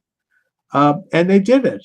And I think that sometimes when you're in a situation where there's political oppression, people can organize in secret and make plans in terms of how to counter it. So it's not, ultimately when these things become established, they probably are infiltrated by the Illuminati. But, I think we have to be, we have to kind of look at this on a case by case. What do you think? I mean, yeah, it will just be like saying any intelligence organization can't really be inherently good or evil. Some people have inherent distrust of anything that's secretive, but like you just mentioned, without Sons of Liberty working on the backbone of these Masonic lodges, which at that point a lodge was just somewhere that you met. Most of those, if you've gone to that area, they're just pubs. They would just meet at the bar after they Right. kicked everyone else out. They would hang out and they would make their plot. That was the Masonic lodge, was them hanging out after. But they did have a society that was built on Masonic lines. Right. Well, and again, this is like that template where they understand that, okay, here's the Masonic template, is that you have to know the code name of the different people in your lodge, the code That's name of right. the city the lodge is in. You wouldn't actually say the building that you're meeting in. There would be like a code name for that. There's going to be a secret handshake. And There's going to maybe be that's a way to winnow out people that they couldn't trust, and try to verify people who they could, and sort of, there's a necessity to that, because in a way, I mean, it sort of stops infiltration by people who don't have the right intentions. Another really practical, I guess, example, if you look at Prohibition era, speakeasy, you would have to know someone that was already kind of in that speakeasy, and they give you the password and you knock 3 times and they say, what's the code? That's essentially what, that may be like this one is just based on gambling and drinking, but Right, but all the same, this was a secret society in many ways without maybe even a name to it. So I think that there is always going to be a need for these sort of secret. This might be another contentious point too, but I've heard the most compelling argument against this was like, well, Jesus in the Bible is against secrecy. It's the antithesis of secrecy. But there's one in particular passage, and I'm not a theologian that can quote the exact verses. Hopefully someone else knows this one, but Jesus is going around telling a whole bunch of people, like, I'm not going to go into town today. And he's basically telling everyone that, you're not going to be under my purview. Don't worry about it. I'm going to be busy over here. But then he puts on a disguise and he sneaks into town anyways. And he observes everybody acting, thinking as if he weren't watching, to just see if they were still. And that's one of these interesting examples of even Jesus would put on a costume and like sneak into an area and spy on everyone just to see if they acted differently. So there is a use for secrecy and deception in almost any context. I mean, I suppose that Jesus's apostles, his disciples, constituted a society that was somewhat closed. And then, of course, they then had a traitor in their midst in the form of Judas. But, I mean, the secret societies really affected the Irish Revolution against the British. It affected the plot to assassinate Hitler. It probably affected the overthrow of the Soviet Union. So, China possibly has that too. So I think that there are positive elements to it. The problem is that it also is prone to corruption, because not only infiltration, but because it's often the illegitimate and deviant use of power, and that is corrupting, and that can have, especially when you have bad people get involved in it, which inevitably they do, because power, as Lord Acton said, power corrupts, and absolute power corrupts absolutely. There are very few political figures that are good people. I think there's a couple like litmus tests you can give. One of the most obvious is, does your secret society require blackmail? And if so, it might be one of the lesser of them. Or is it straight up just money? Do you just have to pay money in order to be involved? And in that case, it's maybe just any other regular pyramid scheme. So there's a lot of different aspects to like the good or the bad and the actual uses of all these. But just like any other infrastructure or formula or template can all be corrupted by, someone doing bad things, because what they also represent are these intelligence networks. And I guess now the concept of secret societies is sort of dying out in a lot of different ways, because we've got LinkedIn and we've got emails and we've got private email servers and Discord groups and Signal, encrypted Signal chats. So you can put a bunch of people, and that sort of eliminates a lot of that original, like, would the Sons of Liberty had to meet up in person at a pub after hours if they could all just be in an encrypted, Discord chat? Maybe not. Maybe they never would have actually come together that exact same way. It was just the limitation of technology, just the same way that sending letters back and forth in Adam Weissaup's time by like horseback, that might have been their version of Discord. And if they could have just emailed everyone or just sent like a top secret correspondence, they would have had to have still done that. I think it would have changed the shape of all of that. So right now it's harder to say like who's the current Illuminati or who the current secret societies. It's just an email chain. Like the most secret society on the planet is probably just a whole bunch of boring email chains at this point. Right. Although those emails, once they are put into place, they exist, and it's hard to remove them. And there's a certain amount of transparency around that, even though, like, Hillary was like destroying her emails with the With bleach bleach. bit. I don't know, boring. But nevertheless, it's still out there, and it's hard to conceal. But I would argue that in modern times, particularly since the launch of the Illuminati in 1776, the secret society infrastructure has become overall corrupted. And that was advanced by the Rhodes Roundtable Group, which is at the turn of the century, the Anglo-American establishment, and that it kind of has grown up in other societies, and oftentimes there's intersection and interaction. The central banking establishment, which also launched in the 19th century, plays a major role in it because they get to decide the value of things. That's a huge power. They decide how much your property is worth by how much currency they emit into the economy. It's a huge power, and that they do informally, and it's been written about. If you read the work of Carroll Quigley, he gets into this in Tragedy and Hope, who was a supporter of it, and he's a professor at Georgetown University, that the interaction and intersection between economic, cultural, and political forces, both in this country and around the world and with each other, has created an atmosphere which can only be described as an informal world government, and that they leave in place the official governments, the official offices, the official ceremonies, but behind the scenes, they increasingly control everything, and that their motives and their means and their agenda is not holy. Let's just put it that way. And it's certainly not wholesome in terms of the right of the individual under God. Anyway, Thomas, I got to run, and this is really an interesting conversation. We've just touched on the surface here. We could talk for hours. Well, let me tag in really quick too, since you asked like the sexual Disney Yes. stuff. I just want to tag in here without going on a wild tangent on it, but that an interesting dynamic that people seem to leave out, especially in the earlier Disney movies that they claim get very sexualized, but those artists, when they weren't drawing cartoons for Disney, were pretty much drawing pinup artwork.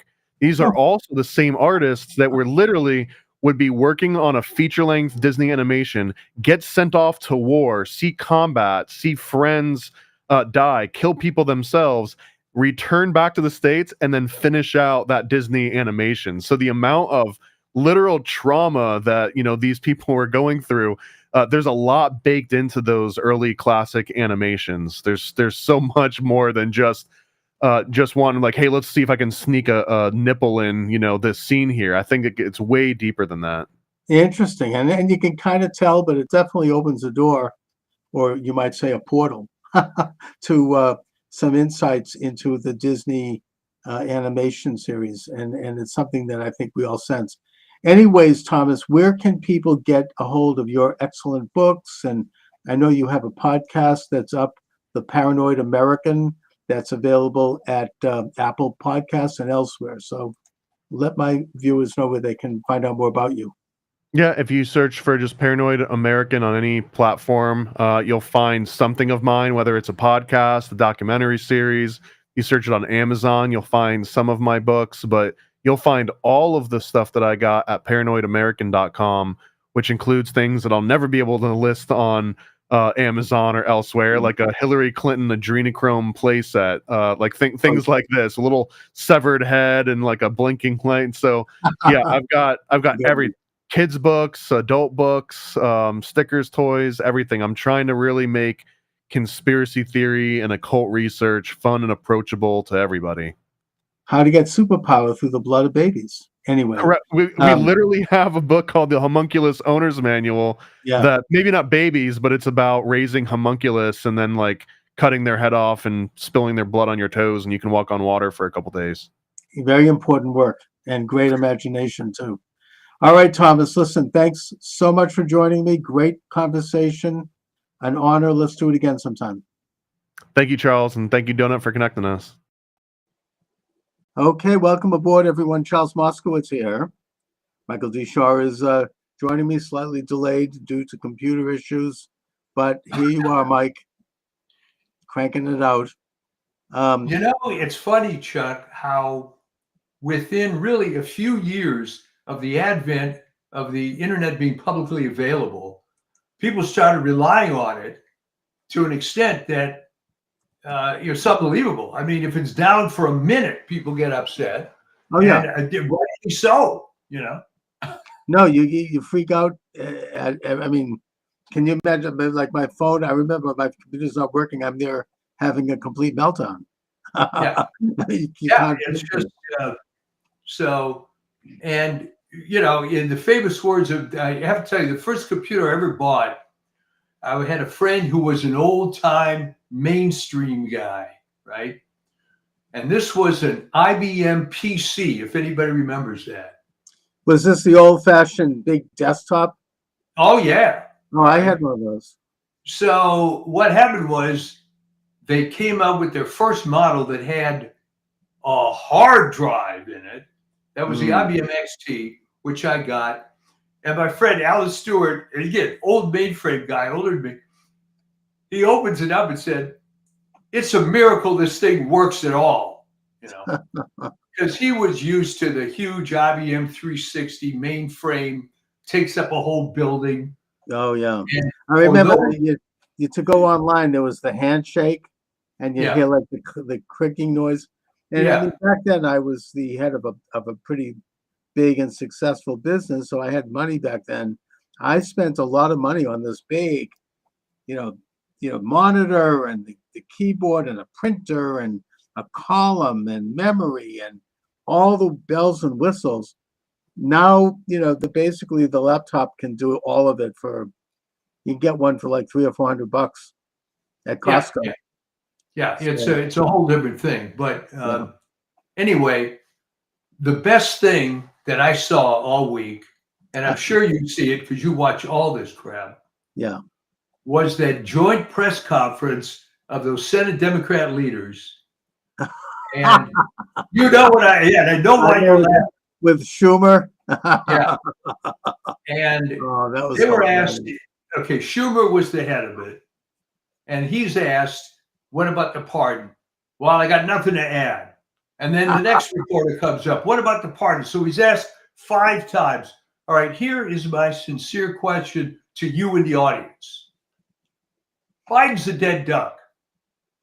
Why not, Chucky Schumer, just say, hey, we were disappointed. But to not even speak, do you appreciate how gelded this guy is?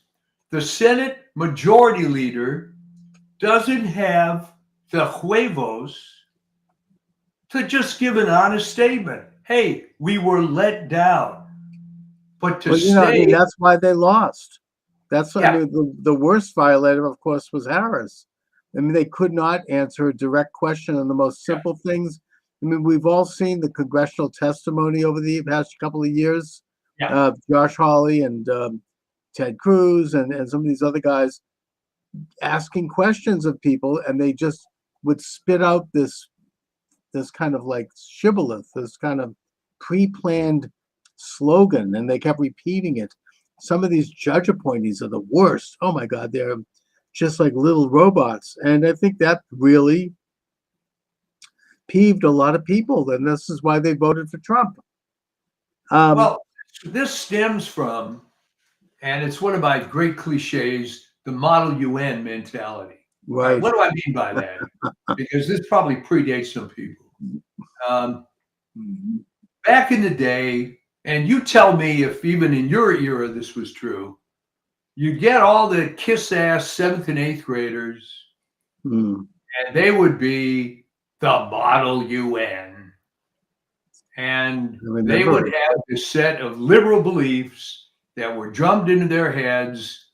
And the problem is most of these people never changed. Because it's a finishing club for the future left-wing yes. activists. I know my daughter was briefly involved in it. She didn't like it, but she went to the convention in Boston for it. And one of the main speakers was Noam Chomsky. Oh, there you go.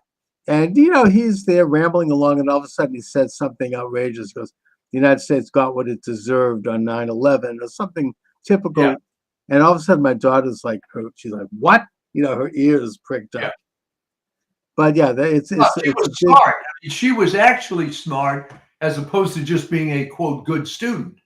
So the point is, and I think you'll agree, that the ones that weren't smart, like your daughter, there was it. They were just spoon-fed, and it's kind of how to act, how to walk, how to talk. Yeah. It's a finishing school for the left, and for the future, rulers of the world. And they never change. It's pathetic now, really, to watch it, because I knew people like this that had some intelligence, but despite all that's happened, they don't change. And no, they can't. They're locked in. I mean, as I've said, a classic example is Harris, who obviously is not the sharpest knife in the drawer, complete tool, but nevertheless, she just could not answer a question. I don't think she's capable of it. So programmed at probably such an early age, probably by her Marxist father, that it's like there's no one home.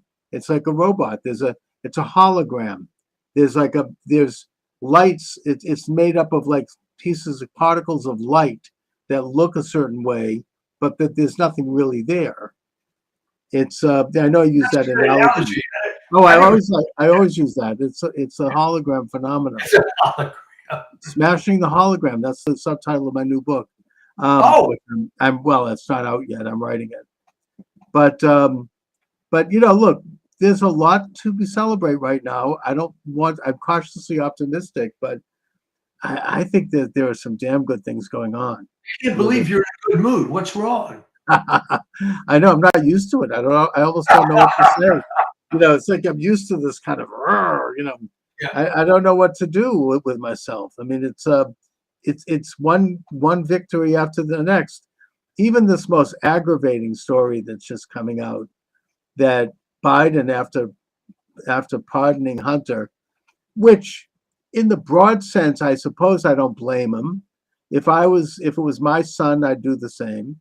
However, there's now talk within that administration, whoever's running it, that they're going to pardon all these rotten people. I mean, Fauci and Schiff and Liz Cheney. I mean, it's aggravating. It is. I mean, I think it's the last miserable gasp of a dying, illegitimate regime that has just weeks to go. They weren't able to trigger World War III in Ukraine, even though they gave a green light to mines and far-range missiles to hit Moscow. That didn't work. They're on their last legs.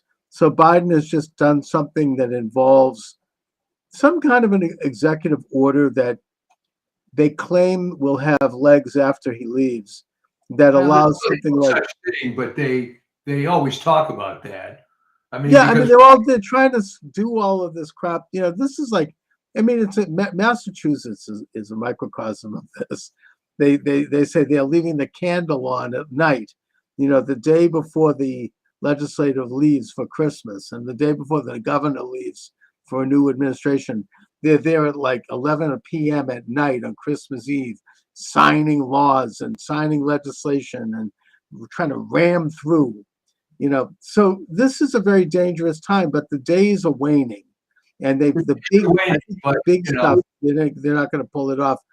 But he did sign this one thing that is aggravating, and that is that it allows something like upwards of 42,000 federal employees to not show up to work. Did you see that? Yeah. Yeah, I mean that as it is, apparently it's very revealing that they're only that they're allowed to they only have to come in and show up one day out of the month. I mean, these people what are they doing? It's like a no-show. I mean, the real work is done by consultants who are also ripping everyone off. Well, right. I mean, the story on that, and this is not well known to the public. Yeah. Right? Remember, I lived in the DC area for almost 20 years. There were people that I knew, obviously not going to mention the name, but this guy worked for a contractor for Department of Agriculture. Right. He was getting paid 3 times the salary of the agency guy who was supposedly a supervisor. And that's not uncommon. And he was a subcontractor. He was because look at, I mean, Harris pissed through about over $1 billion of, no one knows where the money disappeared. Now they're 20 million in debt. And, it's been, I think there's some whistleblower has said that consulting firms and consultants became multimillionaires overnight. They just put the money in their pocket. They did nothing. And, I mean, I could just give a personal anecdote here as well. This even happened to me. I mean, in my campaign, people got checks for doing nothing that I didn't know about. I had this one guy, all of a sudden they all come out of the woodwork, and then he got a check as a consultant, and I ran into him at a Starbucks 2 years later. Oh. And he sheepishly said to me, he says, "I want you to know that I did nothing, for that money." I'm like, look, I kind of suspected that, but I mean, that's the way this business is. I mean, everybody's like getting these checks. And it's a situation which in Washington is so bad now that you have people who haven't shown up for years. And I think that the exciting news is that Vivek Ramaswamy and Elon Musk are fully aware of it, and they're going to clean out those rat's nests, every last one of them. And I don't think if Biden is signing some kind of an executive order to protect them, I don't think that's going to work. No, it is going to work. And of course, the problem is for them that they're making it worse than it is. All right. If you have to decide an executive order to protect 40,000 people that aren't working, there's not going to be a whole lot of sympathy against government cuts. But do you think he's going to do this blanket pardon of like Liz Cheney and all these rotten, swamp monsters? I'll tell you whose name is at the top of the list is Fauci. Oh, I know. Oh, the Mengele Fauci. I mean, that's aggravating. I mean, obviously, if they accept Chuck, the good news is about that, and you know what I'm going to say. It's terrible that this guy's killed thousands of people, maybe more. But now they're admitting it. I mean, yes. I mean, obviously, if they're not getting pardoned for nothing. I think that the party line is, well, this is all Trump's fault because Trump is going to prosecute these people. I don't think anyone, even the liberal media, didn't buy that when they claimed that about Hunter. Everybody knows that he was just a real scumbag. I mean, on the top highest order, nobody bought this at Trump's.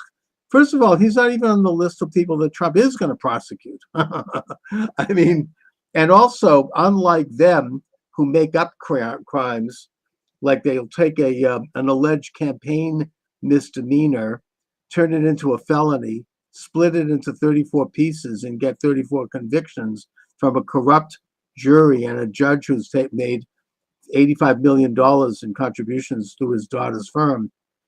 The Trump people aren't going to do that. They're not going to make up crimes. There's plenty to work with there. They're going to work, you just work within the law. I just had on earlier today this lawyer, Peter Tickton. He's been around a while. He's actually a longtime personal friend of Trump in Florida. He's in Florida. He's bringing a case in Florida regarding voter fraud, and he's calling for the decertification of a congressional race because the independent, so-called mail-in ballots, which come in at an average of like several hundred to 1,000 a day in a period leading up to an election, he discovered that there was on one day 185,000 of them came in, which is statistically impossible, and that someone had shut off a little computer machine run by the state, which requires that they prove that they have a driver's license and that there's one other proof of personhood. That was shut off by someone or automatically the day those came in. And he's got a lawsuit. It's happening next week. And it's going to open up a whole deal. He knows Pam Bondi, who's going to be the attorney general. He knows Trump. They're aware of this. And I think that if they open this thing up, because he says this is just the tip of the iceberg in terms of a national phenomena. Trump won anyway because he got such a huge vote, but they were doing this crap that we've been talking about for years with these fake votes. He says that they're almost like drone votes. They're phantom votes. They're not connected to a real person. I've heard about this before. I mean, this has been out there, but he now has the receipts for it.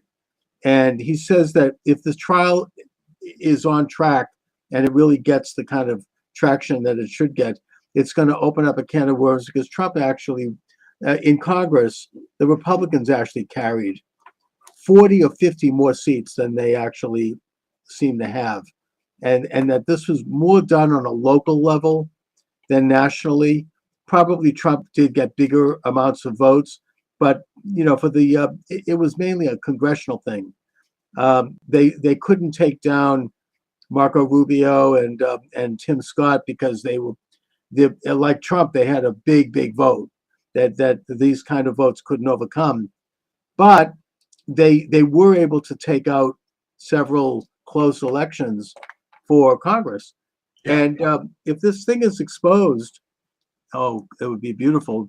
I mean, we'll there'll be a lot of new congressmen coming up. Well, there's three elements that are very entrenched that are going to be attacked. One is voter fraud, right, which is everywhere, and you just have to use your old friend inductive reasoning, right? How did California go from being at worst a purple state to be blue as hell? It's voter fraud. Yeah, but I think we have to differentiate. It's not so much voter fraud, like people engaging in fraud. Voting fraud. Well, yeah, that's a felony, and that's something that it's out there, but it's not. There's no big change in that. That's been going on since the days of Washington. What has changed is what I would call election fraud, ballot fraud. Good. These are not real people. These are fake ballots. This is, Attorney Tickton talked about ballots that are made up of algorithms that are entered into the computer system, that somehow they appear and then they disappear. It's like a ghost. They show up in the system a few days before an election and then they vanish. And he says that it is something it's a national thing. It's an international thing, actually. And that he's on the tip of an iceberg on a huge story. One that I think that the leftist media is going to try to, ignore, but it's percolating. As I said, he has Trump's air, he has Bondi's air. They know about it, and it's going to be very, very interesting to watch. Yeah. Well, with as you call election fraud, there's also healthcare fraud. There's also defense industry fraud. And I think that's going to be the one that's hardest fought. All right. The reason they're after Hesgath is that he's the first actual war fighter, I think, in at least the last 100 years. Well, they never. Yeah. And I yeah, don't I know mean, who this the is a Secretary big. of War was, but in the research I've done, they've always been bureaucrats. Oh yeah, always desk. I mean, and also, I mean, the fraud in the Defense Department. I mean, they cannot pass an audit. They They're, failed 7 straight audits. yeah, and I mean, even my own Senator Ed Markey, before he went in the tank for the left completely, back when he was making his bones as a rep, he brought up. He was the one. He held up a toilet seat and said, "This cost $2,000." You know, he's the one that kind of exposed that back in the early. I think it was in the late '80s. He's been around forever, Yeah. but now he's completely corrupt. He's a complete stooge of the leftists, powers. But back when he started out, he was a fairly decent, solid Boston Irish guy, who knew how to go in and knock around some things. And he brought this up way back then. So this is nothing new. And yeah, Hegseth is somebody who could go after it. He's not part of it. And that's exactly That's why they're exactly going right. after him. He's not part of it. And it really is interesting that the only argument they can use, forget about all this crap they're trying to dig up on him, but the generic argument that, well, this is unprecedented. Oh, yeah. Yeah. Let's look at Robert McNamara. Boy, he hit a home Oh, I run. know. He was another typical industry guy. How many Oh, they lives all were have been. had, I mean, all these people, Schlesinger. I mean, we could look at all of these guys, and that they're getting into like digging up someone's personal life, and I don't think it's going to work. I heard just yesterday, I don't know if this has been confirmed, but apparently all of the Republican senators are backing Hegseth, and that includes, even the real rhinos like Murkowski and Collins. So this is a huge victory. This is a major step. I think they're backing him because now they know which way the wind is blowing. There seems to be this whole bulldozer going through the entire corrupt government structure. The big money is in defense, and the big money is in healthcare. And that's the thing that they have to fix, those rotten agencies. Isn't it funny that the guy from Stanford, Bhattacharya, I believe his name is, he was on their enemies list, and now he's going to be head of the whole NIH. Oh yeah, and Kennedy, that I don't think they can touch him. They've demonized him. They've tried to go into, his past, and they're digging up personal stuff. I don't think, this is the same crap they've always pulled. I mean, if they can't find something, they'll make it up, and they'll basically bribe people and hire people to come forward. I mean, this goes back to Anita Hill. That was the first example. She was a mediocre mid-level executive working under Thomas, and he might have told a few dirty jokes. Fine, he never touched her. He asked her out, not appropriate, but it's not like that has to come up in a Supreme Court hearing. I think that she was awarded. I think that she was groomed, and she got money. I think that apparently afterwards she was charging $10,000 to appear as a as a speaker at a college, and she got a big fat book deal. Then she got a tenured position at Brandeis, and she was rewarded. Yeah, where she heads the diversity and inclusion department. So, right, she does. So she was. I think that that's how that works. I think that she was given some plums. Well, you're from that area, so you tell me, how does the destruction of Brandeis University reputation comport with the Brandeis family, if it's still even involved? I don't know if they ever were involved. I just think they named it after Brandeis because he was America's first Jewish Supreme Court justice. It has nothing to do with Brandeis. It's just they wanted to come up with a good name to kind of give a brand. But even now, I mean, there's a woman making the rounds attacking Hegseth. For what? He was seen publicly drunk. There's no one's ever charged him with anything. But I think she's getting an award. She's going to get a book deal. She's going to get her fat face on television. You know, How about that? If everything she says is true, it doesn't matter anyway. so She what? went in the guy's room. I mean, You know? these are like the worst kind of like attacks. I mean, and she's like, she's appealing to the cottage industry of Trump haters, which are people who do spend money on books. Trump's own niece made millions, you know, peddling her book. And she was a disgruntled family member. It wasn't even against Trump. She was angry because the family screwed over her father. Fine. But she's used that anger to, you know, hook into the Trump derangement industry. You know, I mean, and as I said, such a large percentage of book sales are based on this vicarious sort of weird sensation. Okay. If you go to any fat person's house, you'll see 2 bookshelves full of how to lose weight books. Right? And if you go to any liberal's house, you're going to see, I mean, before Trump, you'll see whatever the flavor of the month, left-wing cause, all the books. Oh yeah. And you walk into Brookline Booksmith here in Boston, near where I live, and it's all those books on the front of the house. I mean, that they're like in the windows, and you know, along with the Black Lives Matter flag. Not to putting aside the fact that I think the head of Black Lives Matter endorsed Trump, but putting that aside, I mean, there's still, and they have what's called the apple pie and motherhood placards. We support science. We oppose hate.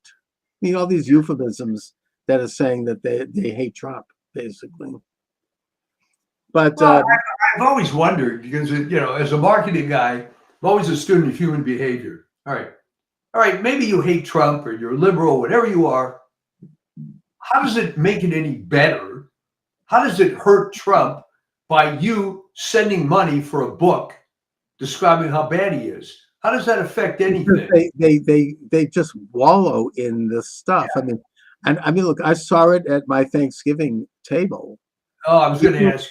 Oh yeah, I mean, there are people, with due respect to her, my 91-year-old mother is one of them, that are going to spend the rest of their lives just stewing in hate and rage and anger and just absolute bitterness. I mean, I don't know how they sustain it.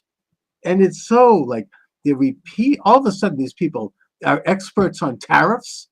They don't even know what a tariff is. They should have taken a little time to look it up in a dictionary. And they're like, all of a sudden they're like, anything that they can get. And it's, oh my, I mean, it's just, it's really like, and I think that cult is diminishing. I do. I think that I think you're right. Reality has hit too many of these people right between the eyes. I mean, you can be the most flagrant Model UN type there is, but after a while, you're going to see, hey, you know what?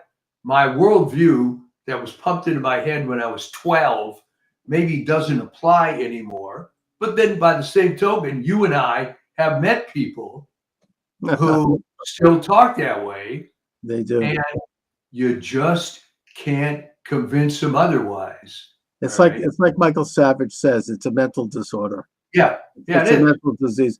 And I said to them, I said, look, I certainly respect opposing Trump's political positions, you know, or using reason. And I get the fact you may not like him personally, you don't like his style, fine. But really, I mean, this kind of hatred, this irrational hatred. Look, I didn't like Obama. I disagreed with his socialistic agenda. I didn't like him as a person particularly. I found there was something about him that I didn't like his character. But when he did something that I thought was good, I praised it. Right. You know, I wanted what's best for the country. I mean, I was glad that he wasn't worse. I wasn't like, stewing. And same thing with Clinton, who was even more of a loathsome individual. But still, I mean, I never was, there's something really wrong with them. I mean, yeah. And I said, look, Trump has won. He won a substantial mandate. Get over it. You don't have to like him, and you can criticize, but it's like the campaign is over. You lost. Get over it. It's like, it's really, no. Although I because will tell you, I haven't seen any. I mean, after John Kerry lost in Massachusetts, you still saw those signs up on the lawn a year later. yeah, yeah. I haven't seen that with Harris. Those are No. gone. Nobody's. She's bad. I mean, she's like, just as I said, it's going to be like Dukakis. People don't want to ever think about her again.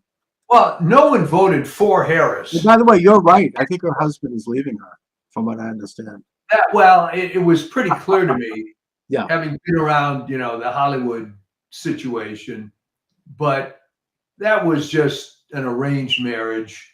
Right. Obviously, she had to have some quote husband. Sure. She was going to be on a political trail, but just Terrible. you almost feel bad for them because, good God, what a terrible candidate. Oh, just the worst. I don't think there was a worse candidate in history. I mean, it was horrible. And Well, now people have made the argument that she was the worst.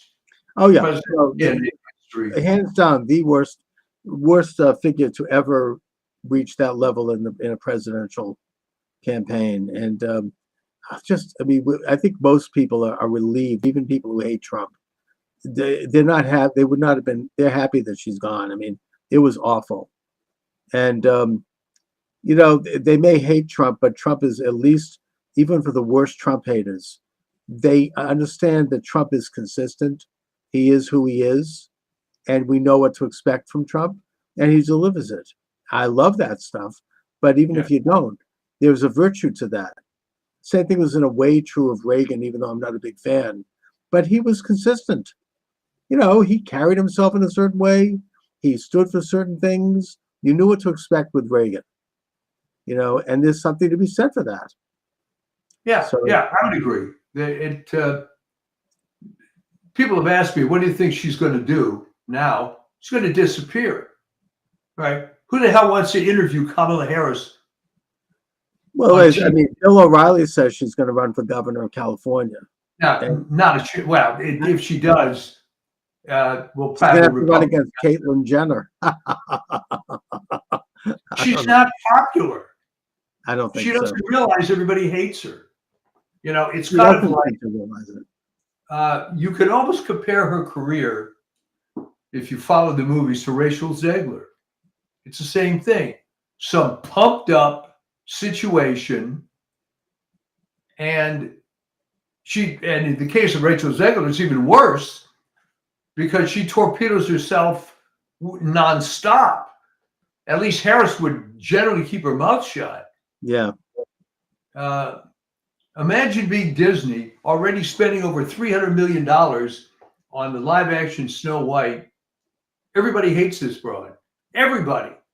The trailers have come out, ratioed 10-1, 15-1 on YouTube.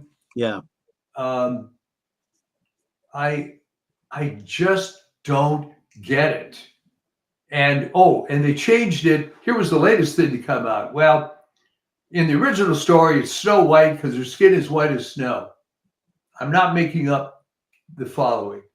No, I know. They changed the story to she's Snow White because she was out in a snowstorm as an infant and survived. That's a good one. Oh, So can't have a white girl, and of course the other problem, which is just killer. Magic mirror on the wall. Who's the fairest of them all? All right. If you look at Gal Gadot and Rachel Zegler, who's better? Enough said, yeah. Oh man, yeah. That's a huge debacle. The DEI thing is just dying a well-deserved death. Yes. And it couldn't come any sooner, It's I mean, so these are all great and wonderful byproducts of this election. It really, and I don't know, the Democratic Party could be in the wilderness for another 40 years. It'll be like the Israelites in the desert before they finally find a new promised land. I mean, they just, I think they're clinging. They're like, It's like the reverse of what Obama said: bitter clingers, holding on to their Exactly. I mean, UBI. the whole thing was based on, it's basically a communist model, right? You find the hobby horse du jour, all right? In 1917, it was the peasants and the poor workers. There's always some oppressed group. Right. There has to be like that's part of like the critical theory. You need to set people against each other, find a group that's being oppressed. I mean, it's the great conspiracy theory of exploitation. I mean, that Well, somehow. I mean, let's face it, it worked for a while. You could be sympathetic to the peasants and the low-paid workers. Right. The trouble is they ran out of victim groups, Not that many people are sympathetic to trans women playing collegiate sports. So No, I mean, this is like this is kind of the Waterloo, yeah, it seems. And conveniently, this case is now before the Supreme Court. And it doesn't look good for them. I mean, it's just, you have, Ketanji Jackson, who comes across as it's just as a dimwit. I mean, she says something about that she's comparing sex change operations for children to miscegenation. I don't know how yeah. she makes Well, that up. but she was outdone, I think, by Sotomayor. Oh, yeah, another one. Sex change operation has about as much risk as taking an aspirin. Yeah. So I mean, and I think I think that most people, including most liberals, are cringing over that. They don't want to talk about it. It's so, and it's just coming at a time when, they're already on the ropes. And, this is one of the many reasons why Trump won, is because people reject this whole agenda. Sex change operations for children is ghoulish. It's, it's sinister. It's sick. It's really something that, and meanwhile, you have these young women who are trying to come forward and testify in terms of what they've been through. They're the real heroes, and they're being ignored and they're being shut. they're being ignored and silenced, and you really have to wonder about big pharma, about the whole healthcare. It's a billion-dollar industry, right? People are making. I mean, Steve Bannon had on this guy the other day that it's just heartbreaking. I mean, he had twin sons, and one of them, I don't know what he did. Maybe he picked up a Barbie doll or something when he was 3 years old. The wife decided that he was actually a girl in a boy's body. They got divorced. She got custody. She's forcing him to have sex change operations. The father can't even see the child. It's heartbreaking. It's like, oh my God. And they got this radical judge, basically, coming down on him because he disagrees. I just don't think that's going to fly in this country. It's so evil and so despicable. It is evil, but remember, they've controlled the institutions for 50, 60 years. So it's not going to come back all at once. But we let it deteriorate to this extent. And shame on us. All right. So. Yeah, I mean, this is how far it's gotten. Sterilizing children, removing a young girl's fallopian tubes and a boy's testicles. That's what we've come to. That's the symbol of the opposition now. That's what they're fighting for now. I mean, that's how low it's gotten. Have they run out of everyone else? I mean, this would have been unthinkable even 3 years ago. Yeah. Oh, yeah. Always something. No, they want to call in the show. Okay. Tell them to come on. Yeah. So By the way, I mean, I think this is as low as it's probably going to go. And I have zero sympathy for these idiots that have followed this train from championing the peasants and the workers down now to this transsexual stuff. And people, nodding, yes, that's the cause. It's all despicable. It's ugly. And by the way, if someone is watching this live stream, you can call in 508-637-5596. We can take a call if you want to call in. 508 637-5596 is the number. I think we also can take chats on Kick and on Rumble.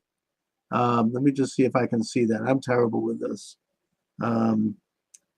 Yeah, I mean, I should get Discord, whatever that is.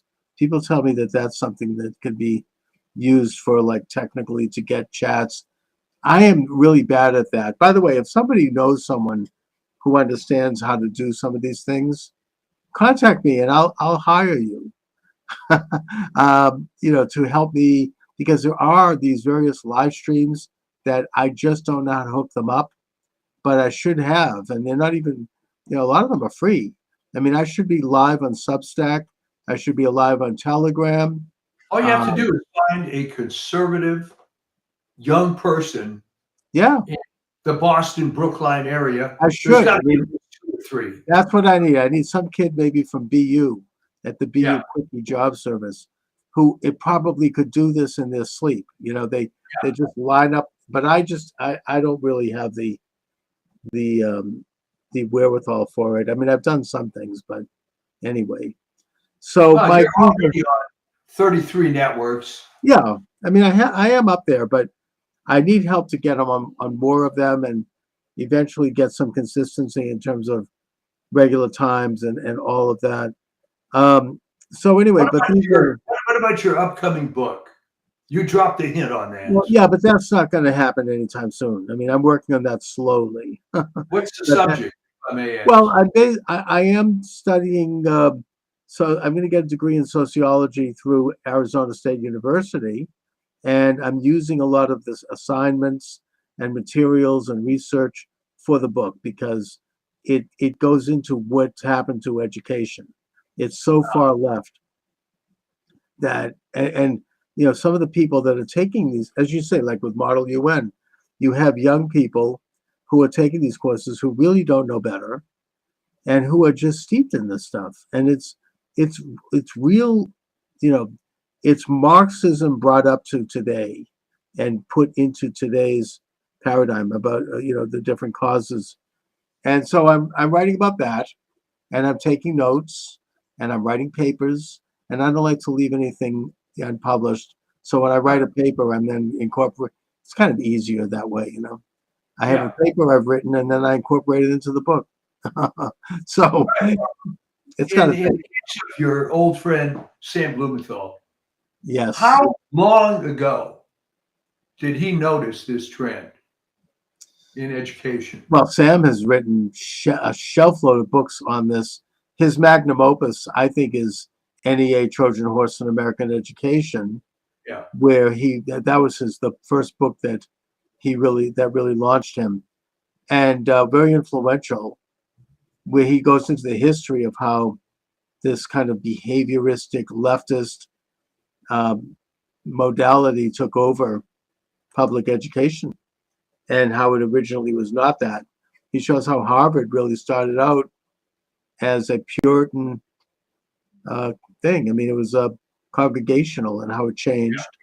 Yeah. And same thing with Yale and all these colleges. They started out as Christian colleges, and they changed. And he goes into when that happened, how that happened, and points to several major figures, including particularly John Dewey, as coining the phrase change agent, and turning education into a tool of world change and reconnoitering the human being, as opposed to teaching people how to think.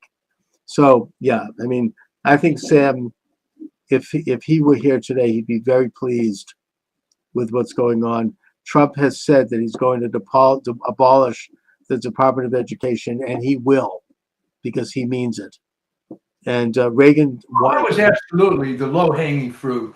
Okay, yeah. You could get rid of the majority of federal agencies, but if you wanted to pick the absolute easiest one that has no justification existing at all, that would be it. Oh yeah, I mean, and that's just the beginning. I mean, there's this what do they call it? Council of Democracy or something. Yeah. It was started actually by Jesse Helms, and it was started in a sense, it was good in the beginning, but now it's run by Victoria Nuland and her husband, who basically wrote a column in the New York Times calling for Trump's assassination, and who is instigating color revolutions. They're behind the Ukraine revolution. Now they're starting trouble in Georgia.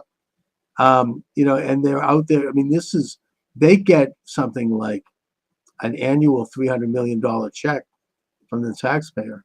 I think that Musk and Ramaswamy are going to cut them off at the knees right away. And these other things are just, we're going to, it's a beautiful thing to watch. I mean, I don't think that they're going to be corrupted.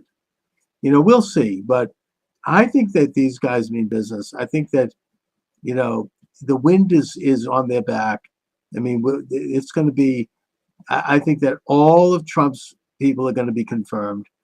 You got Mike Davis out there, who I think would have been an interesting attorney general pick. He's the Project 21 project outfit. He was involved with helping shepherd in the Kavanaugh to U.S. Supreme Court. He's been around. He knows the score. And he's like, if any senator votes against, the Senate is there to advise and consent. And if someone has to have a pretty damn good reason to vote against a nominee of a president, they are there simply to look at whether or not someone's fit for the office, or if there are anything really major reasons why not. And there isn't. And so he says if they try to pull any crap on any of these people, those senators are going to feel a certain level of wrath. Not just in terms of being primary, but there's other things that he's in touch with that I think he can do. Maybe some of the old, going back to the old J. Edgar Hoover approach. I don't know. I don't know what he has in mind, but nothing violent at all. I'm just, that there's going to be a price to pay if they don't vote for the nominees. Trump won the election, and he has a right to appoint his cabinet, and that's that. Just like any other president, unless there's a damn good reason. So I think that Trump is going to get his people in, and it's going to be great. I'm really looking forward to it. And what's nice is what an attitude change on your part. Yeah. My goodness. After 4 years of traveling in the vineyards, and just being disheartened. I mean, it's exhilarating. Yeah. It's a beautiful thing to have seen. And it doesn't mean we dropped the ball, because, as I said earlier today, I had on this attorney, Peter Tickton, who is bringing a case in Florida of voter fraud or election fraud. We have to stay on that. They still have that apparatus. It's still in place, and they will use it again. And they have used it around the edges. You still have Mark Elias, who almost got, stole the election in Pennsylvania, right? The Casey. I mean, they meant business. I followed him on Twitter. They were trying to get him in. And the only reason people are going after him now. On his Twitter feed was full of lawyers that claimed they knew the guy, that said he's got a serious, not making this up, BO problem. And they were arguing with him in the Supreme Court, couldn't stand within 10 feet of the guy. Oh, he's obnoxious. I don't doubt that. He looks like a hound. But the only reason that stopped is because even Shapiro in Pennsylvania finally stood up and said it's over. Forget it. Yeah. So, I think that they're still out there. They still have this machine in place, and we still have to stay on it. We still have to interview people. We still have to examine it. There still has to be challenges to it. It has to be pulled out root and branch. It's like weeding a garden. These are deadly, weeds. They are, they're invasive species, that need to be. It's like in Florida, that snake that's destroying the Everglades. Yeah. They've hired bounty hunters to go in, and they're paying the big money for every snake they get, and they get more money for every egg that is in the snake. I mean, I saw a video about this. These guys went in, and this huge thing. I mean, they slid it open the stomach, and something like 30 eggs came out.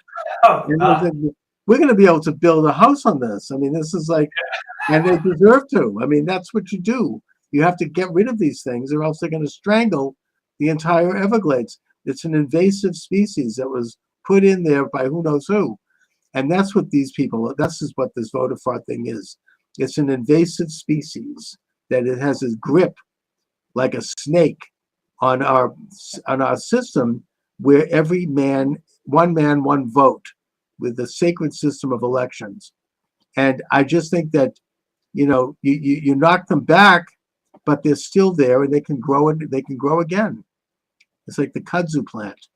You can burn it, but it's going to come back. So we have to stay on this, and I will stay on it. well, that's great. But it's good to see you in a positive mood. Yes. And, can't wait for what happens. I could just see Trump on January 20th walking off the podium, and immediately everything happens, It's So- going to be, I mean, I heard Steve Miller talk about this, and he said, look, the world is going to change on that day. And I believe that. Yeah. It's going to be, it's already affecting the world. Romania just elected a conservative guy who's stopping the trafficking of tens of thousands of Romanian children, apparently. Yeah. Germany, the liberal government's collapsing. France, the liberal government is collapsing. England, I think that Harwell, whatever his name is really unpopular, and he's probably going by the way of the glue factory. Ireland, I think, just elected a relatively conservative prime minister. It's happening, and it's all because of Trump. It's a boomerang effect all over the world. I don't really understand what's going on in South Korea, but maybe there's something with that. I don't know. But God bless. yeah, it's a worldwide phenomena where people are waking up and they're taking back. That's great. Yes, people are reasserting or asserting for the first time their sovereign rights as citizens under God. And that's look, what we can do. MSNBC and CNN are at their lowest ratings in decades. They have become, I mean, Rachel Maddow was literally crying on the air. They had to cut away. She was like, so yeah, I mean, and they're gone. They're gone. And I don't know, rumor, I suppose. Does everybody realize that whole mess wouldn't even exist but for the way cable TV is set up? And cable TV is dying. I mean, I always said, and I maintain this, and I said this, I think, on your show and years before. What a business model. You charge 100 million customers for something that 80,000 people watch. What a deal. Oh yeah, right. And then they pipe it through the airport. Yeah. But I think that Elon Musk might buy MSNBC probably at a cheap price, and maybe he'll replace Rachel Maddow with Laura Loomer. Anyway, so Mike, what do you have coming up on the Substack? Well, when things quiet down a little bit before Christmas, I'll put up a couple articles. I haven't done anything for about 10 days. So just imagine. If the war against Christmas is over too, I think it is. Yeah, well, that, the war on Christmas, that quote doesn't exist. Yeah. Yeah. And the war against Thanksgiving didn't go over too well this year either. Yeah. So I think that culturally, there's some very interesting developments. America, in many ways, is back. So thank God. Yeah, well, it's been away for a long time. So yeah, glad to see it back. Be it back, but we have to keep educating and keep moving the ball. All right, Mike. Right. I'll talk to you soon. We will see you. Thanks a lot. All right. Thanks for joining me, everyone. Charles Moscowitz, welcome to the program.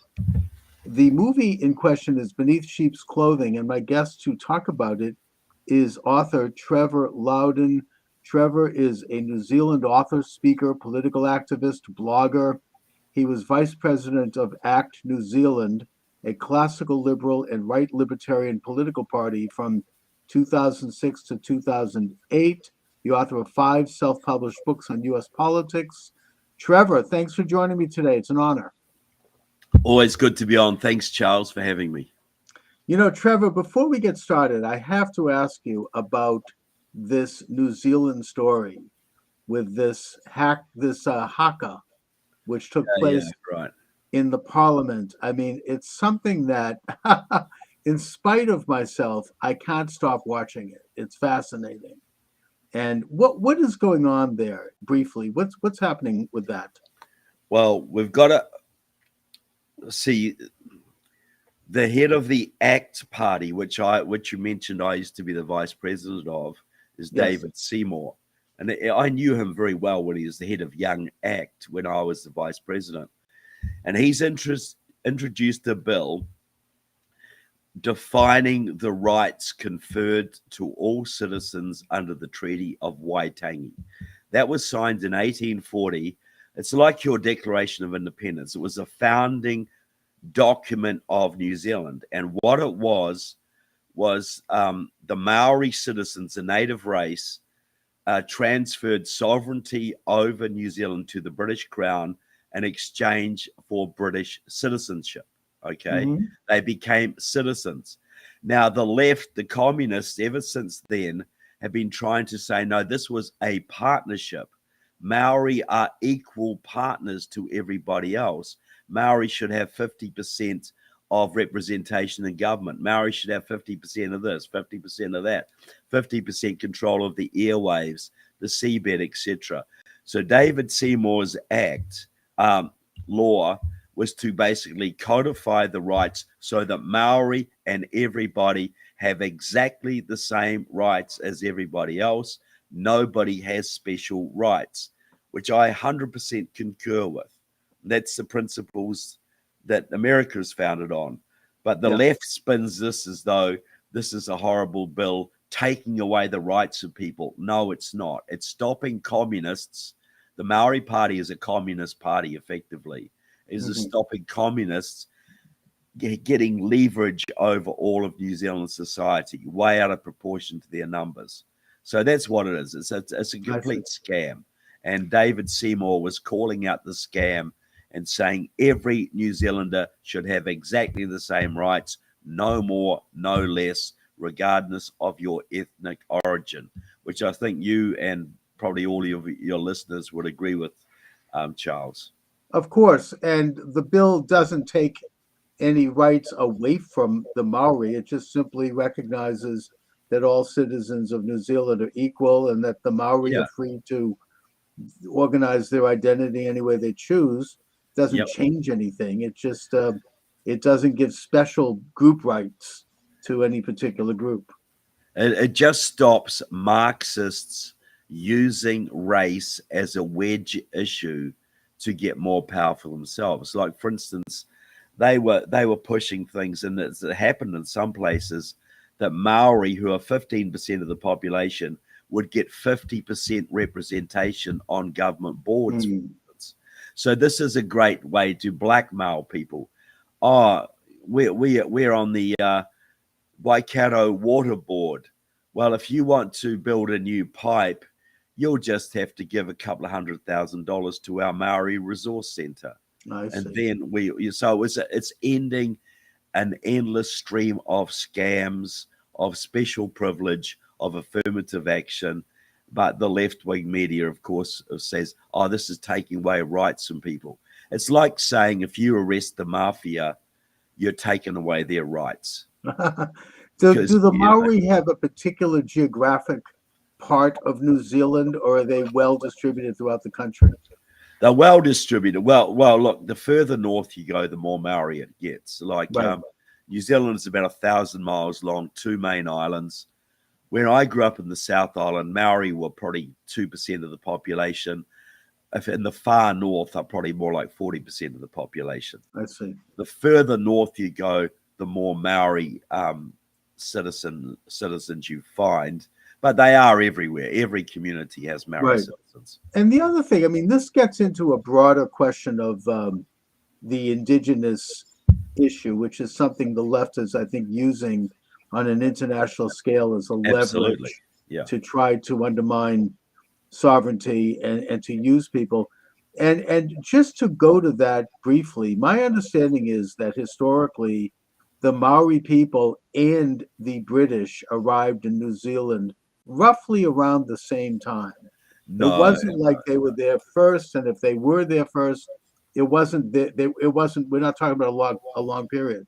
no. The Maori arrived about 1,000 years ago from the Okay. Polynesian islands, so they were well established by the time the British came. The British established formal sovereignty in 1840, but there'd been British communities there for about 60 years before that. A lot of Massachusetts whalers were there, by the way.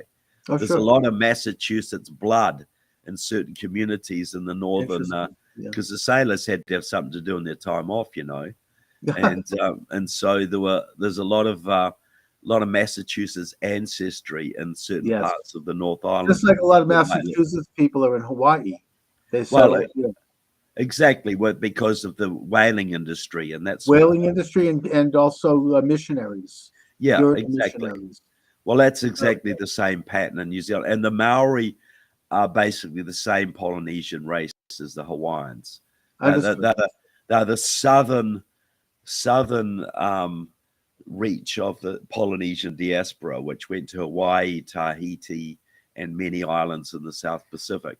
But look, you're right about this being used internationally. The communists call this the nationalities question. It was devised by Stalin. It's where you don't have a working class, you find ethnic minorities, religious minorities, racial minorities that you can instill a sense of grievance in and use them as revolutionary cannon fodder. So this is the Hawaiian independence movement. It's a Marxist movement. The La Raza movement, which wants to return the southwestern states to Mexico. Sure. The communists who worked in the black community in America and the Native American community for decades. So this is a common thing. Wherever there's minorities, there's Marxists stirring them up. Right, and they want to sow division, and they run on this assumption that somehow if a timeline indicates that a group of people were there before another group, they have some kind of a divine right to that country. And of course, they apply this very arbitrarily because they will never apply it to Jews trying To Israel, that's their, different. That's different. to their homeland of that tiny little swath of land that we call Israel. I want to bring things to politics right now, and I feel remiss if I don't talk about the fact that after the resounding victory, thank God, of President Donald J. Trump to serve a second term, he received both the electoral vote and the popular vote. It's interesting that all those states that were trying to get rid of the electoral college by signing a pact saying that all of their electors will go to whoever wins the popular vote, they're now going to have to send all their electors to support Trump. Yeah, isn't that a sweet injustice? Isn't that sweet justice? Yes, and also that Republicans have taken both houses of Congress, and it does look like we're moving toward a significant realignment politically, one that is as profound as any going back to the Reconstruction after the Civil War. Yep. But they are causing a lot of problems in these miserable final weeks of this lame duck, illegitimate, illuminated, radical regime. They're trying to trigger World War III in Ukraine. And I do think that that's obvious. Now you have green lights for the Ukrainians to fire advanced missiles into Russia and place landmines. And it's all happening in these final weeks. I think that they're trying to embroil the United States into a world war, which will, of course, make it difficult for President Trump to fulfill the mandate that he called for, which is to bring about a negotiated peace in that war. Do you think that is the case? Well, look, I'm a big Ukraine supporter, so I'm glad they're getting these capabilities. But yes, look, Biden didn't. The Ukrainians have been pleading for 2 years to be able to strike back into Russia when they've got troops massed across the border ready to attack them, they're not allowed to attack them. So now Biden has given them some limited capability right at the end of his term. I think this is basically to take a card off President Trump's table. Basically, there's nothing to do with helping Ukraine here, though I'm glad they have the ability to defend themselves. This is all about sabotaging President Trump. Well, that's right. And I think that both sides want a negotiated peace at this point. And I don't think it's realistic for the Ukrainians to expect Russia to return Crimea or some of those eastern provinces. So there's going to have Russia wants all of Ukraine. Russia's not going to negotiate. Well, that's right. That's why there has to be a negotiated all peace. of Ukraine. So there is no negotiated peace. Okay. Really, in my opinion, because Russia said quite plainly, we want all of Ukraine, not just the parts we occupy, all of it. Right, but they're not going to get all of Ukraine because they're not going to negotiate till they do. Well, that's just it. There has to be painful concessions. A war can only end with a total victory by one side or painful negotiations to result in the compromise. And I think that Trump's position is that to protect Ukrainian sovereignty, there's going to have to be, and to stop the war and the killing, there's going to have to be a painful negotiated peace. And that's sort of where I am with it. But let's go on to your movie. It's not mine, it's Julie Bieling's movie, but I'm interviewed in it. You're interviewed in it? Yeah. Well, let's talk a little bit about the movie because it gets into a topic of how much communism and communist ideas have infiltrated our liberal Western democracies, and something right under our eyes which we don't see. It's imperceptible, but yet done in the broad daylight. So, yeah, well, look, the movie is beneath sheep's clothing, and Julie Bieling did it. She was a missionary in Russia not long after the collapse of communism, and wrote a thesis on how the Russians suppressed, how the Soviet communists suppressed religion specifically, the techniques they used.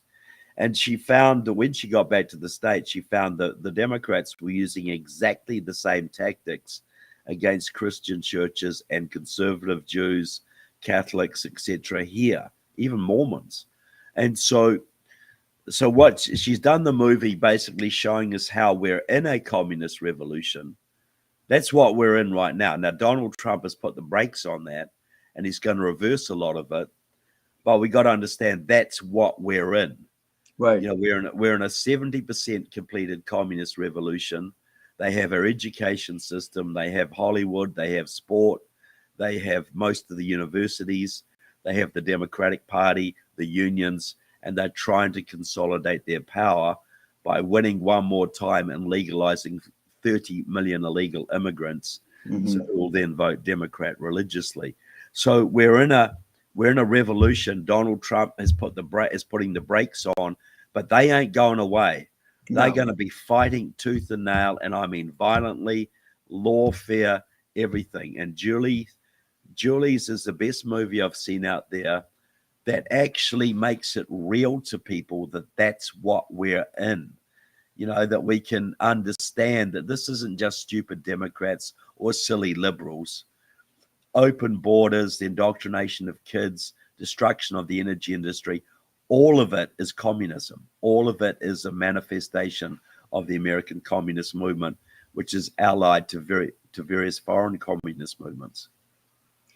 Yes, I mean, well, more philosophically, I think that Whittaker Chambers got it right in his book Witness when he noted that communism is the world's second oldest religion, and that it goes by different names at every generation, but what it is essentially rule by man, as opposed to the sovereignty of a creator of the universe, with man under God having a limited sovereignty. And that every generation has had to grapple with this idea. It really, in the modern times, was launched with the French Revolution. In the United States, it was launched, I think, or got the successful foothold with the election of Wilson in 1912, and the transfer of sovereign powers to unelected bureaucracies like the Federal Reserve and the Council on Foreign Relations and all these other groups that are shadowy and unelected and don't represent the people. President Trump has thrown a stick into the hornet's nest by basically openly calling for a return of sovereignty to the people under God and not to this clique of internationalists who want perpetual war and the erosion of sovereign borders. And for that reason, while he won, the war goes on. It's not over. In fact, this is just the beginning. They're not going to sit down and allow for a reversal of hundreds of years of setting the stage for their creation of this international beehive of where nation states become just pro forma and provinces of a world order. Yeah, look, and you now analyze it perfectly, Charles. This is ultimately satanic. You know, the natural order of things is God, man, nature. You know, and there's hierarchies. You know, we're given institutions to govern ourselves, like the church, like civil government, like the family. They're the godly institutions. So communism in its various forms, and you're right, it's gone back thousands of years, has always sought to overthrow and undermine the church, to overthrow and undermine the family, and to overthrow and undermine civil government, to basically give Satan the upper hand on earth. That's what communism it is, and its various names. Today we call it sometimes globalism or the deep state, but it is communism, and it's heavily influenced by China, by Iran, by Cuba, by North Korea, other countries who have control over large numbers of our senators and congressmen, and have their agents working all over our communities. Like if you look at Boston, you know, there's a group there called the Chinese Progressive Association, which is a communist group, works with the Chinese Communist Party, and basically runs the Boston City Council and runs Elizabeth Warren and many of your other Congress members. So and all Michelle over Wu. America. Yeah. I mean, yeah, Massachusetts is behaving in a very strange way. I think particularly since Maura Healey and Michelle Wu were elected. Yeah. And you have this phenomena, I think, manifested in this spending, maxing out the state budget to pay for bringing illegal aliens in and putting them up in nice hotels, giving them 3 meals a day. There's no sense to it. There's no logic to it, and the state's going broke over it. Unless it's part of a revolution. Yeah, and now they're covering up a pedophile scandal that involves these people. I'm not going to go into details about it because it's a story that's just emerging. But in normal times, this would be enough to force them all out of government, but it won't happen here. They just control the levers. I mean, the Boston Globe is a huge power in this state, has been for many, many decades, and they kind of call the shots in terms of what is permissible and what isn't in the public sphere. And I'm sure Massachusetts is just a microcosm for a lot of other states, not all. We have some, they call the red states, more freedom oriented, but they still control what, the high ground of the culture, as you say. I mean, I think there was Andrew Breitbart once said that, politics is downstream from culture, and they control the big culture, the big media, big tech, big, entertainment, Hollywood, all of it, academia. They really have, and they have worked to develop this stranglehold on it slowly over time. It's like a Fabian approach where they gradually weed out their opposition and install their friends and agents. That's exactly how it works. How do you take over a university or a union or a church or a government? You just get a few people into key positions, secretary of a union, president of a union, chancellor of a college, head of a sociology department in a college, and they just hire their friends. They keep hiring their friends, and they get rid of any opposition. And that's in 10 years, you could take over a university or a church or a labor union. And that's what's happened. Most of our institutions in America, the unions, churches, Hollywood to a large degree, are controlled by communist sympathizers, many of them loyal to China. And one way it exhibited, if you look at all the states that had the harshest lockdowns during COVID, Massachusetts being one of them, Minnesota being another, headed by Tim Walz, the Chinese communist aficionado, Indeed, yes. California, Hawaii, Oregon, all of the states that had the worst lockdowns were all the states with the most Chinese influence.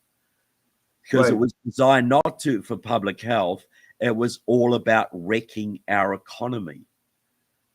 Because and nothing to do. That's a huge scandal, and they were able to shut down small, as you say, mom and pop businesses, and while leaving the big box stores open, shut down the churches, shut down the schools. Children had to get education through Zoom, which, by the way, actually turned out to backfire on them because we got to see. Yes, I agree. Yeah, exactly. And eventually the regime had a major setback. Thank God for the Canadian truckers who stood up and said, we're not going to go for the forced vaccines of the jab, which of course is questionable. And the whole regime collapsed here in Boston. Michelle Wu, our new mayor, talk about maybe communist associations. Oh, absolutely. She is. Yeah, I mean, very heavily tied into the communist movement. You couldn't go into a store or a restaurant unless you showed your card proving you'd had the vaccine. And that happened right when the truckers struck, and there was fear that the trucker strike would spread to the United States. So they backed down, and she backed down. Yeah. And so they had a setback, but they're going to try something else. I mean, this is it's only a matter of time. I think that they've had another setback with the election of Trump. Yeah. And the team that he's putting together is tremendous. They're going after every one of them. They have people who they're planting a strategy, from what I understand, where they're going to sue everybody. Every move he makes is going to be lawsuits, attempts to impeach him. And I think that Trump has become sophisticated enough, and the people around him, that they're going to respond by countersuing. They'll tie them up. I mean, they'll bleed them out. This is a tough group, and I just was censored on TikTok. I guess I said something that PO'd the TikTokers, so I've been suspended for a week. Sorry about that. So anyway, that's the agenda. Look, I mean, it's happening in real time here. They still. Well, it's wonder because we were talking about Chinese influence in the. Yes, I think that was the key. Mentioning Chinese influence. Yeah, I think you're absolutely right, which is profound.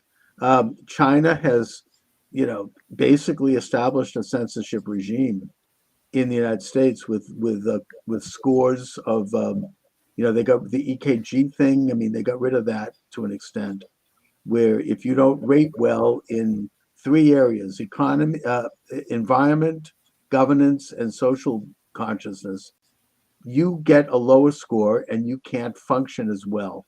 I mean, that's open in China, but in this country, it's a little more subtle.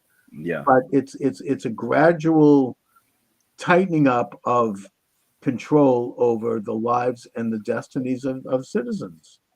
Well, that's right. And what people see these things, they see the open borders, they see the ESG, they see this transgender education, they see the lockdowns, they see the destruction of the US energy industry, all of these things. What they don't see is that these are all arms of the communist octopus.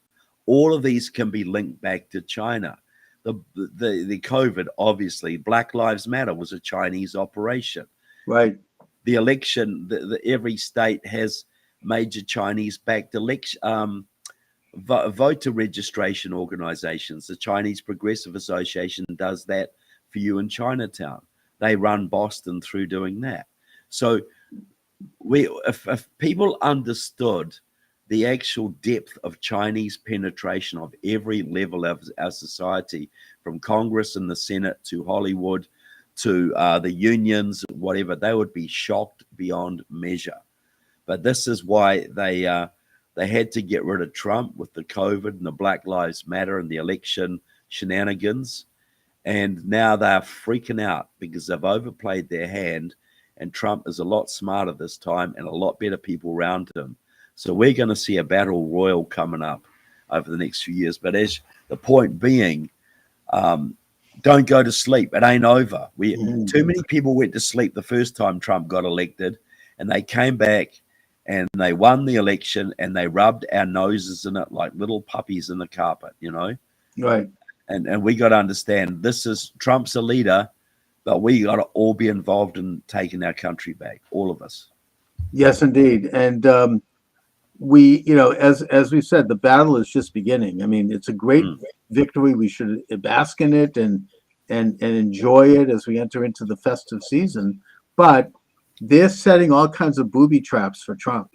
And I mean, even Obama did this when he set up the Steele dossier, and he put people that they call it burrowing. They burrow people into the civil service and into administrations and positions that you can't remove them. I mean, right now, in the final miserable days of this administration, Elizabeth Warren and a couple of other senators are trying to shove radical judges into place.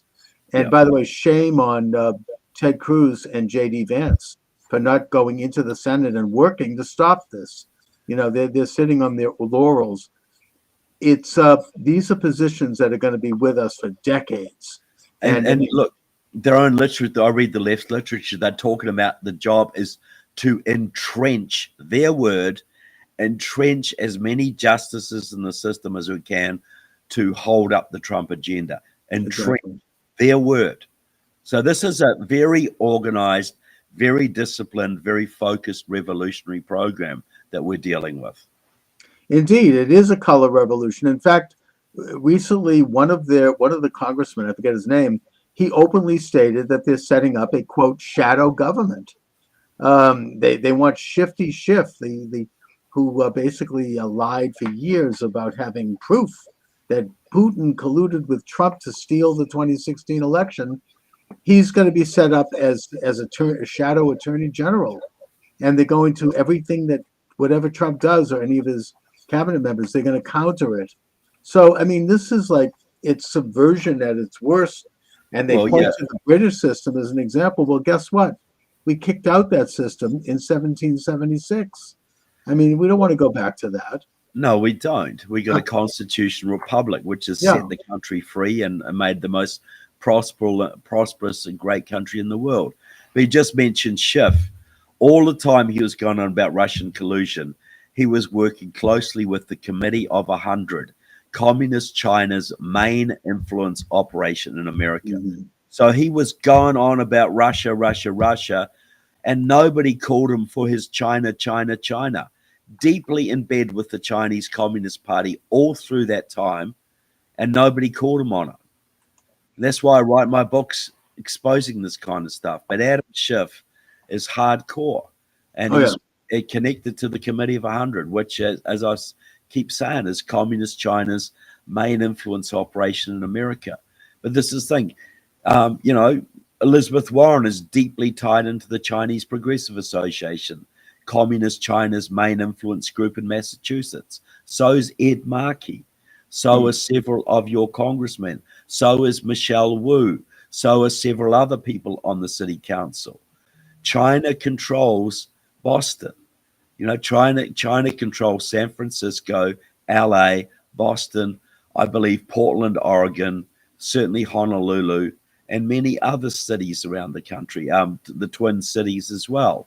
And so we got to understand how deep this is and the battle that Trump's got on his hands, and that we have to play a role in this. What we can do is exactly what you're doing right now, Trevor, which is to identify, expose, and then oppose the nature of this conspiracy. And I use that word openly because they call it that themselves. I mean, the entire communist edifice is by nature a conspiracy. They don't operate. That's what they call themselves. Yeah. They're not operating out in the open. I mean, they're not They are subverting institutions because they know that if they came out in the open, they would be kicked out so quickly their heads would spin. So they do it through, careful, subversive, well-studied means of changing perceptions. People that are involved in this, some of them don't even know they're involved in it. Yeah. It's very, very tricky and very difficult to detect, which is why it's very important, especially now with Trump coming to power, that we get into identifying the nature of this. And by the way, your blog is called the New Zeal blog. I really recommend. TrevorLoudon.com on New Zeal blog. Yeah. TrevorLoudon.com, New Zeal blog, shining the torch for liberty. You get into American politics. Your book is Stealth, Kamala Harris's Communist Roots. That was something that I think people did become aware of that one. Well, that's the book just behind me. You can see it just there. Stealth, Yes. Kamala Harris's Communist Roots. But that is not just about Kamala. That's about the movement that made her, the communist voter registration groups, the massive communist infiltration in California and other states. So, yeah, I recommend that. But Beneath Sheep's Clothing is a must-see for everybody too, Yeah. People I mean, the would reason they couldn't steal the election this time around is because the Republicans at least learned some lessons from last time, and they were able to field thousands of volunteers who worked the polling places, who sat in the counting rooms to make sure that there were more eyeballs on those absentee ballots. They couldn't do a mass mailing of absentee ballots this time around, but they couldn't pull it off. But yet they still are counting in some places. They're still trying to do rear guard actions. See, there's a group called Seed the Vote, which is run by the Chinese Progressive Association of San Francisco, which works directly with the Chinese consulate. They are running the vote curing operations around the country. That's where they send their people, and they're openly saying this is to get more seats for the Democrats. They're openly saying this. So that this Chinese operation is going around finding faulty ballots and getting them cured. But they only get them cured and admitted if they're Democrat ballots. If they think they're a Republican ballot, if the person who did it is a Republican, they're not going to cure theirs. No, so they they're get still trying to steal seats. They're still trying to steal state Senate seats and congressional seats around the country right now. This is There's still 3 seats they're counting in California. And of course, you have in Pennsylvania the attempt to steal the Senate seat. One of the electors, one of the election officials there actually openly admitted that they were counting illegal ballots. And she said, I don't care because everyone breaks the law anyway. So even their communistic governor has come out, Shapiro, and has put a stop to it. It's just so obvious that they can't do it. You should be going back and throwing out all the ones that have slipped through. Yes, they should. And also, we do have now groups on our side like Turning Point USA. You've got Charlie Kirk, and you've got others who are curing ballots for us. So, I mean, they've learned some lessons. They're going out and doing, voter harvesting now because that's how the system works. We all voted early this time around. We didn't wait for election day. We didn't fall into that trick. They still stole Arizona, but the stealing has been met on the field by people who are playing that same game. And I think that's been very important. Although now that President Trump has won, I hope that he doesn't forget about the fact that we need national reforms on voting. We need national voter ID. We need to have paper ballots, get rid of the machines.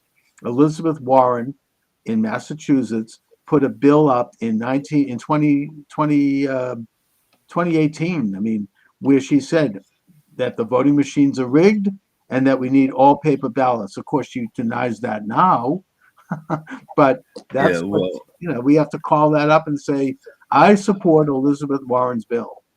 And I do too, but that's the thing, isn't it?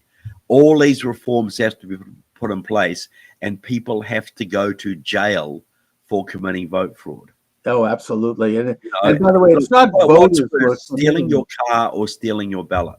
Yeah, I mean, this is a crime. It's a felony. It's not individuals committing voter fraud either. It's election fraud. It's ballot fraud. It's organized, Yeah. hardcore. It's like an organized crime issue, and I want President Trump to set up an organized crime unit, federal government that goes and does RICO lawsuits against the organized ballot crime operations in Boston, in New York, in Los Angeles, in Chicago, and you start finding the low level people, and you say, we've got you for vote fraud. You get 2 years in jail, but you can go free if you rat on who paid you, and you go up the chain and you find the people at the top and you put them in jail. And if you do that, vote fraud will be gone. It'll be over.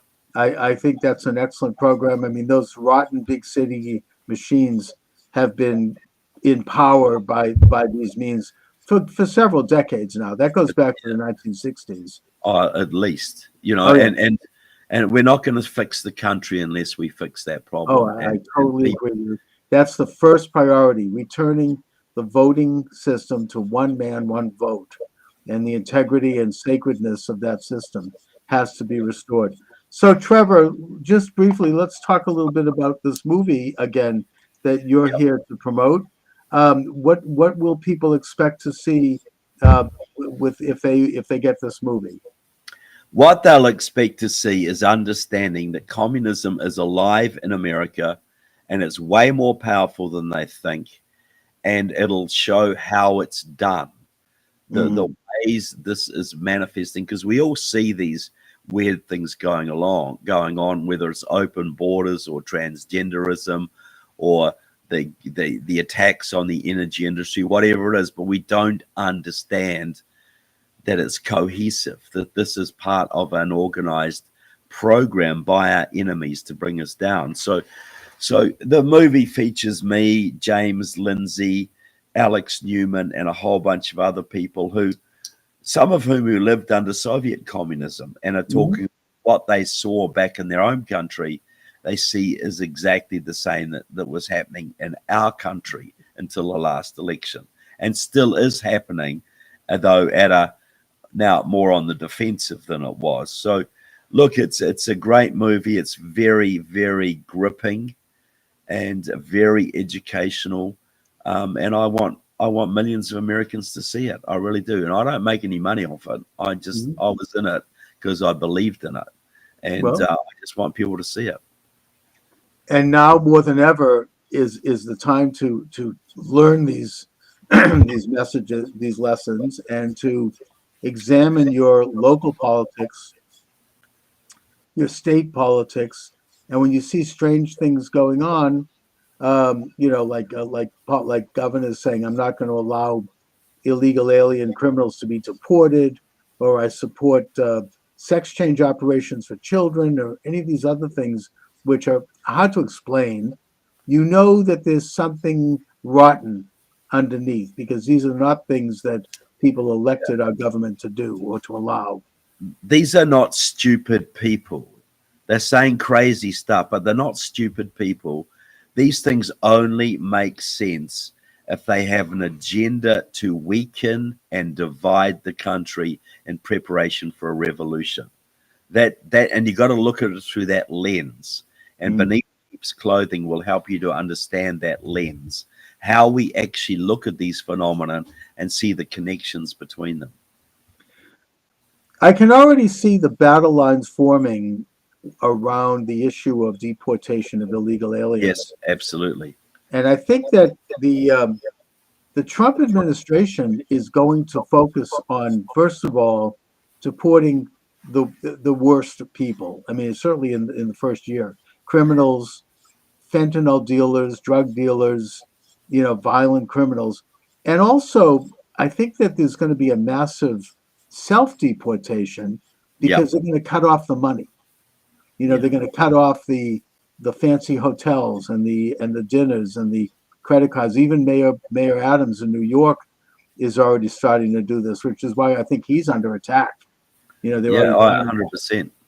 you know, he's actually shown a little independence. And I think that's going to be the Trump strategy, but their strategy is going to be to try to resurrect all of this old demonization. Oh, he's separating families and the children in cages, and we're going to hear all that kind of propaganda. Yeah. How do we respond to that? Well, I think like Leo Hohmann is, you don't apologize for it. You Yep. said these people are criminally in the United States. They are taking the place of legal immigrants. There is no justice for this, and for the integrity of the American system, and for a lesson to all of those around the world who want to cheat that system. These people must not be allowed to enjoy the fruits of their criminal activity. And when I say criminal activity, jumping the border is a crime. Exactly. It's not just you. Everybody who is here illegally is a criminal by definition. You know, they've That's right. committed And we have to immigration stand up fraud. for law and order. Yeah. And the idea that they would be flown in by the Biden people, that shows how Biden, I think, to the degree that he had any scruples or brain left, was very compromised, probably by China. And 100%. yeah. Yeah, he's China's man. He's been China's man since at least 2001. He was Russia's man since the early 70s, and Iranian's man since the late 70s.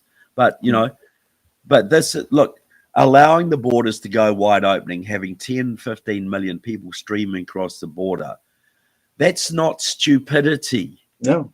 That is a deliberate program to alter the United States on a permanent basis, to swamp the conservative voting base, to cripple the hospitals, cripple the education system, and economically destroy us. That only makes sense if it's malicious. This is not, these people are not that stupid. Oh, no, it's quite deliberate. You know, it is absolutely deliberate. The goal is the social transformation of America on a permanent basis towards socialism. You imagine, had Kamala Harris got in and she legalized 30 million illegal immigrants who then voted 90% Democrat, that was their goal, to have a one-party state that could never be thrown out, ever. You never get rid, you'll never get rid. Close to getting it. You never, once you have a communistic government in place, it's very difficult to get rid of it. I mean, look at Venezuela. We could look at the Soviet Union. It took almost 100 years to get rid of that. I mean, it's they immediately assume control of all of the levers of power, all of the nexus of influence in a country, and there's just no defeating them. So I mean, yeah. You know, people used to say to me when I campaigned against communism in the 80s, they'd say, "Oh, Trevor, if the people in Russia didn't like communism, they'd just organize a revolution and throw it off." And I'd say, look, to do that, you need a few people, right? So you got a room, you got 25 people in it. You're going to organize a revolution. 5 of those people are KGB informants, but you don't know who they are.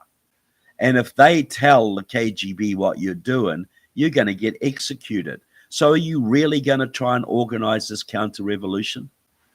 No, they use, of course, they have the mechanism of terror. I mean, I've talked to a couple of Iranian exiles here who have told me that they go back, that some people try to go back and they all get killed. I mean, it's just they control that ability and they have an outreach all over the world. And so, you know, through terror, certainly China does this. China has in colleges the Confucius clubs, which keep an eye on Chinese students, making sure they're in line. You know, Yeah, so and they had about 17 secret Chinese police stations in Minneapolis and others, monitoring anybody who might say something bad about China, and then their families will get pressured. They will get kidnapped. They've actually kidnapped people from this country and taken them back to China. Chinese nationals living in America who have criticized the Chinese regime have been kidnapped and returned to China. Oh yeah, and that was right under Tim Walz's nose. Tim, China-loving Walz in Minnesota was allowing this to go on. Yes, and it's something that, I mean, we can see how China even handles its own citizens. People disappear if they if they run afoul of the Communist Party. So, so Trevor, let my viewers and listeners know where they could get more information about you and your excellent work. Yeah, trevorloudon.com. That's my website. All my books are available there. And Beneath Sheep's Clothing, you go to beneathsheepsclothing.com or go to Amazon and look it up and get a copy Excellent. Trevor Loudon, as always, I want to thank you for joining me. Great conversation. there. Always a pleasure. Welcome to the show. Charles Moscowitz here, live streaming on all the usual live streams and downloading on all the usual podcast sites. I'm in the process of expanding my live stream numbers, only in that there are all these wonderful live streams that work independently, but I can't figure out how to get them to work yet with my system. I am clumsy when it comes to these matters, but I would just mention to anyone listening that if you know how to do these things with live streams, I'll pay you. Contact me. Send me an email. I want to hire you. I need help figuring this out because there's all this opportunity. And I do think that now, as we enter into the glorious age of President Donald J. Trump 2.0. Yes, we're going to see a reduction in censorship at last. So I want to be ready and to hit the ground running on that. I am already thinking about really launching a weekday regular show with calls and all the things that I wanted to do before the censorship regime kicked in around 2018, just before the pandemic. Yeah. When suddenly I was taken off YouTube and all that. But I think that already I'm seeing positive response. Already there's a loosening up and everything looks like it's a go. You know, things are looking very, very good. I'm feeling giddy, actually. Well, I More think than- what's happening, Chuck, is that the 25% of the lost audience of CNN and the 50% of MSNBC has all signed up on your channel. You know, So- that they've lost a huge audience. I don't know if you saw this, but even like the left-wing podcasters and YouTube channels, like David Pakman was quoted in an article in the Gateway Pundit. He noticed that right after the election, he lost something like 25% of his subscribers. Oh, that was glorious watching that video. And you know, he had been growing for years, and I think that they made the point that even the left is sick and tired of all the gaslighting and lies that they were pushing all those years. And you know, it's all kind of, you know, people have had it with it, and it's just I think that Joy Reid is now gone. My understanding is she just deleted her entire Twitter X account, and you know, they don't know what to do with themselves. I mean, it's just it's all falling apart. They can't. Apparently, MSNBC is up for sale, and they can't get anyone to buy it. Well, I had heard that the Daily Wire wants to buy it. Obviously, it's not going to stay liberal, but there is some value in having a TV network. Not the value there used to be, but that David Pagman thing was great because if you watch the video, he was figuring out in real time what was going on. First, he said, you know, maybe it's just a tech glitch, or maybe a couple of people subscribe. But then toward the end of it, he was beginning to see that if you keep lying to people and telling them all this dire crap and it doesn't come true, then it's going to fall apart. And what's going to happen after that, remember, this is just news media. But the people that were really lying to you, where it really affected your life, unfortunately, was public health. Oh, yes. And, you know, I've heard rumors that RFK is going to be the head of the EPA. You mean HHS? Yeah. Housing, Health and Human Services. Well, which I mean, and he's he's been talking. I mean, he's got a channel where he's like, I'm going to clean this place out. I'm going to we're going to get to all the toxicity that's put in food, the pushing of vaccines unnecessarily, and he's one of America's preeminent environmentalists, and he's got guts. I mean, he's a very successful lawyer who's had lawsuits, won many lawsuits against drug companies and against all of these people. And that's huge. That's this is like, I can't believe this is happening. Well, the other thing with him is he's got a big chip on his shoulder now because he was betrayed by the party of his family. He was betrayed by his own family, for God's sake. Yes, he was. And yeah, he does. And he's on the right side. He's probably a lot closer to where JFK and where his father would have been had they been, were they alive today. And I think that he knows that. And he wants to by the way, speaking of that, he wants all that declassified. And Matt Gaetz, he's going to declassify Diddy tapes and all that crap. Epstein. Oh my God, that's why they're going into a frenzy right now against him. But that's Trump needs somebody like that. I mean, in his first term, he had like Jeff Sessions. The guy was like a noodle. I mean, he didn't do anything to help defend Trump. He gave, it's funny. My wife was mentioning Jeff Sessions. Yeah. And I explained to her, reminded her that he got the gig because he was, to his credit, the first senator to endorse Trump. Right. But that ends up being pretty thin gruel, unfortunately, because the guy turned out to be a lightweight. Right. Some good old boy that just kept getting reelected in Alabama. And yeah, and I think Trump, and then of course Bill Barr was worse. He was an outright traitor. I mean, he actually lied to Trump. Oh yes, we investigated the election and we found nothing. So I think Trump has learned his lessons. It looks that way. Trump has somebody in there, because obviously I think it's fair to say that he's going to have 4 years of attempted impeachments and lawsuits and bullets and everything you can imagine they're going to keep throwing at him. And so you need a guy like Matt Gaetz. I mean, he's I've seen some of the video of him in Congress interviewing people like Christopher Wray. I don't know if you saw this. Oh yeah, well, he's a flamethrower with that. Oh yeah. He's a tough, like old-fashioned Southern lawyer. He has a great ability to smoothly move forward on an argument. I mean, J.D. Vance has that too. I mean, they don't take any crap. I mean, you can throw everything at them and they just keep going, and they know how to keep the thing. They keep on the topic. They don't get rattled. And you can see in his interview with Christopher Wray, and he's saying, you don't know where the Hunter Biden laptop is. You've had it in the FBI for 10 years. And Christopher Wray, what an evil individual. You can see they have a close-up of his face. He's got, Tourette syndrome. He's twitching and everywhere you can look. I mean, the guy is just, there's something really rotten.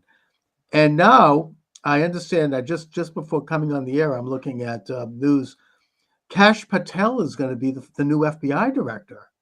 Is it FBI or CIA? It was FBI. FBI. Yeah. That's freaking amazing. He's going to clean, because he wrote a book about this gang, Washington Gangsters, I think it's called. I wish I'd interviewed him back then. I probably should have. I whatever.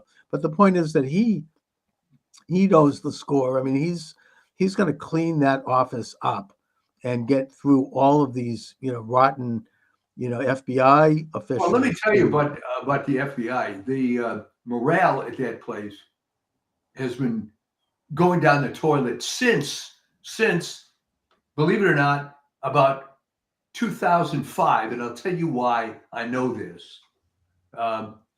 As some of your viewers may recall, I'm a California guy, moved to the DC area for some years, came back to California. Point being, when we had moved to Northern Virginia, I joined a health club and got to be friendly with a woman at the front desk, who then I found out her husband was an FBI special agent detailed at headquarters.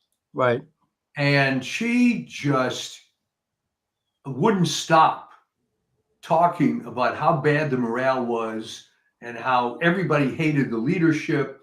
And that was back then. And it was only getting worse and worse and worse. Chris That was Wray, probably back when Mueller was the director. yeah, Or it Comey was, before him. These people are political hacks who Yeah. are just weaponizing, and I think Ray has been the absolute worst. I mean, they're going to, Patel is going to take the politics out of it and start to investigate actual criminals, actual enemies of America, people who are, the drug cartels, whoever.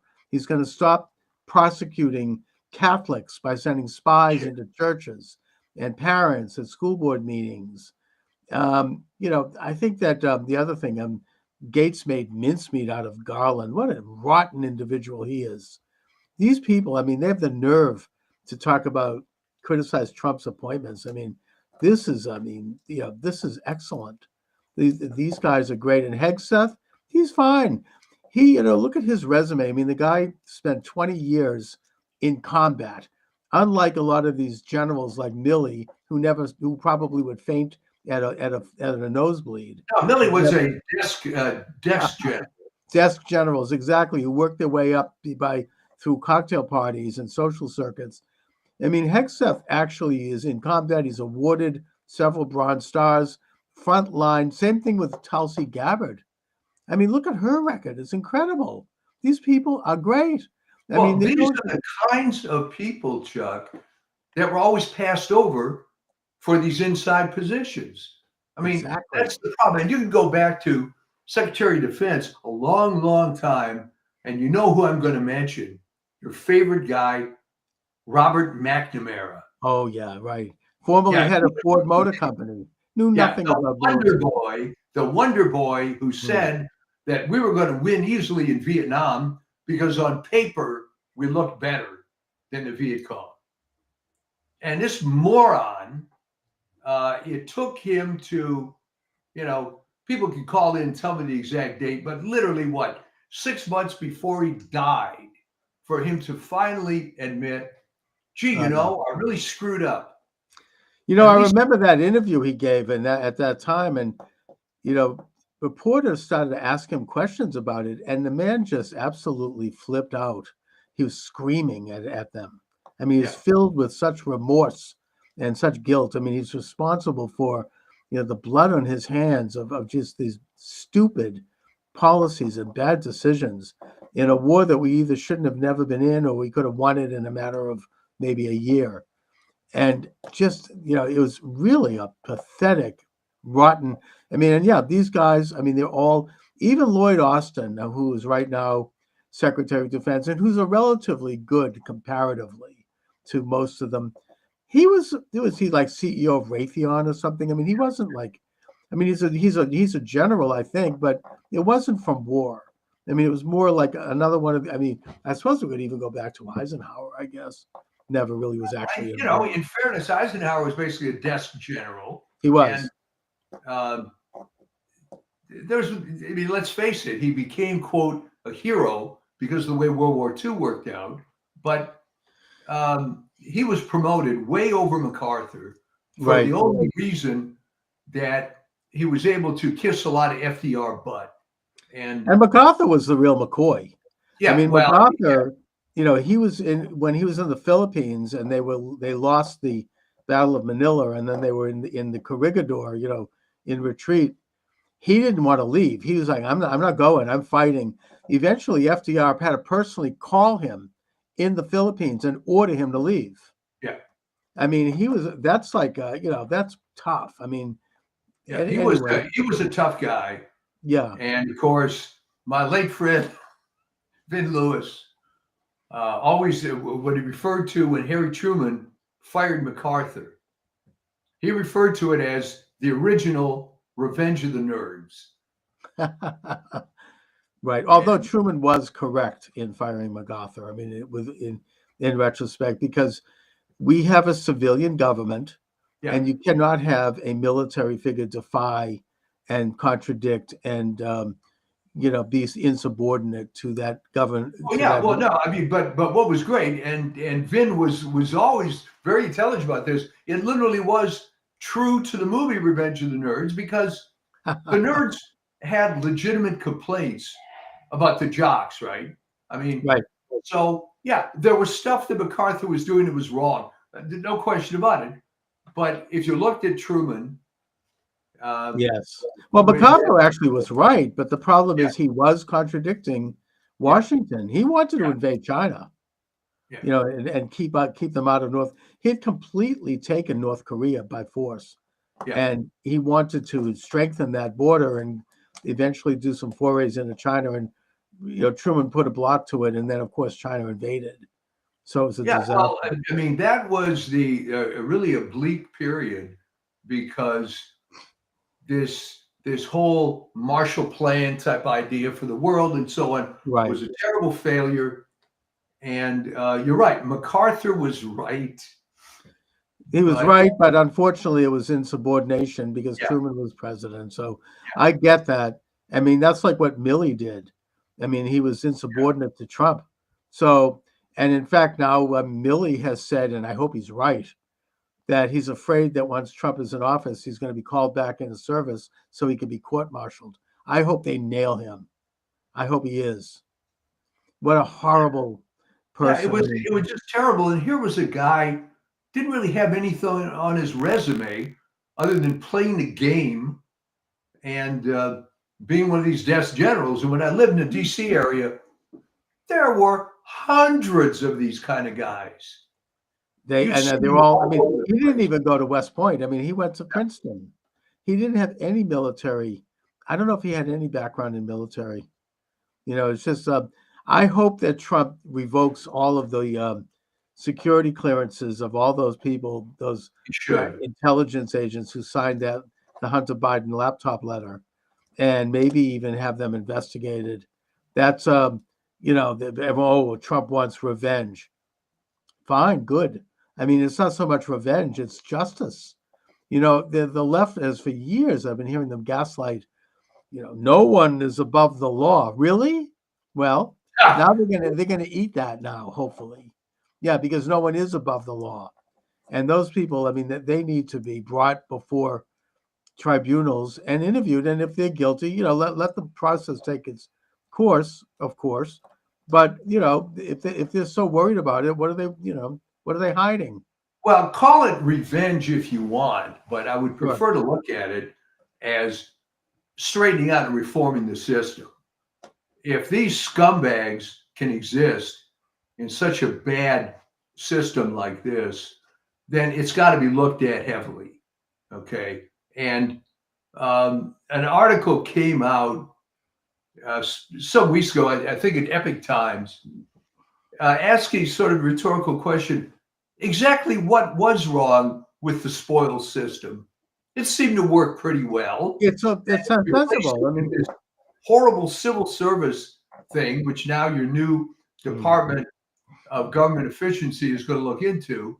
And by the way, great article in the LA Times, clueless thing on the front page of the LA Times today. It's unclear how this new department is going to find out anything. I mean, I think it's going to get pretty clear pretty quickly. I mean, Elon Musk. I mean, how can you get better than that? I mean, he's the richest man in the world, and Vivek Ramaswamy is no slouch either. I mean, to have them go in forensically looking at every government agency, I can't believe it. I mean, I've been talking about this for decades. In Massachusetts, they should do this. I hope when they're done, they have a Doge in each of the states, and they clean up Massachusetts and the Massachusetts, the MBTA for starters. I mean, it's like 40,000 people on payrolls and their pension plans and their hacks. Meanwhile, the train is running last year with their train with no engineer running over the Neponset River. I mean, it's a disaster. And I mean, that's huge for them to go in like that. I mean, no wonder they're nervous. Well, here's a little speculation. You think, despite the fact that we suffered from 2020 through 2024, is it not better that he won in 2024 because now he's more pissed off? The mandate is clear, and You know, we had to kind of wait, didn't we? But yeah, I think it's better this way. Oh, it is. I mean, it's almost providential. I mean, Trump has had a chance to learn from his mistakes. The country has had a chance to see what a disaster an illegitimate leftist regime is going to rot. And now he's come back with an ability to bring that new wisdom and this new team. I mean, there's a whole political realignment.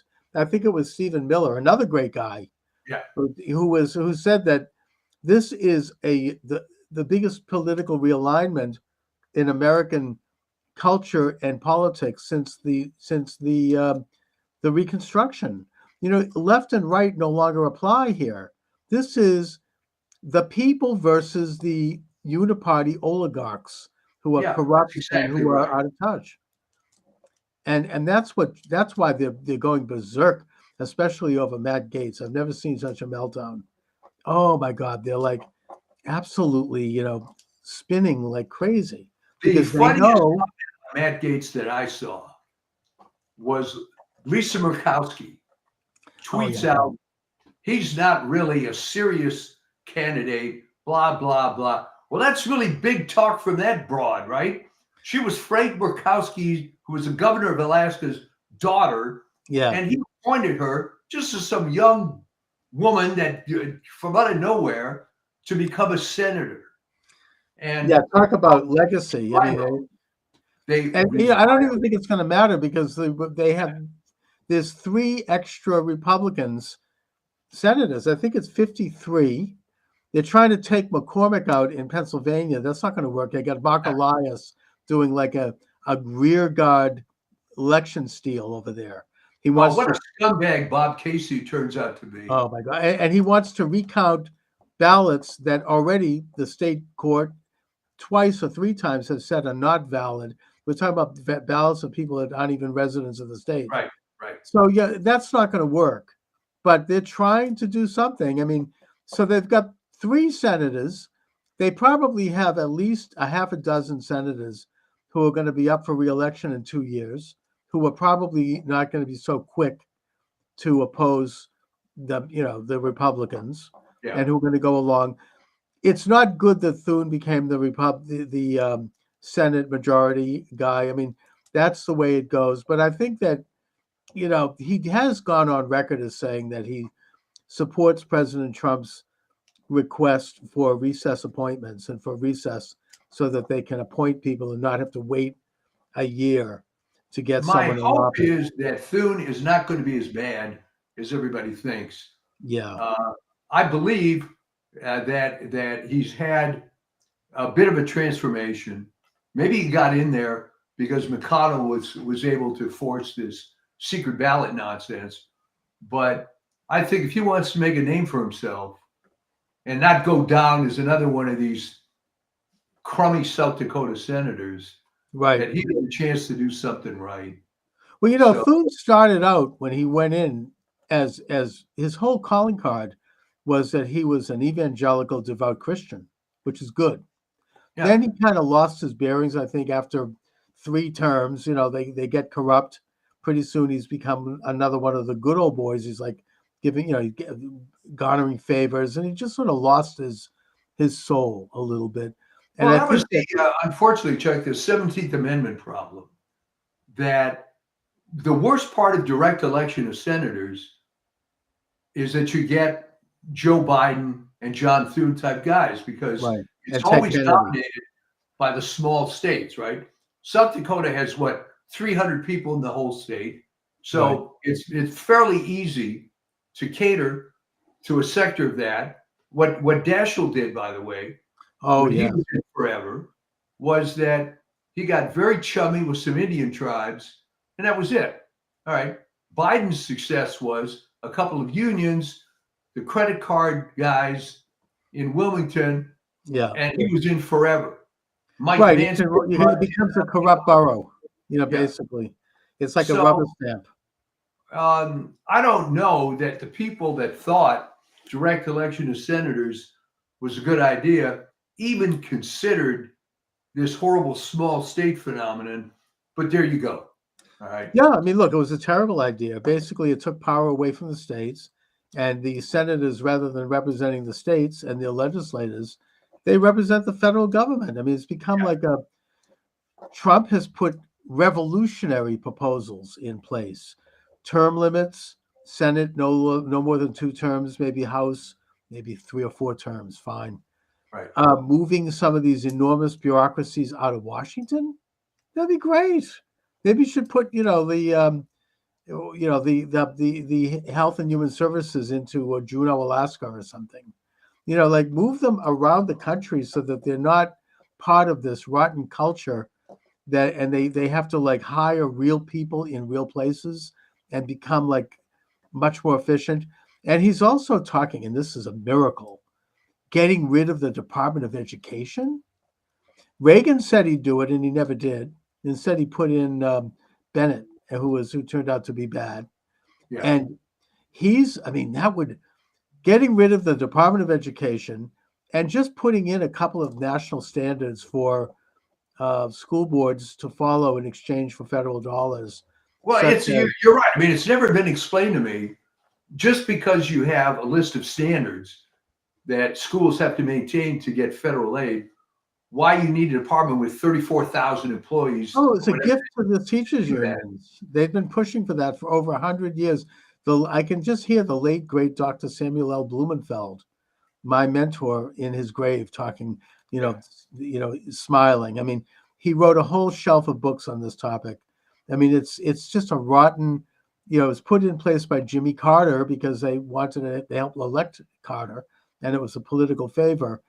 And it has corrupted the system ever since. It is all about DEI and gay rights and nothing else. Yeah. It's nothing Jimmy to do with Carter was the gift that keeps on giving. I mean, it's.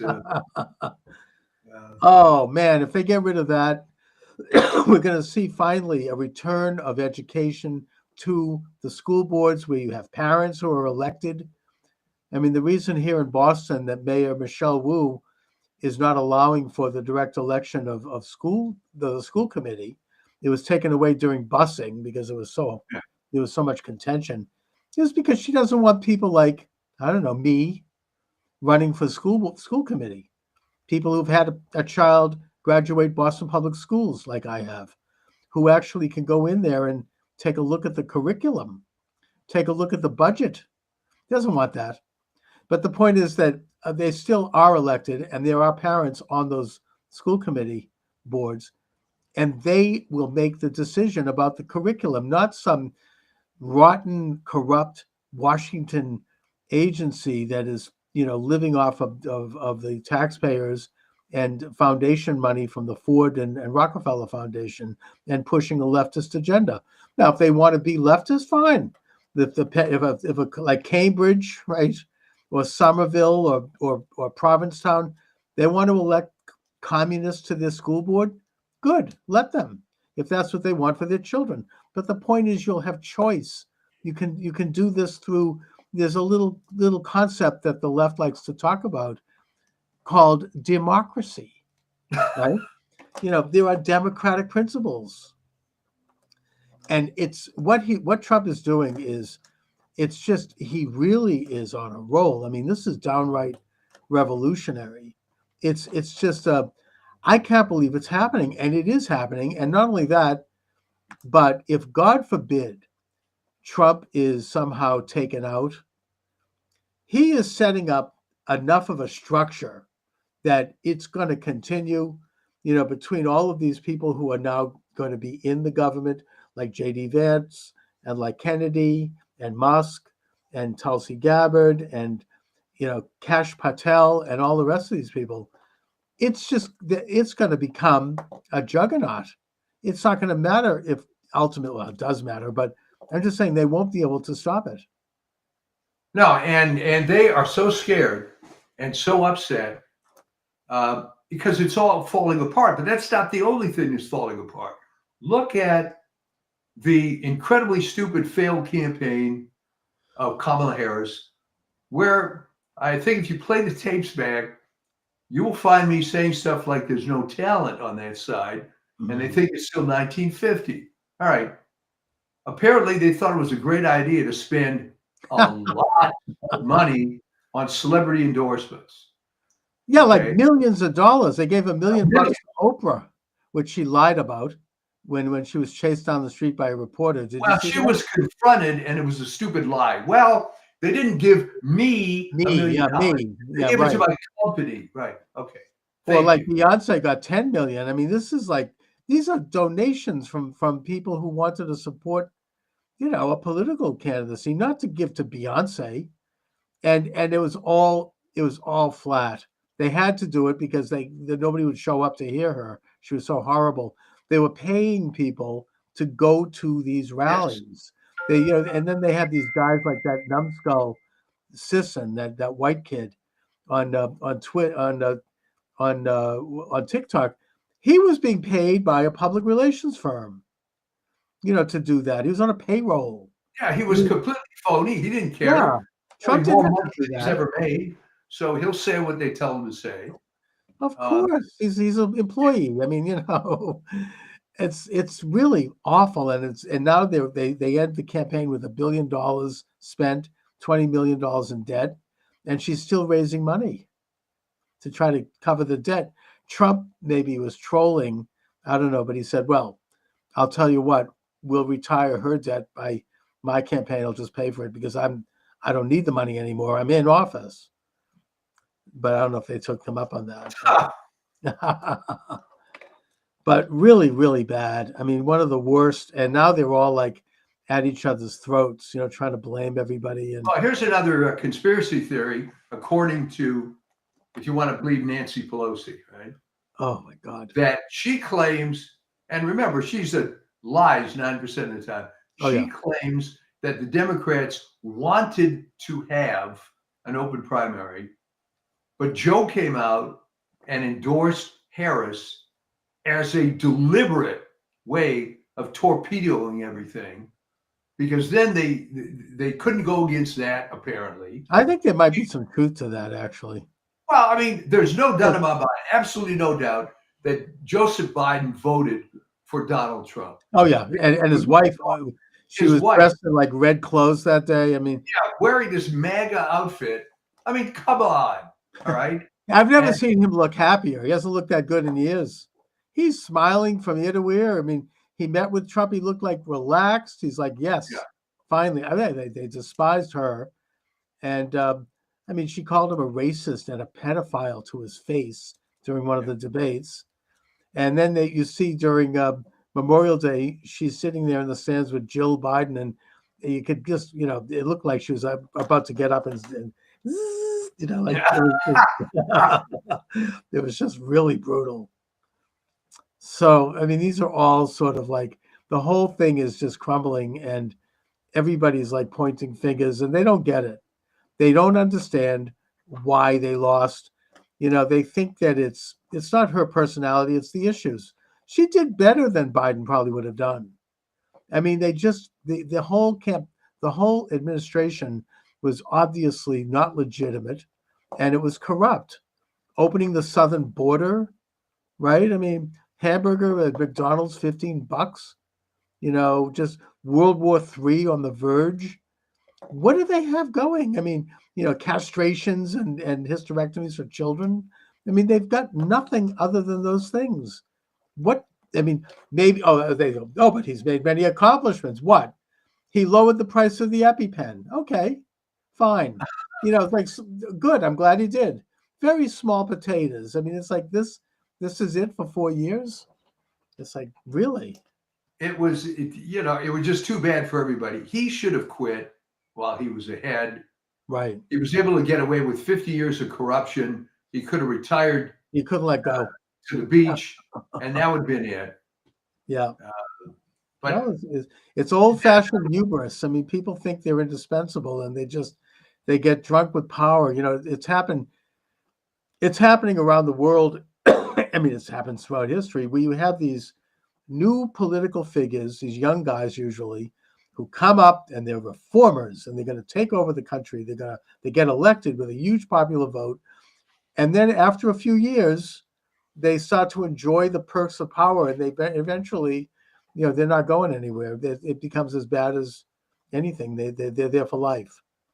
People get I drunk heard of as a guy hell. named Julius Caesar. I think you're describing his biography. You know, Yeah, that- I mean, it's an old story. Yeah. You could look at the kings of Judah, like Yeah. that. I mean, it's just an old story. I mean, this is why, you want to get biblical about it, why the prophet Samuel warned the children of Israel not to have a king, yeah. right? I mean, there's a fantastic speech in the book of, I think it's in the book of Samuel, where the people come to, we want to have a king like all the other countries. And he's like, fine. He's going to, your daughters will be made into prostitutes. Your sons will be sent out to war where they'll all be killed. Your property will be seized. It goes on this long litany of what's going to happen. Yeah, yeah, that's what we want, right? But the people, we don't care. We just want a king. We want to have somebody to look up to. I don't know. It's like a psychological thing, I guess. But anyways, these are very interesting times. And, I feel like we have to still keep the eye on things. I mean, nothing is ever we're never going to be there. This is just the next stage. My job over the next years is going to be to try to articulate the reasons why this administration is in place, what they're about, why they're important, to try to educate people as best as I can to make the most out of this. And also the one issue that I hope that Trump doesn't overlook, and I understand if he does, because he's received this incredible mandate. And by the way, just a little side, not to digress, but all those states that signed a compact to do an end run around the electoral college, right? Because they said, oh, we're going to only give our electors to the winner of the popular vote. They're all going to have to give their electors to Trump, including California. All the electors will have to go to Trump now because he won the popular vote. And apparently they're still counting and he's growing. So, but the point I wanted to bring up is that we cannot take our eye off the ball with regard to election corruption, with regard to election integrity. They did try to steal it again. There was so many Kerry Lake. Kerry Lake, exactly. That's obviously stolen. I mean, I think in Wisconsin also they stole it from Hovde. Yeah. He's shown how this happened. So yeah, they are still trying. They still have this incredible infrastructure that can steal elections on the state and national level. And they did. The reason, frankly, why Trump won is because he learned the lessons of 2020, and he saw the example of Glenn Youngkin in Virginia. Glenn Youngkin was able to and he went up against the real left establishment. I think it was, what's his name? He was McAuliffe, right? Clinton guy. I mean, these are entrenched powers. And he came up, he had never held office before. He's a wealthy guy, I think he's a Wall Street guy. He got thousands of volunteers to work the voting booths, to stay in the counting rooms, to watch the counting of absentee ballots, to do all of the tabulation checking. And he also had a team of hundreds of lawyers on call. So if someone saw something funny going on, whether it be just observing a corrupt election official or whether the Democratic Party was trying to pull some bullshit about, we're going to keep counting, his lawyers are ready to hit the ground immediately and get it, and he won because of that. It was the cleanest election that Virginia probably has had since Jefferson. And even that wasn't so clean. But the point is that Trump did this nationally. The RNC did this. Thanks to Lara Trump and Watley and a couple of other people, they fielded thousands, I think it was something like 275,000 volunteers across the country, not just in the battleground states either, even in some of the red states like Texas. And they worked the counting rooms, they worked the polls, and he had lawyers on staff. And whenever they came up with some bullcrap about, well, we need to, we're going to count, illegal votes, and we're going to do this. They had lawyers in court within a minute, within hours, stopping it. Pennsylvania is a good example. I mean, there was several lawsuits brought up and decided within hours, where you had corrupt Pennsylvania county officials and DAs, they stopped it. And they did it because they knew what they had everything well heeled, well coordinated, and they were able to fight these things. Michigan, they stopped that crap. I mean, they were going to start in again with the white vans. Atlanta, they had it down. I mean, they just, the only place I think where they did kind of falter was Phoenix, but Nevada. I think Phoenix, unfortunately, Kerry ended up being a martyr, but I think that was the last gasp because this guy, what's his name, Richards, I believe. Richer, yeah, Stephen Richer. He's out. That was it. I mean, yeah, but he's talking about corruption. I mean, he's allegedly an R Republican. He's like working with these radical left-wing PACs. These PACs, these political, not the NGOs, apparently, UN NGOs. Yeah. All left-wing are trying to, they're out there. You didn't have like Zuckerberg write a big check this time.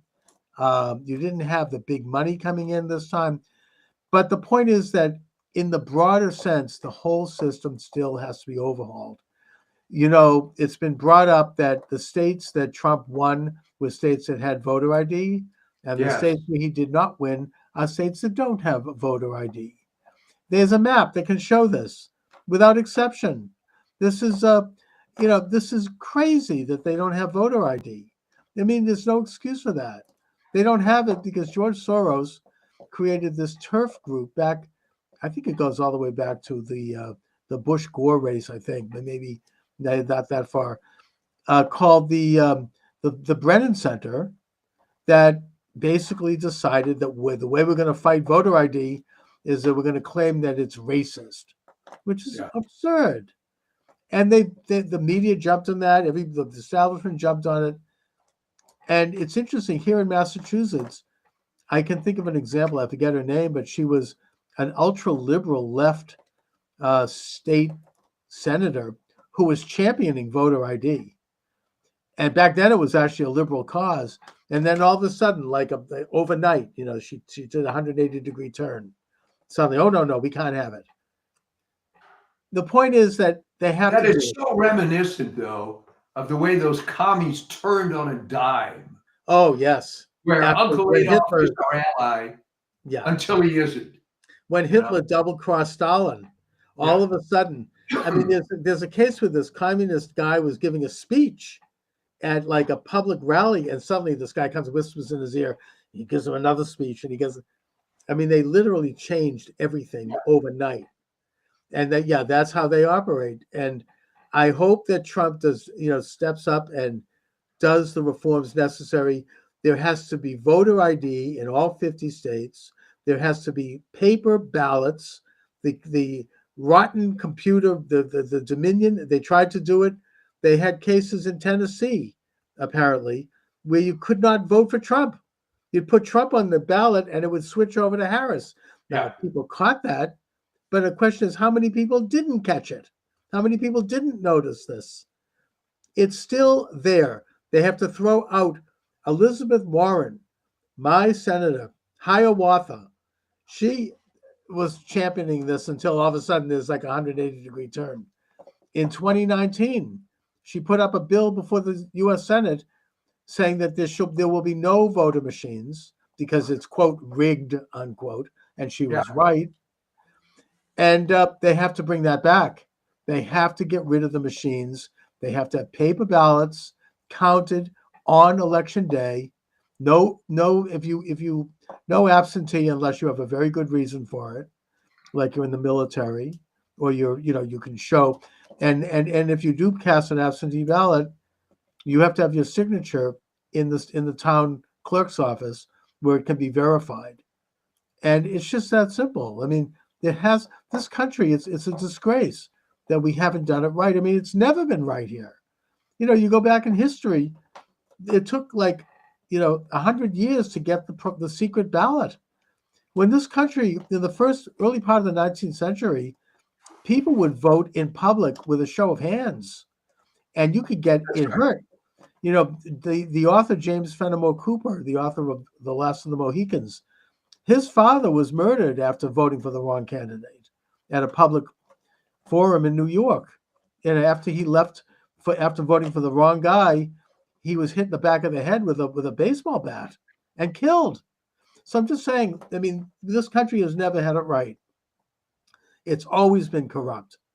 You know, the whole, the voter rolls. I mean, Mark Elias fought tooth and nail to stop states from removing bad names from their voter rolls. I mean, what could be more obvious than that? With a click of a mouse, all that information is available. You can cross-check it. There are these guys who's doing this statistical analysis. You can go into any state and take a look at tax returns, take a look at utility bills, take a look at all sorts of things to prove that a person is who they are and that they are residing where they say they're residing. And anyone else should be removed from the ballots. I mean, you've got hundreds of thousands of names on ballots of people who have passed away or they've left the state or they don't exist. That is no excuse for that. I mean, we can't have that in this country. I think this is a very important cause. You know, it's not, I mean, there are other things that are exciting right now and I'm thrilled, but they can't forget about this. This has to be done. You know, and they're gonna, and when they do, if they do, you're gonna hear the left scream louder on this one than anything. They're gonna absolutely go. You're probably right, but I mean, the reason they haven't been able to do much about it is because again, I go back to public health. People don't want to come to the realization that it's corrupt. You know, because you're taught from the time you're in the first grade that it's a free country and you can vote and your vote counts, just like you're taught that, you know, you have your Salk polio vaccine and you do what they tell you to do and everything's great. Yeah. And for people to realize that a lot of this was just crap is devastating. Yeah, but Trump doesn't give a damn, it seems. Oh, I get it. He's going to go ahead. And, you know, they can scream and squeal. And his wife doesn't give a damn either. Apparently, she didn't want to go when he went to meet Biden because she hates the Bidens. And she rightfully blames them for sending armed thugs into her home where they rummaged through her underwear drawer and her son's bedroom and turned everything upside down. She's very angry. She blames Biden. And Trump asked her to come with him. And she said, F that, I'm not going. Yeah, I don't want to see him. So, I mean, that's great. That's who you want. I mean, both of them are like that.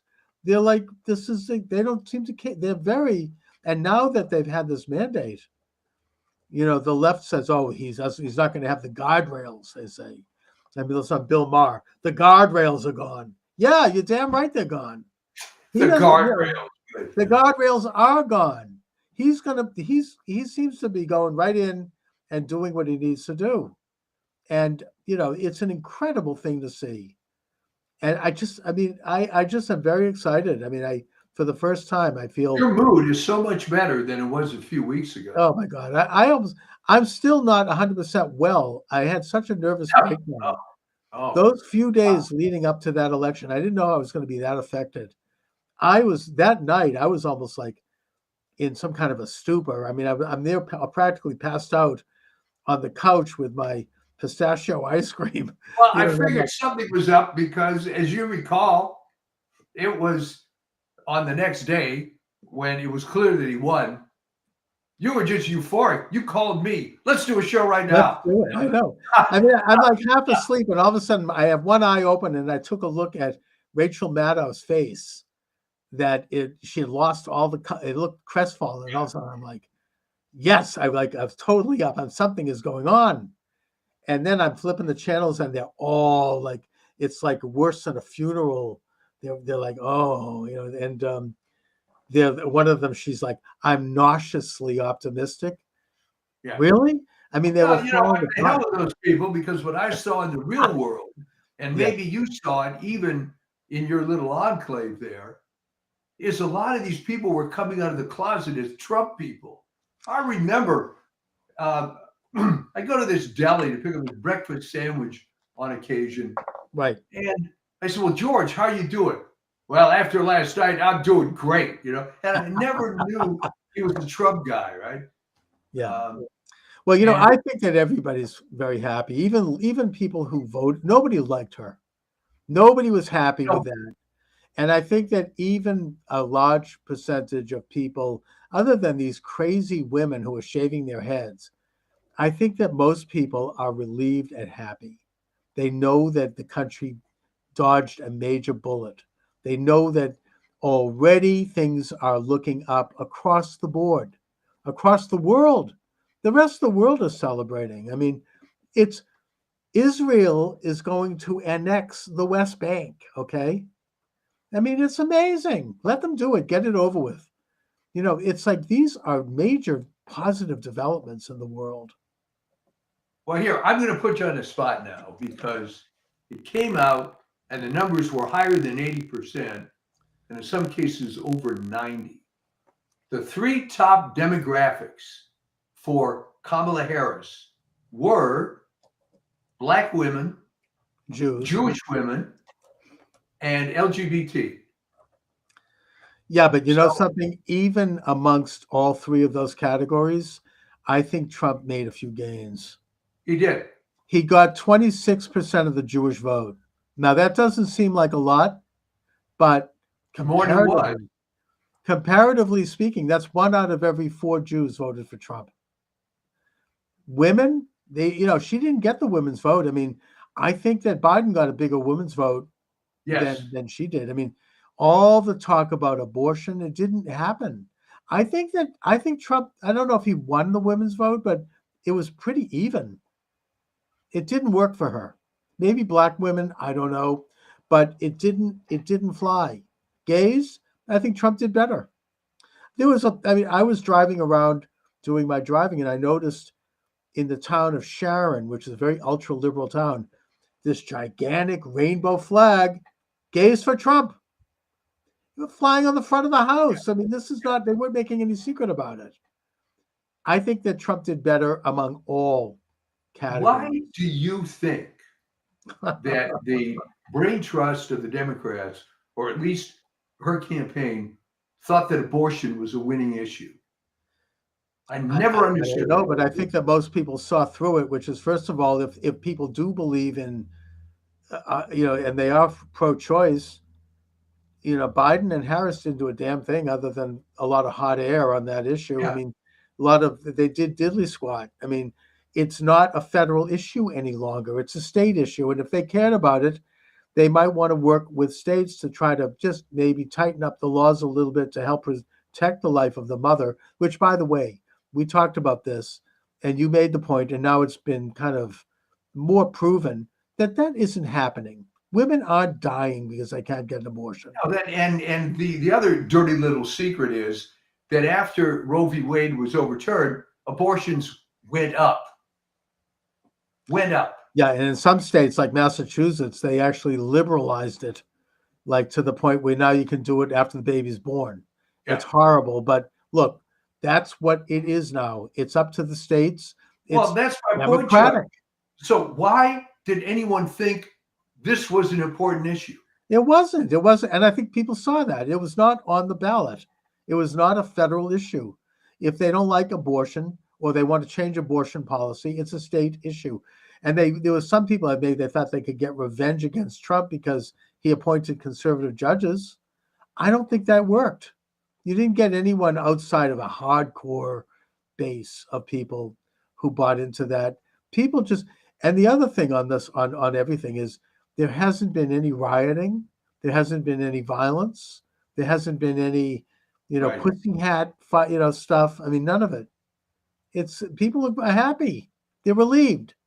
None of that. And I don't think it's going to happen at inaugural either. I mean, they just don't have the energy for it. And if they do, if like Antifa comes out, that's not going to help them. Now, the other thing that Trump, and now it's so there were 2 rumors going around. The first one, as I say, it was dropped by Mike Huckabee, the new ambassador to Israel. That Boy, was that a great choice. Excellent, brilliant. I think he's tremendous. I think that Israel's going to annex the Judea and Samaria. The other one is that Trump is going to pardon all of the J6 prisoners. J6, yeah. 2 federal judges have now stopped all hearings. The rotten, Garland office is still trying to, arrest people and raid people. I mean, and they're not. It's not happening. The time is ticking away. They only have a few more weeks. Well, here's a little speculation thing for you. What happens to Garland next year? What does he do? He goes around the talk circuit. Well, I tried. I was an old warrior. I did all this. What happens to guys like that? I think that we'll never hear from him again, because I think that the far left hates him because they don't think he did enough. Yeah. He didn't jail Trump. He didn't do, why? I mean, I'm listening to Jim Browdy and Marjorie Egan on NPR here in Boston. I mean, they're like, why doesn't he, go in? I mean, he should have been put into Rikers Island because he defied that corrupt judge in New York. He defied the gag order. He should be put in chains. No, I mean, he didn't do that. So he's hated by all sides. And he's like that's just an old, rotten, that's the past. I don't think anything. He'll go to the same place Kamala goes. Nobody will want to hear from these people ever again. Well, it's interesting because unlike Mike Dukakis, that ended up having an academic career and being sort of a somewhat respected guy, those two, you're right. Everybody hates him. What I predict is going to happen with her is at some convenient point the next year or so, Dougie and her are going to divorce. Right. Because what the hell does he need her for now? Sure. And she's just going to be forgotten, kind of like Norman Thomas or something, just fading away. And she'll end up with a couple of cats like an old cat lady, sort of what J.D. Vance was talking about. Well, it's interesting that there was maybe non-Californians aren't familiar. Well, Jerry Brown had appointed this woman, and you know where I'm going with this, Rose Byrd, as the Chief Justice of the state of California. Right. And she was a radical leftist who it was a joke. I mean, there were some large number, dozens of death penalty cases came in front of her, and it didn't matter how egregious the circumstances were, she voted no every single time. Right. Let them loose. Yep. She ends up as the former Chief Justice of California, unable to get a job with any law firm. All right. Goes on welfare. Oh my God, really? No, well, she developed cancer, which I think took care of some of the money, and she just died in obscurity. And yeah, that's where I think that's definitely a possibility. I mean, these people have they're no, the left will give you, they'll weigh your shelf down with awards when you're of use to them, but when you're not, they'll pull the rug in a matter of a minute. You're just gone. Yeah, absolutely. I mean, these people, I mean, who the hell wants to go? What's going to happen to Rachel Levine? I mean, who the hell wants to hear from any? I mean, but with Harris, I mean, she's so dreadful. I mean, you can't stand listening to her. Nobody liked it. She was the left-wing media people that put her on for softball interviews and who were paid, we now know, to do so, and who did the softest interview you can imagine. They looked like they were ready to slit their throats listening to her talk. It was depressing. She, you walk out of it stupider than you were when you went in. I mean, it's just, it was so bad. Well, that's having a boomerang effect. Also on, for example, CNN. The only reason people even watch it anymore is Scott Jennings is on. Yeah, exactly. He's a conservative guy, but he's always on with this Abby Phillips, who's an attractive black woman, not very smart, because he'll raise these points, and she looks like deer in the headlights, and then she's listening to whatever someone's saying in her earphone, and then comes up with some comment. I mean, it's all done, and people are going to reflect. This is what's going to happen. They're going to reflect, wait a minute. Why was Harris even elected to anything? Oh, well, everybody knows. she worked her way up through the casting couch, Yeah. and then she was like she played the race card, and she just was very manipulative. She knew how to get favors. I understand that Jennings might be the press secretary, which would be great. He's very good. So yeah, I mean, So Trump it's is really exciting times. yes. It's very exciting, I'm sorry, to watch some of these people crash and burn. It's a beautiful thing. It's going to be very, as I hear, who is it? As Steve Bannon says, it's time to break out the popcorn and just watch, and Well, watch you it can all see come down. CNN is getting rid of these overpriced hosts. Your friend Chris Wallace is Oh, gone. he's horrible. Yeah, he's been gone for a long time. Well, he went, but the thing with him was his father was terrible, but that was the era of CBS with all the leftists. Mike Wallace was nothing more than a left-wing bully. Chris Wallace was nothing more than a nepo baby who Well, at just least Mike Wallace would occasionally chase someone down the street with a mic, yeah. and try to get some answers. I mean, Chris Wallace is a piece of what. I mean, he's what he tried to do to Trump during that debate, just evil and ugly, and just I'm glad to see him go. Hopefully, the final last ditch effort is being pulled off or try. She won't get away with it, but none other than my own Senator Hiawatha is trying to jam down some left-wing judges in the last weeks of the administration. She's trying to shove down, finish the Biden judges, and it's not going to happen. No. Mike Davis, who is really a powerful, one of these tough Irish lawyers, he's great. I mean, he's on all the times with Bannon, who, by the way, is just absolutely soaring, and who's brilliant. Check it out on War Room. I don't miss one of those podcasts. It's beautiful to listen to that. But Mike Davis is a regular guest of his, and he's a brilliant lawyer, and he's not going to let her do it. He's got people there in Washington. He's well connected. They're going to pull the plug on that. She's trying to shove down the throat leftist judges at the last minute. I don't think she's going to get away with it. They tried to get Sotomayor to step down, with the rumor being that Biden would then appoint Harris, which I don't think he would have done anyway. No, there's no chance. But There's Sotomayor no is saying, you know what? She wouldn't have wanted it because she's just too stupid. They don't know what to. They think that maybe she's young enough that she'd be a warm body in there. But Sotomayor has said she's not going anywhere, and that means that Trump is going to get more federal, judicial appointments at some point, because apparently she's not in good health. I mean, I guess she's got like an advanced diabetes or something. She has a medical assistant with her at all times, and it's going to be like Ruth Bader Ginsburg. People are begging her to leave, and she's like, "I'm not going anywhere."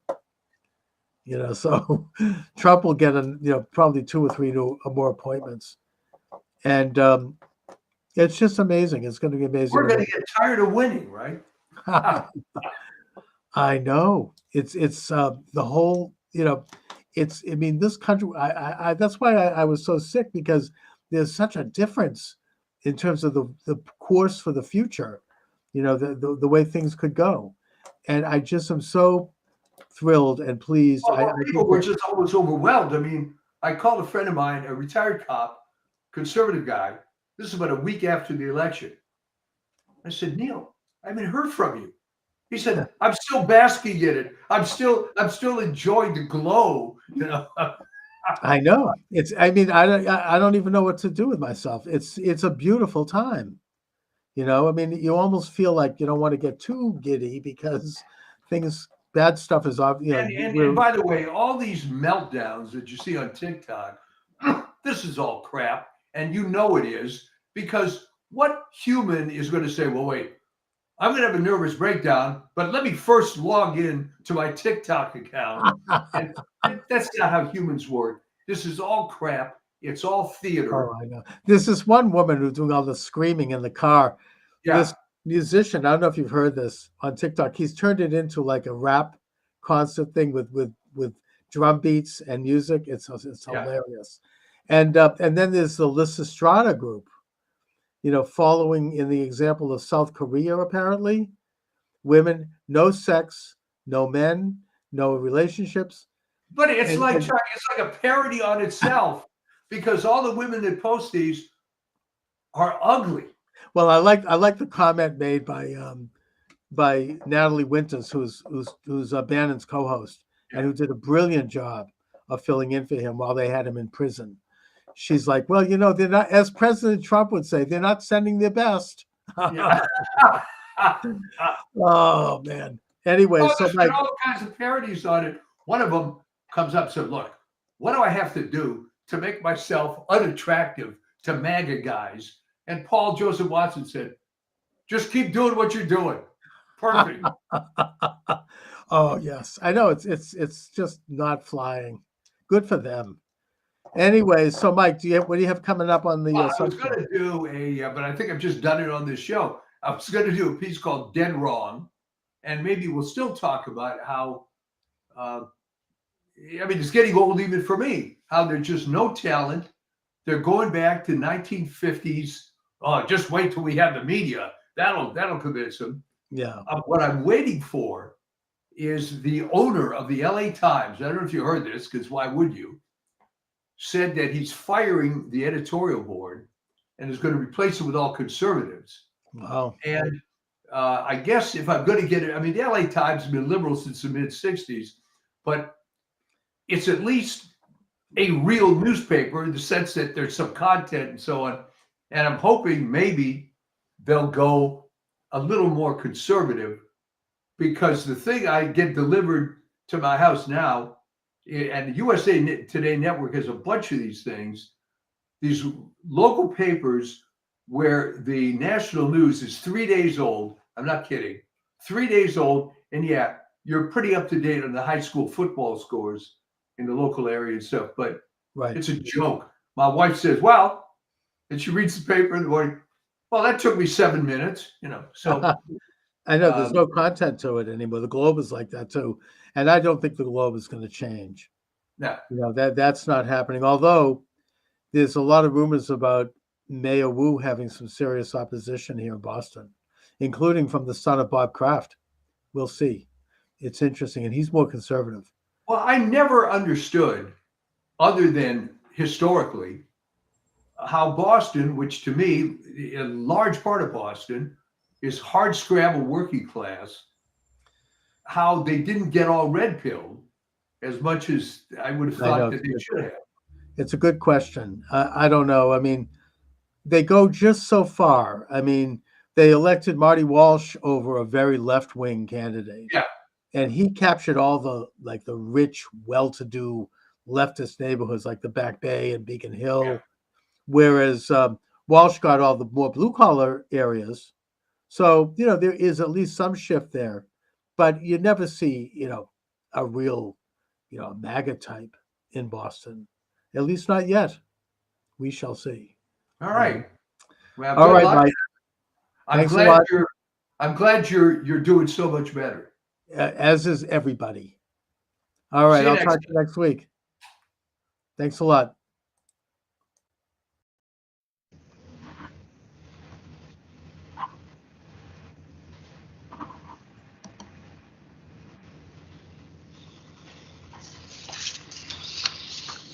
And good afternoon.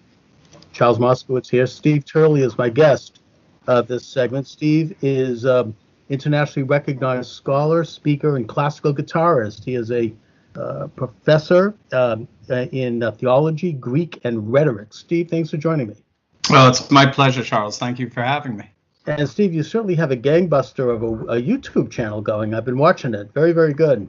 Oh, cool. Thank you. Now, you bring up a very interesting premise in that you seem to believe that we are entering into a, you might say, renaissance of Western Judeo-Christian culture in the United States and maybe around the world. And I think you peg that to not to the pandemic itself, but that the pandemic is an opportunity to advance such culture. So talk a little bit, if you will, about your premise there. Yeah, thanks for that, Charles. Yeah, so what I saw prior to the pandemic were a number of dynamics that scholars tend to call post-security politics. It's a very interesting term.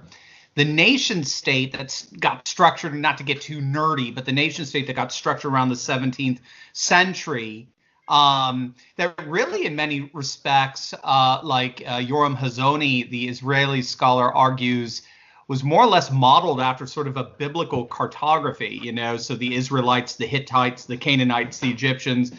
Well, prior to the 17th century, in many respects, the world was kind of run by empires and imperial structures. And after sort of the fall of the Holy Roman Empire, we started breaking up into what we now know as the nation state. And there were three advantages to the nation state. We had a sense of border security, so we could stay safe from marauders, We had a sense of economic security, so we can find jobs and provide for our families. And we had a sense of cultural security so that our religions, our customs, our traditions could be celebrated and revered and give our lives a sense of meaning so we can flourish as human beings. What globalism has done over, say, the last 4 decades or so, what scholars have noticed is it's smashed those three securities. It's opened up our borders into basically a borderless world. It's instituted what's known as an economic global division of labor, where manufacturing and industry has been shipped away from first world nations to so-called third world nations, China being the primary beneficiary of it. So we've lost all our manufacturing, and it tends to replace our customs, cultures, traditions with lifestyle values. Increasingly, proponents of globalism see our cultures, customs, traditions as hateful, as bigoted, as discriminatory, and the like. So, in the face of all that, there's been a massive backlash, and that backlash is going on all over the world, where populations are increasingly re-embracing their borders, their economic manufacturing base, and their cultures, customs, and traditions as mechanisms of resistance against globalization. And in many respects, this pandemic is only, in frankness, it's hastening both dynamics. It's hastening the craziness that we see with globalists and their autocratic tendencies, but it's also hastening and intensifying the blowback against that. Everybody now is closing their borders. Everybody wants to bring manufacturing back home and the like. It seems to me that the portrayal of the idea of the nation state and national sovereignty involves a major case of psychological projection on the part of those who advocate globalism, because the nation state is a very progressive institution. It's one that evolved over thousands of years, and it's one that, as you say, it protects a culture, it protects property, it's natural to a nation to protect the life and the safety of its citizens and their futures. I mean, it goes back to the Bible, really, and when they began to develop national borders after mankind tried to overthrow God in heaven at the Tower of Babel. You developed different languages, different cultures, different nations, and then the Bible, the Torah, goes on to give very specific borders for the nations and for all of the individual tribes of Israel. So the whole concept emerged. It's not new, and it's something that has advanced, and I think the greatest advancement in the great progression of the nation state was the development of the United States. Yeah. In that we have, we are the first nation to really embrace the biblical idea that rights come from God and not from the state, that we're created in the image of God. We're not God. And that as such, we have a limited sovereignty that we derive from God, and then we give a state certain powers that protect and defend those rights. It's not, the state isn't the supreme, which is, of course, a biblical idea, but it's a radical idea. And it's an idea that was patented by the founding fathers of this republic. So, I think that the pandemic brings to fore the necessity for things like property. And now we're protecting our own private properties more from this dread disease that is banging at the door. Nation. Exactly. And that the nation is protecting itself by limiting people coming into the country because they might have the disease. And I think that even the European Union, which is very globalist, as you say, they've begun to protect their borders because that's what you do naturally. I mean, the animal kingdom understands this. A bird understands this. Try to interfere with the bird's nest and see what happens. Dogs understand it. Go too close to a dog and see what happens. The idea of the nation state or the idea of the individual property is a natural thing. It's kind of hardwired into us, and this movement to erase it and to try to claim that it's anachronistic or something is actually an unnatural development. In many respects, what we're seeing now is simply a deference to the very nationalist, populist, America First policies that Trump had been implementing for the past 3 years. If I told you, say 6 months ago, that a North American leader of a North American nation, whose last name starts with TRU, has closed all his borders, has instituted a travel ban from Europe, China, you name it, in an effort to seal those borders, you would be shocked that I told you that one would be a fellow by the name of Trudeau. But it's exactly what's happened. Even globalists are behaving like Pat Buchanan right now. Even globalists are adopting this nationalist populism, and the whole idea of the supply chain of farming out our manufacturing for pharmaceuticals to China, that's dead. That ain't coming back anytime soon, that's for sure. Right. You have Macron and France talking about bringing back industry to France. Japan has done the same thing as well, as starting to bring back their industry away from China. They start to see it as all economic nationalists do. They see the economy as a national security issue. We are a nation with an economy. We're not an economy that happens to be a nation that bows to it all the time. That's the very globalistic structure. And it's stunning. They did a study even before the pandemic. Breitbart talked about it, and they found that over 70% of the American public, when you polled them and asked them pointed questions that were reflective of an America First nationalist populist agenda, 70% of Americans agreed with it. The biggest, the single most